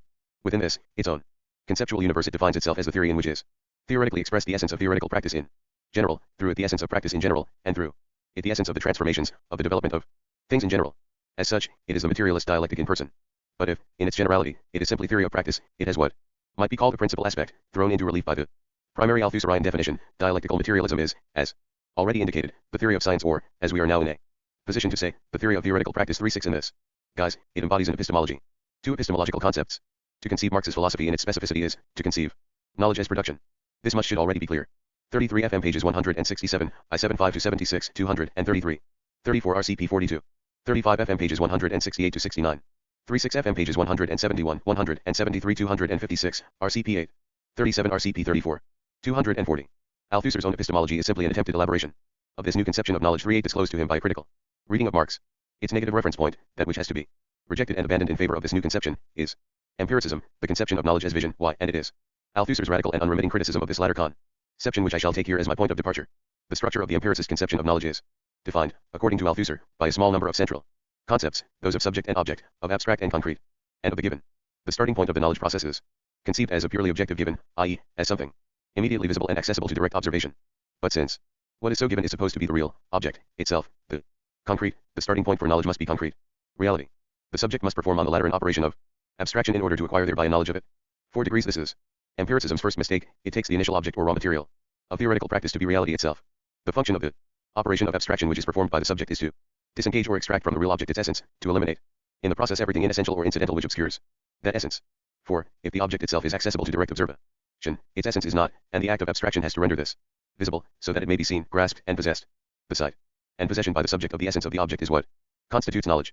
However, this conception of knowledge, and here is the crucial step in Althusser's argument, presupposing as it does a reality with 2 parts, actually inscribes within the structure of the real object to be known, the knowledge of that object. It does so by equating knowledge with one part of the real object, the essential part. Thus, the knowledge of a reality is conceived as part of that reality, and its only difference from the reality of which it is the knowledge is that it is merely part of it, and not the whole of it. For 1, this is empiricism's second mistake. It takes the product of theoretical practice, namely, knowledge, to be 38 RCP 35, 39 RC pages 19, 24, 40 FM pages 183 to 84, 190 to 91, RC pages 43, 161, 183, 41 RC pages 35-4 degree. Althusser as Marxism, an assessment 241. Part of the reality known. It confuses thought with the real by reducing thought about the real to the real itself. Asterisk 2. From this it should be clear why Althusser rejects, as a contemporary variant of empiricism, the epistemology of models. Here again the model is conceived as providing knowledge of a reality abstracting its essential from its inessential features. Reality, or the concrete, is then said to be always richer and more living than the theory which attempts to comprehend it. Point 43. And we are face to face with a third deficiency of empiricism which is perfectly coherent with the first 2. Abstract theory is, at best, only an approximation of concrete reality. Theoretical concepts, by their very nature, i.e., by virtue of being abstract, have a built-in inadequacy, an original weakness which is their original sin. In consequence, the possibility is lost of a knowledge fully equate to the reality of which it is the knowledge. This deficiency, which marks both the philosophical efforts of Engels 4 and the writings of Feuerbach and the young Marx 4 must be banished, along with the other errors of empiricism, from the epistemologue of dialectical materialism. We shall see in what follows that the basic concepts of empiricism, where Althusser retains them at all, are radically transformed and given a different content and role. Thought and reality. In the first place, the distinction between abstract and concrete, representative for empiricism of the distinction between thought and reality, is transposed by Althusser into the realm of thought itself, and abstract and concrete there become raw material and product respectively of the process of production of knowledge. The latter takes place entirely in thought, that is to say, wholly within what the empiricist would regard as abstraction, so that it never, as empiricism desperately demands it should, confronts a pure object which is identical to the real object. This can be elaborated by reference to the 3 kinds of generalities discussed by Althusser. He calls generalities I the concepts and 42 RCP 87, 43 RC pages 39, 117 to 18, 44 RC pages 82, 113 to 15, 45 FM pages 186 to 87, 46 RC pages 42 to 43, 242. Abstractions which constitute the raw material of theoretical practice. This raw material to be transformed is never just a given, it is never concrete reality, it is always an already worked up material consisting of abstract concepts which are the products of a previous practice. These concepts are partly scientific, the products of past theoretical practice, and partly ideological, the products of an ideological practice. And the raw material of ideological practice, in turn, is never reality itself. It always consists of abstractions, ideas, intuitions, which are themselves the results both of previous ideological practice and of other subsidiary practices, empirical, technical, which Althusser mentions in this connection without expatiating upon them. So the raw material from which theoretical practice begins, the process cannot have an origin, strictly speaking, for 7 is never reality as such, but always an abstraction of one sort or another. It is transformed by the application of means of theoretical production, generalities 2, into a product, generalities 3. The means of theoretical production are the basic concepts of a science at any given moment, more or less unified within a specific theoretical framework which will determine the problems capable of being posed and resolved by the science. And the generalities 3 which are the product of theoretical practice are the scientific concepts embodying knowledge. Following Marx in the 1857 Introduction to a Contribution to the Critique of Political Economy, Althusser calls this product the concrete in thought. It is the synthesis of abstract concepts which provides knowledge of the real concrete, but it is also, as a theoretical product, completely distinct from this real concrete whose knowledge it provides. The process of knowledge ends as it begins entirely within thought. For 8. The distinction between thought and reality, between theoretical practice and the other practices, is, then, irreducible and, as such, it entails 2 theses which are essential to dialectical materialism. 1. The materialist thesis of the primacy of the real over thought. Since thought about the real presupposes the existence of the real, independent of that thought, the real survives in its independence. After as before, outside the head, Grundriss, p. 22, and, 2. The materialist thesis of the specificity of thought and of the thought. 47 RC pages 62 to 64. 48 essential references for this paragraph, FM pages 183 to 93. Cf. also RC pages 41. 87 to 88, 90, 100, and 89 to 90. Althusser's Marxism, an assessment to JJ. Process, with respect to the real and the real process. This is not a reductionist materialism. The point can be reinforced by indicating a shift in the terms by which Althusser attempts to register the distinction between thought and reality. In for Marx A. Distinction is made between the concrete in thought and the real concrete, and the latter is, as that which is known by theory. The object of knowledge asterisk degree in reading capital this is no longer the case. To be sufficiently sharp, the same distinction now seems to require that the object of knowledge should be not the real concrete, not the real object, but a different object, itself completely distinct from these. The object of knowledge is now situated within the realm of theoretical practice, and is a theoretical object, a concept or complex of concepts. Thus, the object of knowledge is in itself absolutely distinct and different from the real object. The idea of the circle, which is the object of knowledge, must not be confused with the circle, which is the real object. What impels Althusser to sunder the identity between real object and object of knowledge is, once again, his concern to emphasize that theoretical practice has its own raw material and its own product, both of them distinct from the reality it aims to know. The object of knowledge in the strict sense, i.e., in the sense of object worked upon and transformed in the process of production of knowledge, is this raw material and this product, which in turn becomes raw material. It cannot be the real object. 52. There is, for all that, a relation between these two objects, the object of knowledge and the real object, a relation which constitutes the very existence of knowledge. 55. This relation will be discussed more fully below. Suffice it to indicate here its essential implication: if the object of knowledge in the strict sense is not the real object, the object which is known finally, via the object of knowledge, is the real object. Theoretical practice achieves, through the object of knowledge, the cognitive appropriation of the real object called knowledge. More accurately, it ensures, by 49 RCP 87. I have modified the English translation slightly since it does not occur. 8. Reproduce the French text at this point. 50 FMP 186. 51 RCP 40 and pass him. 52 RC pages 43, 156. 53 RCP 52. 244. Means of the continual transformations it effects in the object of knowledge, the incessant deepening of the knowledge of the real object. The latter therefore remains the absolute reference point for the process of knowledge which is concerned with it. 54 is this to say, borrowing a phrase used by Althusser in a different context, that the real object is the object of knowledge, but only in the last instance. The role of the problematic. In any case, we must now examine the process of knowledge from the angle of that complex of generalities to which Althusser calls the problematic of a science, or ideology. The term designates the theoretical, or ideological, framework which puts into relation with one another the basic concepts, determines the nature of each concept by its place and function in the system of relationships, and thus confers on each concept its particular significance. Since the concepts are only properly understood in the context of their problematic, they should not be regarded as so many discrete elements which can be isolated by analysis and compared with apparently similar elements belonging to another problematic. For, if the problematics in question are fundamentally different, any similarities established at the level of their respective elements will be, at best, superficial and, at worst, not really similarities at all. So construed, the problematic of a science, or ideology, governs not merely the solutions it is capable of providing but the very problems it can pose and the form in which they must be posed. It is a system of questions. However, this problematic rarely exists in explicit and conscious form in the theory which it governs, so cannot generally be read like an open book. It is, on the contrary, the unconscious structure of the theory buried but active in it in the way that, as we have seen, Marx's philosophy is said to be buried but active in his scientific work. To be grasped, it has therefore to be dragged up from the depths. 55. Buried but active. Let us look at these two characteristics of the problematic in turn and elicit their implications. The problematic, by determining what it includes within its field, thereby necessarily determines what is excluded therefrom. 54 RCP 156. The italics here are mine. Cf. also pages 41, 48, 64, 66, 87, 100, and 7. 55 FM pages 32, 39, 45 to 47, 62, 66 to 70. Althusser as Marxism, an assessment 245.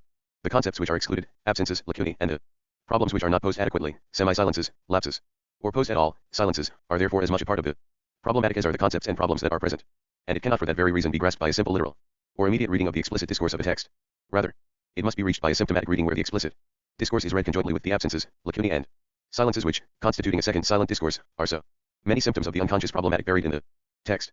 Like all knowledge, reading, correctly understood and correctly practiced, is not vision but theoretical labor and production. 5-6 This is the theoretical basis, if you like, of Althusser's insistence, alluded to in the introduction to this article, on the need for a critical reading of Marx. It is also the clue to the enigmatic Althusserine circle. The problematic of Marx's philosophy, buried in his mature scientific works, is only accessible if one knows how to read correctly, i.e., if one knows that knowledge is production, which is itself a principle essential to the problematic of Marx's philosophy. The elaboration and refinement of Marx's philosophical principles therefore requires that one disposes of them already in at least provisional form and can apply them in the theoretical practice of elaboration and refinement. 5-7. As regards the activity of the implicit, unconscious, problematic, it is intended in the strongest possible sense.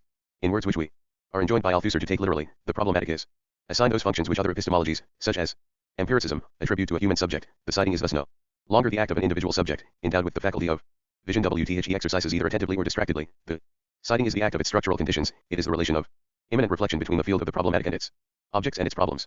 It is literally no longer the eye, the mind's eye, of a subject which sees what exists in the field defined by a theoretical problematic. It is this field itself which sees itself in the objects or problems it defines. The invisible is no more a 56 RC pages is 33. 50, 86, 143-44. 57 FM pages 38 to 39, 100, and 65 to 66, RC pages 34, 74. 2 to the power of 6th. Function of a subject citing that is the visible. The invisible is the theoretical problematic's non-vision of its non-objects. The invisible is the darkness, the blinded eye of the theoretical problematic self-reflection when it scans its non-objects. Its Non-problems without seeing them, in order not to look at them as 8. This passage, in which a theoretical structure, the problematic, is represented as the determinant element in the process of production of knowledge, so that the human subject ceases to be the subject of the process in the strict sense, is no mere polemical excess on Althusser's part. It is typical. The Althusserine universe is governed by structures, and the only subjects that populate it are those subject to this government, their places and functions, marked out for them by its ubiquitous hegemony. The elaboration of this particular theme will be undertaken in connection with the historical concepts in Althusser's work, The Epistemological Break. It was intimated above that the problematic is a category as applicable to ideological as it is to scientific practice. But we know that these are two distinct practices, and the distinction can be said, provisionally, to consist in this, that an ideological concept designates an existing reality, but does not, like a scientific concept, provide us with a means of knowing it. 59 For Althusser, this means that there must be a radical qualitative difference between the problematic of an ideology and that of a science, for all that one may be able to discover similar elements by abstracting these illegitimately from their respective problematics. In other words, a science is founded only at the cost of a complete rupture with the ideological problematic which precedes it, a thoroughgoing mutation of its basic structure. This rupture or mutation which founds a science Althusser calls an epistemological break. The role of the human subject in it is, again, subordinate. In this process of real transformation of the means of production of knowledge, the claims of a constitutive subject are as vain as are the claims of the subject of vision in the production of the visible. The whole process takes place in the dialectical crisis of the mutation of a theoretical structure in which the subject. 58 RC pages 25 to 26. 59 FMP 223. Althusser's Marxism, in assessment 247. Plays, not the part it believes it is playing, but the part which is assigned to it by the mechanism of the process. 60 Be that as it may. It is just such an epistemological break which is said to separate Marx, founder of the science of historical materialism, not only from his predecessors, Hegel, Feuerbach, Smith, Ricardo, etc., but also from the ideological conceptions of his own youth. The break, situated by Althusser in 1845, is not a clean one. Indispensable theoretical concepts do not magically construct themselves on command. 61 And ideological concepts survive in the works of Marx's maturity. So we see, once again, the need for a critical reading, able properly to locate the epistemological break in Marx, by distinguishing between the scientific and the ideological throughout his writings. 62. It remains to ask, if science produces knowledge, what are the criteria which guarantee that this knowledge is true, that it is indeed knowledge? The question, according to Althusser, is false, and the classical problem of knowledge is not a real problem.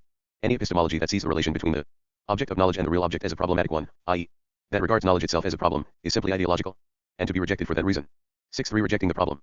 Althusser rejects the available solutions to it, including pragmatism. It has been possible to apply Marx's theory with success. Because it is true, it is not true because it has been applied with success.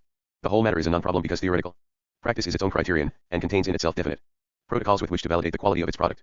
The established sciences themselves provide the criterion of validity of their knowledges.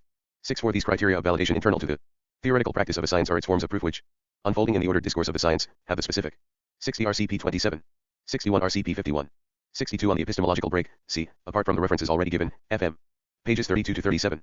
167 to 68, 185, 192 to 93, and RC pages 44 to 46, 90, 131, 133, 140, 146-57 in this connection it should be said that Althusser, stressing Marx's blinding novelty, RCP 78, refuses the conception of continuity and discontinuity embodied in the Hegelian notion of supersession, Aufhebung. Reasons of space prevent me from going into this. CFM pages 76, 78, 82, 188, 89, 198. RC pages 52 to 55, FMP 186. 64 RC pages 56 to 9. 248. Effect, called by Althusser the knowledge effect, of providing a cognitive grasp of reality. And the mechanism which produces this effect is the overall conceptual system of the science, since it determines not only the meaning of the concepts but also the order of their appearance in the discourse of the proof. 65 That the effect produced is knowledge is no problem, how it is produced is. In other words, the only real problem according to Althusser is to understand the precise nature of the aforesaid mechanism. 66. To this real problem he does not claim to give an answer. 67. 3 Historical concepts. What is the nature of the social formation studied by historical materialism? What are societies? They present themselves as totalities whose unity is constituted by a certain specific type of complexity, which introduces instances that, following angles, we can, very schematically, reduce to 3, the economy, politics, and ideology. 6-8 We know already that each of these instances, levels, being a practice, combines, in social relations specific to itself, a set of formally similar elements, and that the resultant combination exhibits, in each case, the structure of a mode of production. We know, in short, that the different instances are structures, so that what Althusser refers to as the global structure of the social formation or social whole 69 is itself a structure of structures. 70 We must now examine the complexity of this global structure as conceived by Althusser. I shall approach his conception of complexity via the conception of simplicity he rejects, or, for it amounts to the same thing, I shall approach Althusser's Marx here by way of Althusser's Hegel. The problematic of Hegelian idealism may be regarded as an inversion of the empiricist problematic discussed earlier. It shares with empiricism a basic structural similarity in that it too confuse thought and the real, but it does so by reducing the 6 IRC pages 67 to 68, 66 RCP 56, 67 RCP 6L, 68 FM pages 231 to 32. It should be noted that science is not counted here as an instance of the social formation. In other Althusserine formulations it is. The significance of this inconsistency is discussed in part 2 of this article. 69 RC pages 42, 180. 70 RCP 17. Althusser's Marxism, an assessment 2G.G. Real to thought, by C1 citing the real as the result of thought J1. This reduction, evidently the exact inverse of that perpetrated by empiricism, is embodied in the Hegelian conceptions of history, and of the epochs, or social totalities, into which it can be period. Zud. All the phenomena of any one epoch, its economy, its polity, and law, its philosophy, art, and religion, its ethics, its customs, etc., are merely the externalizations of one moment of the development of the idea, i.e. of one internal spiritual principle, which is the essence of those phenomena, manifesting itself in each and all of them, and expressed by each and all of them. Thus, for example, the essence of Rome, pervading its whole history and its manifold institutions, is the principle of the abstract legal personality. The essence of the modern world, equally pervasive, is subjectivity. And Hegel conceives every social totality in this manner as having a unique internal spiritual principle to which all the diverse realities can be reduced, since each of them is only an expression of it.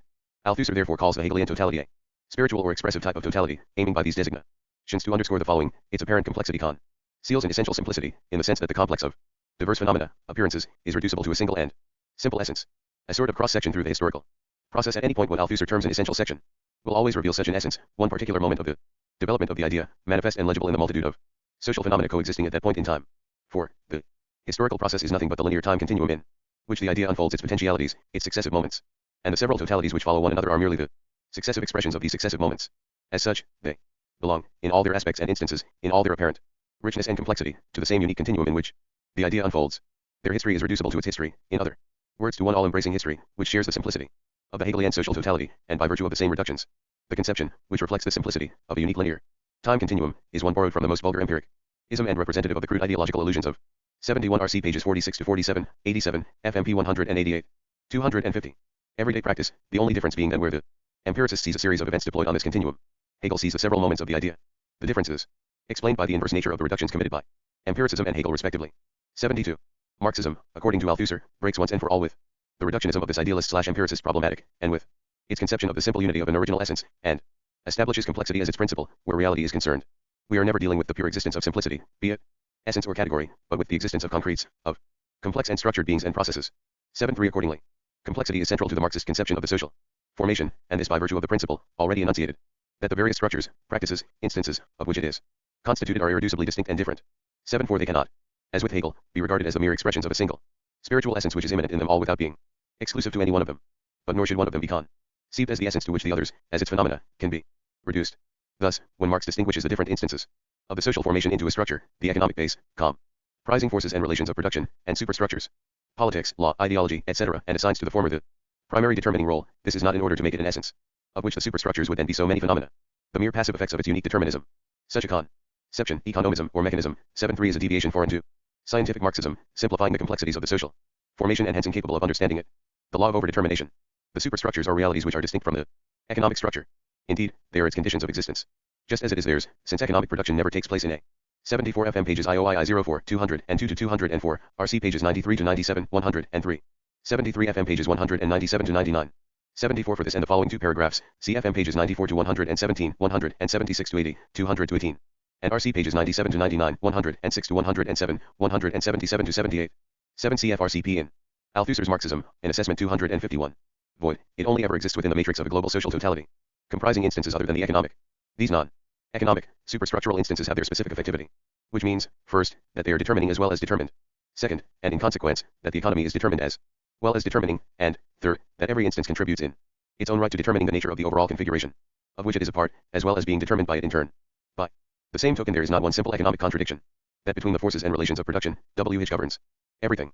There is rather a multiplicity of contradictions, existing at all levels of the social formation and constituting a kind of hierarchy of effectivities within it. So, determination is never simple but always complex and multiple, and this Althusser encapsulates in the concept of overdetermination. Is this to replace historical materialism by a sort of methodological pluralism? No.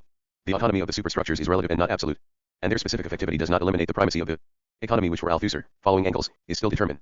And in the last instance, the specific relations between structure and superstructure still deserve theoretical elaboration and investigation.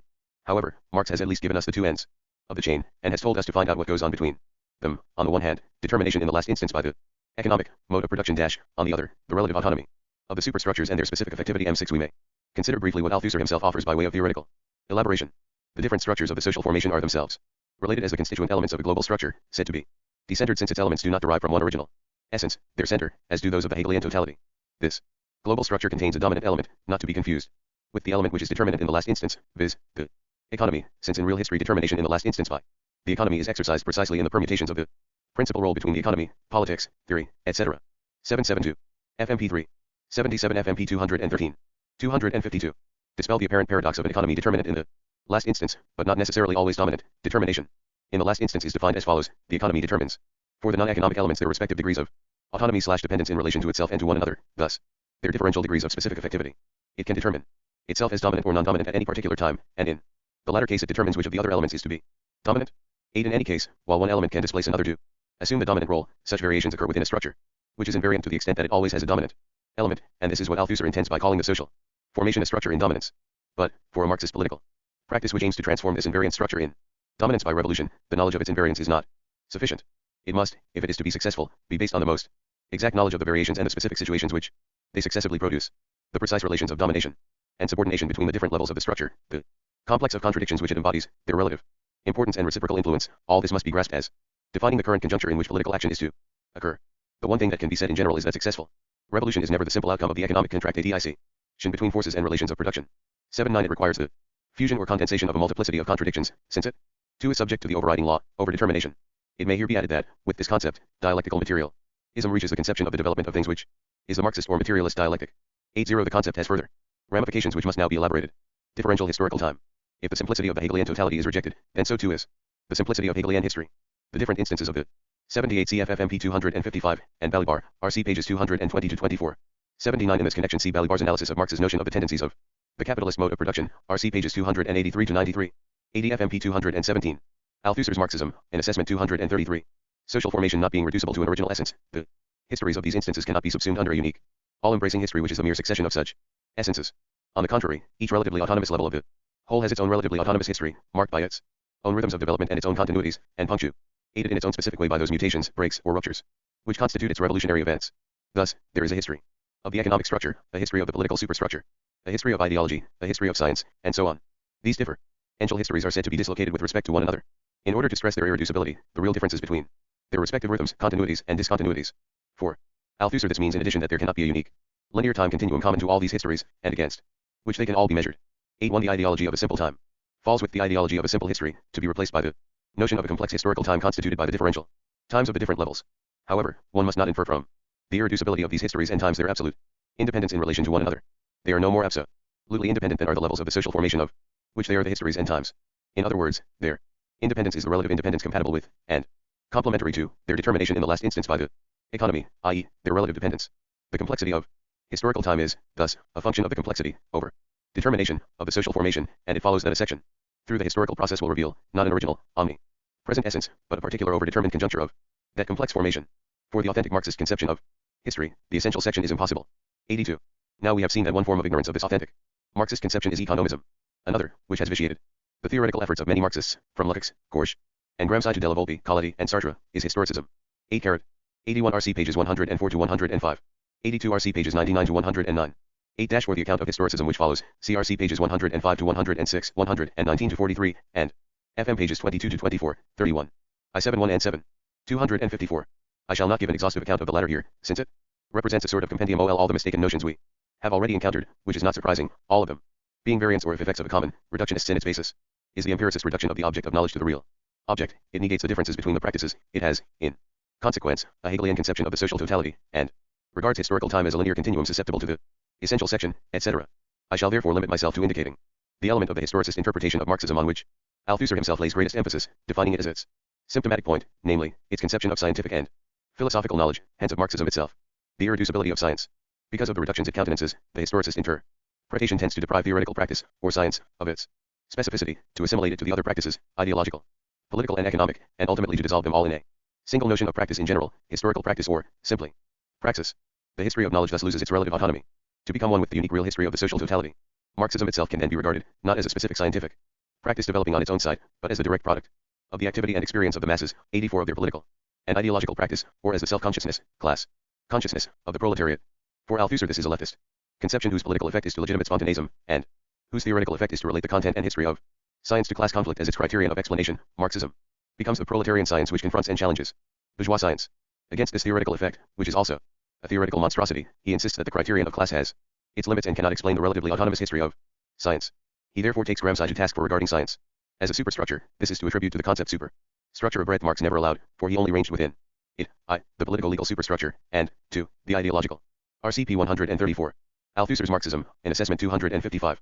Superstructure, the corresponding forms of social consciousness except in his early works, especially the 1844 manuscripts, Marx never included scientific knowledge in it. Science can no more be ranged within the category superstructure than can language, which as Stalin showed escapes it.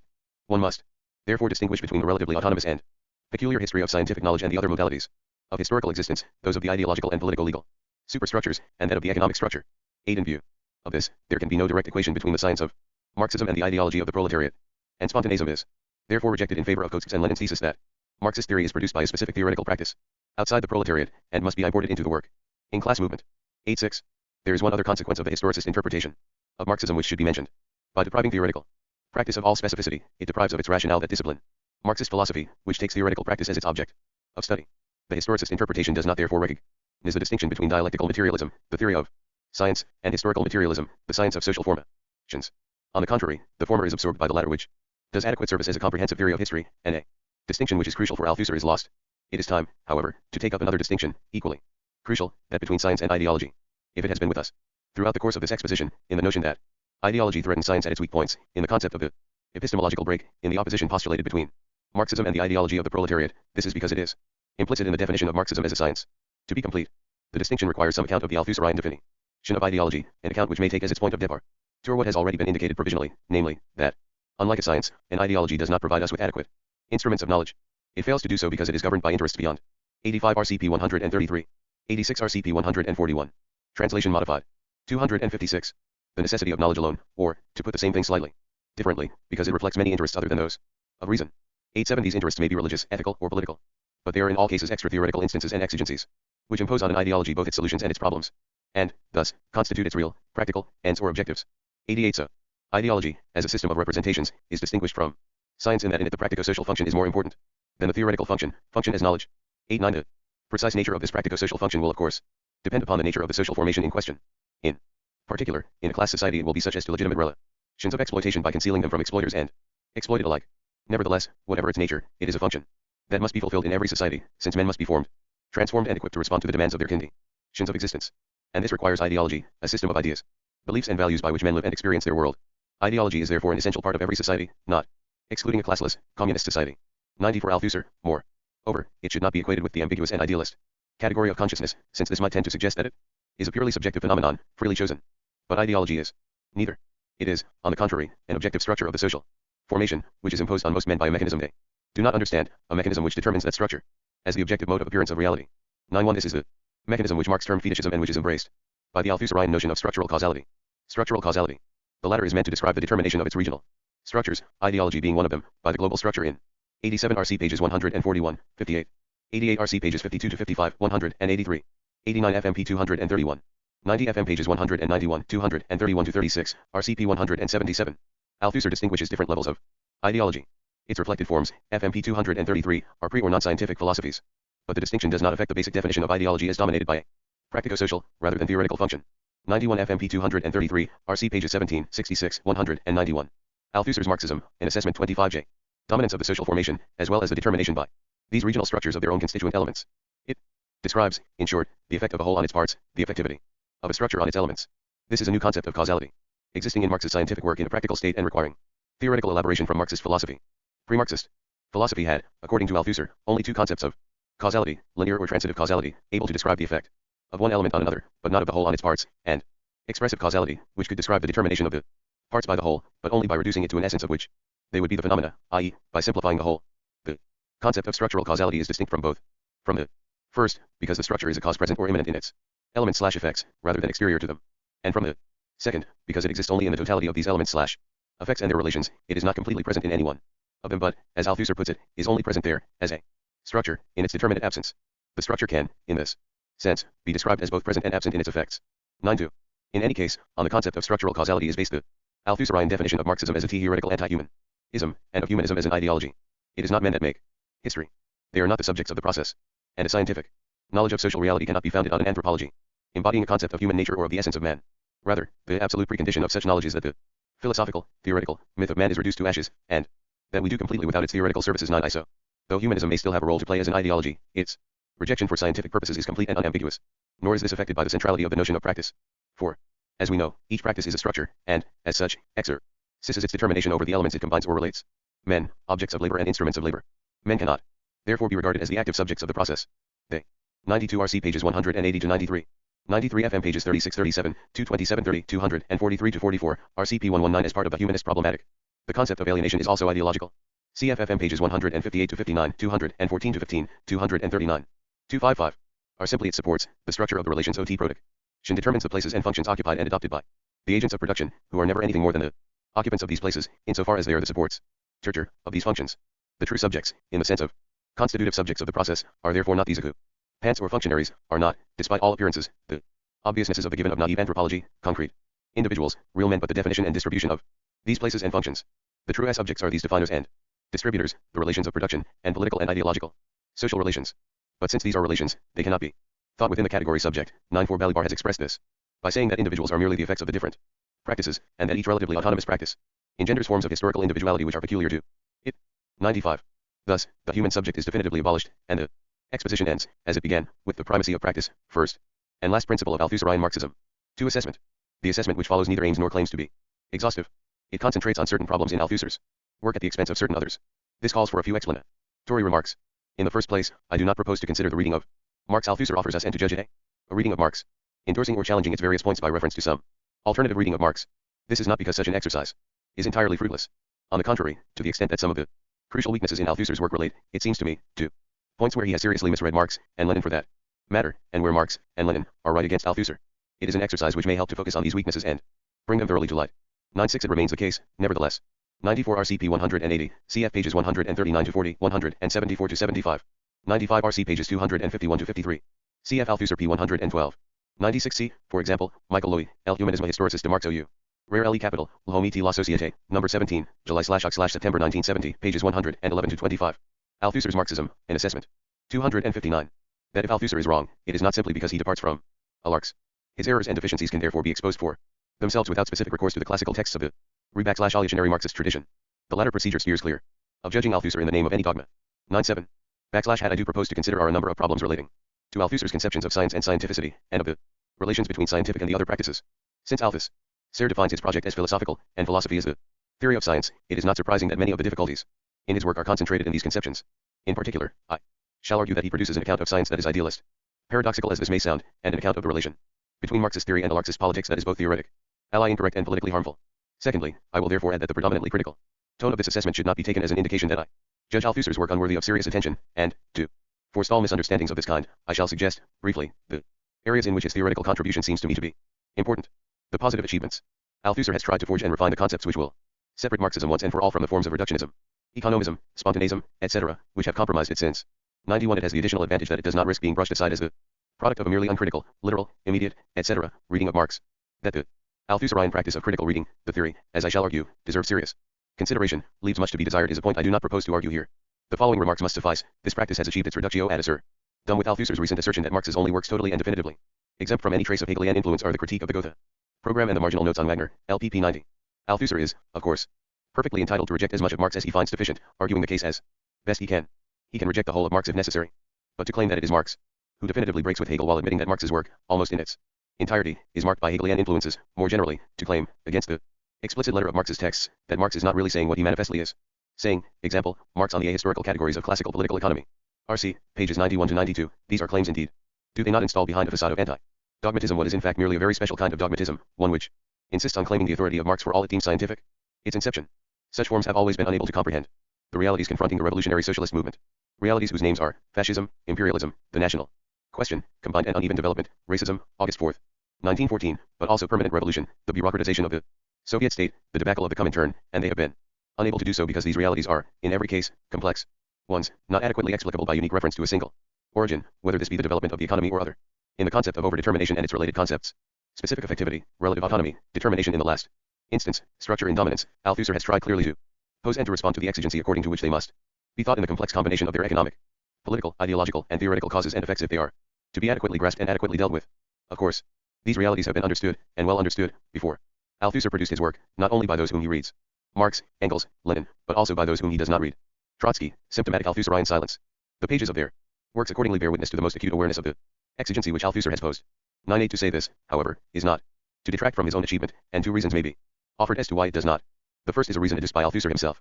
If Marxist theory is to be freed, and decisively freed, from all traces of reductionism, it is not enough that its most outstanding practitioners should have avoided, in the analyses of the concrete problems and concrete situations they faced, the practice of reductionism.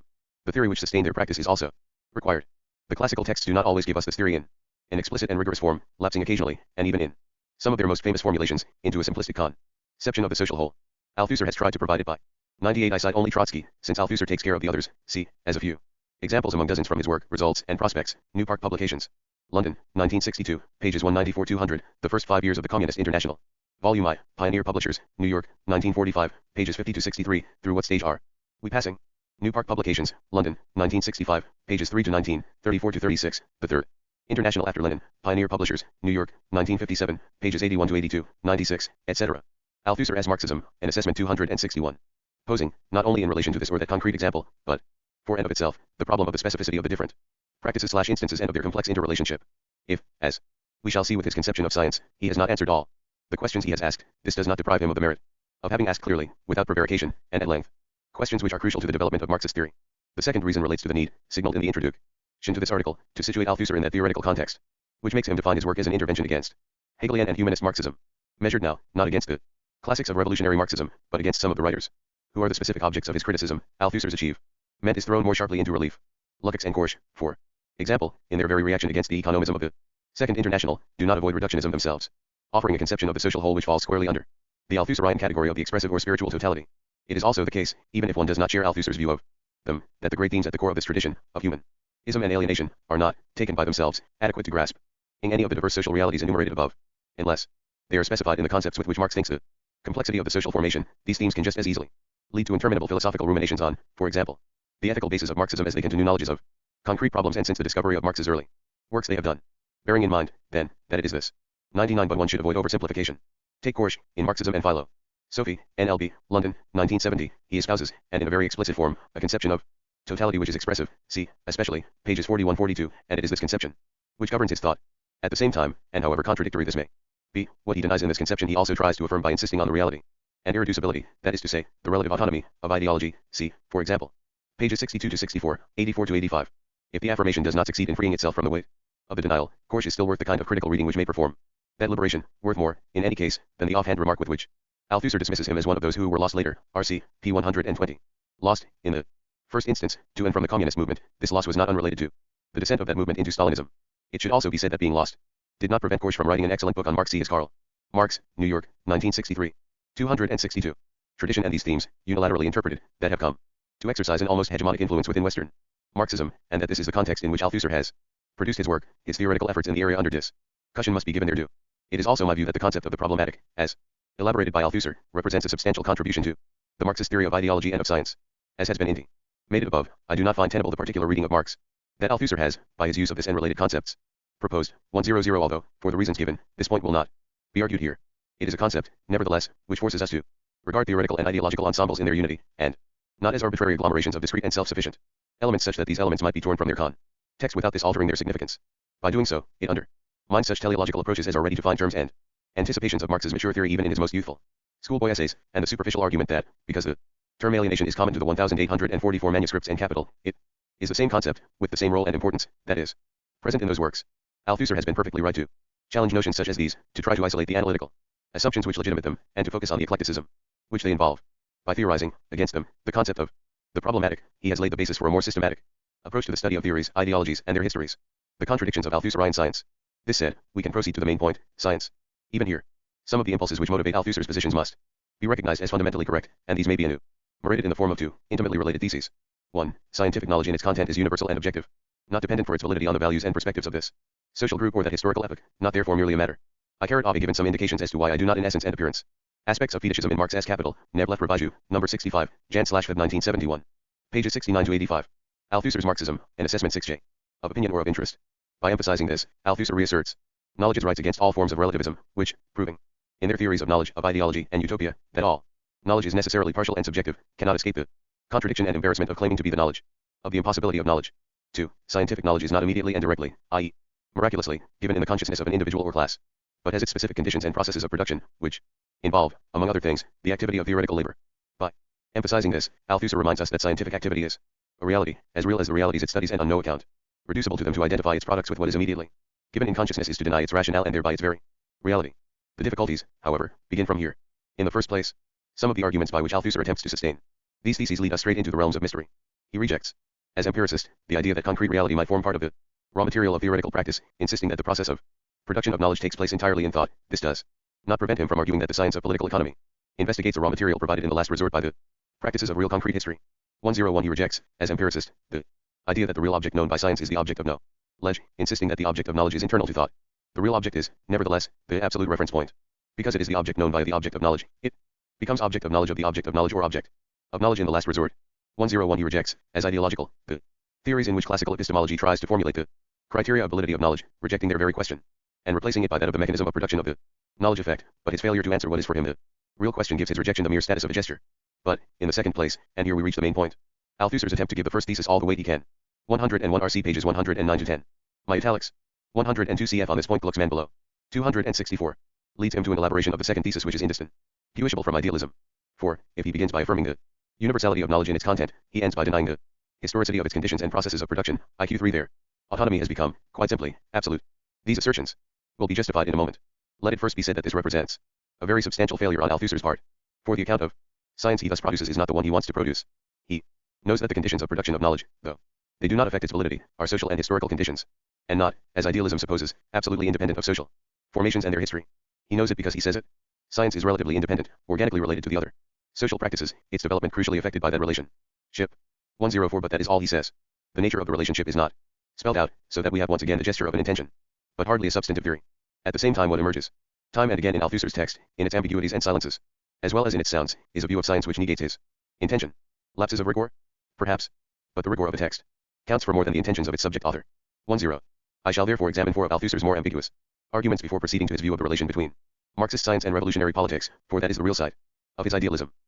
Science is not a superstructure. It is outside the structure. Superstructure complex. In these propositions Althusser may be taken to be asserting the first of the two theses set out above. But he asserts something else as well. For he follows Marx in defining the social formation as constituted by the structure superstructure complex. 106 He therefore excludes science from the social forma. 103 This denial is most explicit in Rancière, who attributes to Marx unconcept. Qui fond la science dans rupture radicale avec les conditions d'existence de agents historiques. Lire Le Capital, OPCIT, Volume I, p. 209. In Althusser it never takes quite this form except perhaps once, when he seems to fault historicism for defining as historical the conditions for all knowledge concerning a historical object asterisk, RC. p. 122. 104 Trademark pp 167, 229, RC pages 41 to 42, 58, 60, 99 to 100, 133. 105 For Althusser's emphasis on rigor, CFM pages 37, 116, 164, 193, RC pages 74, 77, 90, 144, LP pages 23 to 25, 76, 106 FMP3. Althusser's Marxism, an assessment 265. 107 And he continues to do so in some of his more recent texts. 108 Although in other respects he has modified his positions substantially. 2. Dialectical materialism is the theory of science and of the history of science.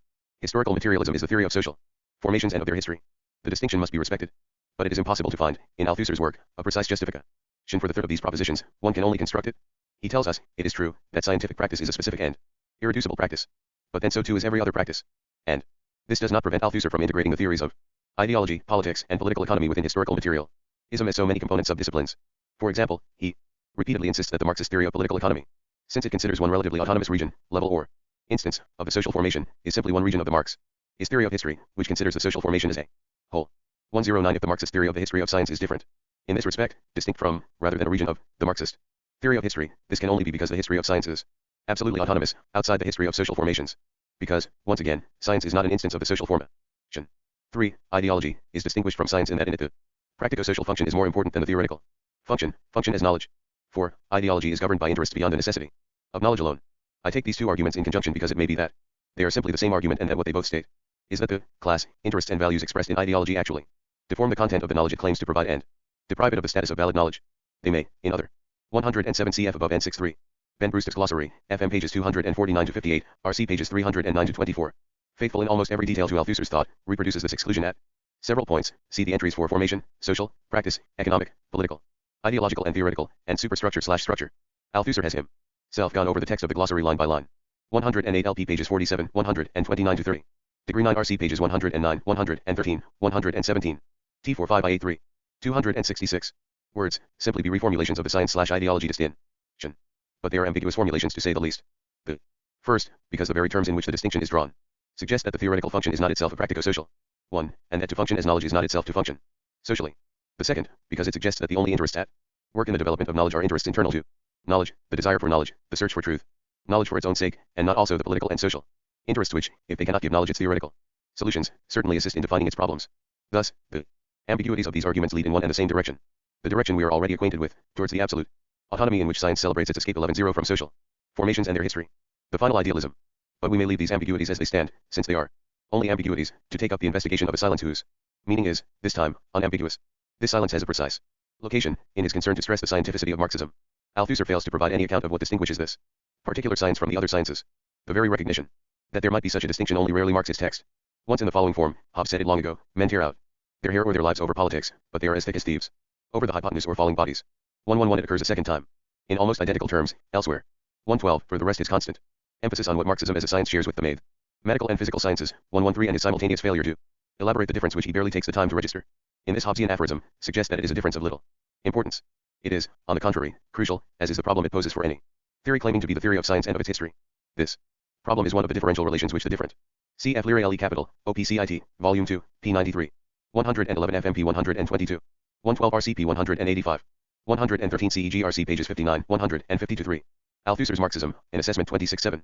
Sciences entertain with the other practices in the social formation of their differential relationship to the class interests in confrontation there, hence, of their differential conditions and processes of production. Althusser never tackles this problem because he never tackles the problem of the relationship between scientific and the other practices in anything but the most gestural form. When he does not, as in some of the formulations discussed above, actually deny that relationship, he merely asserts it, but he does not theorize its nature.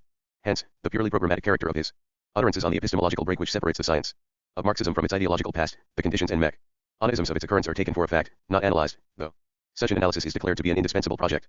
For all, therefore, that we are assured that ideological, political and economic practice can and do contribute decisively to the occurrence of these kinds of theoretical event, Althusser's effective practice is too abstract from the precise character of this contribution, and, by concentrating exclusively on the conceptual shifts and restructurations involved, to treat the process as a purely intellectual one, i.e. idealistically. It is only because he does so that he can submerge the difference between Marxism on the one hand, and the mathematical and physical sciences, on the other. Considered independently of the other instances in the social formation, and of the class interests inscribed therein, they are all indifferently valid knowledges. Althusser's silence about the difference is thus part of a deeper silence, an idealist silence, about science's mode of dependence in the social formation. Let us track down this idealism in its last hideout, for there it is. Neither ambiguous nor silent, but quite explicit. Althusser thinks the relation between Marxist theory and the working class move meant as one of exteriority, the former is produced outside the latter, and must be imported into it, failing which this movement can only arrive at conceptions which are ideological, and bourgeois. Ideological at that. These theses, however Leninist one may care to think them, 115 are erroneous. For, where finally is this outside? UFMP 168, RC pages 27, 45-46, 5°-5 U 153. S. They are Leninist in the sense that Lenin put them forward in what is to be done. However, the conceptions developed in his subsequent works are not the same. Cf. on this Lenin's 1907 preface to the collection 12 Years in Collected Works, Volume 13, pages 100-108, 268. If not on the inside of a purely intellectual process without his historical conditions and determinants, to reduce the whole process by which Marxist theory was produced to a theoretical activity, autonomous of the political practice of the working class, autonomous of the class and political conditions which were its indispensable, if not sufficient, conditions of production, is to perpetrate a reduction as grave as any of those castigated by Althusser himself. Its final effect is to make the relation between Marxist theory and the working class a unilateral and purely pedagogic one. The intellectuals give the class the knowledge it needs. This is only the final consequence of every idealism, elitism. When knowledge celebrates its autonomy, the philosophers celebrate their dominance. Marxism and the working class. These arguments will now be elaborated and the threads of this assessment drawn together. Marxist theory was not produced outside the working class movement. It was produced inside the working class movement. True, it was produced by intellectuals, and these intellectuals were most often of bourgeois or petty bourgeois origin. But that is another matter. For these were not just any bourgeois intellectuals. They were precisely those who linked their fate with that of the working class, formed organizations to institutionalize that union, and participated in the class struggle for socialism. What they brought to the working class movement was not a well-formed science elaborated elsewhere, but the theoretical training and the elements of scientific culture, essential to the production of such a science, things which their position as intellectuals had enabled them to acquire and which cannot emerge spontaneously from experience on the factory floor, or from participation in strikes and demonstrations. At the same time, what they gained from the working class were a number of experiences not readily available to most bourgeois intellectuals, and which do not emerge spontaneously from the activity of theoretical work, the experience of exploitation and repression, the experience of the struggle against these realities, the experience of the successes and failures of that struggle, the theoretical practice by which Marxist theory, as such, was founded and developed, and by which these experiences could be transformed. Althusser's Marxism, in Assessment 26G, into knowledges, was the theoretical practice of intellectuals of this type, a theoretical practice interior to the working class movement, and which could only teach the masses something, because it also knew how to learn from them. Marx learned, from the initiatives of the communards, of the need for the proletariat to smash the bourgeois state, Lenin learned, from the self-organizing initiatives of the Russian proletariat in 1905 and 1917, of the significance of the Soviets and of the possibilities of dual power. He learned, through years' experience of party organization, both the indispensability and the limitations of party organization. Rosa Luxemburg learned, in the experience of 1905, the importance of the mass strike. Marx learned, in the failure of 1848, and Trotsky learned, in the failure of 1905, the necessity of permanent revolution. In all these cases, of course, they did not just learn. They explained these lessons, theorized these experiences, brought all their theoretical training and abilities to the task of producing new knowledge. Doing so, they founded and developed the corpus of Marxist theory. But they did so as intellectuals engaged in the struggle and the organizations of the working class. It could not be otherwise. For Marxism is not a science just like any other. Men tear out their lives over it. If it can claim for the knowledges it produces the same validity and objectivity claimed by the other sciences for theirs, it cannot claim for them the same universal recognition. These knowledges are anathema to the bourgeoisie and its ideologues, some of whom are also scientists. By disclosing the mechanisms and contradictions of its power, they call into case the permanence of that power. Since it is precisely permanent power that the bourgeoisie wishes and thinks for itself in one ideological form or another, it cannot but refuse to look at this question and the theory which contains it. The proletariat, on the other hand, can look at this question because it has a direct interest in looking at it. It does so in its own way whenever it challenges the foundations of bourgeois power, whenever it proves that its spontaneous political practice is not always and inevitably trade unionist or reformist. This is not to deny either the fact or the indispensability of the arduous process of theoretical labor and research by which certain intellectuals produced a rigorous knowledge of this question, theorizing its basis and all its ramifications. But it is to say that this was only possible for them. 2J0. Because they had ceased to be bourgeois intellectuals, abandoned their class origins and interests, and risked all the refusals and ridicule of official culture to espouse the interests, perspectives and struggles of the working class. It is to point to the political conditions of their theoretical work. The first rule of revolutionary politics. Lest the meaning of what has been said be misconstrued, a couple of cautions are necessary. First, it is not simply the proletariat's point of view that it is exploited and oppressed. It is exploited and oppressed. But it is only from its point of view that exploitation and oppression can be comprehended, i.e., known. Second, this is not by virtue of any logical necessity. Since it is not simply a class point of view that is embodied in Marxist theory, there is no reason in logic which could prove that that theory could not have been founded and developed by intellectuals in complete isolation and detachment from the struggles of the work in class. But history is not a text in which a voice, the logos, speaks. 116. It is not reason which holds sway there. Powerful realities, in the shape of hegemonic interests and the ideologies that universalize them, make this logical possibility historically impossible. One shall also take the liberty of saying at this stage that all this has the most direct bearing on the particular way in which Althus Serre chooses to read Marx. For if Marx's work embodies the knowledge of history produced by his theoretical practice, if it is not simply an expression of the interests of the proletariat, it is that as well. Once again, this is not by virtue of any logical necessity. In logic, Marx could have produced a work that was value-free. In fact, he did not. Thus, he not only analyzed the modalities of exploitation, he also protested against it in the name of those who suffered it. A reading of Capital which fails to see this is a guilty reading indeed, guilty of an oversight of inexplicable proportions. No doubt, one could, by a fairly intricate analytical operation, purge Marx's concept of exploitation of its ethical and critical content. One would have, in the first place, to change its name, leaving it only its cognitive function. But then it would no longer be Marx's concept of exploitation. The use Marx himself makes of 116 RCP 17. Althusser's Marxism, in Assessment 27I. It is a critical as well as a cognitive one, because he expresses in his work the interests of the exploited. Althusser is right to insist that Capital should not be reduced to an ethical inspiration 111. He is wrong to pretend that it contains no values of any kind whatever. Doing so, he merely echoes Hilferding who, with a logic that was flawless and a historical understanding that was limited, believed one could accept the whole of Marxist science without the least commitment to socialism. To come to the final consequence of Althusser's idealism, the knowledge which Marxism provides and which intellectuals import into the working class movement has, for him, a very specific kind of directive role. It tries to produce a new form of ideology in the masses 118 by supporting and using, or transforming and combating the ideologies in which the masses live. 11 But Althusser also tells us, in at least 100 passages, that ideology is a realm of mystification and deformation, of illusion, falsehood and myth, of confusion, prejudice and arbitrariness, of the imaginary and non-knowledge. 120 He thus cuts off the masses by a necessity he never explains, from the knowledge of their situation which the intellectuals have produced. How then can the intellectuals brandish what they know to be an ideology without violating the first principle of revolutionary politics to tell it as it is? It would not be in order to conclude this article without indicating that Althusser's writings since 1965 represent a break, in at least certain respects, with the positions which have been dealt with here, and that the fundamental direction of this break at times seems similar to that of the assessment offered above. The changes in question are signaled in the self-criticisms which Althusser appends to the English translations 5F for Marx and reading. Capital point 121 He there suggests a different view of the spontaneity of the masses, the most precious aspect of the workers' movement, and the elements of a new definition of philosophy.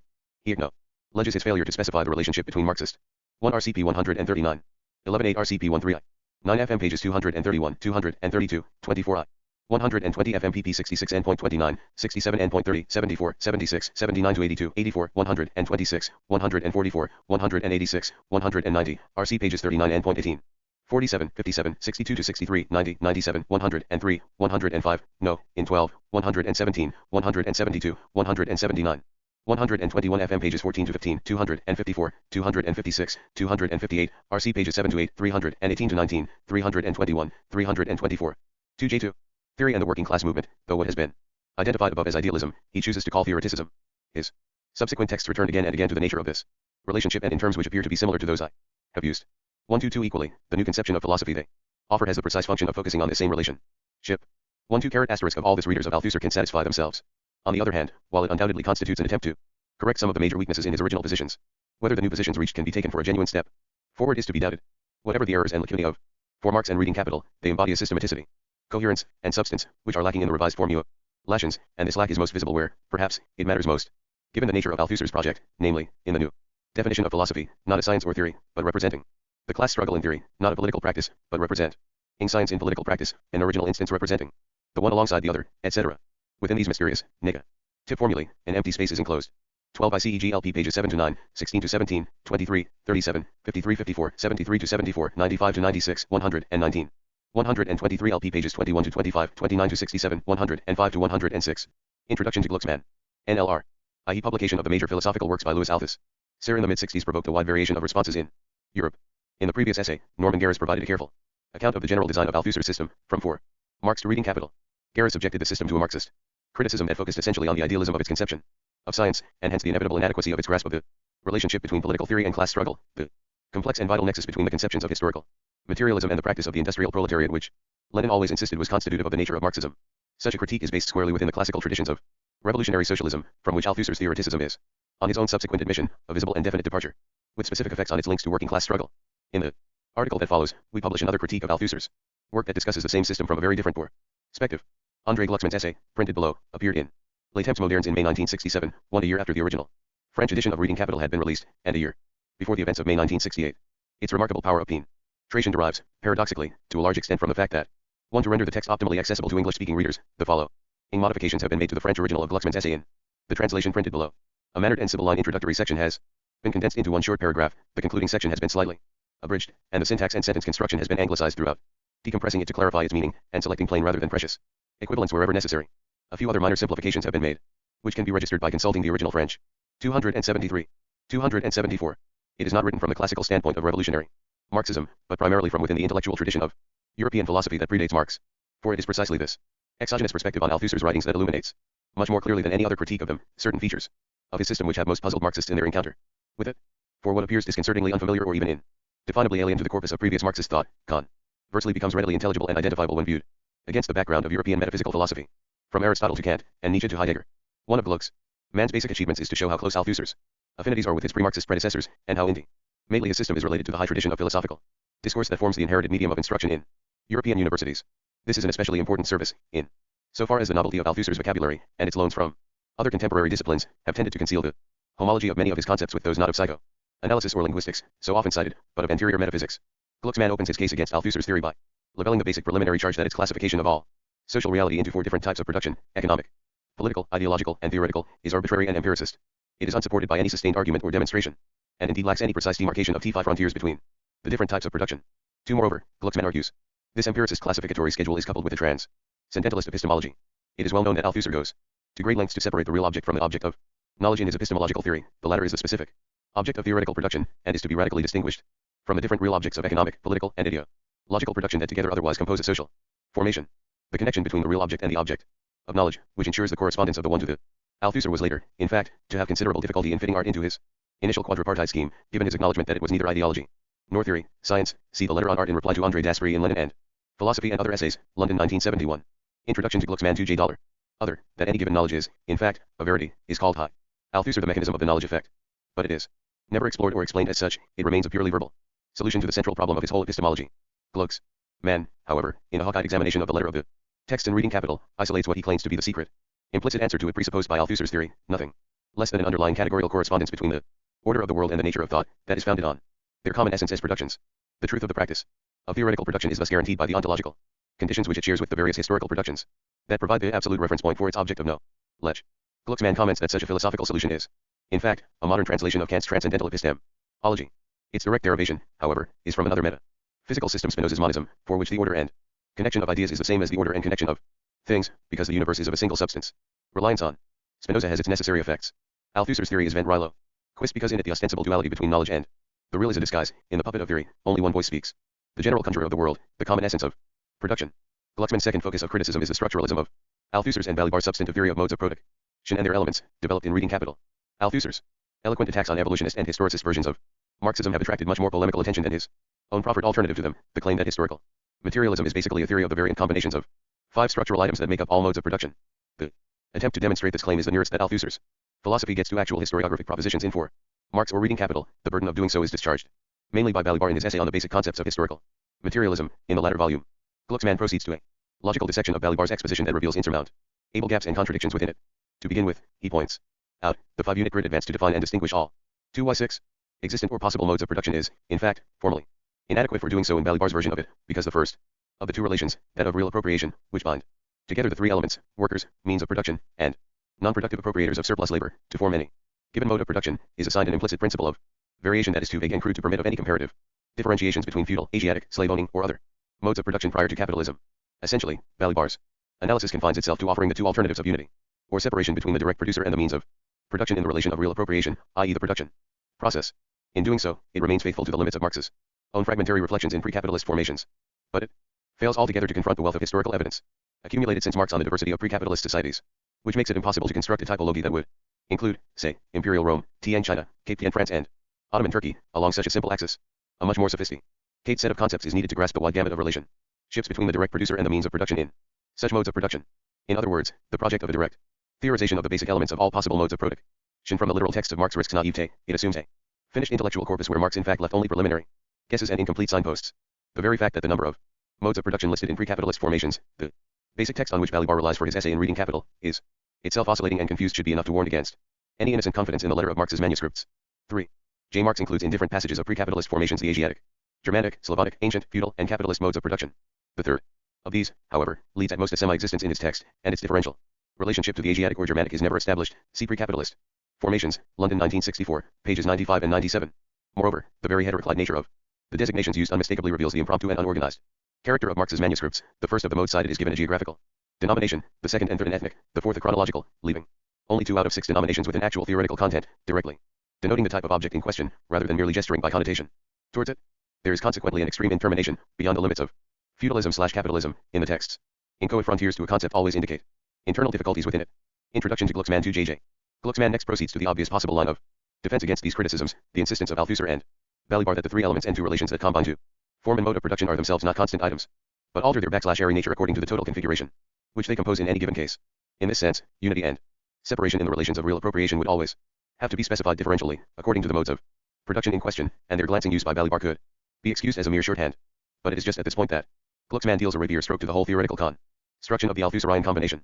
For he points out that, precisely, if it is the case that the very identity of the terms in any given mode of production can only be established once their concrete combination in it is known, if the very notion of what is the economy in primitive or tribal societies, for example, cannot be ascertained until the total structure of the latter is first elucidated, then the whole possibility of a 5-term comparative analysis of different modes of production collapses. For the end result of such a comparison, the delimitation of distinct combinations by analysis of their constituent terms becomes the circular presupposition of delimiting these terms themselves in the first place. The most patent example of this procedure cited by Glucksmann concerns the second of the 2 relations in Balibar's theory of the combination of property relation. Balibar takes great pains to insist that this relation is in no way identical with that of legal property. Thus, in the case of the capitalist mode of production, the fundamental property relation is not the juridical ownership of single units of capital by individual entrepreneurs, but the total system of surplus extraction. This, in turn, can by definition only be grasped once the overall, articulated structure of the capitalist order itself is determined. For Althusser and Balibar, the articulation of this structure depends on the efficacy of what they call the Darstellung. The notoriously elusive character of this concept conceals, Glucksmann points out, 2 contradictory attributes. For it is the invisible machinery that ensures both the real constant reproduction of the total system of capital and the travesty forms of its phenomenal appearance, in the fetishism of commodities. It is thus responsible both for the intricate, shadowy truth and the hypnotic surface mirage of the capitalist mode of production. 4. 2. 8. The social classes distributed within it, entrusted with both tasks, it becomes incapable of performing either, in other words, of establishing any principle of distinction between the true and the false, the real and the illusory, at all. Consequently, the property relation whose elucidation within capitalism was confided to an ulterior analysis of its system of reproduction can never be scientifically identified by it. For in the theater of the Darstellung, the criterion of truth necessarily has no place. On the stage, all scripts are fiction.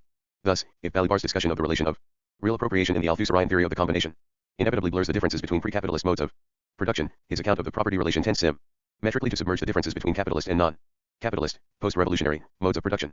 For once, legal property is simply divorced from real property, private ownership of the means of production from capital, and the Darstellung is empowered to transfigure and occlude the latter altogether from sight. The way is open to virtually any ad hoc Conceptual manipulation to discover capitalism in the contemporary world. For the first error is no more than historiographically ingenuous. The second is obviously much graver, because, politically confusionist, its ultimate consequences remain to be seen. Nor, meanwhile, does the companion notion which escorts the Darstellian substantially improve it. For the structural causality which is held to operate through it, both delegating specific autonomy and efficacy to the different levels of any social formation and determining all of them in the last instance by the economy, itself proves on inspection to be a vacant category. The verbalism of its final unification of the different instances in a social formation matches the empiricism of their initial division into productions, ironically borrowing a pejorative neologism, coined in the original French edition of Lyre Le Capital to describe the empty transpositions of anthropological into economic. For Balibar has since taken the step implicitly prepared above, see his collaboration in Bettelheim's Calcul Economic et Forms de Propriété, Paris 1970, p. 8 IFF, a volume devoted to the divination of capitalism in the USSR today, China tomorrow. It is probably significant that the final formulation harpooned by Glucksmann in his essay, The Laws of Necessary Correspondence and Non-Correspondence cited in Note 66, should be a quotation from Bettelheim. But it is clear that the general ideological function of the notion of the Darstellian is such as to permit operations of this type of energic conception is always liable to give birth to monsters. Introduction to Glucksmann 279. Vocabulary in Marx's economic philosophic manuscripts, which establish mere ideological equivalences without yielding any new. Note: Glucksmann dubs the structural causality of Althusser as theory in its own language in Amphibology, a termino logical round trip that never leaves its conceptual starting point, except in its own imagination. Glucksmann ends his essay with some brief reflections of his own on the problems for Marxist theory left unresolved by the answers Althusser has tried to give to them. His cryptic notations on a linguistic reading of capital and the role of scepticism in Marx's thought, with their Heideggerian undertones, need not be taken too seriously. They reflect the necessary limits of any critique of Althusser's work primarily from within the framework of traditional European philosophy, rather than that of revolutionary socialism, and provide no substantial alternative line of exploration. However, it should be noted that Glucksmann does, in passing, make two straightforward and valid comments in the last section of his text, with which any militant can agree. He insists that social classes by no means merely function as the supports of economic relations of production, since they also obviously operate demolitions of them, in the concrete clash of class struggle for the possession of political power in any social formation. He further reminds those who would study capital of the dangers of poring over just capital, and ignoring the whole complex international history 7 of the capitalist mode of production. Since Marx wrote his first theorization of it, a history which includes the systemic reactions of capitalism both to the periodic crises that have gripped it since the mid-19th century and to the successive blows delivered against it by the exploited classes across the world in the 20th century. For it is self-evident that the central undischarged task of Marxist theory today is not simply to read and reread the 3 volumes of Capital, but to write the redoubtable, necessary sequels to them. Glucksmann's critique of Althusser's theory has never been answered in France, but its efficacy can be judged, not only from this circumstance, but from certain curious features attending the new editions of Reading Capital brought out after the publication of his essay. Thus it is striking that a large number of key passages in Lyre Le Capital cited by Glucksmann to drive home his attack were removed from the 1969 French edition, of which the English 28 of Reading Capital is a translation. Thus all the formulations cited by Glucksmann in notes 41, 45, 47, 52 to 53, 56 to 61, and 63 to 65 below no longer appear in current versions of the book. In part, this is because of omission of Ranciere's long contribution to the original edition from post-1968 editions of Lyre Le Capital, from which Glucksmann quotes abundantly, but the very elimination of this essay, whose formulations on the Darstellian are most flagrantly vulnerable, may have been inspired by the difficulty of modifying it to evade the criticisms made of it by Glucksmann. 5. However, both Althusser and Balibar have also deleted pivotal cognate formulations, which were particularly exposed to Glucksmann's attack, from their own texts. It is thus reasonable to surmise that the silent response to a ventriloquist structuralism was a premeditated partial withdrawal, in order to narrow tactical flanks, because of the difficulty of any frontal reply or counter attack. Such a silence, of course, tells its own story. However, it would nevertheless be wrong to regard the balance sheet of Althusser's work as definitively drawn up yet. 2 side rations preclude this.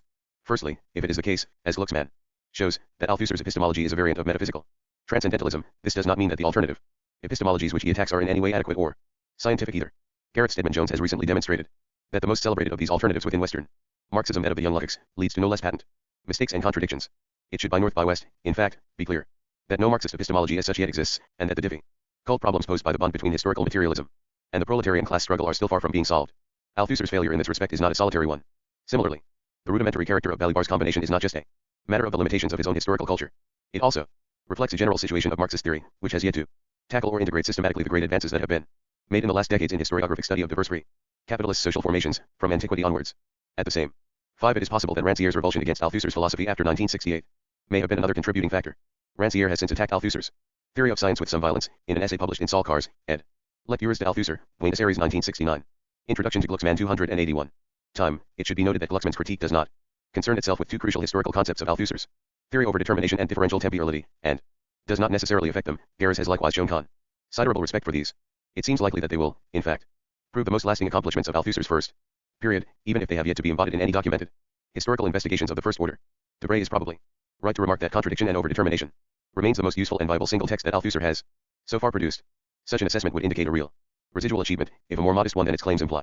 Finally, it must be remembered that Althusser's development is by no means finished. A second period is evident in the writings contained in Lenin and Philosophy and Other Essays, which falls outside the scope of the criticisms by either Geras or Glucksmann. It is clear that in this second period, the subterranean political currents moving beneath Althusser's work will increasingly come to the surface. Future assessments of it will accordingly have to deal far more with the great, plain questions of revolutionary socialist struggle that dominate and divide the world today. See now the astringent account by Valentino Garitana, Althusser and Stalinism, New Left Review No. 101-102, February-April 1977. A ventriloquist structuralism. Andrei Glucksmann. The aim of this article is to question the structuralist finery in which Althusser has decked Marxism, and to demonstrate the weakness of its seams. If we find that Althusser's theory comes apart philosophically, it will be by measuring what he says against what he says, and not against what Marx may have said, or what other readings of Marx expound as the truth of Marxism. Hence, we shall restrict ourselves to Althusserine texts alone. The focus of our procedure will be the internal consistency of the texts examined. Our aim will be to locate the central contradiction under which the whole system can be seen to collapse. In order to do this, an understanding of the Althusserine program as a whole is needed. Althusser's project, his interrogation of Marx, is to be found in the function that two key concepts, production and theory, play in it. The realization of his project, how he makes Marx talk, involves two different types of structural analysis. The ensuing duplicity will reveal the lines of fracture in his structuralism, which will furnish the specific object of our criticism. 1. The concept of production. Althusser's basic concepts have a dual function. The first is polemical. It challenges all other readings of Marx and lays down what it conceives to be the deviations from Marxism. The second is architectonic. It guides Althusser's investigation into the logic of capital. The concept of production is thus central in two ways. 1. The following abbreviations have been used throughout the article: FM equals 4. Marx, London 1969. RC equals Reading Capital, London 1970. 282. AL Antonloquist Structuralism, SJ. Because it both regulates the primordial divisions of the Althus Syrian unders, and establishes the breaks by which scientific theory ensures its independence vis-a-vis ideology and politics. The break between the productions. Everything is production, and as productions, the productions have the same status. There are four kinds of production: material, political, ideological, and theoretical. Idle unity of theory and practice is not achieved between the different productions, but first of all within each of them. So a practice of theory does exist. Theory is a specific practice which acts on its own object and ends in its own product, a knowledge. 2 asterisk. Each production obeys its own laws in the sphere in which it exercises its autonomy. It is perfectly legitimate to say that the production of knowledge which is peculiar to theoretical practice constitutes a process that takes place entirely in thought, just as we can say, mutatis muta ndis, that the process of economic production takes place entirely in the economy. 3. This structural autonomy of the different types of production leads to a strictly theoretical reading of capital, a reading which does not allow one itself any proof by ethics, humanism, or history. It also rejects straight away an original unity of praxis, labeled Hegelian, whether in its subject, Lukács, in its historical act, the Italian school, or its mediations, Sartre. The breaks in production. Although there is no original production manifested in the different types of production, there is a general concept that refers to a general definition of practice, for the productions are not unified by a common being but by a homologous form, the structure of a production. 5. By practice in general I shall mean any process of transformation of a determinate given raw material into a determinate product, a transformation effected by a determinate human labor, using determinate means of production. 6. 2 FMP 173. RCP 42. 4 FMP 167. RCP 58. 6 FMP 166. 284. The tripartition which separates the raw material in one case, ideological and pre-scientific in the other, generality I. The labor, means and forces of labor, the axiomatic end, method of a science, generality 2, and the product, object, commodity, object of knowledge, generality 3, is identical not in its terms but only in its form. This formal unity implies more than the use of the same term. By invoking the general essence of production, Marxism safeguards itself against two of its greatest temptations, a technologistic understanding of material production and Hegelianism in theoretical production.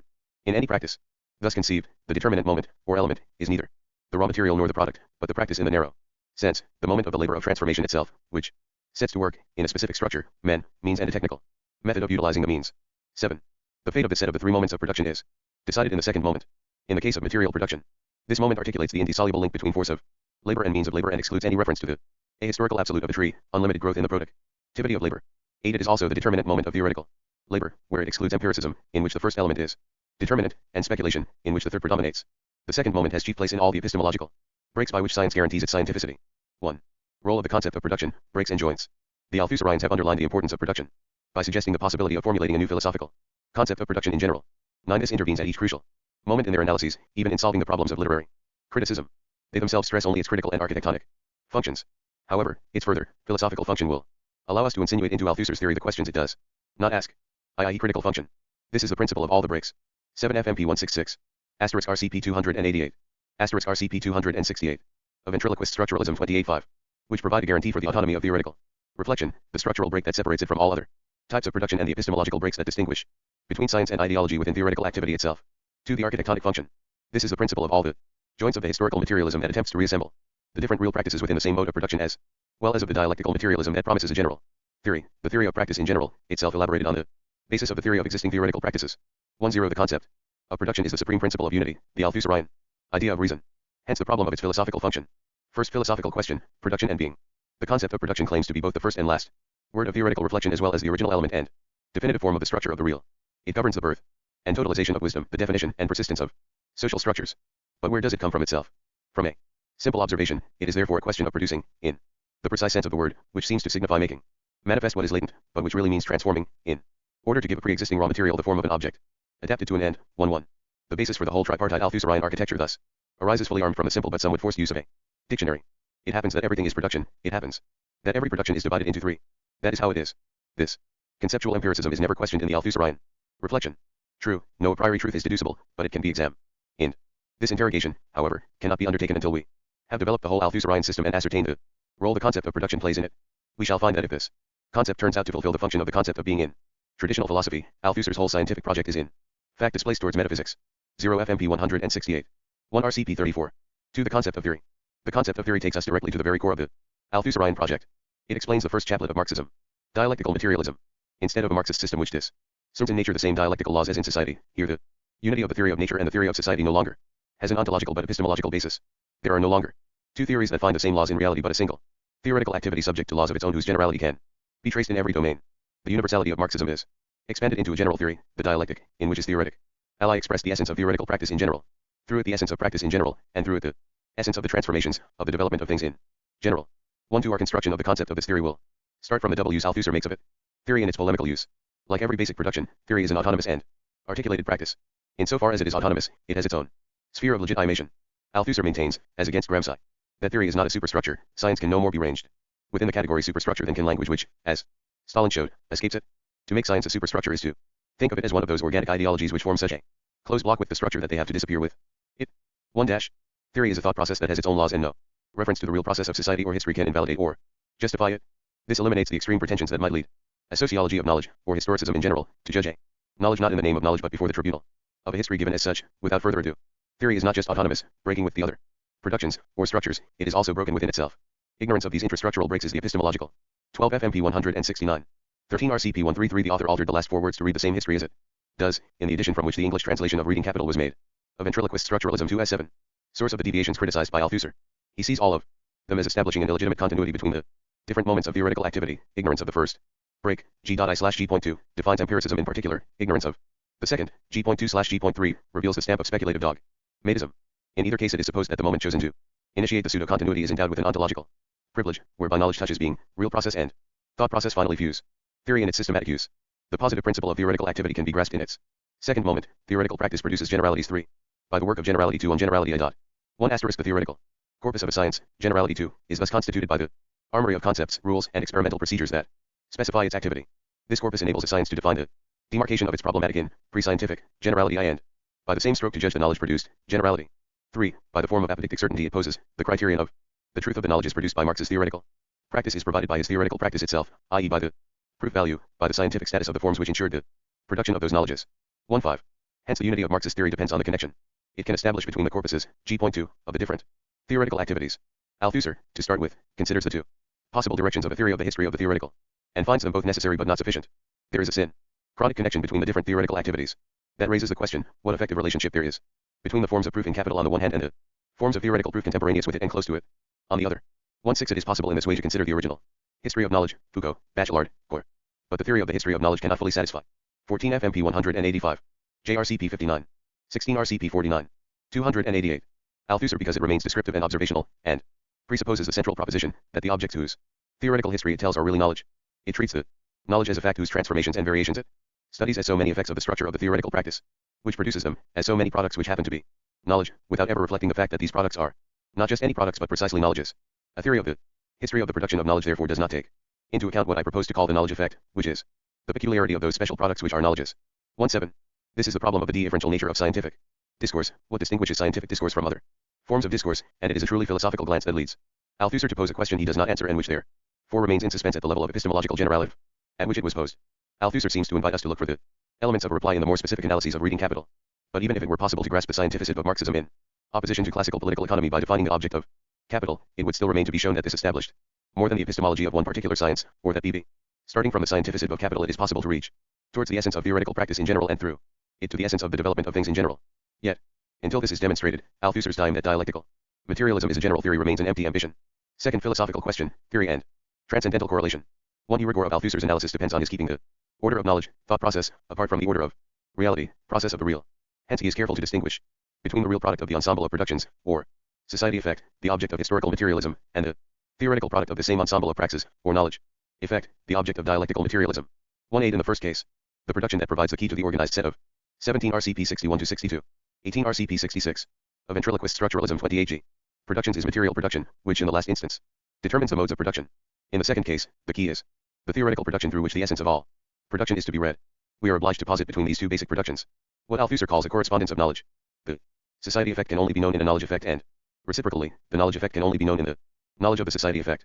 But the relation between these two productions is not direct, for the one is not the object of the other. As Marx says profoundly, the real object, of which knowledge is to be acquired or deepened, remains what it is, after as before the process of knowledge which involves it, cf. the 1857 introduction, dash. If, therefore, it is the absolute reference point for the process of knowledge which is concerned with it, the deepening of the knowledge of this real object is achieved by a labor of theoretical transformation which necessarily affects the object of knowledge, since it is only applied to the latter. How are we to understand that the structure of the real is to be the absolute reference point for theory without being its object of knowledge, except by presupposing some more secret correspondence between the theory and its object?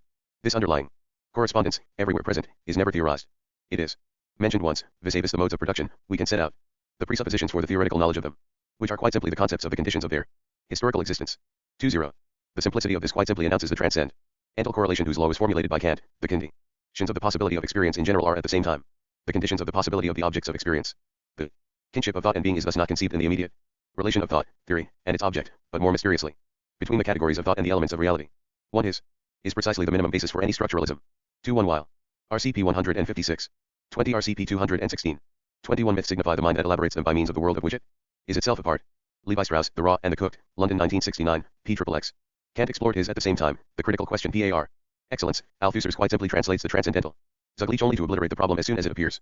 The power of the concept of production is thus not limited to scattering over all productions the tripartite demarcation of the general essence of all production. At the same time, 1 it makes possible a double unification of the set of productions. If the logic of all productions can be read through theoretical productions, it is because a kinship is supposed to exist between them which should be visible in theoretical production. Conversely, if the reality of all production can be determined in the last instance by material, economic, production, this is again because of the kinship of all productions, this time in their material aspect. 2 it makes possible the unification of these two unities in a transcendental correlation, inasmuch as the elementary categories of theoretical production are quite simply the categorical elements of real production. Hence the articulation of production determines both the order of knowledge and the order of the real. There are other, yet more metaphysical, functions of the Althusserine concept of production with which we shall deal later in our investigation. The articulated structure in dominance of the complex whole. The theory instructs us to conceive the ensemble formed by a number of productions that are distinct, autonomous and irreducible to one another. The task of the notion of structure and its specifications is to give us the concept of the set and to cure us of the two infantile disorders of Marxism, those which either reduce all practice to economic production, or attempt to make history by describing what happens without theorizing it. In other words, this is a new conception of the relation between determinate instances in the structure-superstructure complex, which constitutes the essence of any social formation.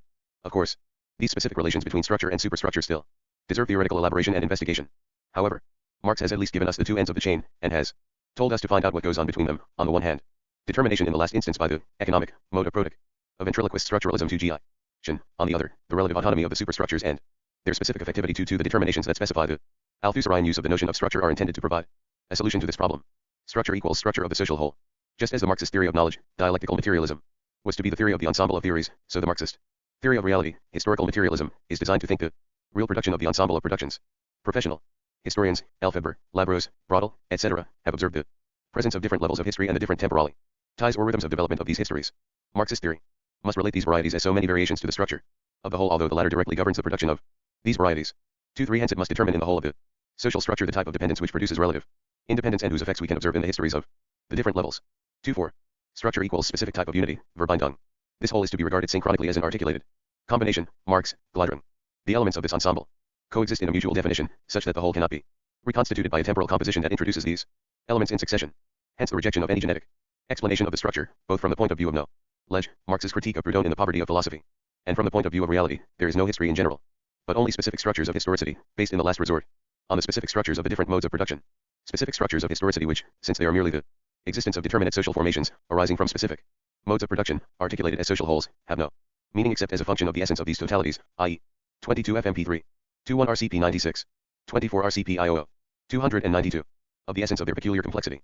2.5 The meaning of history does not underlie the meaning of the structure. On the contrary, it is the structures that allow us to assign significations to history.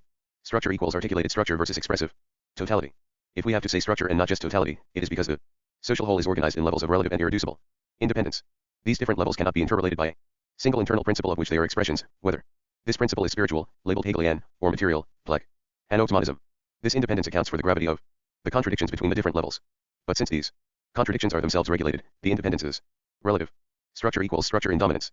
The articulation of the structure prevents any equality of the levels, conceived as parallel expressions of the same principle of unity. Among the levels, some will play major roles and others minor roles. Hence the two notions of dominance to govern this hierarchized structure. The dominant instance designates the different levels of the structure which may successively play the major roles. Dominance in the last instance designates the relations of production, the economic base, insofar as they govern every mode of production in the last instance. Thus the double character of dominance corresponds to the double nature of the structure, articulated both into levels of relative independence and as a totality. It is economism that identifies eternally in advance the determinant contradiction in the last instance with the role of the dominant contradiction, whereas in real history determination in the last instance by the economy is exercised precisely in the permutations of the principal role between the economy, politics, theory, etc. 26. 2-RC pages 108 to 109. 26 FMP 213. A ventriloquist structuralism 293. Structure structural invariant of concrete variations. 1. The causality of the economy can only be understood by its place. IP the social structure. It is the invariant which only appears through the play of variables that govern this structure by turns. The economy is determinate in that it determines which of the instances of the social structure occupies the determinate place. 2. Hence it is possible to explain why economic causes in history never, or rarely, appear to be directly determinate. The exceptions that seem to disturb the economic determinism of history, e.g. the 1917 revolution, are the rule, both in fact and in principle. The strategically dominant instance in a social structure will rarely be the economy, although it is the relations of production that govern the mise en scene and apparition of the different principal roles. Structuralism, terminology or concept. So far we have only been given some nominal definitions. They indicate a research program which must be judged by its results. We start with the two ends of a chain, the freedom, autonomy, of the different levels and the omnipresent providence, in the last instance, of the economy. Between the two, structural is terminology links a chain of words. Althusser, quite correctly, is not satisfied with this. We know that theology, faced with the same difficulty, and without any chain, has always managed to join the two ends. For Bossuet, the two ends of the chain were human freedom and divine providence. To express the need for a concept is not to provide the concept of this need. It remains to be seen whether structuralist notions paper over the problem or resolve it in particular, since they seek to link two ends of a chain, whose existence itself remains a mere presupposition. Where should we look for a proof of the theoretical efficacy of this vocabulary? Not in the commentaries Althusser proposes of Lenin and Mao, which are in this respect no more than exercises in translation. Given that the primary problem of the function of the economy is a problem common to all Marxists, and that the structuralist vocabulary has been specially molded to verbalize RCP 224. 294. A solution to it, it is obvious that the latter will correspond paraphrastically to the words that Lenin and Mao used in order to resolve problems in their own way. If the structuralist vocabulary claims to be scientific, it is because it theorizes the science of capital. The Althusserians try to prove this by showing that Marx's analysis in Capital is structuralist anti-DM. For the structuralist analysis of modes of production, Althusser's structuralism claims to be verified by the analyses of Capital. His reading of Capital thus has two goals. Dialectical materialism is to be founded as a general theory by displaying the mechanism of a particular knowledge effect, the science of Capital. Simultaneously, historical materialism is to vindicate its claim to be the science of the real by providing the formula for those basic forms of unity of historical existence that are modes of production. A first type of structuralist analysis is introduced by Althusser 2s and developed by Balibar 2. It appears to be inspired by Levi Strauss's analysis of kinship structures.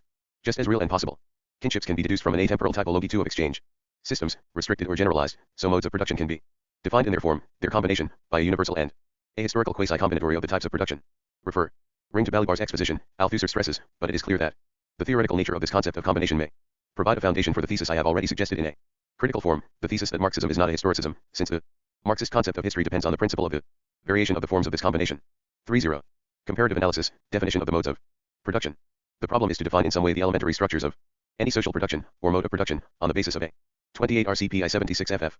2 RC pages 201 to 308. 3 degrees RCP 177. A ventriloquist structuralism 295. Finite, as it happens, small, number of elements and typical relations between these elements. Each of the modes of production will then arise from a different way of combining the same terms. Consequently, the difference between the modes of production is necessarily and sufficiently based on a variation of the connections between a small number of elements which are always the same. The announcement of these connections and of their terms constitutes the exposition of the primary theoretical concepts of historical materialism. C1. This completely unprecedented structuralism, the formula for which Balibar finds in Marx, defines every mode of production as a combination of three elements.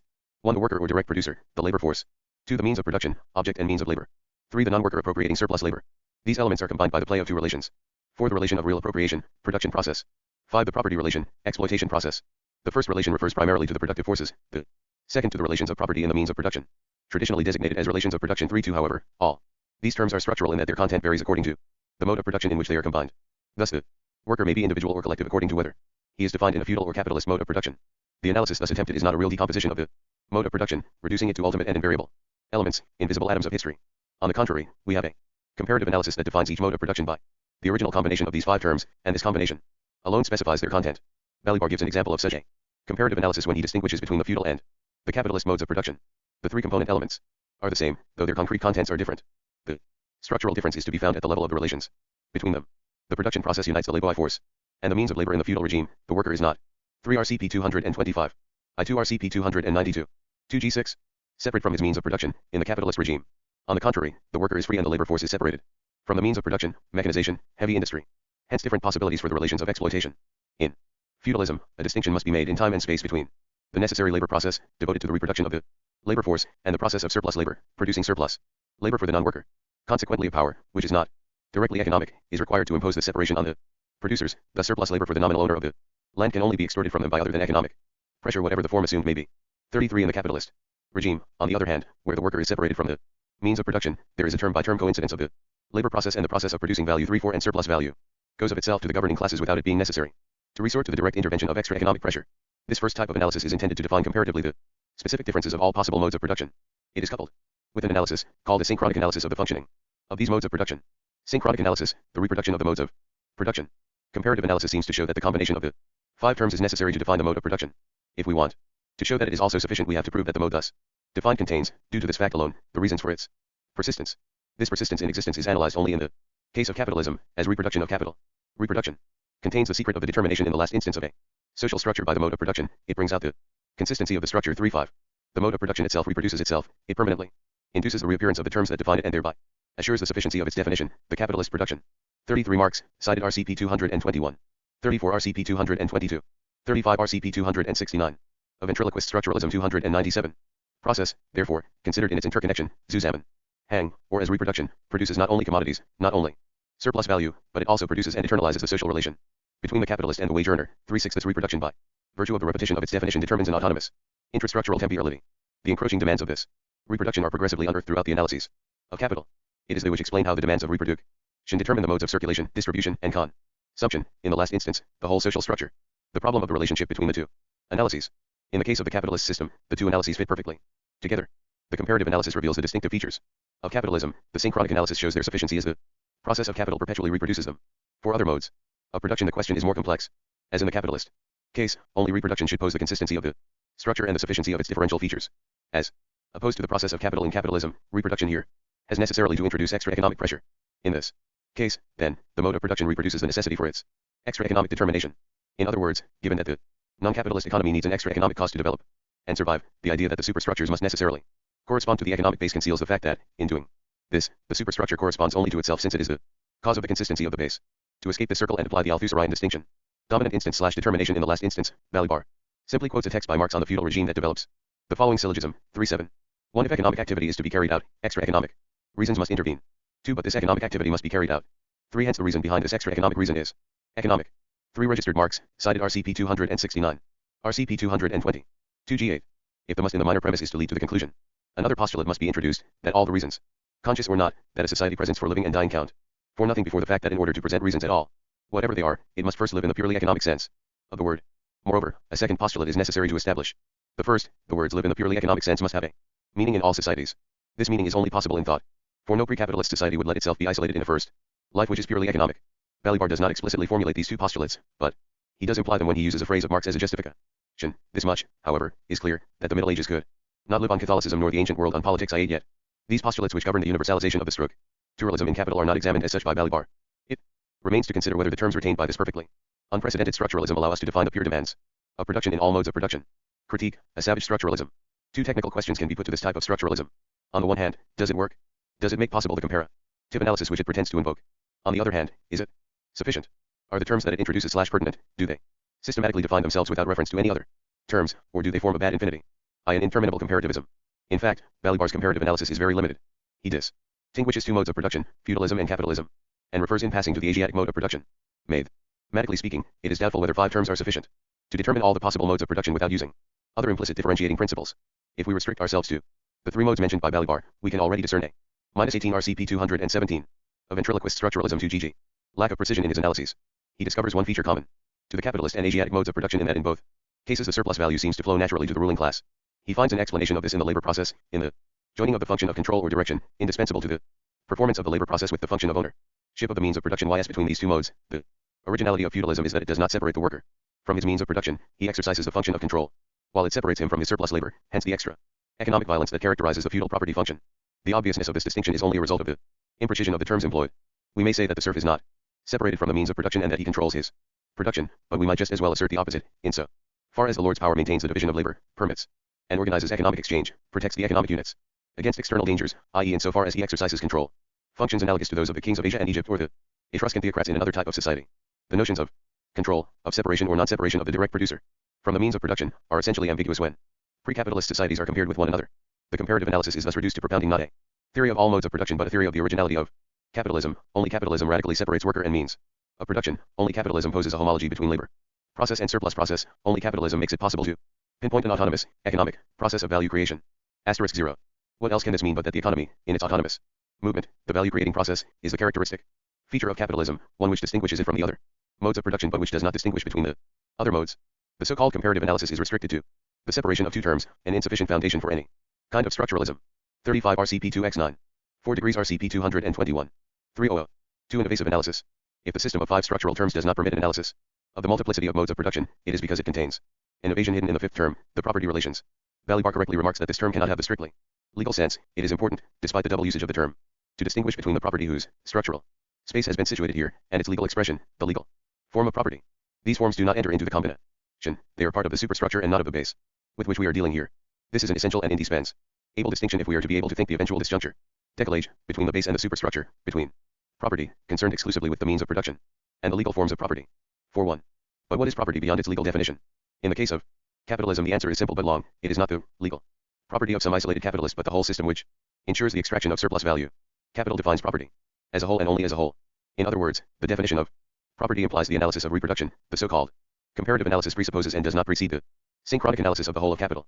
Consequently, it is impossible to claim that the scientific method of capital, generalizable to all the historical modes of production, is characterized by these few general concepts that constitute in principle the beginning of its exposition. These general concepts cannot be distinguished from one another until capital has been read and absorbed. We can now understand, for the same reason, why it is difficult to pin down the other modes of production with these 5 terms. Here too the synchronic analysis of the reproductive process must take place before it is possible to grasp the 5 terms with which the comparative analysis claims to deal. If property can be defined in a way other than as a legal category, this is because its concept is suggested by the place of the proprietors in the process. 41 Lire Le Capital 2, Paris 1966, pages 209 to 10. This passage was omitted by the author from the second edition of 1969 from which the English translation was made. All subsequent references to Lire Le Capital are to the 1966 edition of ventriloquist structuralism joy of reproduction, which again presupposes that the analysis of the social whole has been completed, without realizing that by this he would make any preliminary comparative analysis impossible. Althusser remarks, in primitive societies it is not possible to regard any fact, any practice apparently unrelated to the economy, such as the practices which are produced by kinship rights or religious rights, or by the relations between groups in potlatch competition, as rigorously economic, without first having struck the concept of the differentiation of the structure of the social whole into these different practices or levels. 4.2. Could it be more strongly stressed that an intrastructural analysis of each mode of production necessarily precedes any possibility of a comparative, interstructural analysis? Yet precisely the opposite order is adopted by Althusser and Balibar in Reading Capital, in the hope of isolating the basic concepts of historical materialism via comparative analysis situated at the beginning of the exposition. If we then inquire into the origin of these basic concepts, basic precisely because they cannot be produced by a comparative analysis, we find the same conceptual empiricism that introduced without qualms the general essence of production. It happens that all modes of production are articulated by 5 terms. 2 consequences follow immediately from the failure of a comparative analysis of the modes of production. 1. It has not been proved that the object of capital is modes of production in general and not the capitalist mode of production alone. Similarly, the presence in capital of a universal theory of the basic forms of unity of historical existence remains a gratuitous hypothesis. This classic problem for Marxism remains unsolved. 2. It has been proved even less that the method of capital implies a comparative analysis of a structuralist kind. All the terms that were supposed to articulate this analysis are in fact derived from the synchronic analysis of the process of capital, which preserves existing social relations and produces their terms.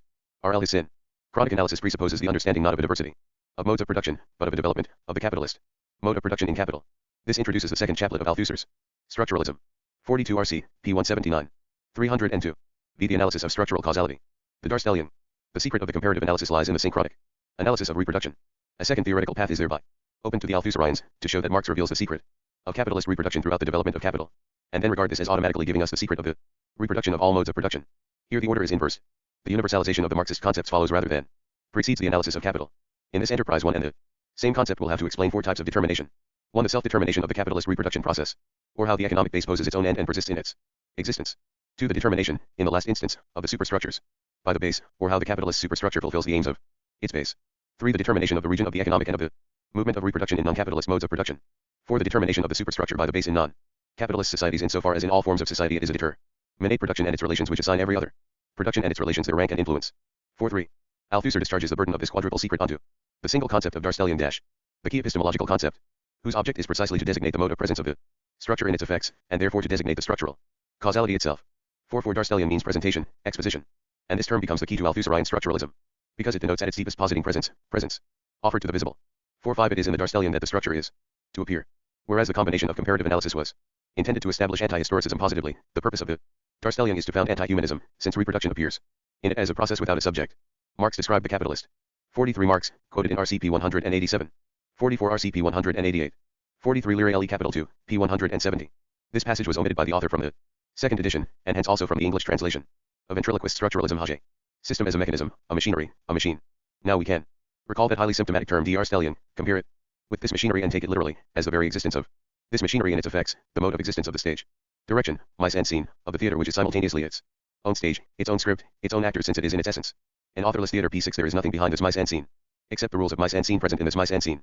Hence, the Darstellian must provide Althusserian structuralism with its first and last word. 1. Darstellian, mode of existence. Rancière 47 has analyzed the use Marx makes of this expression and its derivatives.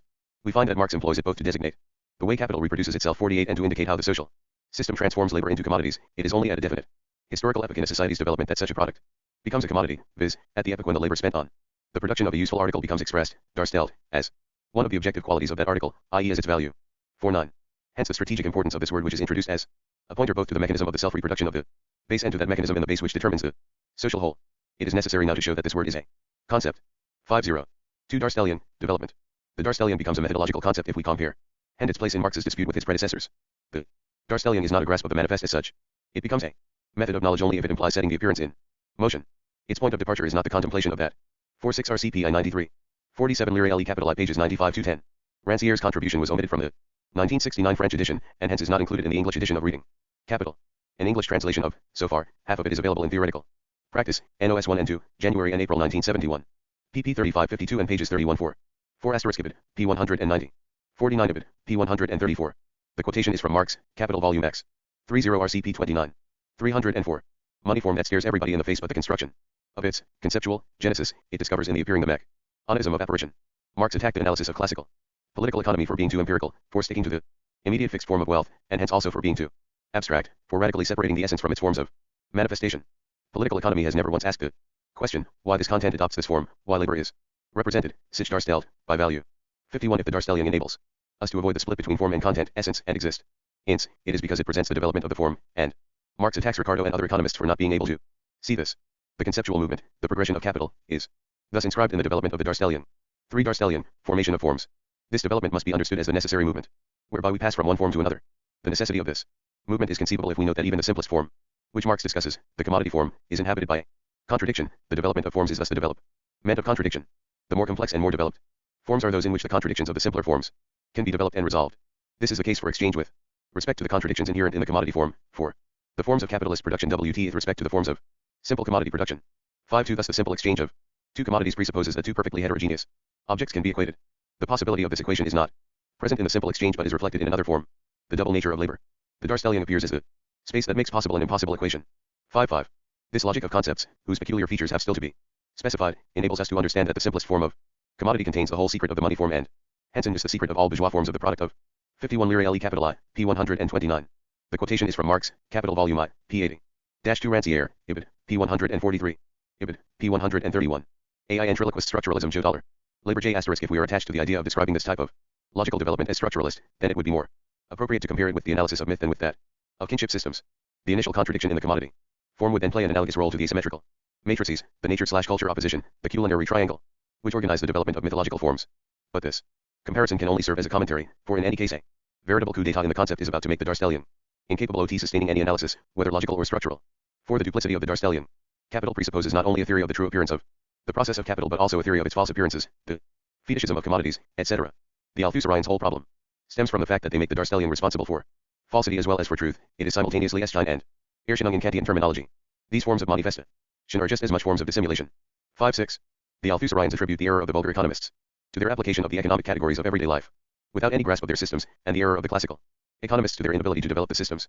The Insurmountable difficulty arises when they attempt to base this double misrecognition on the very same mechanism that governs our accession to theoretical truth. The mechanism of transformation of the forms is thus determined by the relations of production, which manifest themselves in the Erscheinungsform and by concealing themselves. 5-7. 54 ibid. p. 152. The quotation is from a letter of Marx to Engels, of June 22, 1867. Selected correspondence, Moscow 1965, p. 189. 55 Even when this structure is transformed or complemented to surmount an imbalance, it is always at the price of a new imbalance. The structure owes to this ineluctable asymmetry its aptitude to engender myth, which is simply an effort to correct or conceal its constitutive asymmetry. Levi Strauss, Lark number 26. The myth is there to show us the balancing in a significant form of a problematic that by itself must necessarily leave something open, that responds to the insoluble by signifying the insolubility and the protrusion rediscovered in its equivalence, which provides, as in the function of myth, the signifier of the impossible. J. Lacan. Bulletin de la Société Française de Philosophe, July-September 1956. 56 Lire Le Capital I, p. 148. 57 Ibid, p. 148. Clearly, it is possible in this way to claim simultaneously to theorize the process and its misrecognition v8, but the Darstellian by the same stroke assumes all the contradictory attributes of the imagination in classical philosophy as well. It becomes elefaldu logis. This is why the truth of the Darstellian lies outside it. It refers us to the absent cause, the relations of production. But this reference is itself ambiguous, for when the phenomena manifest the effectiveness of the relations of production, they do so in a specific distortion. 5-9 The relations of production are the hidden motor of the development. It is precisely because they are not only hidden in but also by the Darstellian that they must be truly grasped elsewhere. We can now see the solidarity of the two wings of reading. Capital.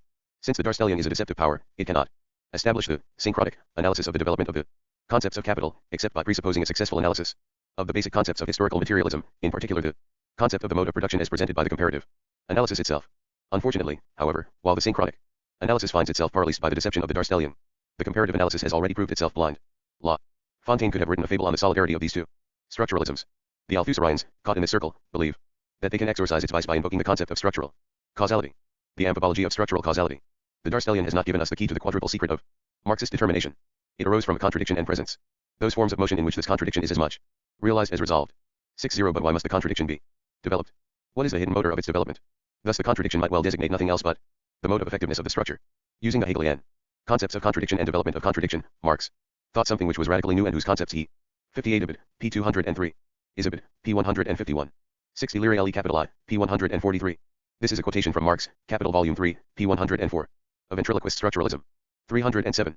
Did not succeed in formulating the mode of action of the structure as the mode of action of the relations of production that govern it. 6-1 Thus the concept of structural causality fuses the difficulties that surround the determination of modes of production in general with those that block the conception, via the Darstellian, of the self-determination of the process of capitalist production.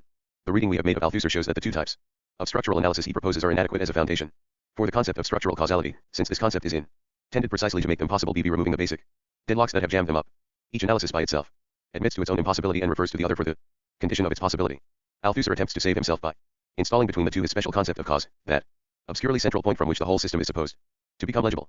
In structural causality the two ends of the hypothetical chain of the Althusserian program reappear. It is neither transitive causality, externally mechanistic, nor expressive causality, with a Leibnizian internal essence or a Hegelian principle. 6-2 But this double negation is not as yet the equivalent of a positive concept. It is an expression of a need to salvage both the relative autonomy of the structures and the determination in the last instance by the base. By discovering these two ends of the chain in structural causality, Althusser is hardly offering us the possibility of conceiving their unity. Such a unity would be precisely the concept understood as the concept of the effectiveness of an absent cause. This concept is admirably suited to designate the absence of the structure in person in the effects considered from the erasive perspective of their existence. But we must insist on the other aspect of the phenomenon, which is that of the presence of the immanence of the cause in its effects, in other words, of the existence of the structure in its effects. Registered 3. When they use this concept, the Althusserians stress either one or the other of its aspects. Thus the commodity form takes us back. 61 Rancière, Lire Le Capital I, p. 143. 61 RCP 187. Althusser, Lire Le Capital 2, pages 170-71. This passage was omitted by the author from the second French edition, and hence the English edition of Reading Capital. 308. To the absent cause, to the relations of production. 6-4 Where the cause is again absent because it is present elsewhere, in the social relations. In other cases, e.g. in pre-capitalist societies, the absent cause is not present anywhere else. There the economy is determinate in that it determines which of the instances of the social structure will occupy the determinant place, which includes some difficult postulates and which a simple allusion to structural causality does not magically remove. The unity of the concept lies entirely in its function, which is to explain that the determination by the economic is present/absent in pre-capitalist economies, and that it is manifestation/conceal meant in the Darstellian of the process of capital. Its aim is to formulate generally the law of necessary correspondence or non-correspondence between the relations of production and the nature of the forces of production. 6-6, which no one will ever challenge, since saying simultaneously black and white cuts short all possible objections. Not merely does the concept of structural causality tell us nothing of its origins, for no structural analysis really founds it, but it actually says nothing itself. Just because it can say everything or anything, it inaugurates no actual type of analysis. It is possible to appeal to correspondence or non-correspondence, cause or absence of cause. In this way structural causality will always be the blessing of the Marxist explorer, at his departure as well as his Return he will always be safely at home, but so much the worse for his exploration, which will be a vacant journey. 6 Readings of Marx. This ends the strictly technical critique of the texts presented in Reading Capital. Having shown that the Althusserian framework contains 2 structural analyses, we need no longer listen to them. Call to one another in the vocabulary that names the difficulties, without providing any resolution of them. The time has come for the critique to make way for a commentary that will try to hear the silences in Althusser and reflect upon the reasons for them. Leaving behind us the strictly methodological problems, what would Althusser have achieved if he had succeeded? 64 Rancière, Lire Le capital I, p. 146. 65 Ibid, p. 189. 66 RCP 304. A ventriloquist structuralism jog. Metaphysics in capital. The last difficulty we discussed, the inability of the Darstellian to justify simultaneously both a theory of truth and a theory of error, indicates Althusser's basic ambition, to explain everything, to make a system which would be as much the system of the whole, the mode of production as a production of productions, as the whole of the system, dialectical materialism as a theory of theories. Nothing, of course, leads us to suspect a naive system. Dialectical materialism is no longer a system of nature but a system of knowledge, theory, epistemology. Similarly, historical materialism is not a system of history but the unique system of concepts that allows various histories to be thought. There is no history in general, there are only modes of production and the plurality of historical processes that they determine. The search for a system is displaced from the real to the theory of the real. We can call this displacement metaphysical, not in the pejorative sense of a duplication of the real world in a world of ideas, but in the classical sense in which a primary philosophy develops the initial concepts, a priori transcendentals, that enable us to think the real as real. The a priori conditions for all possible history are the basic concepts of historical materialism. The Althusserian reading parallels not only the project of metaphysics, but also its systematic organization. Unity is not naively sought between thought and being, but in a transcendental correlation that identifies the concepts of thought with the conditions of existence of the real. 6-7 This unity is the duplex unity of the general essence of production, insofar as it is this unity that divides to produce a knowledge effect and a society effect. The simple opposition of theoretical production and material production does not exhaust the essence of production. Theoretical production contains the essence of all production, since through it one must read the essence of practice in general and of the development of things in general. For its part, material production is also the production of the knowledge effect. As Darstellian, the knowledge aspect and the real causality aspect are thus present in all forms of production. It is not the tactual distinction between theory and real production that explains the double aspect of all production. On the contrary, it is the internal 6 RCP 2L6 division of the essence of production that gives rise to the factual distinction. This internal difference defines production metaphysically. Production, first and last thought of Althusserianism, is the being that is both the positing of the copula in the proposition, knowledge effect, and of the object in reality, society effect. That a thing is and that it is thus, the double face traditionally represented by metaphysics as existentia et essentia, existence and essence. The role of the mode of production is to provide the form, essence, structure, of all historical existence what general metaphysics reflects in the essentia. In the Darstellian we read these cover the existentia whose explanation tradition delegates to theology. It comes therefore as no surprise that for Althusser it is the location of the fall, where truth, positing presence, and error, absence of the structure in person from the effects considered, from the erasive perspective of their existence, mingle in confusion. The unity of production is then decked out in the attributes which qualify the primary substance, subject, conceived by modern metaphysics, will and understanding, appetitio, and perception. Here, knowledge and real causality, a supplementary pointer to Althusser's metaphysical position, can even be found in the initial definition he proposes for production, giving priority to its second meaning, to transform in order to give a pre-existing raw material the form of an object adapted to a purpose, over what seems to be its first meaning, to render what is latent. 6-8 This choice, apparently taken for granted, is a choice by which Heidegger sums up the whole of Western metaphysics. It translates Greek truth, unveiling the apparent meaning of the word production, into the language of Roman and Christian activity. 6-9 The general essence of production thus claims to be the source simultaneously of the unity, the division, the correlation and even the whole articulation of Althusser's structuralist reading. The language of capital. Another reading is possible, suggested by the synonym with 68 RCP 95. 69 Thus Heidegger has written of Marx, the essence of materialism does not consist in the claim that everything is elementary matter, stuff, but rather in a metaphysical determination according to which all being appears as the raw material of labor. Letter on Humanism. A ventriloquist structuralism 311. Which the Althusserians abortively refer to structural causality. Metonymic causality. Metonymy is a figure of speech, the part for the whole, the sail for a ship, regarded by linguistics as one of the 2 essential dimensions of all language. It governs syntagmatic relations, relations of contiguity, i.e. the concatenation of the elements in the chain of a discourse.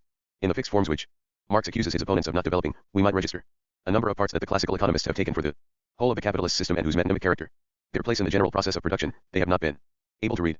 Jacques Lacan has brilliantly demonstrated that such an extension of the categories of language is possible, but by first postulating that his object, the unconscious, is structured like a language. Only such a justification would allow us to talk of metonymic causality, but not only do the Althusserians fail to give it, for them being is production, they even forbid it. To say that each fixed form of the economic process, each part, is metonymically equivalent to the W-Lowell system is to say that in each fixed form it is possible to read into the presupposition of the totality of the system and that the Darstellian must present the succession of these forms. Here the truth of the development cannot lie at the end of its exposition Darstellian, vulgar Hegelianism, nor beneath it, the Althusserian break between the fallacious Darstellian and the true reality of the modes of production.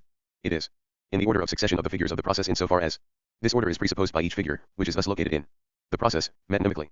Each form, starting from the simplest, the commodity form, includes the premise that the process as a whole will be traversed, i.e. that the capitalist system exists. This is then an anticipated certainty, for the commodity form precedes the capitalist mode of production. The commodity is theological because it is not only pregnant with its contradiction, but also with the presumption that this contradiction can only be resolved in the coherence of a purely economic, capitalist, system. Marx is midwife to the commodity. He makes these presumptions explicit and develops the form so that they can answer the initial question on W hat conditions. Can a purely economic system resolve the contradiction in the commodity?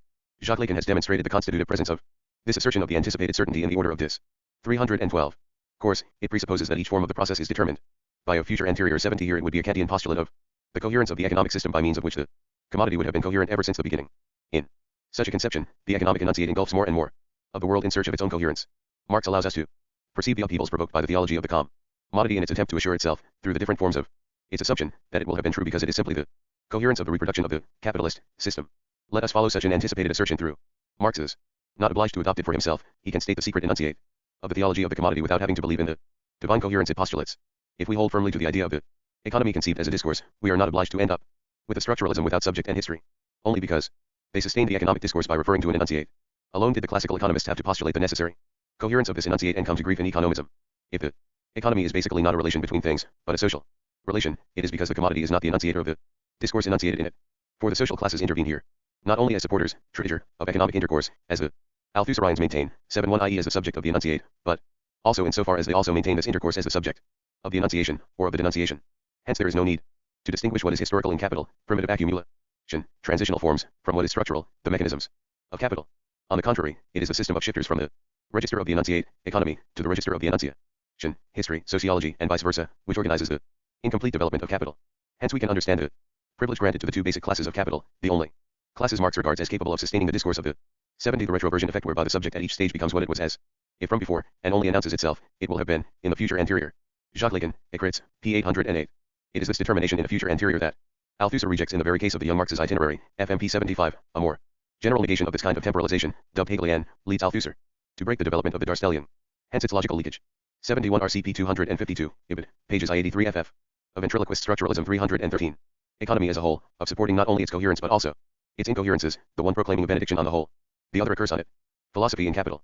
That linguistics can explain Marx's decoding of the economic language, and psychoanalysis the isolation of this language's incoherence, does not necessarily imply that we can discover beneath capital a completed general science which with respect to the ensemble of all theories and the ensemble of all historical and social realities, enjoys the epistemological status postulated for general linguistics with respect to the ensemble of all possible languages. To read classical political economy, Marx does not need to muster the metaphysical attributes of a system, even in scientific translation, and in this Marx is not only a good reader but also a philosopher. Marx does not borrow from philosophy its eternal truths, nor its metaphysical demarcation of the world into a system, but its scepticism. Althusser correctly remarks that the critical discourse is used to discover the mise en scene behind the actor's play. To do this, however, there is no need to postulate a positive system of all modes of production, of the direction in all the world's theaters. The critical gaze, askepsis, view, is the gaze that tries to catch apparition in its appearing so that it ceases to be a simple entrance onto the stage. 7.2. Marx the philosopher is not the man of a higher learning but the unlearned. He only needs to take classical economics at its word. Marx was a revolutionary because he assigned to the capitalist system the sole basis of its mortality. He has been turned into a statue of the commander, before whom incense is burned in expectation of a sign of the final date of its decease, while all about the banquet of life continues in the joys of profanity. The Althus Syrians have remarked that, in his scrutiny of the symptoms of its mortal disease, Marx does not define any crisis as the final catastrophe for capitalism. But neither does he present us with a comparison of the set of all possible modes of production, in order to pose in simple otherness the certain sign of an imminent death. For imperialism, Marx is no enlightenment outclarer for whom 72 Heidegger, Hegel, and his concept of experience, holds Weech. 3*4. History progresses by choosing the best in the light of comparison. If death is to be registered neither within the system nor between the systems, this is because it has no place, it gives place, alone, in closing a system as a system. Marx knew, with philosophical knowledge, that no absolute justifies and that every stage of reality is formed by defending itself against the movement that carries it away. The truth of this knowledge he discovered in the stone banquet of the fixed forms of the process of capital, by showing, in the positive understanding of the existing state of things, best and, at the same time also the understanding of its negation, of its necessary destruction. The capitalist system now knows that it is mortal, not by having read it, but by having experienced it in the dimensions in which death registers its power. Traumas like the 1929 crisis and the birth of one or more non-capitalist systems. The objective transformations of it induced by this new awareness of mortality must be deciphered today from the work of contemporary economists. Althusser is right to refer us to capital for the principles of a critical reading of them. But his metaphysical passion for a system threatens to obliterate this new body of knowledge, over which the Marxist critique of political economy must exercise its permanent power. A political and philosophical interview. Lucio Colletti. Can you give us a brief sketch of your initial intellectual origins, and entry into political life? My intellectual origins were similar to those of virtually all Italian intellectuals of my generation. Their starting point during the last years of fascism was the neo-idealist philosophy of Benedetto Croce and Giovanni Gentile. I wrote my doctorate in 1949 on Croce's logic, although I was already by then critical of Crockianism. Then between 1949 and 1950 my decision to join the Italian Communist Party gradually matured. I should add that this decision was in many ways a very difficult one, and that, although this will perhaps seem incredible today, study of Graham Si's writings was not a major influence on it. On the contrary, it was my reading of certain of Lenin's texts that was determinant for my adhesion to the PCI, in particular, and despite all the reservations which it may inspire and which I share towards it. Today, its materialism and empirio-criticism. At the same time, my entry into the Communist Party was precipitated by the outbreak of the Korean War, although this was accompanied by the firm conviction that it was North Korea which had launched an attack against the South. I say this, not in order to furbish myself with an a posteriori political virginity, but because it is the truth. My attitudes even then were a profound aversion towards Stalinism, but at that moment the world was rent into two, and it was necessary to choose one side or the other. So, although it meant doing violence to myself, I opted for membership of the PCI with all the deep resistances of formation and culture that a petty bourgeois intellectual of that epoch in Italy could feel towards Stalinism. You must remember that we had lived through 315, 316, the experience of fascism, so that all the paraphernalia of orgies, traded unanimity, rhythmical applause, and charismatic leadership of the international workers' movement were spontaneously repugnant to anyone of my background. Nevertheless, in spite of this, because of the Korean conflict and the size sign of the world into two blocks, I opted for entry into the PCI. The left wing of the side did not provide any meaningful alternative, because at that time it was essentially a subordinate form of communist militancy, organically linked to the policies of the PCI. It is important to emphasize the relative lateness of my entry into the party. I was about 25 or 26, and my lack of the more traditional illusions about it. For the death of Stalin in 1953 had a diametrically opposite effect on me to that which it had on most communist or pro-communist intellectuals. They felt it as a disaster, the disappearance of a kind of divinity, while for me it was an emancipation. This also explains my attitude towards the 20th Congress of the PSU in 1956, and in particular towards Khrushchev's secret speech. While most of my contemporaries reacted to the crisis of Stalinism as a personal catastrophe, the collapse of their own convictions and certitudes, I experienced Khrushchev's denunciation of Stalin as an authentic liberation. It seemed to me that at last, communism could become what I had always believed it should become, an historical movement whose acceptance involved no sacrifice of one's own reason. What was your personal experience, as a young militant and philosopher, within the PCI from 1950 to 1956? My membership of the party was an extremely important and positive experience for me. I can say that if I were to relive my life again, I would repeat the experience of both my entry and my exit. I regret neither the decision to join nor the decision to leave the party. Both were critical for my development. The first import and militancy in the PCI lay essentially in this: the party was the side in which a man like myself, of completely intellectual background, made real contact for the first time with people from other social groups, whom I would otherwise never have encountered, except in trams or buses. Secondly, political activity in the party allowed me to overcome certain forms of intellectualism and thereby also to understand somewhat better the problems of a political and philosophical interviewee relationship between theory and practice in a political movement. My own role was that of a simple rank-and-file militant. From T955 onwards, however, I became involved in the internal struggles over cultural policy in the PCI. At that time, the official orientation of the party was centered on an interpretation of Marxism as an absolute historicism, a formula which had a very precise meaning. It signified a way of treating Marxism as if it were a continuation and development of the historicism of Benedetto Croce himself. It was in this light that the party also sought to present the work of Gramsci. Togliatti's version of Gramsci's thought was, of course, not an accurate one. But the fact is that Gramsci's writings were utilized to present Marxism as the fulfillment and conclusion of the tradition of Italian Hegelian idealism, in particular that of Croce. The objective of the internal struggles in which I became engaged was by contrast to give priority to the knowledge and study of the work of Marx himself. It was in this context that my relationship to Galvano della Volpe, who at that time was effectively ostracized within the PCI, became very important for me. One outcome of the theoretical struggle between these two tendencies was the entry of della Volpe, Pietranera and myself into the editorial committee of Societa, which was then the main cultural journal of the party, in 1957-58. To what extent was the change in the composition of the editorial committee of Societa at that time a consequence of the 20th Party Congress in the USSR and of the Hungarian Revolt? It was a consequence of Hungary, for a very simple reason. After the rising in Budapest, the majority of Italian communist professors abandoned the party, which was left virtually without university luminaries. One of the few professors who remained in the party was della Volpe. The new situation induced Mario Alicata, who was then in overall charge of the party's cultural policy and who, it must be said, was a highly intelligent man, to change his attitude towards della Volpe, who had hitherto been intellectually proscribed within the party. The result was that della Volpe was finally accepted onto the editorial board of Societa, and with him a good part of the della Volpean tendency.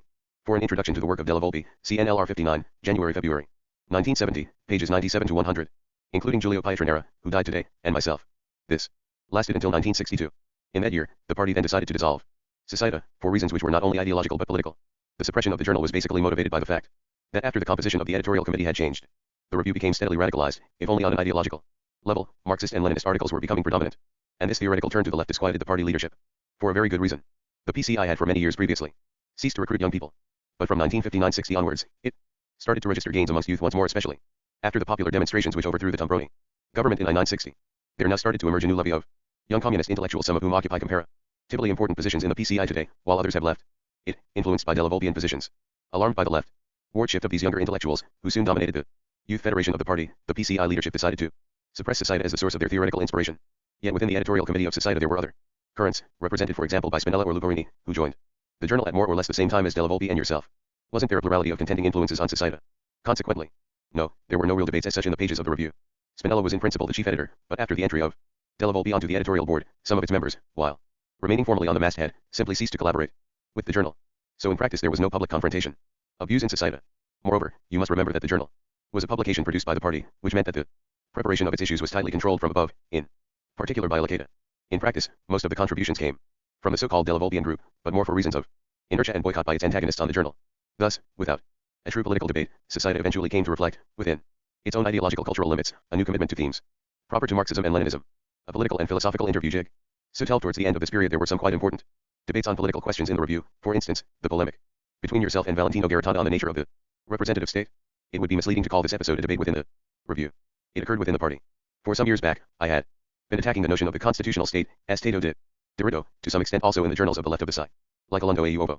The theme of my polemics was that it was strange toward the side to call for the advent of a constitutional state, since in my view this already substantially existed in Italy. It was none other than the liberal bourgeois state. I failed to understand how the status quo could become a future objective of the party. One organizer replied to such criticisms, the party CO and BOK Day conference on the concept of the constitutional state, at which Garitano delivered a report rebutting positions expressed in an article of mine. The two texts were published in Societe, but the debate did not derive from within the journal. 2. One on left the party 2 years after the closure of Societe, in IG6Q. What were the reasons for your departure? Was it mainly inspired by persistent Stalinism, or by growing reformism, of the PCI? And why decision to leave was the result of the overall evolution of the party? In one sense, the process of renovation for WRH I had hoped after the 20th Party Congress had failed to occur, but in another sense it had occurred, in a patently rightward direction. I slowly came to realize in the period from 1956 to 1964 that both the Soviet regime itself and the Western communist parties were incapable of accomplishing the profound transformation necessary for a return to revolutionary Marxism and Leninism. It had become structurally impossible for either the PSU or the Western parties to undergo a real democratization, in other words, not in the sense of a liberal or bourgeois democracy, but in the sense of revolutionary socialist democracy, of workers' councils. 2 CL Colletti, Stato di diritto e sovranità popolare, Societe, November. December I 960, and V. Garitano, Democrazia e Stato di diritto, Societe.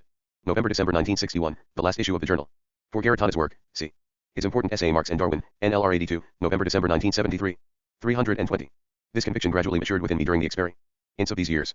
I found myself ever more marginalized within the party, where I was permitted to pay my dues, but little else. Thus when I finally came to the conclusion that there was no chance even of a slow transformation of either the Soviet regime or the Western communist parties towards a renewed socialist democracy, membership of the PCI lost any meaning for me, and I left the party silently. There was no dramatic scandal or rupture in my departure. I left in 1964, the year of Khrushchev's fall. There should be no misunderstanding about my attitude towards this. I was naturally aware of all the criticisms to be made of Khrushchev, whom I never idealized. Nevertheless, Khrushchev did represent a crucial point of no return in post-war history. For his secret speech was a formal denunciation of the sacred character with which all communist leadership had surrounded itself for 4 decades. This desacralization of communist bureaucratic leadership remains an achievement that cannot be cancelled. Thus, Khrushchev's importance for me was that he did symbolize an attempt, however inadequate and debatable, to unleash a process of transformation of Soviet society by radical and violent indictment of Stalin. If this process had succeeded, it would have transformed the Western parties too. In the event, as WRE know, it failed. So far as Italian communism is concerned, the PCI does possess certain traits that are distinct from those of other parties of classical Stalinist formation, and which are in some ways more rightist and revisionist. However, in essence, in its mechanisms of policy making, its selection of leadership, the whole way in which the political will of the organization is formed, the PCI has remained a fundamentally Stalinist party. The expulsion of the Manifesto group in 1970 shows how limited the real margins for political debate and struggle in fact are within the party. Naturally, this does not mean that there is no political conflict within the Italian Communist Party. There is, but it is masked and hidden from the base of the party, which remains ignorant even of the terms of the stealthy struggles at the summit. The rank and file consequently remains confined to a perpetually subaltern and atomized condition. The ordinary communist militant is converted from a vanguard to a rearguard element, whose function is simply to execute political directives determined over his head. My rejection. A political and philosophical interview 321. Of this type of party can be summed up in a single formula. The real mechanisms of power in contemporary communist parties are these: it is not the Congress that nominates the Central Committee, but the Central Committee that nominates the Congress. It is not the Central Committee that nominates the Executive Committee, but the Executive Committee that nominates the Central Committee. It is not the Executive Committee that nominates the Political Bureau, but the Political Bureau that nominates the Executive Committee. The major early influence on your philosophical work was Galvano Della Volpe, with his concern for the nature of scientific laws, his notion of the role of specific determinate abstractions in cognition, and his stress on philological precision in the study of Marx. What is your assessment of Della Volpe today? The essential lesson I learned from contact with the writings of Della Volpe was the need for an absolutely serious relationship to the work of Marxism based on direct knowledge and real study of his original texts. This may sound paradoxical, but it is important to remember that the penetration of Marxism in Italy in the first post-war decade, from 1945 to 1955, was intellectually and theoretically very superficial and exiguous. Let me explain. The official Marxism of that epoch, as it remains today, was Soviet-style dialectical materialism. Now, Togliatti was cultivated and intelligent enough to be aware that the Stalinist compendium was too blatantly crude and dogmatic to have much attraction for the Italian intellectuals whose adhesion to the PCI he was anxious to obtain. Consequently, there were few orthodox dialectical materialists in Italy. Compatriot charity forbids me to mention names. What Togliatti sought to substitute for Soviet orthodoxy in his cultural policy was an interpretation of Marxism as the national heir to the Italian historicism of Vico and Croce. In other words, a version of Marxism that did not demand any real break of these Intellectuals from their former positions. Most of them were Croatian by formation. The party simply asked them to take one small step more, to adopt a historicism that integrated the basic elements of Croce's philosophy, repudiating only the most patently idealist propositions of Crockenism. The result was that, up to 1955 to 56, Marx's work itself, above all capital, had a minimal 322 diffusion in the cultural ambience of the Italian left. It was in these conditions that Della Volpe came to symbolize a commitment to study Marxism rigorously, where it is actually to be found, namely in Marx's writings themselves. For Della Volpe, Marx's early critique of Hegel's philosophy of right was a central starting point. But this naturally represented only the beginning of a direct knowledge of the work of Marx, which necessarily had as its conclusion an intense study and analysis of capital itself. Would it be true to say that in the period after 1958, Della Volpeanism, as a theoretical current within the PCI by its emphasis on the paradigmatic importance of capital, and the necessity of determinate abstractions for the formulation of scientific laws implied a covered political opposition to the very moderate goals oft-daily pursued by the PCI, the democratic objectives which were justified by the party, on the grounds of the relative backwardness of Italian society? Some of your historicist adversaries at the time argued that the real meaning of Della Volpeanism was a denial of the hybrid and retarded character of the Italian social formation, which dictated democratic, rather than socialist demands, for a fixation with the general laws of pure capitalist development as such, to justify inappropriately advanced objectives for the working class in Italy. How valid was the interpretation? It is certainly true that the diffusion of Della Volpean positions, a phenomenon whose dimensions should not be exaggerated, incidentally, was combated in the party, with the accusation that they were pregnant with political sectarianism and ultraleftism. For it was evident that while the historicist tradition tended to give priority to the peculiarities of Italian society, playing down the fact that despite all its particularities it was still a capitalist society, the systematic study of Marx that was central to Della Volpeanism gave priority precisely to the concept of the capitalist socio-economic formation and the laws of motion of capitalism as such. In the latter perspective, Italy was analyzed essentially as a capitalist country. Naturally, there was no question of denying that Italian capitalism had idiosyncratic characteristics of its own, but merely of affirming that despite these peculiarities, the predominant characteristic of Italian society was that it was capitalist. The opposing theoretical trends of the time thus could well lead to divergent political conclusions. A Political and Philosophical Interview 323. If this was so, how is the subsequent political role of some of the leading members of the Della Volpean school to be explained? Della Volpe himself was always unquestioningly loyal to the official line of the party, even exalting the Stalin Constitution of 1936 in the USSR as a model of radical democracy. Pietranero went on to theorize and justify market socialism in Yugoslavia and Eastern Europe. Generally, what explains the apparent combination of methodological rigor and political weakness or complaisance? Firstly, Della Volpe himself was an intellectual of the old style, who always worked on the assumption that there should be a division of labor between theory and politics. Politics could be left to professional politicians. Secondly, it is important to stress that the Della Volpean school proper was a very circumscribed phenomenon. It involved a few collaborators, among whom, as events were rapidly to show, there was no basic identity of political views at all. Della Volpeanism was a phenomenon limited in both space and time, of very short duration, after which the members of this so-called school went their separate ways. Most of them have remained in the PCI to this day. Turning to your own philosophical writings, you have expressed an increasingly marked respect and admiration for Kant in them, a preference unusual among contemporary Marxists. Your basic claim for Kant is that he asserted with the greatest force the primacy and irreducibility of reality to conceptual thought, and the absolute division between what he called real oppositions and logical oppositions. You argue from these theses that Kant was much closer to materialism than Hegel, whose basic philosophical goal you interpret as the absorption of the real by the conceptual, and therewith the annihilation of the finite and of matter itself. Your revaluation of Kant is thus complemented by your devaluation of Hegel, whom you criticize implacably as an essentially Christian and religious philosopher, contrary to later Marxist misconceptions of his thought. The obvious question that arises here is why you accord such a privilege to Kant. After all, if the criterion of proximity to materialism is acknowledgement of the irreducibility of reality to thought, most of the French philosophers of the Enlightenment, La Mettrie or Holbach for example, or even earlier Locke in England, were much more unambiguously materialist than Kant. At the same time, you denounce the religious implications of Hegel, but Kant also was a profoundly religious philosopher, not to speak of Rousseau, whom you admire in another context, yet you appear to pass over his religiosity in polite silence. How do you justify your exceptional esteem for Kant? The criticisms you have just made have been leveled at me many times in Italy. The first point to establish is the difference between the Kant of the critique of pure reason and the Kant of the critique of practical reason. Isn't that the same sort of distinction that is commonly made between Hegel at Jena and Hegel after Jena, which you reject? No, because the difference between knowledge and morality is a central one for Kant himself. He explicitly theorizes the difference between the ethical sphere and the cognitive scientific sphere. I cannot say whether Kant is important for Marxism, but there is no doubt whatever of his importance for any epistemology of science. You have remarked that La Mettrie, Holbach, or Helvetius were materialists, while Kant fundamentally was not. That is perfectly true. But from a strictly epistemological point of view, there is only one great modern thinker who can be of assistance to us in constructing a materialist theory of knowledge, Immanuel Kant. Of course, I am perfectly aware that Kant was a pious Christian. But whereas in Hegel's philosophy there is no separation between the domain of ethics and politics and the domain of logic, because the two are integrally united and a single system, in Kant there is a radical distinction between the domain of knowledge and the domain of morality, which Kant himself emphasized. Thus we can leave Kantian morality aside here. What is important to see is that the critique of pure reason is an attempt by Kant to arrive at a philosophical comprehension and justification of Newton's physics. The work is essentially an inquiry into the conditions that render possible true knowledge, which for Kant was represented by Newtonian science. Naturally, there are many shades and contradictions in Kant's epistemological work, with which I am perfectly familiar. I have used only certain aspects of it. But there is one basic point that must always be remembered. Nevertheless, while Hegel died at Berlin delivering a course of lectures on the proofs of the existence of God, and reaffirming the validity of the ontological argument, which a century later was still A Political and Philosophical Interview 325. Being upheld by Croce, Kant despite all his contradictions. From his text of 1763 on the Bue's Grund asterisk to the critique of pure reason, never ceased to criticize the ontological argument. His rejection of it was founded on the qualitative, or as Kant says, transcendental, gulf between the conditions of being and the conditions of thought, ratio essendi and ratio cognoscendi. It is this position that provides a fundamental starting point for any materialist gnoseology and defense of science against metaphysics. The problem of an overall interpretation of Kant is a very complex one, which we cannot resolve in an interview. I have singled out and stressed one particular aspect of his work, Kant, who was the critic of Leibniz and the scourge of the ontological proof. In this respect, although Kant was not a materialist, his contribution to the theory of knowledge cannot be compared to that of Lametrie or Helvetius. Thus my interest in Kant has nothing in common with that of the German revisionists of the Second International, Eduard Bernstein or Konrad Schmidt, who were attracted to Kant's ethics. I have tried, on the contrary, to revalue Kant's contribution to epistemology as against the legacy of Hegel. In fact, my own interpretation of Kant is precisely that of Hegel himself, except that whereas Hegel rejected Kant's position, I have defended it. For Hegel, Kant was essentially an empiricist. In his introduction to the Encyclopedia, Hegel classifies Kant together with Hume as examples of the second relation of thought to objectivity. There is no need to remind you of the stature of David Hume in the history of the philosophy of science. One could say, indeed, that there are two main traditions in Western philosophy in this respect, one that descends from Spinoza and Hegel, and the other from Hume and Kant. These two lines of development are profoundly divergent. For any theory that takes science as the sole form of real knowledge that is falsifiable, as Popper would say, there can be no question that the tradition of Hume-Kant must be given priority and preference over that of Spinoza-Hegel. Finally, I believe that my attempt to separate the Kant of the critique of pure reason from the Kant of the critique of practical reason has a real basis in history.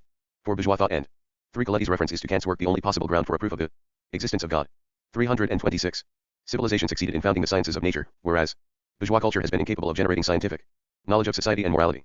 Of course, the natural sciences have been conditioned by the bourgeois historical context in which they have developed a process which raises many intricate problems of its own.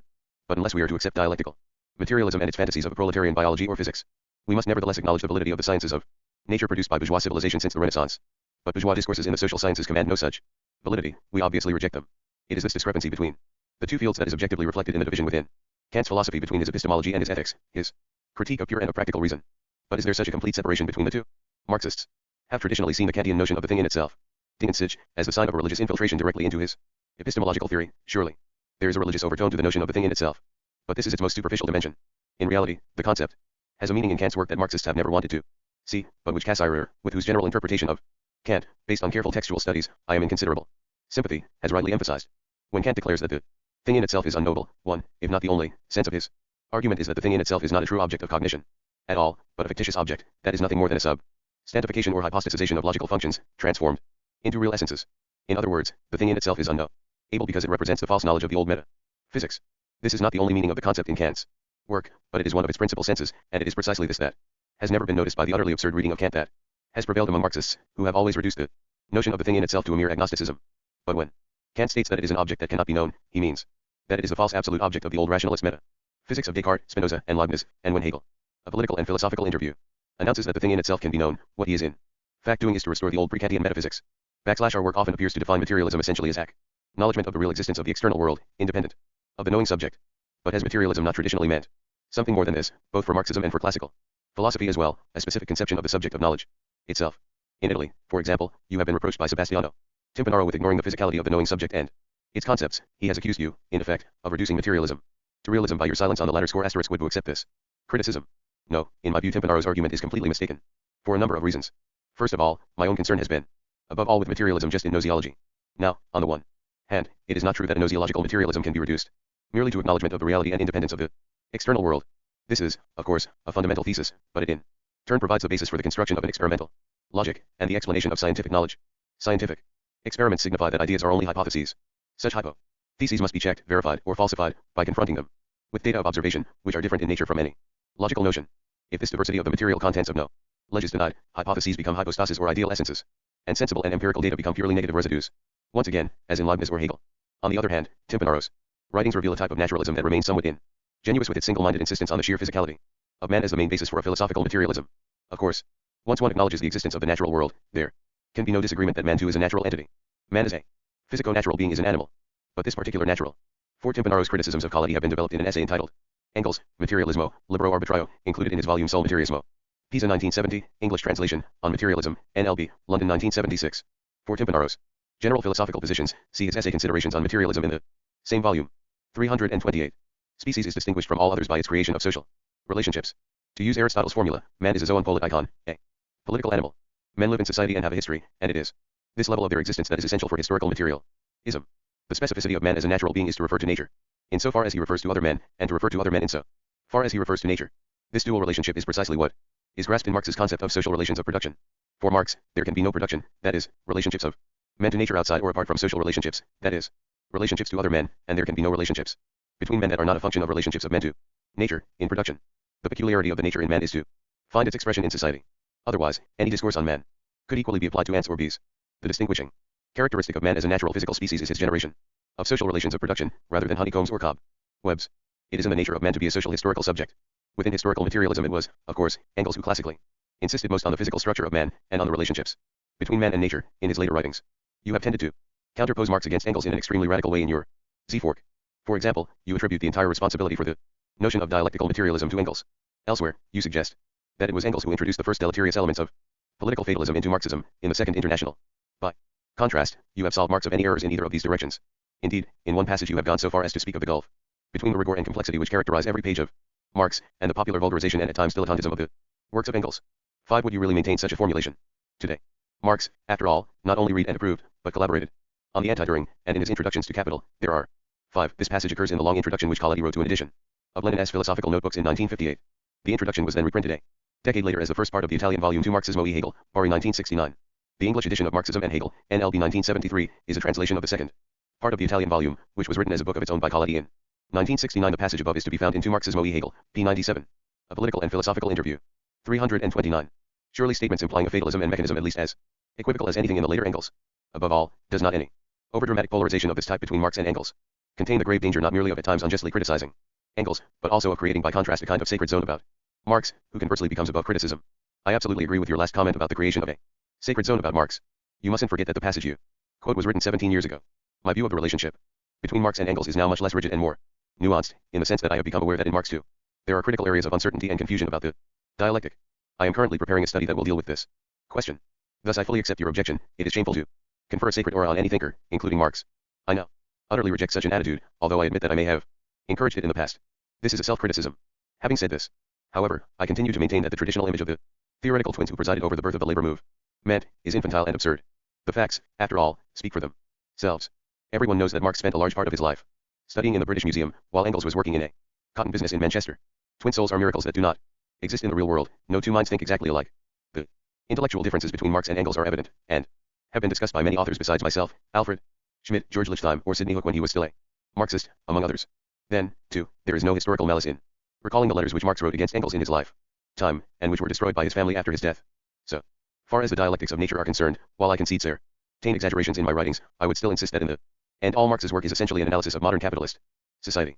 His basic writings are the theories of surplus value, the Grundrisse and capital, all the rest is secondary. While in the case of Engels, one of his major writings is indubitably the dialectics of nature, a work 90% of which is hopelessly compromised by an ingenuous and romantic naturphilosophic, contaminated by crudely positivist and evolutionist themes. 330. But what about the supposed political contrast between the two men? An allegedly proto-reformist Engels set off against an unswervingly radical Marx.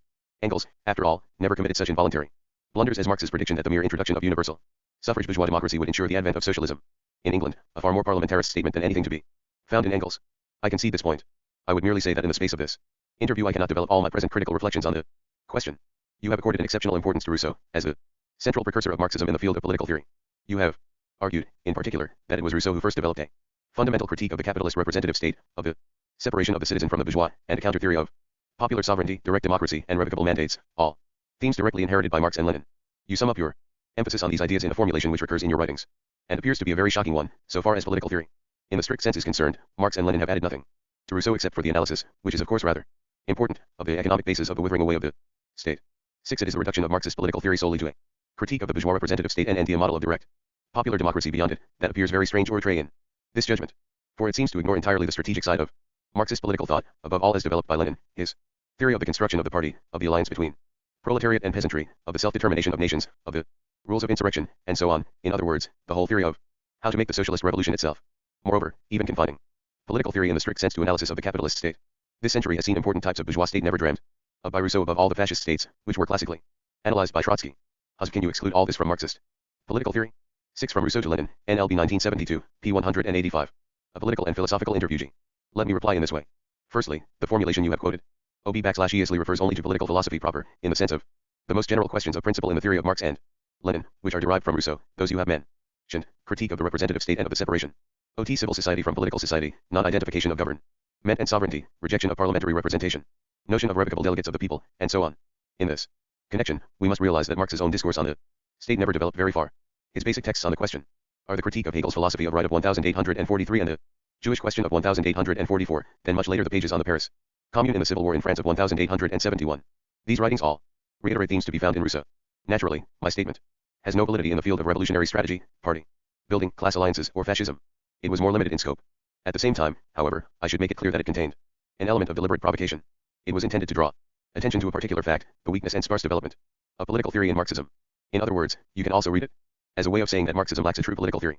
All the elements of Lenin's work to which you have pointed, his writings on the party, the peasantry, the national question and so on are of great importance, but they are always tied so closely to particular historical events that we can never extrapolate them to a level of generalization where they are simply transferable to an historical environment profoundly different from that in which Lenin thought and acted. Thus the real meaning of my statement was a polemical one.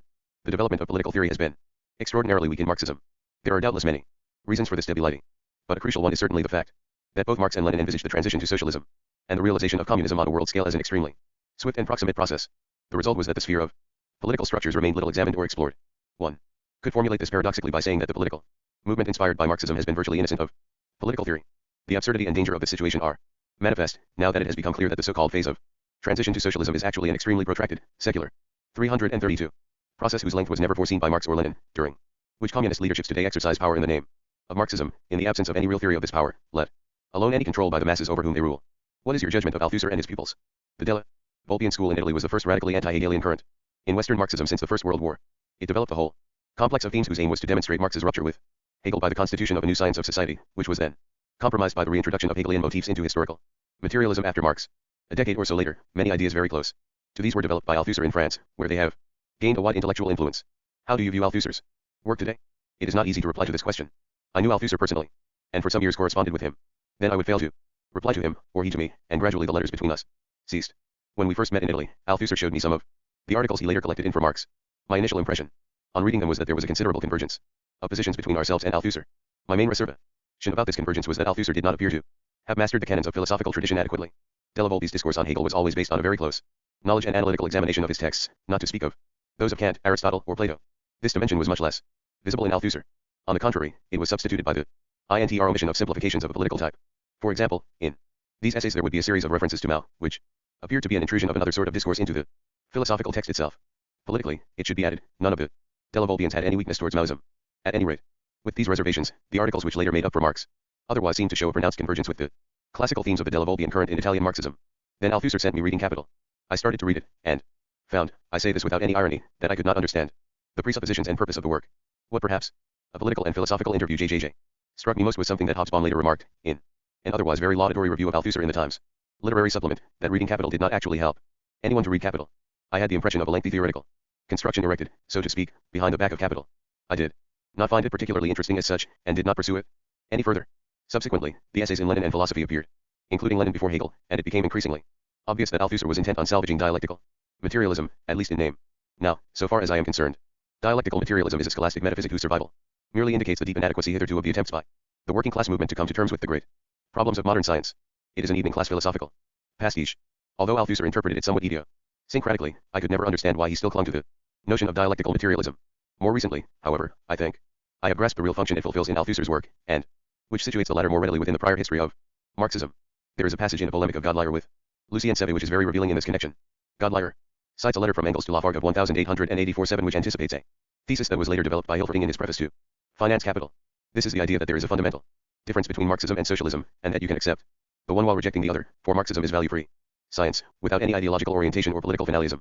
In Althusser, the same theme takes the form of his recent discovery that Marx did, after all, directly inherit a central notion from Hegel, the idea of a process without a subject. Philologically, of course, this claim is absurd. It could only be made by someone who had read Hegel a very long time ago, retaining the dimmest memory of him. For the Hegelian process emphatically does have a subject.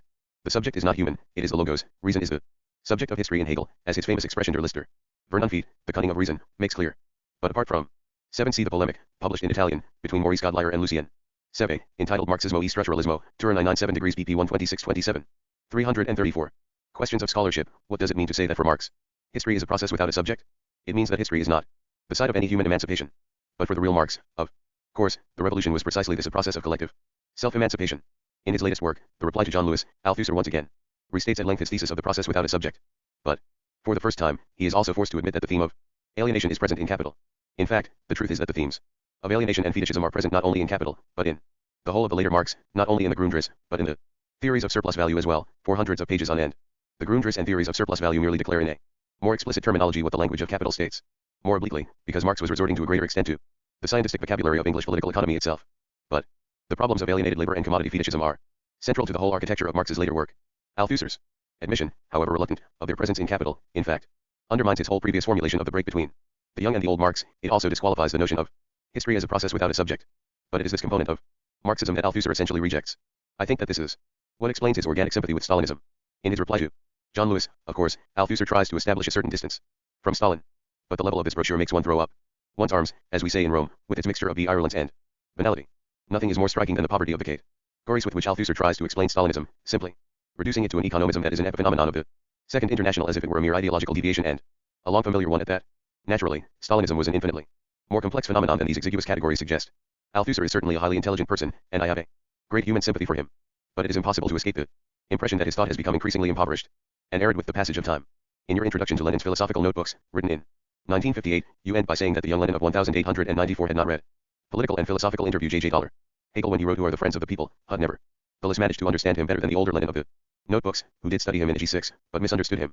Then, in a cryptic conclusion, you add that this paradox indicates divergent vocations which still today contend within the soul of Marxism itself. To explain how and why these two vocations became historically conjoined and superimposed would be a formidable task, but it must nevertheless be confronted. What did you mean by this? /O You must remember that I was young and enthusiastic when I wrote those lines. I was given to exaggeration. It is true that Lenin did not know Hegel at first hand when he wrote Who Are the Friends of the People. But this text is marked by the positivist culture of the time, the esoteric meanings I sought to attribute to it. I would firmly repudiate today. The occasionally positivist overtones of my 1958 introduction are, I think, corrected and overcome in my 1969 study on Marxism and Hegel. However, through these successive divagations and oscillations, I was groping towards a real and serious problem, which has now preoccupied me directly for a number of years. There are two possible lines of development in Marx's own discourse, expressed respectively in the title and subtitle of Capital. The first is that which Marx himself advances in his preface to the first edition, and postscript to the second edition, in which he presents himself simply as a scientist. Marx, according to his own account here, is performing in the field of the historical and social sciences a task that had already been performed in the natural sciences. This too was Lenin's interpretation of Marx in Who Are the Friends of the People, and my own introduction of 1958 went in the same direction. The title of Capital itself spells this direction out. It promises that political economy, which started with the works of Smith and Ricardo but remained incomplete and contradictory in them, will now become a true science in the full sense of the term. The subtitle of the book, however, suggests another direction, a critique of political economy. This notion found little echo in the Second or Third Internationals. Lenin would certainly have rejected the idea that Marxism was a critique of political economy. For him it was a to Marxismo e Hegel, pages 169-70. 336. Critique of bourgeois political economy only, which finally transformed political economy itself into a real science. But the subtitle of Capital indicates something more than this. It suggests that political economy as such is bourgeois and must be criticized. Talcourt. This second dimension of Marx's work is precisely that which culminates in his theory of alienation and fetishism. The great problem for us is to know whether and how these two divergent directions of Marx's work can be held together in a single system. Can a purely scientific theory contain within itself a discourse on alienation? The problem has not yet been resolved. The original de la Volpian school interpreted Marx's work as something like a strict analog of that of Galileo. There are obvious difficulties, however, in transferring the experimental procedures of the natural sciences into the social sciences. History is notoriously not a laboratory in which phenomena can be artificially isolated and repeated, as they can in physics. Lenin would often say, this moment is unique, it can pass, and the chance it represents may never return, just the opposite of repeatability. There is a striking passage in your introduction to his philosophical notebooks, however, in which you say, logic and sociology are constituted simultaneously, in the same relationship of unity distinction as obtains between the consciousness they represent and social being. Thus logic falls within the science of history, but the science of history falls in its turn within history. That is, sociology informs the techniques of politics, and becomes a struggle for the transformation of the world. Practice is functional to the production of theory, but theory is in turn a function of practice. Science is verified in and as society, but associated life in its turn is an experiment underway in the laboratory of the world. History is thus a science of historia rerum gestarum, practice theory, but it is also a science as residential gesti themselves. Theory practice, or in the words of a great maxim of Engels, history is experiment and industry. We can thereby understand the deep nexus between the prophet or politician and the scientist in the structure of the work of Marx himself. Do you still find this solution satisfactory? You have selected the best page of that text, the one in which I 9 Marxismo e Hegel, pages 126-27.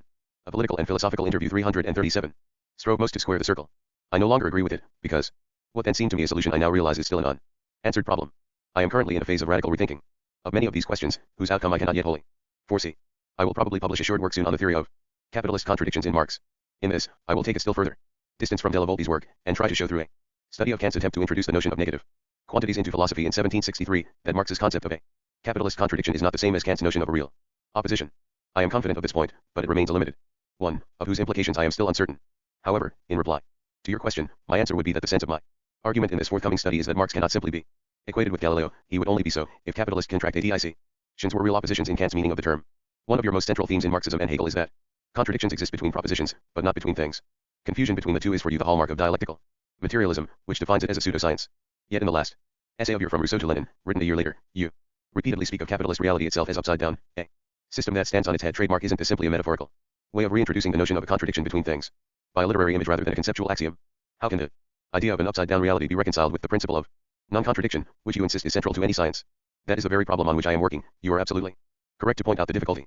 For I stand firmly by the fundamental thesis that materialism presupposes non-contradiction, that reality is non-contradictory. In this respect, I agree with Idukevich and Link, and I fully reiterate my critique of dialectical materialism. At the same time, rereading Marx I have become aware that for him capitalist contradictions undeniably are dialectical contradictions. Delavolpe tried to save the day by interpreting the opposition between capital and wage labor as a 10c from Rousseau to Lenin, pages 232-35. Real opposition, real repugnance in Kant's sense, that is, in opposition without contradiction, only Widersprüche. If the relationship between capital and labor were a real opposition of the Kantian type, it would be non-dialectical and the basic principle of materialism would be safe. But the problem is actually much more complex. I continue to believe that materialism excludes the notion of a contradictory reality, yet there is no doubt that for Marx the capital/wage labor relationship is a dialectical contradiction. Capitalism is a contradictory reality for Marx, not because being a reality it must therefore be contradictory, as dialectical materialism would have it, but because it is a capsized, inverted, upside-down reality. I am perfectly conscious that the notion of an upside-down reality appears to jar with the precepts of any science. Marx was convinced of the validity of this notion. I do not say that he was necessarily right. I cannot yet state whether the idea of an inverted reality is compatible with a social science. But I would like to comment on the problem of the relationship between the social and natural sciences, which you raised earlier. I no longer uphold the optimistic position of my introduction of 1958, which was too facile in its assumption of a basic homogeneity between the sciences of nature and the sciences of society. On the other hand, I can see that of the two broad positions that are generally adopted on this problem, both raise acute difficulties. The first position is that which I took up in my introduction, and which derived from Delavolpe. It effectively identified the social and natural sciences. Marx was the Galileo of the moral world. For us then, today, this formula strikes me as highly debatable. Apart from anything else, it presupposed that the capital-labor relationship in Marx was a non-contradictory opposition, which is not the case. On the other hand, there is a second position, which insists on the heterogeneity of the social and natural sciences.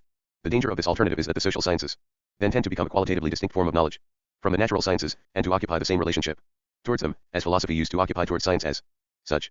It is no accident that this was the solution of the German historicists Tilke, Windelband, and Rickert. It was then inherited by Croce, Bergson, Lukács, and the Frankfurt School. The invariable conclusion of this tradition is that true knowledge, a political and philosophical interview 339, is social science, which because it cannot be assimilated to natural science, is not science at all but philosophy. Thus either there is a single form of knowledge, which is science, the position I would still like to defend, but then it should be possible to construct the social sciences on bases analogous to the natural sciences, or the social sciences really are different from the natural sciences, and there are two sorts of knowledge, but since two forms of knowledge are not possible, the natural sciences become a pseudo-knowledge. The latter is the ideologically dominant alternative. Continental European philosophy in this century has been virtue ally united in its attack on the natural sciences, from Husserl to Heidegger, Croce to Gentile, Bergson to Sartre. Against the dangers of this spiritualist idealism, I personally would prefer to incur the opposite risks of neo-positivism. But I am divided on the issue, and have no ready solution to the problem. Turning to capital itself, as an exemplar of scientific method, you once wrote that the conclusive verification of capital, which we can call external, has been provided by the ulterior development of history itself, a verification to which Lenin referred when he wrote that it is the criterion of practice, that is, the evolution of all the capitalist countries in the last decades, that demonstrates the objective truth of all the economic and social theory of Marx in general. Let it be noted, all the theory, which means that it is not just this or that part, but the entire work of Marx, that constitutes an ensemble of verified hypotheses, and thus of laws to be continuously controlled and adjusted in the light of real historical experience. 11. What is your attitude to these claims today? Youthful errors, pure and simple. In a recent text, you seem to accept that there is a theory of collapse in capital, although your analysis is a prudent one which suggests the presence of counter-elements in Marx's work. You identify the main strand of collapse theory as the postulate of the falling rate of profit in capital. 1. 2. Do you regard this as a scientific law that has been conclusively verified by the ulterior development of history itself? 11. 2. Marxismo e Hegel, p. 160. 12. C. Coletti's Introduction to Alcaladi NC. Capitalismo, Crollo o Sviluppo, ban 197 degrees, ppccbff. Napoleoni, 2. Futuro del. 340. Absolutely not. Indeed, I believe there is something much graver to be said about the predictions contained in Capital. Not only has the falling rate of profit not been empirically verified, but the central test of capital itself has not yet come to pass, a socialist revolution in the advanced West. The result is that Marxism is in crisis today, and it can only surmount this crisis by acknowledging it. But precisely this acknowledgement is consciously avoided by virtually every Marxist, great or small. This is perfectly comprehensible in the case of the numerous apolitical and apologetic intellectuals in the Western communist parties, whose function is merely to furbish a Marxist gloss for the absolutely un-Marxist political practice of these parties. What is much more serious is the example set by intellectuals of truly major stature, whose systematic ally hide the crisis of Marxism in their work, and thereby contribute to prolonging its paralysis as a social science. Let me cite two instances, to make myself clear. Baron and Sweezy, in their Introduction to Monopoly Capital, inform their readers in a brief note that they are not going to utilize the concept of surplus value, but that of surplus, nor that of wage labor, but that o-lependent labor. What does this actually mean? It means Th.L. Baron and Sweezy decided that they were unable to use the theory of value and of surplus value in their analysis of post-war US capitalism. They had every right to do so, they may even have been correct to do so. We need not enter into that question here. But what is significant is their way of doing so. They effectively blow up the keystone of Marx's construction. Without the theory of value and surplus value, capital crumbles. But they merely mention their elimination of it in a note, and then proceed nonchalantly as if nothing had happened, as if, once this minor correction were made, Marx's work remained safer and sounder than ever. Let us take another case, of a great intellectual and scholar for whom I have the highest respect, Maurice Dobb. Presenting an Italian edition of Capital a century later, Dobb has written a preface in which he gives out that everything in it is in order, except for a very small blemish, a tiny flaw in the original. This little error, says Dobb, is the way in which Marx operates the transformation of values into prices in Volume 3 of Capital. Fortunately, however, the mistake has been rectified by Sraffa, and all is now well again. Dobb may well be right not to content himself with Marx's solution of the transformation problem, just as it, a political and philosophical interview 341. Is possible that Sweezy has good grounds for rejecting the theory of value. For the moment, we can suspend judgment on these issues. But where they are certainly wrong, is in believing or pretending to believe that the central pillars on which Marx's theoretical edifice rests can be removed, and the whole construction still remain standing. This type of behavior is not merely one of illusion. By refusing to admit that what it rejects in Marx's work is not secondary but essential, it occludes and thereby aggravates the crisis of Marxism as a whole. Intellectual evasion of this sort merely deepens the stagnation of socialist thought evident everywhere in the West today. The same is true of the young Marxist economists in Italy who have adopted most of Sraffa's ideas. I do not say that Sraffa is wrong. I am willing to admit as a hypothesis that he may be right. But what is absolutely absurd is to accept Sraffa, whose work implies the demolition of the entire foundations of Marx's analysis, and at the same time pretend that this is the best way of shoring up Marx. Pivotal questions for contemporary Marxism do not, of course, concern only its economic theory. They are also political.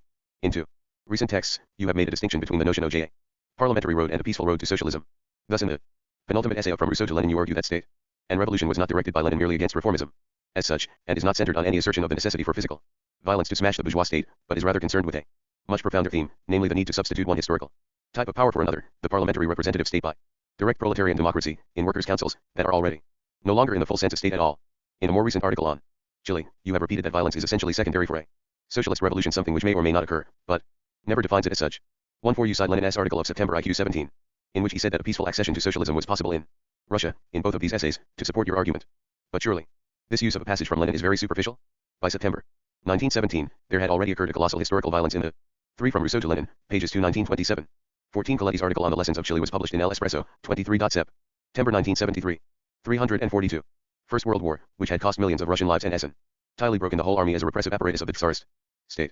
Moreover, the February Revolution had overthrown Tsarism itself by violent riots, a popular explosion that was in no sense a peaceful process.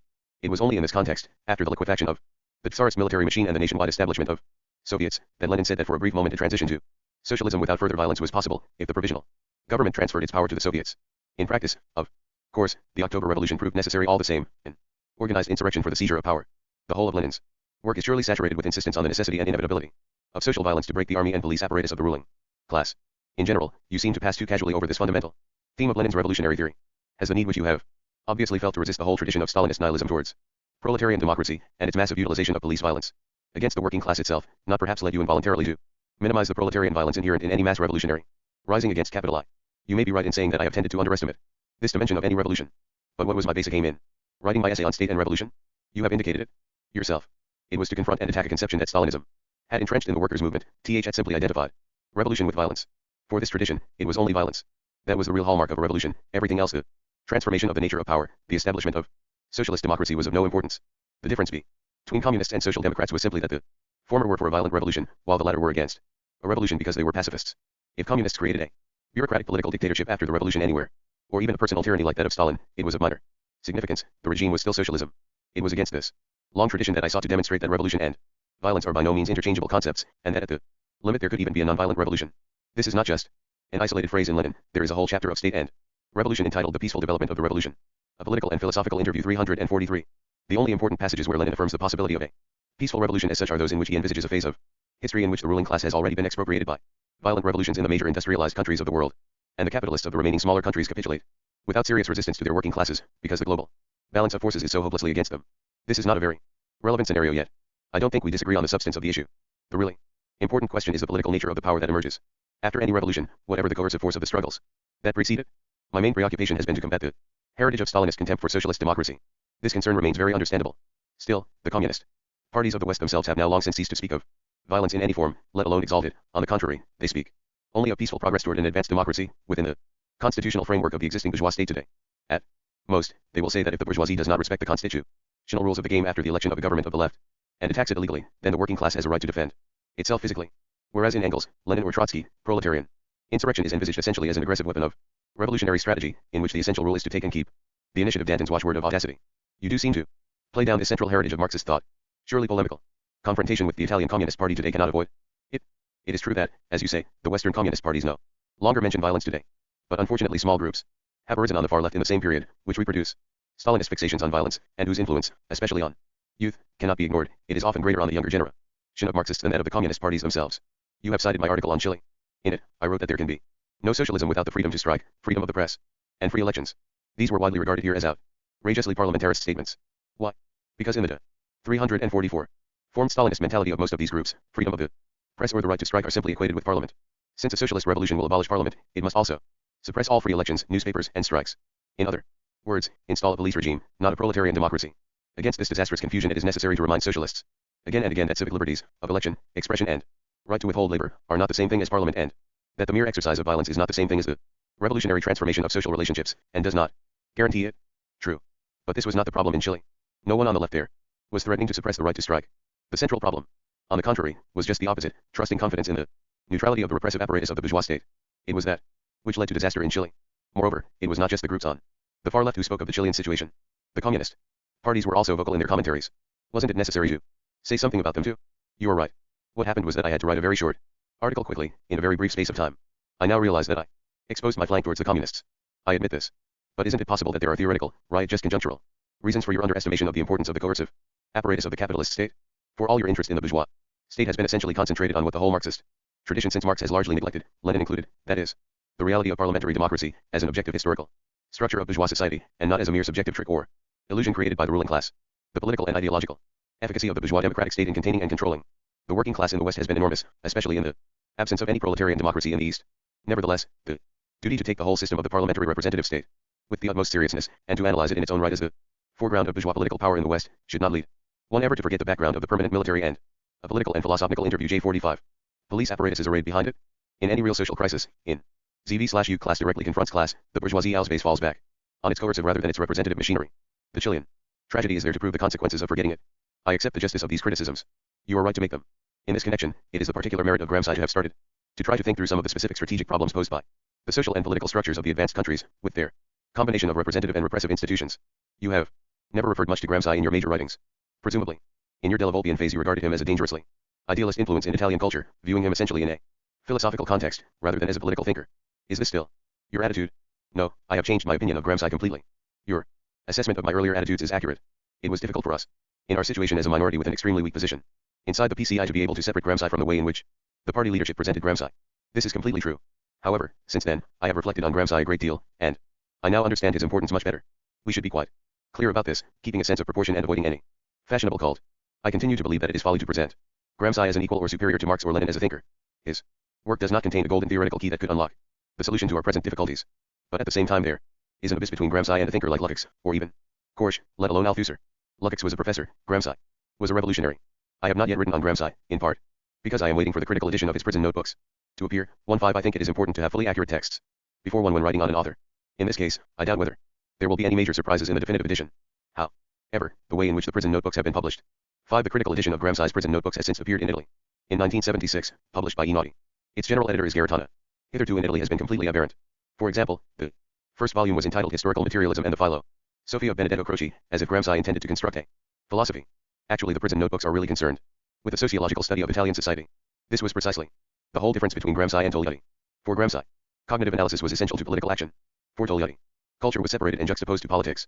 Togliatti exhibited a traditional culture of a rhetorical type, and conducted a politics without any organic relationship to it. Gramsci genuinely fused and synthesized the two. His research on Italian society was a real preparation for transforming it. This was the measure of his seriousness as a politician. In fact, I believe that we can appreciate Gramsci's stature better today than it was possible to do 20 years ago, because Marxism is now in a crisis which imposes on us a profound self-examination. and self-criticism, and Gramsci's position in the prison notebooks, is precisely that of a politician and theorist reflecting on an historical defeat and the reasons for it. Hobsbawm has put this very well in a recent article in the New York Review of Books. Gramsci sought to understand the reasons for this defeat. He believed that the generals of the proletariat had not known the real nature of the whole social terrain on which they were operating, and that the precondition for any renewed offensive by the working class was to explore this terrain fully beforehand. In other words, he undertook an analysis of the peculiar characteristics of Italian society in his time. The great fascination and force of his work in this respect lies for me, paradoxically, in his very limitations. What were Gramsci's limitations? Basically, that he had an extremely partial and defective knowledge of Marx's work and a relatively partial one even of Lenin's writings. The result was that he did not attempt any economic analysis of Italian or European capitalism. But this weakness actually produced a strength. Just because Gramsci had not really mastered Marxist economic theory, he could develop a novel exploration of Italian history that unfolded quite outside the conventional schematism of infrastructure and superstructure, a couplet of concepts that is very rare in Marx himself, and has nearly always led to retrograde simplifications. Gramsci was thus liberated to give a quite new importance to the political and moral components of Italian history and society. A Political and Philosophical Interview 347.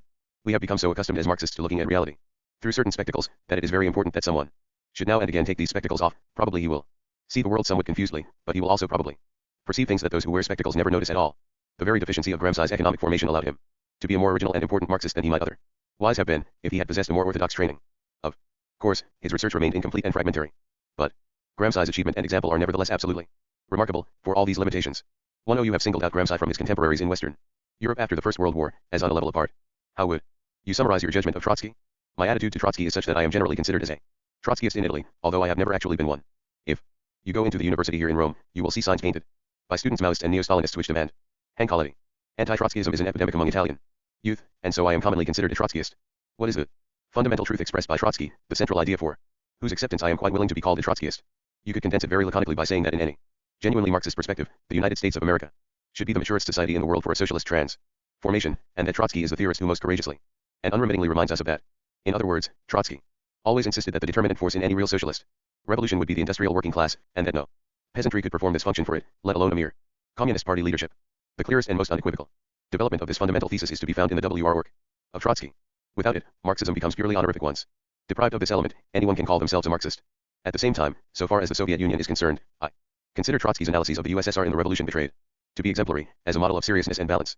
It is often forgotten how extraordinarily measured and careful the revolution 348 betrayed is in its evaluation of Russia under Stalin. Nearly 40 years have passed since Trotsky wrote the book in 1936, and the situation in the USSR has deteriorated since then, in the sense that the bureaucratic caste in power has become stabilized and consolidated. But I continue to believe that Trotsky's fundamental judgment that the Soviet state was not a capitalist regime remains valid to this day. Naturally, this does not mean that socialism exists in the USSR, a species of society that has still not been properly catalogued by zoologists. But I am in basic agreement with Trotsky's position that Russia is not a capitalist country. Where I diverge from his analysis is on the question of whether the USSR can be described as a degenerated worker state. This is a concept that has always left me perplexed. Beyond this doubt, however, I cannot propose any more precise definition. But what above all I respect in Trotsky's position is the sober caution of his dissection of Stalinism. This caution remains especially salutary today, against the facile chorus of those on the left who have suddenly discovered capitalism or fascism in the USSR. How do you now view your personal development, it as a philosopher to date, and what do you see as the central problems for the general future of Marxism? We have discussed the Della Volpian school in Italy, in which I received my early formation. What I would finally like to emphasize is something much deeper than any of the criticisms I have made of it hitherto. The phenomenon of Della Volpianism, like that of Althusserianism today, was always linked to problems of interpretation of Marxism. It was born and remained confined within a purely theoretical space. The type of contact which it established with Marxism was always marked by a basic dissociation and division of theory from political activity. This separation has characterized Marxism throughout the world ever since the early 20s. Set against this background, the Della Volpian school in Italy is necessarily reduced to very modest dimensions. We should not have any illusions about this, or exaggerate the political differences between the Della Volpians and the historicists at the time. The real, fundamental fact was the separation between theoretical Marxism and the actual working class movement. If you look at works like Koskai's Agrarian Question, Luxemburg's A Political and Philosophical Interview JCFG, Accumulation of Capital, or Lenin's Development of Capitalism in Russia, three of the great works of the period which immediately succeeded that of Marx and Engels, you immediately register that their theoretical analysis contains at the same time the elements of a political strategy. They are works which both have a true cognitive value and an operative strategic purpose. Such works, whatever their limits, maintain the essential of Marxism. For Marxism is not a phenomenon comparable to existentialism, phenomenology or neopositivism. Once it becomes so, it is finished. But after the October Revolution, from the early 20s onwards, what happened? In the West, where the revolution failed, and the proletariat was defeated, Marxism lived on merely as an academic current in the universities, producing works of purely theoretical scope or cultural reflection. The career of Lukács is the clearest demonstration of this process. History and Class Consciousness, for all its defects, set out to be a book of political theory, dear to an actual practice. After it, Lukács came to write works of a totally different nature. The young Hegel or the destruction of reason are typical products of a university professor. Culturally, they may have a very positive value, but they no longer have any connection with the life of the workers' movement. They represent attempts to achieve a cognitive advance on the plane of theory that at the same time are completely devoid of any strategic or political implications. This was the fate of the West. Meanwhile, what happened in the East? Their revolutions did occur, but in countries whose level of capitalist development was so backward that there was no chance of them building a socialist society. In these lands, the classical categories of Marxism had no objective system of correspondences in reality. There was revolutionary political practice, which sometimes generated very important and creative mass experiences, but these occurred in an historical theater which was alien to the central categories of Marx's own theory. This practice thus never succeeded in achieving translation into a theoretical advance within Marxism itself. The most obvious case is the work of Mao. Thus, simplifying greatly, we can say that in the West, Marxism has become a purely cultural and academic phenomenon, while in the East, revolutionary processes developed in an ambience too retarded to permit a realization of socialism, and hence inevitably found expression in non-Marxist ideas and traditions. 350. This separation between West and East has plunged Marxism into a long crisis. Unfortunately, acknowledgement of this crisis is systematically obstructed and repressed among Marxists themselves, even the best of them, as we have seen in the cases of Sweezy and Dobb. My own view, by contrast, is that the sole chance for Marxism to survive and surmount its ordeal is to pit itself against these problems. Naturally, what any individual, even with a few colleagues, can do towards this by himself is very little. But this at any rate is the direction in which I am now trying to work, and it is in this perspective that I must express the most profound dissatisfaction with what I have done hitherto. I feel immensely distant from the things that I have written, because in the best of cases they seem to me no more than an appeal to principles against facts. But from a Marxist point of view, history can never be wrong. In other words, mere a priori axioms can never be opposed to the evidence of its actual development. The real task is to study why history took a different course from that seen by capital. It is probable that any honest study of this will have to question certain of the central tenets of Marx's own thought itself. Thus I now completely renounce the dogmatic triumphalism with which I once endorsed every line in Marx. The tone of the passages of my introductions of 1958, which you have quoted. Let me put this even more strongly. If Marxists continue to remain arrested in epistemology and gnoseology, Marxism has effectively perished. The only way in which Marxism can be revived is if no more books like Marxism and Hegel are published, and instead books like Hilferding's Finance Capital and Luxemburg's Accumulation of Capital, or even Lenin's Imperialism, which was a popular brochure, are once again written. In short, either Marxism has the capacity, I certainly do not, to produce at that level, or it will survive merely as the foible of a few university professors. But in that case, it will be well and truly dead, and the professors might as well invent a new name for their clerics. Interviewer, Perry Anderson. Index. Adomo, Theodore, 63, 84, 85, 95, 97, 99, Ion, 103 to 10, 11,311, 114, 119 to 20, 121, 125, 128, 134, 136. Audi, Andra, 79. Idukevich, 337. Alicata, Mario, 317, 318. Althusser, Louis, 7, 23, 83, 96, NSN. 12,211, 144, 165 to 6, 232 to 314, Passim. 332 to 4, 345, 348. Altman, SP, 2811. Antoni, Carl, 26N. Abel, 121. Aristotle, 88, 274, 328, 332. Arnhem, 21. Aaron, Raymond, 26N. Bachelard, Gaston, 126, 287. Bacon, Francis, 95, 103, 104. Bottoloni, N, I66N. Balibar, Etienne, 97, I27N, I3on, 238. 258, 275 to 8, 280, 294 to 301. Baron, Paul A, 340. Basso, Lelio, 1640. Bauer, Otto, 66. Beck, Louis White, 26N. Beasley, E.S., 24. Benjamin, Walter, 84. Bentham, Jeremy, 22, 35. Bergson, Henry, 27, 28, 29, I7 degrees 338 9. Bernstein, Edward, 325.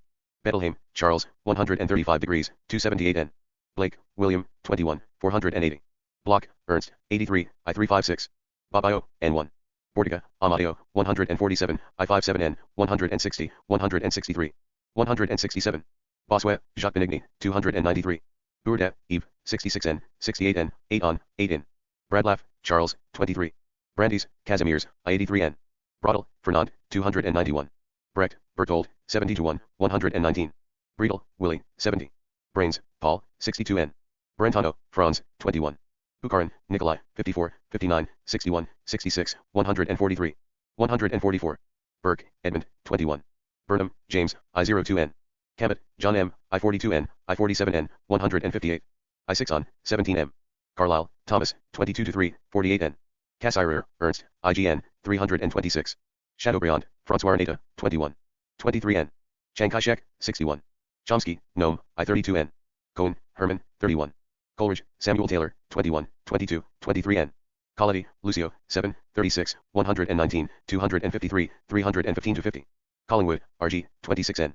Comte, Augusta, 24, 26N. Croce, Benedetto, 144 to 5, 161, 164 to 5.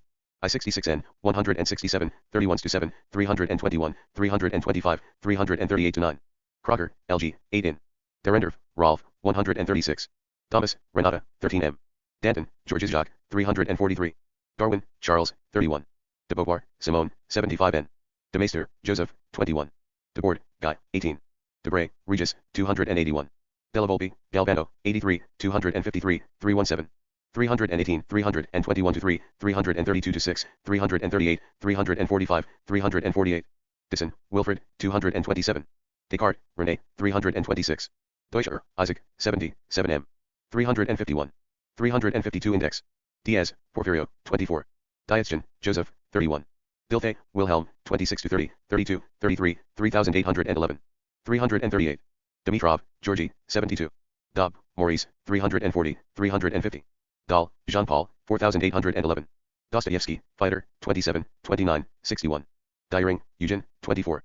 Durkheim, Emil, 133. Dutschke, Rudy, 82. Eliot, Thomas Stearns, 23. Engels, Friedrich, 26, 31, 34, 90, 107. 121, 127, 128, 143, 185, 205, 228.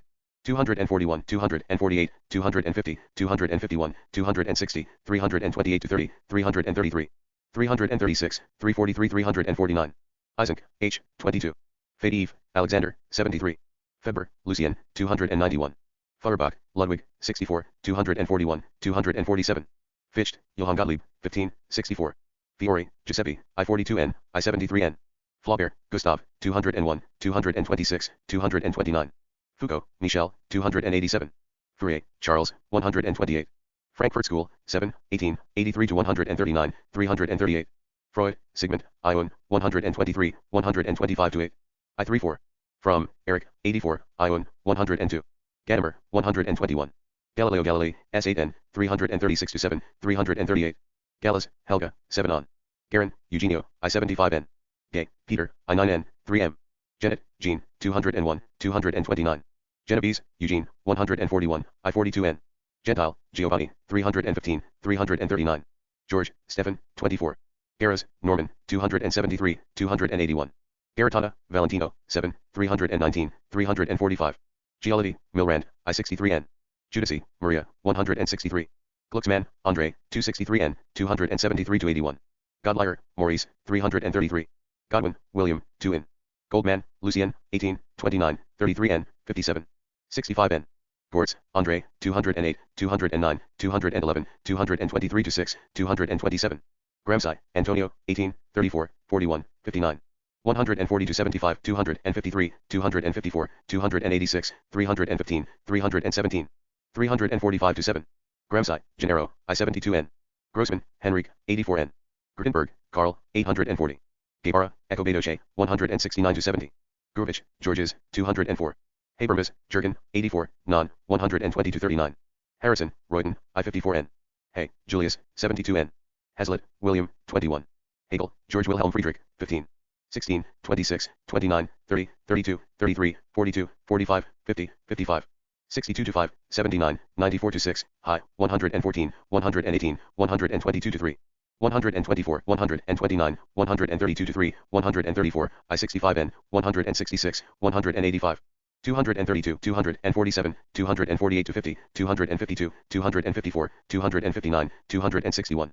283, 292, 307, 311, 323 to 7, 331 to 2. 335. Heidegger, Martin, 27, 84, 95N, 1 ion. 274, 279, 3 io, 313, 319. Helvetius, Claude Adrian, 324, 325. Hess, Moses, 64. Hilferding, Rudolf, 271, 333, 350. Hitler, Adolf, 68, 69. Hoare, Quinton, IO6N. Hobbes, Thomas, 266. Hobsbawm, Eric, 23N, 48N, 333, 346. Hodgkin, Thomas, 23. Hodges, H.A., 26N, 27N. Holbeck, Paul Henry Dietrich, 323. 324. Holderlin, Friedrich, 64 to 6. Holst, Roland, 82. Hook, Sidney, 329. Horkheimer, Max, 84 to 92, 94 6, 98 9. 102 to 10, 23n, 114, 115, and 7n, 29n. 121 to 2, 124 to 5, 128, 134, 136. Horvath, Imra, 72. Hugo, Victor, 23n. Hume, David, 325. Husserl, Edmund, 29, 121, 176 to 8, 339. Huxley, Thomas, 23. J. Martin, 84n. Kamina, Lev, 61. Kant, Emmanuel, 15, I9n, 25 to 6, 29. 30, 31, 32, 88, 105, 274, 275. 289 to 90, 305, 312, 323 to 6, 332, 337. 338. Koskai, Karl, 31, 46, 59, 144, 255. 348. Keynes, John Maynard, 23, 127, I3 on. Kruskev, Nikita, 75 to 7, 316, 320. Index 353. Kierkegaard, S. Karadren, 29 to 30, 32, Ha.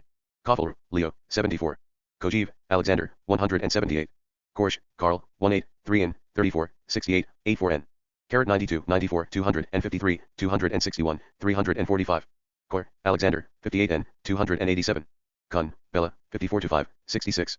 Labros, Ernest, 291. Lincoln, Jacques, 126, 305n, 311 to 2. Lafargue, Paul, 353. Lametrie, Julian Offreuta, 323, 324. 325. Landler, Gino, 54 to 5, 67. Lask, Emile, 27, 29. Lassalle, Ferdinand, 41. Lawrence, David Herbert, 23. Leary, Timothy, 22. Levy, Fr, 22. Lecourt, Dominique, I26n. Lefebvre, Henry, 18. Leibniz, Gottfried Wilhelm, 81, 307. 325, 326, 327. Lenin, Vladimir Ilyich, 40, 43, 44. 46 to 7, 48, 50 to 4, 76, 78n, 79 to 80, 82. 106, 115, 142, 146, 147, 156, 157, 161. 167, I73n, 228, 234, 255, 258, 260. 267, 269, 273, 293 to 4, 315, 328n. 330 to 2, 334 to 6, 339, 341 to 4, 345, 346. 349, 350. Levi Strauss, Claude, 2890, 294, 305n. Lichtheim, George, 29n, 66n, 172, 329. Link, Paul, 337. Lisa, Athos, I47n, I72n. List, Friedrich, 30. Lively, JF, 8n. Locke, John, 22n, 323. Loria, Akil, 163. Lovejoy, A, 2n. Lowenthal, Leo, 84. Lowy, Michael, 2s8n. Lukacs, George, 7, 11 to 82, 83, 84, 92 to 5. 98 to 9, 100, 104, 107, 115, 117, 118. 119, 140, 142, 143, 144 to 5, greater than SIXSN 232. 253, 261, 280, 283, 338, 345, 349. Lucarini, Cesare, I66N, 318. Luxembourg, Rosa, 42, 48 9, 75, 115. 146, 157, 269, 348, 350. MacDonald, Ramsey, 15,411. McPherson, CB, S8N. Macquarie, Pierre, 235N. Machiavelli, Niccolo, Eisen, 151, 167. Greater than 75. Maggio, Marco, 19,011. Malthus, Thomas, 21. Mondale, Ernest, 22N. Mann, Thomas, 32, 70-1. Mannheim, Karl, 136. Malksedum, 293 to 4, 33 to 349. Marburg School, 26, 31. Marcuse, Herbert, 18, 26N, 57, 83, 84. 8SN, 8QN, 95N, 96, 98, 99N, Ion. 101 to 2, no 6, N9N, 121, 125, I3 on. Greater than 34 to 5, 38N. Marshall, Alfred, 133. Marx, Karl, 12, 17, 18, 32 9, 44, 55. 60, 64, 90, 93, 97, 98, 107, 109, in. 116 to 7, 119, 121, 125 to 8, 129 to 37, greater than 39. 153, I63N, I65N, 176, 179, 180, 199. 212 to 3, 222 22 8, 232 to 4, 236, 239 to 40. 241, 242, 244, 245, 247, 248, 250. 251, 253 to 4, 256 to 62, 264, 269, 270 to 1. 274, 276, 279, 282, 287, 289, 290 to 1. 294, 297 to 8, 302 to 4, 306 to 7, 3 ion. 311 to 4, 317, 321 to 2, 328 to 41, 344, 345, 346, 349. Matuxi, N, is 8N. Meyer, J.P., 28N. Michaels, Robert, 50. Mill, John Stewart, 22, 23, 24. Muller, W, I 35N. Menzenberg, Willie, 70. Mussolini, Benito, 144. Nagy, Imre, 56, 75. Napoleon Bonaparte, 65. Neg, Oscar, I 39N.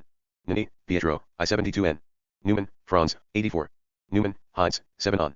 Newton, Isaac, 48N, 57, 324. Nicholas, Martin, N6N. Nietzsche, Friedrich, 24, 27, 32, 105. 274. Nobilis, Friedrich von Hardenberg. 21, 23N, 24. Aketo, Akil, 175N. Ottwald, Ernst, 70. Owen, Robert, 128.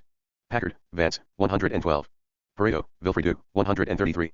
Parsons, Talcott, 22N, 25N, 123, 133 to 4. 354 Index. Pascal, Blaise, 32. Pietranera, Giulio, 317, 318, 323. Plato, S8N, 88, 332. Plekhanov, Georgi, 144, 292. Pollock, Friedrich, 84. Pope, Alexander, 81. Popper, Karl, 2, 103. Valances, Nicus, 40-1, I6SN, I77N. 181, I94N, I97N. Proudhon, Pierre Joseph, 24, 35, 41. 127-8, 291. Rajk, Laszlo, 73N. Rancière, Jacques, 2640, 280, 303-8. Ranka, Leopold von, 30. Reich, Wilhelm, Ion, 119. Ribe, Joseph, 55N, 70, 73, 117-8. Ryazanov, David, 84N. Ricardo, David, 23, 98, 247, 304, 335. Rickard, Heinrich, 26, 27, 29, 338. Rosanda, Rosanna, 229-31. Rousseau, Jean-Jacques, I9N, 324. 33-0. Rusconi, G.E., 84. Ruskin, John, 23, 24, 48N. Russell, Bertrand, 23. Sada, Marquita, 105. Saint Simon, Henry de Roy, 24. 128. Santarelli, E., I63N. Sartre, Jean-Paul, 7, 57, high, 176 to 231. 253, 283, 339. Skeeler, Max, 27. Schelling, Friedrich Wilhelm, 15, 24. 48N, 121. Schiller, Friedrich, 15, 48N. Schlegel, Wilhelm von, 21, 48N. Schleiermacher, Friedrich, 24, 27. Schmidt, Alfred, 35N, 84, 329. Schmidt, Conrad, 325. Schmaler, Gustav, 30. Schopenhauer, Arthur, 24. Serge, Victor, 68-9. Cerity, Jason Tuminotti, I6 on. Seve, Lucien, 333. Shelley, Percy Bysshe, 23N. Sybil, George, 28, 29, 30, 32, 33, 145. Simon, W.M., 26N. Smith, Adam, 127, I3 on, 247, 335. Smith, Prince, 24. Snow, C.P., 22. Sarl, Georges, 27, 32, 153, 157, is 8N. 170. Southey, Robert, 21. Spencer, Herbert, 23. Spinella, Mario, 318. Spinoza, Barak, 275, 325, 326. Sprino, Paolo, I47N. Sraffa, Piero, 340-1. Stale, Madame de, 21. Stalin, Joseph, 55, 61, 64, 65, 68, 72, 74. 75, 76 to 7, 78N, 205, 228, 255, 286. 316, 320, 334, 342, 348. Stembiler, Rudolph, 31. Stern, L, 6SN. Stedman Jones, Gareth, 280. Sterner, Max, 24. Strachey, John, 137. Sweezy, Paul, 341, 350. Sabo, Urban, 32N. Tumberno, G, I72N. Tosca, Angelo, I59N. Timpanaro, Sebastiano, 327-8. Tintoretto, Jacopo Robusti, 229. Togliatti, Palmero, 171, 317, 321. 346. Tokes, Rudolph L, 33N. Toller, Ernst, 62. Tonnes, Ferdinand, 92. Trotsky, Leon, 61, 65-6, 7 on, 8 on. 146, I56N, 167, 260, 269, 330, 343. 347-8. Turati, Filippo, 147, I64N. Urban, C. Eorge, 78N. Vico, Guillaume Battista, 321. Voltaire, Francois Marie Rouet, 316. Von Cieszewski, August, 64. Von Hayek, Friedrich, 100, 103. Von Stein, Lawrence, 24, 26N. Weber, Max, 13, I7N, 28, 29, 30, 32. 46, 56, 92-4, 97, I04N, 123, 133, 145. Wellek, Rene, 2N. White, William H., 162. Williams, Gwynne, 14M, I49N. Williams, Raymond, 22-3. Windelband, Wilhelm, 26, 29, 338. Wittgenstein, Ludwig, 90. Wolf, Kurt Heinz, 28N. Wordsworth, William, 21, 23N. Zanardo, Aldo, I43N. Zinoviev, Grigory, 54, 61. Zola, Emil, 24. 41p020. Date 2. HX40.W46 1978. Western Marxism, a critical. Reader. datfgi.crbr/v2_i_jj. 310.354. A comprehensive map and critique of the major schools of European Marxism since the October Revolution has long been needed. Western Marxism, a critical reader is designed to answer the demands of students and socialists. It is composed of a series of carefully documented essays setting out the main theories of the major figures of Western Marxism and submitting them to searching criticism. The book includes 2 essays on the work of George Lukács, by Garrett Stedman Jones and Michael Lowy, a survey of the Frankfurt School, focusing principally on Max Horkheimer and Herbert Marcuse, by Goran Thurborn, an account of the thoughts of Antonio Gramsci, by John Barrington, exposition and criticism of the ideas of Jean-Paul Sartre, by André Gortz and Ronald Aronson, assessments of the philosophy of Louis Althus, Serre by Norman Garris and André Glucksmann. The volume ends with an interview with Lucio Colletti that provides an interview of some of the general characteristics of Western Marxism. The critical reader sums up and illuminates a European intellectual tradition across 50 years of its diversity and development. 200 Madison Avenue, New York, New York, 10016 USA. ISBN 902-308-297. £3.50, $6.95.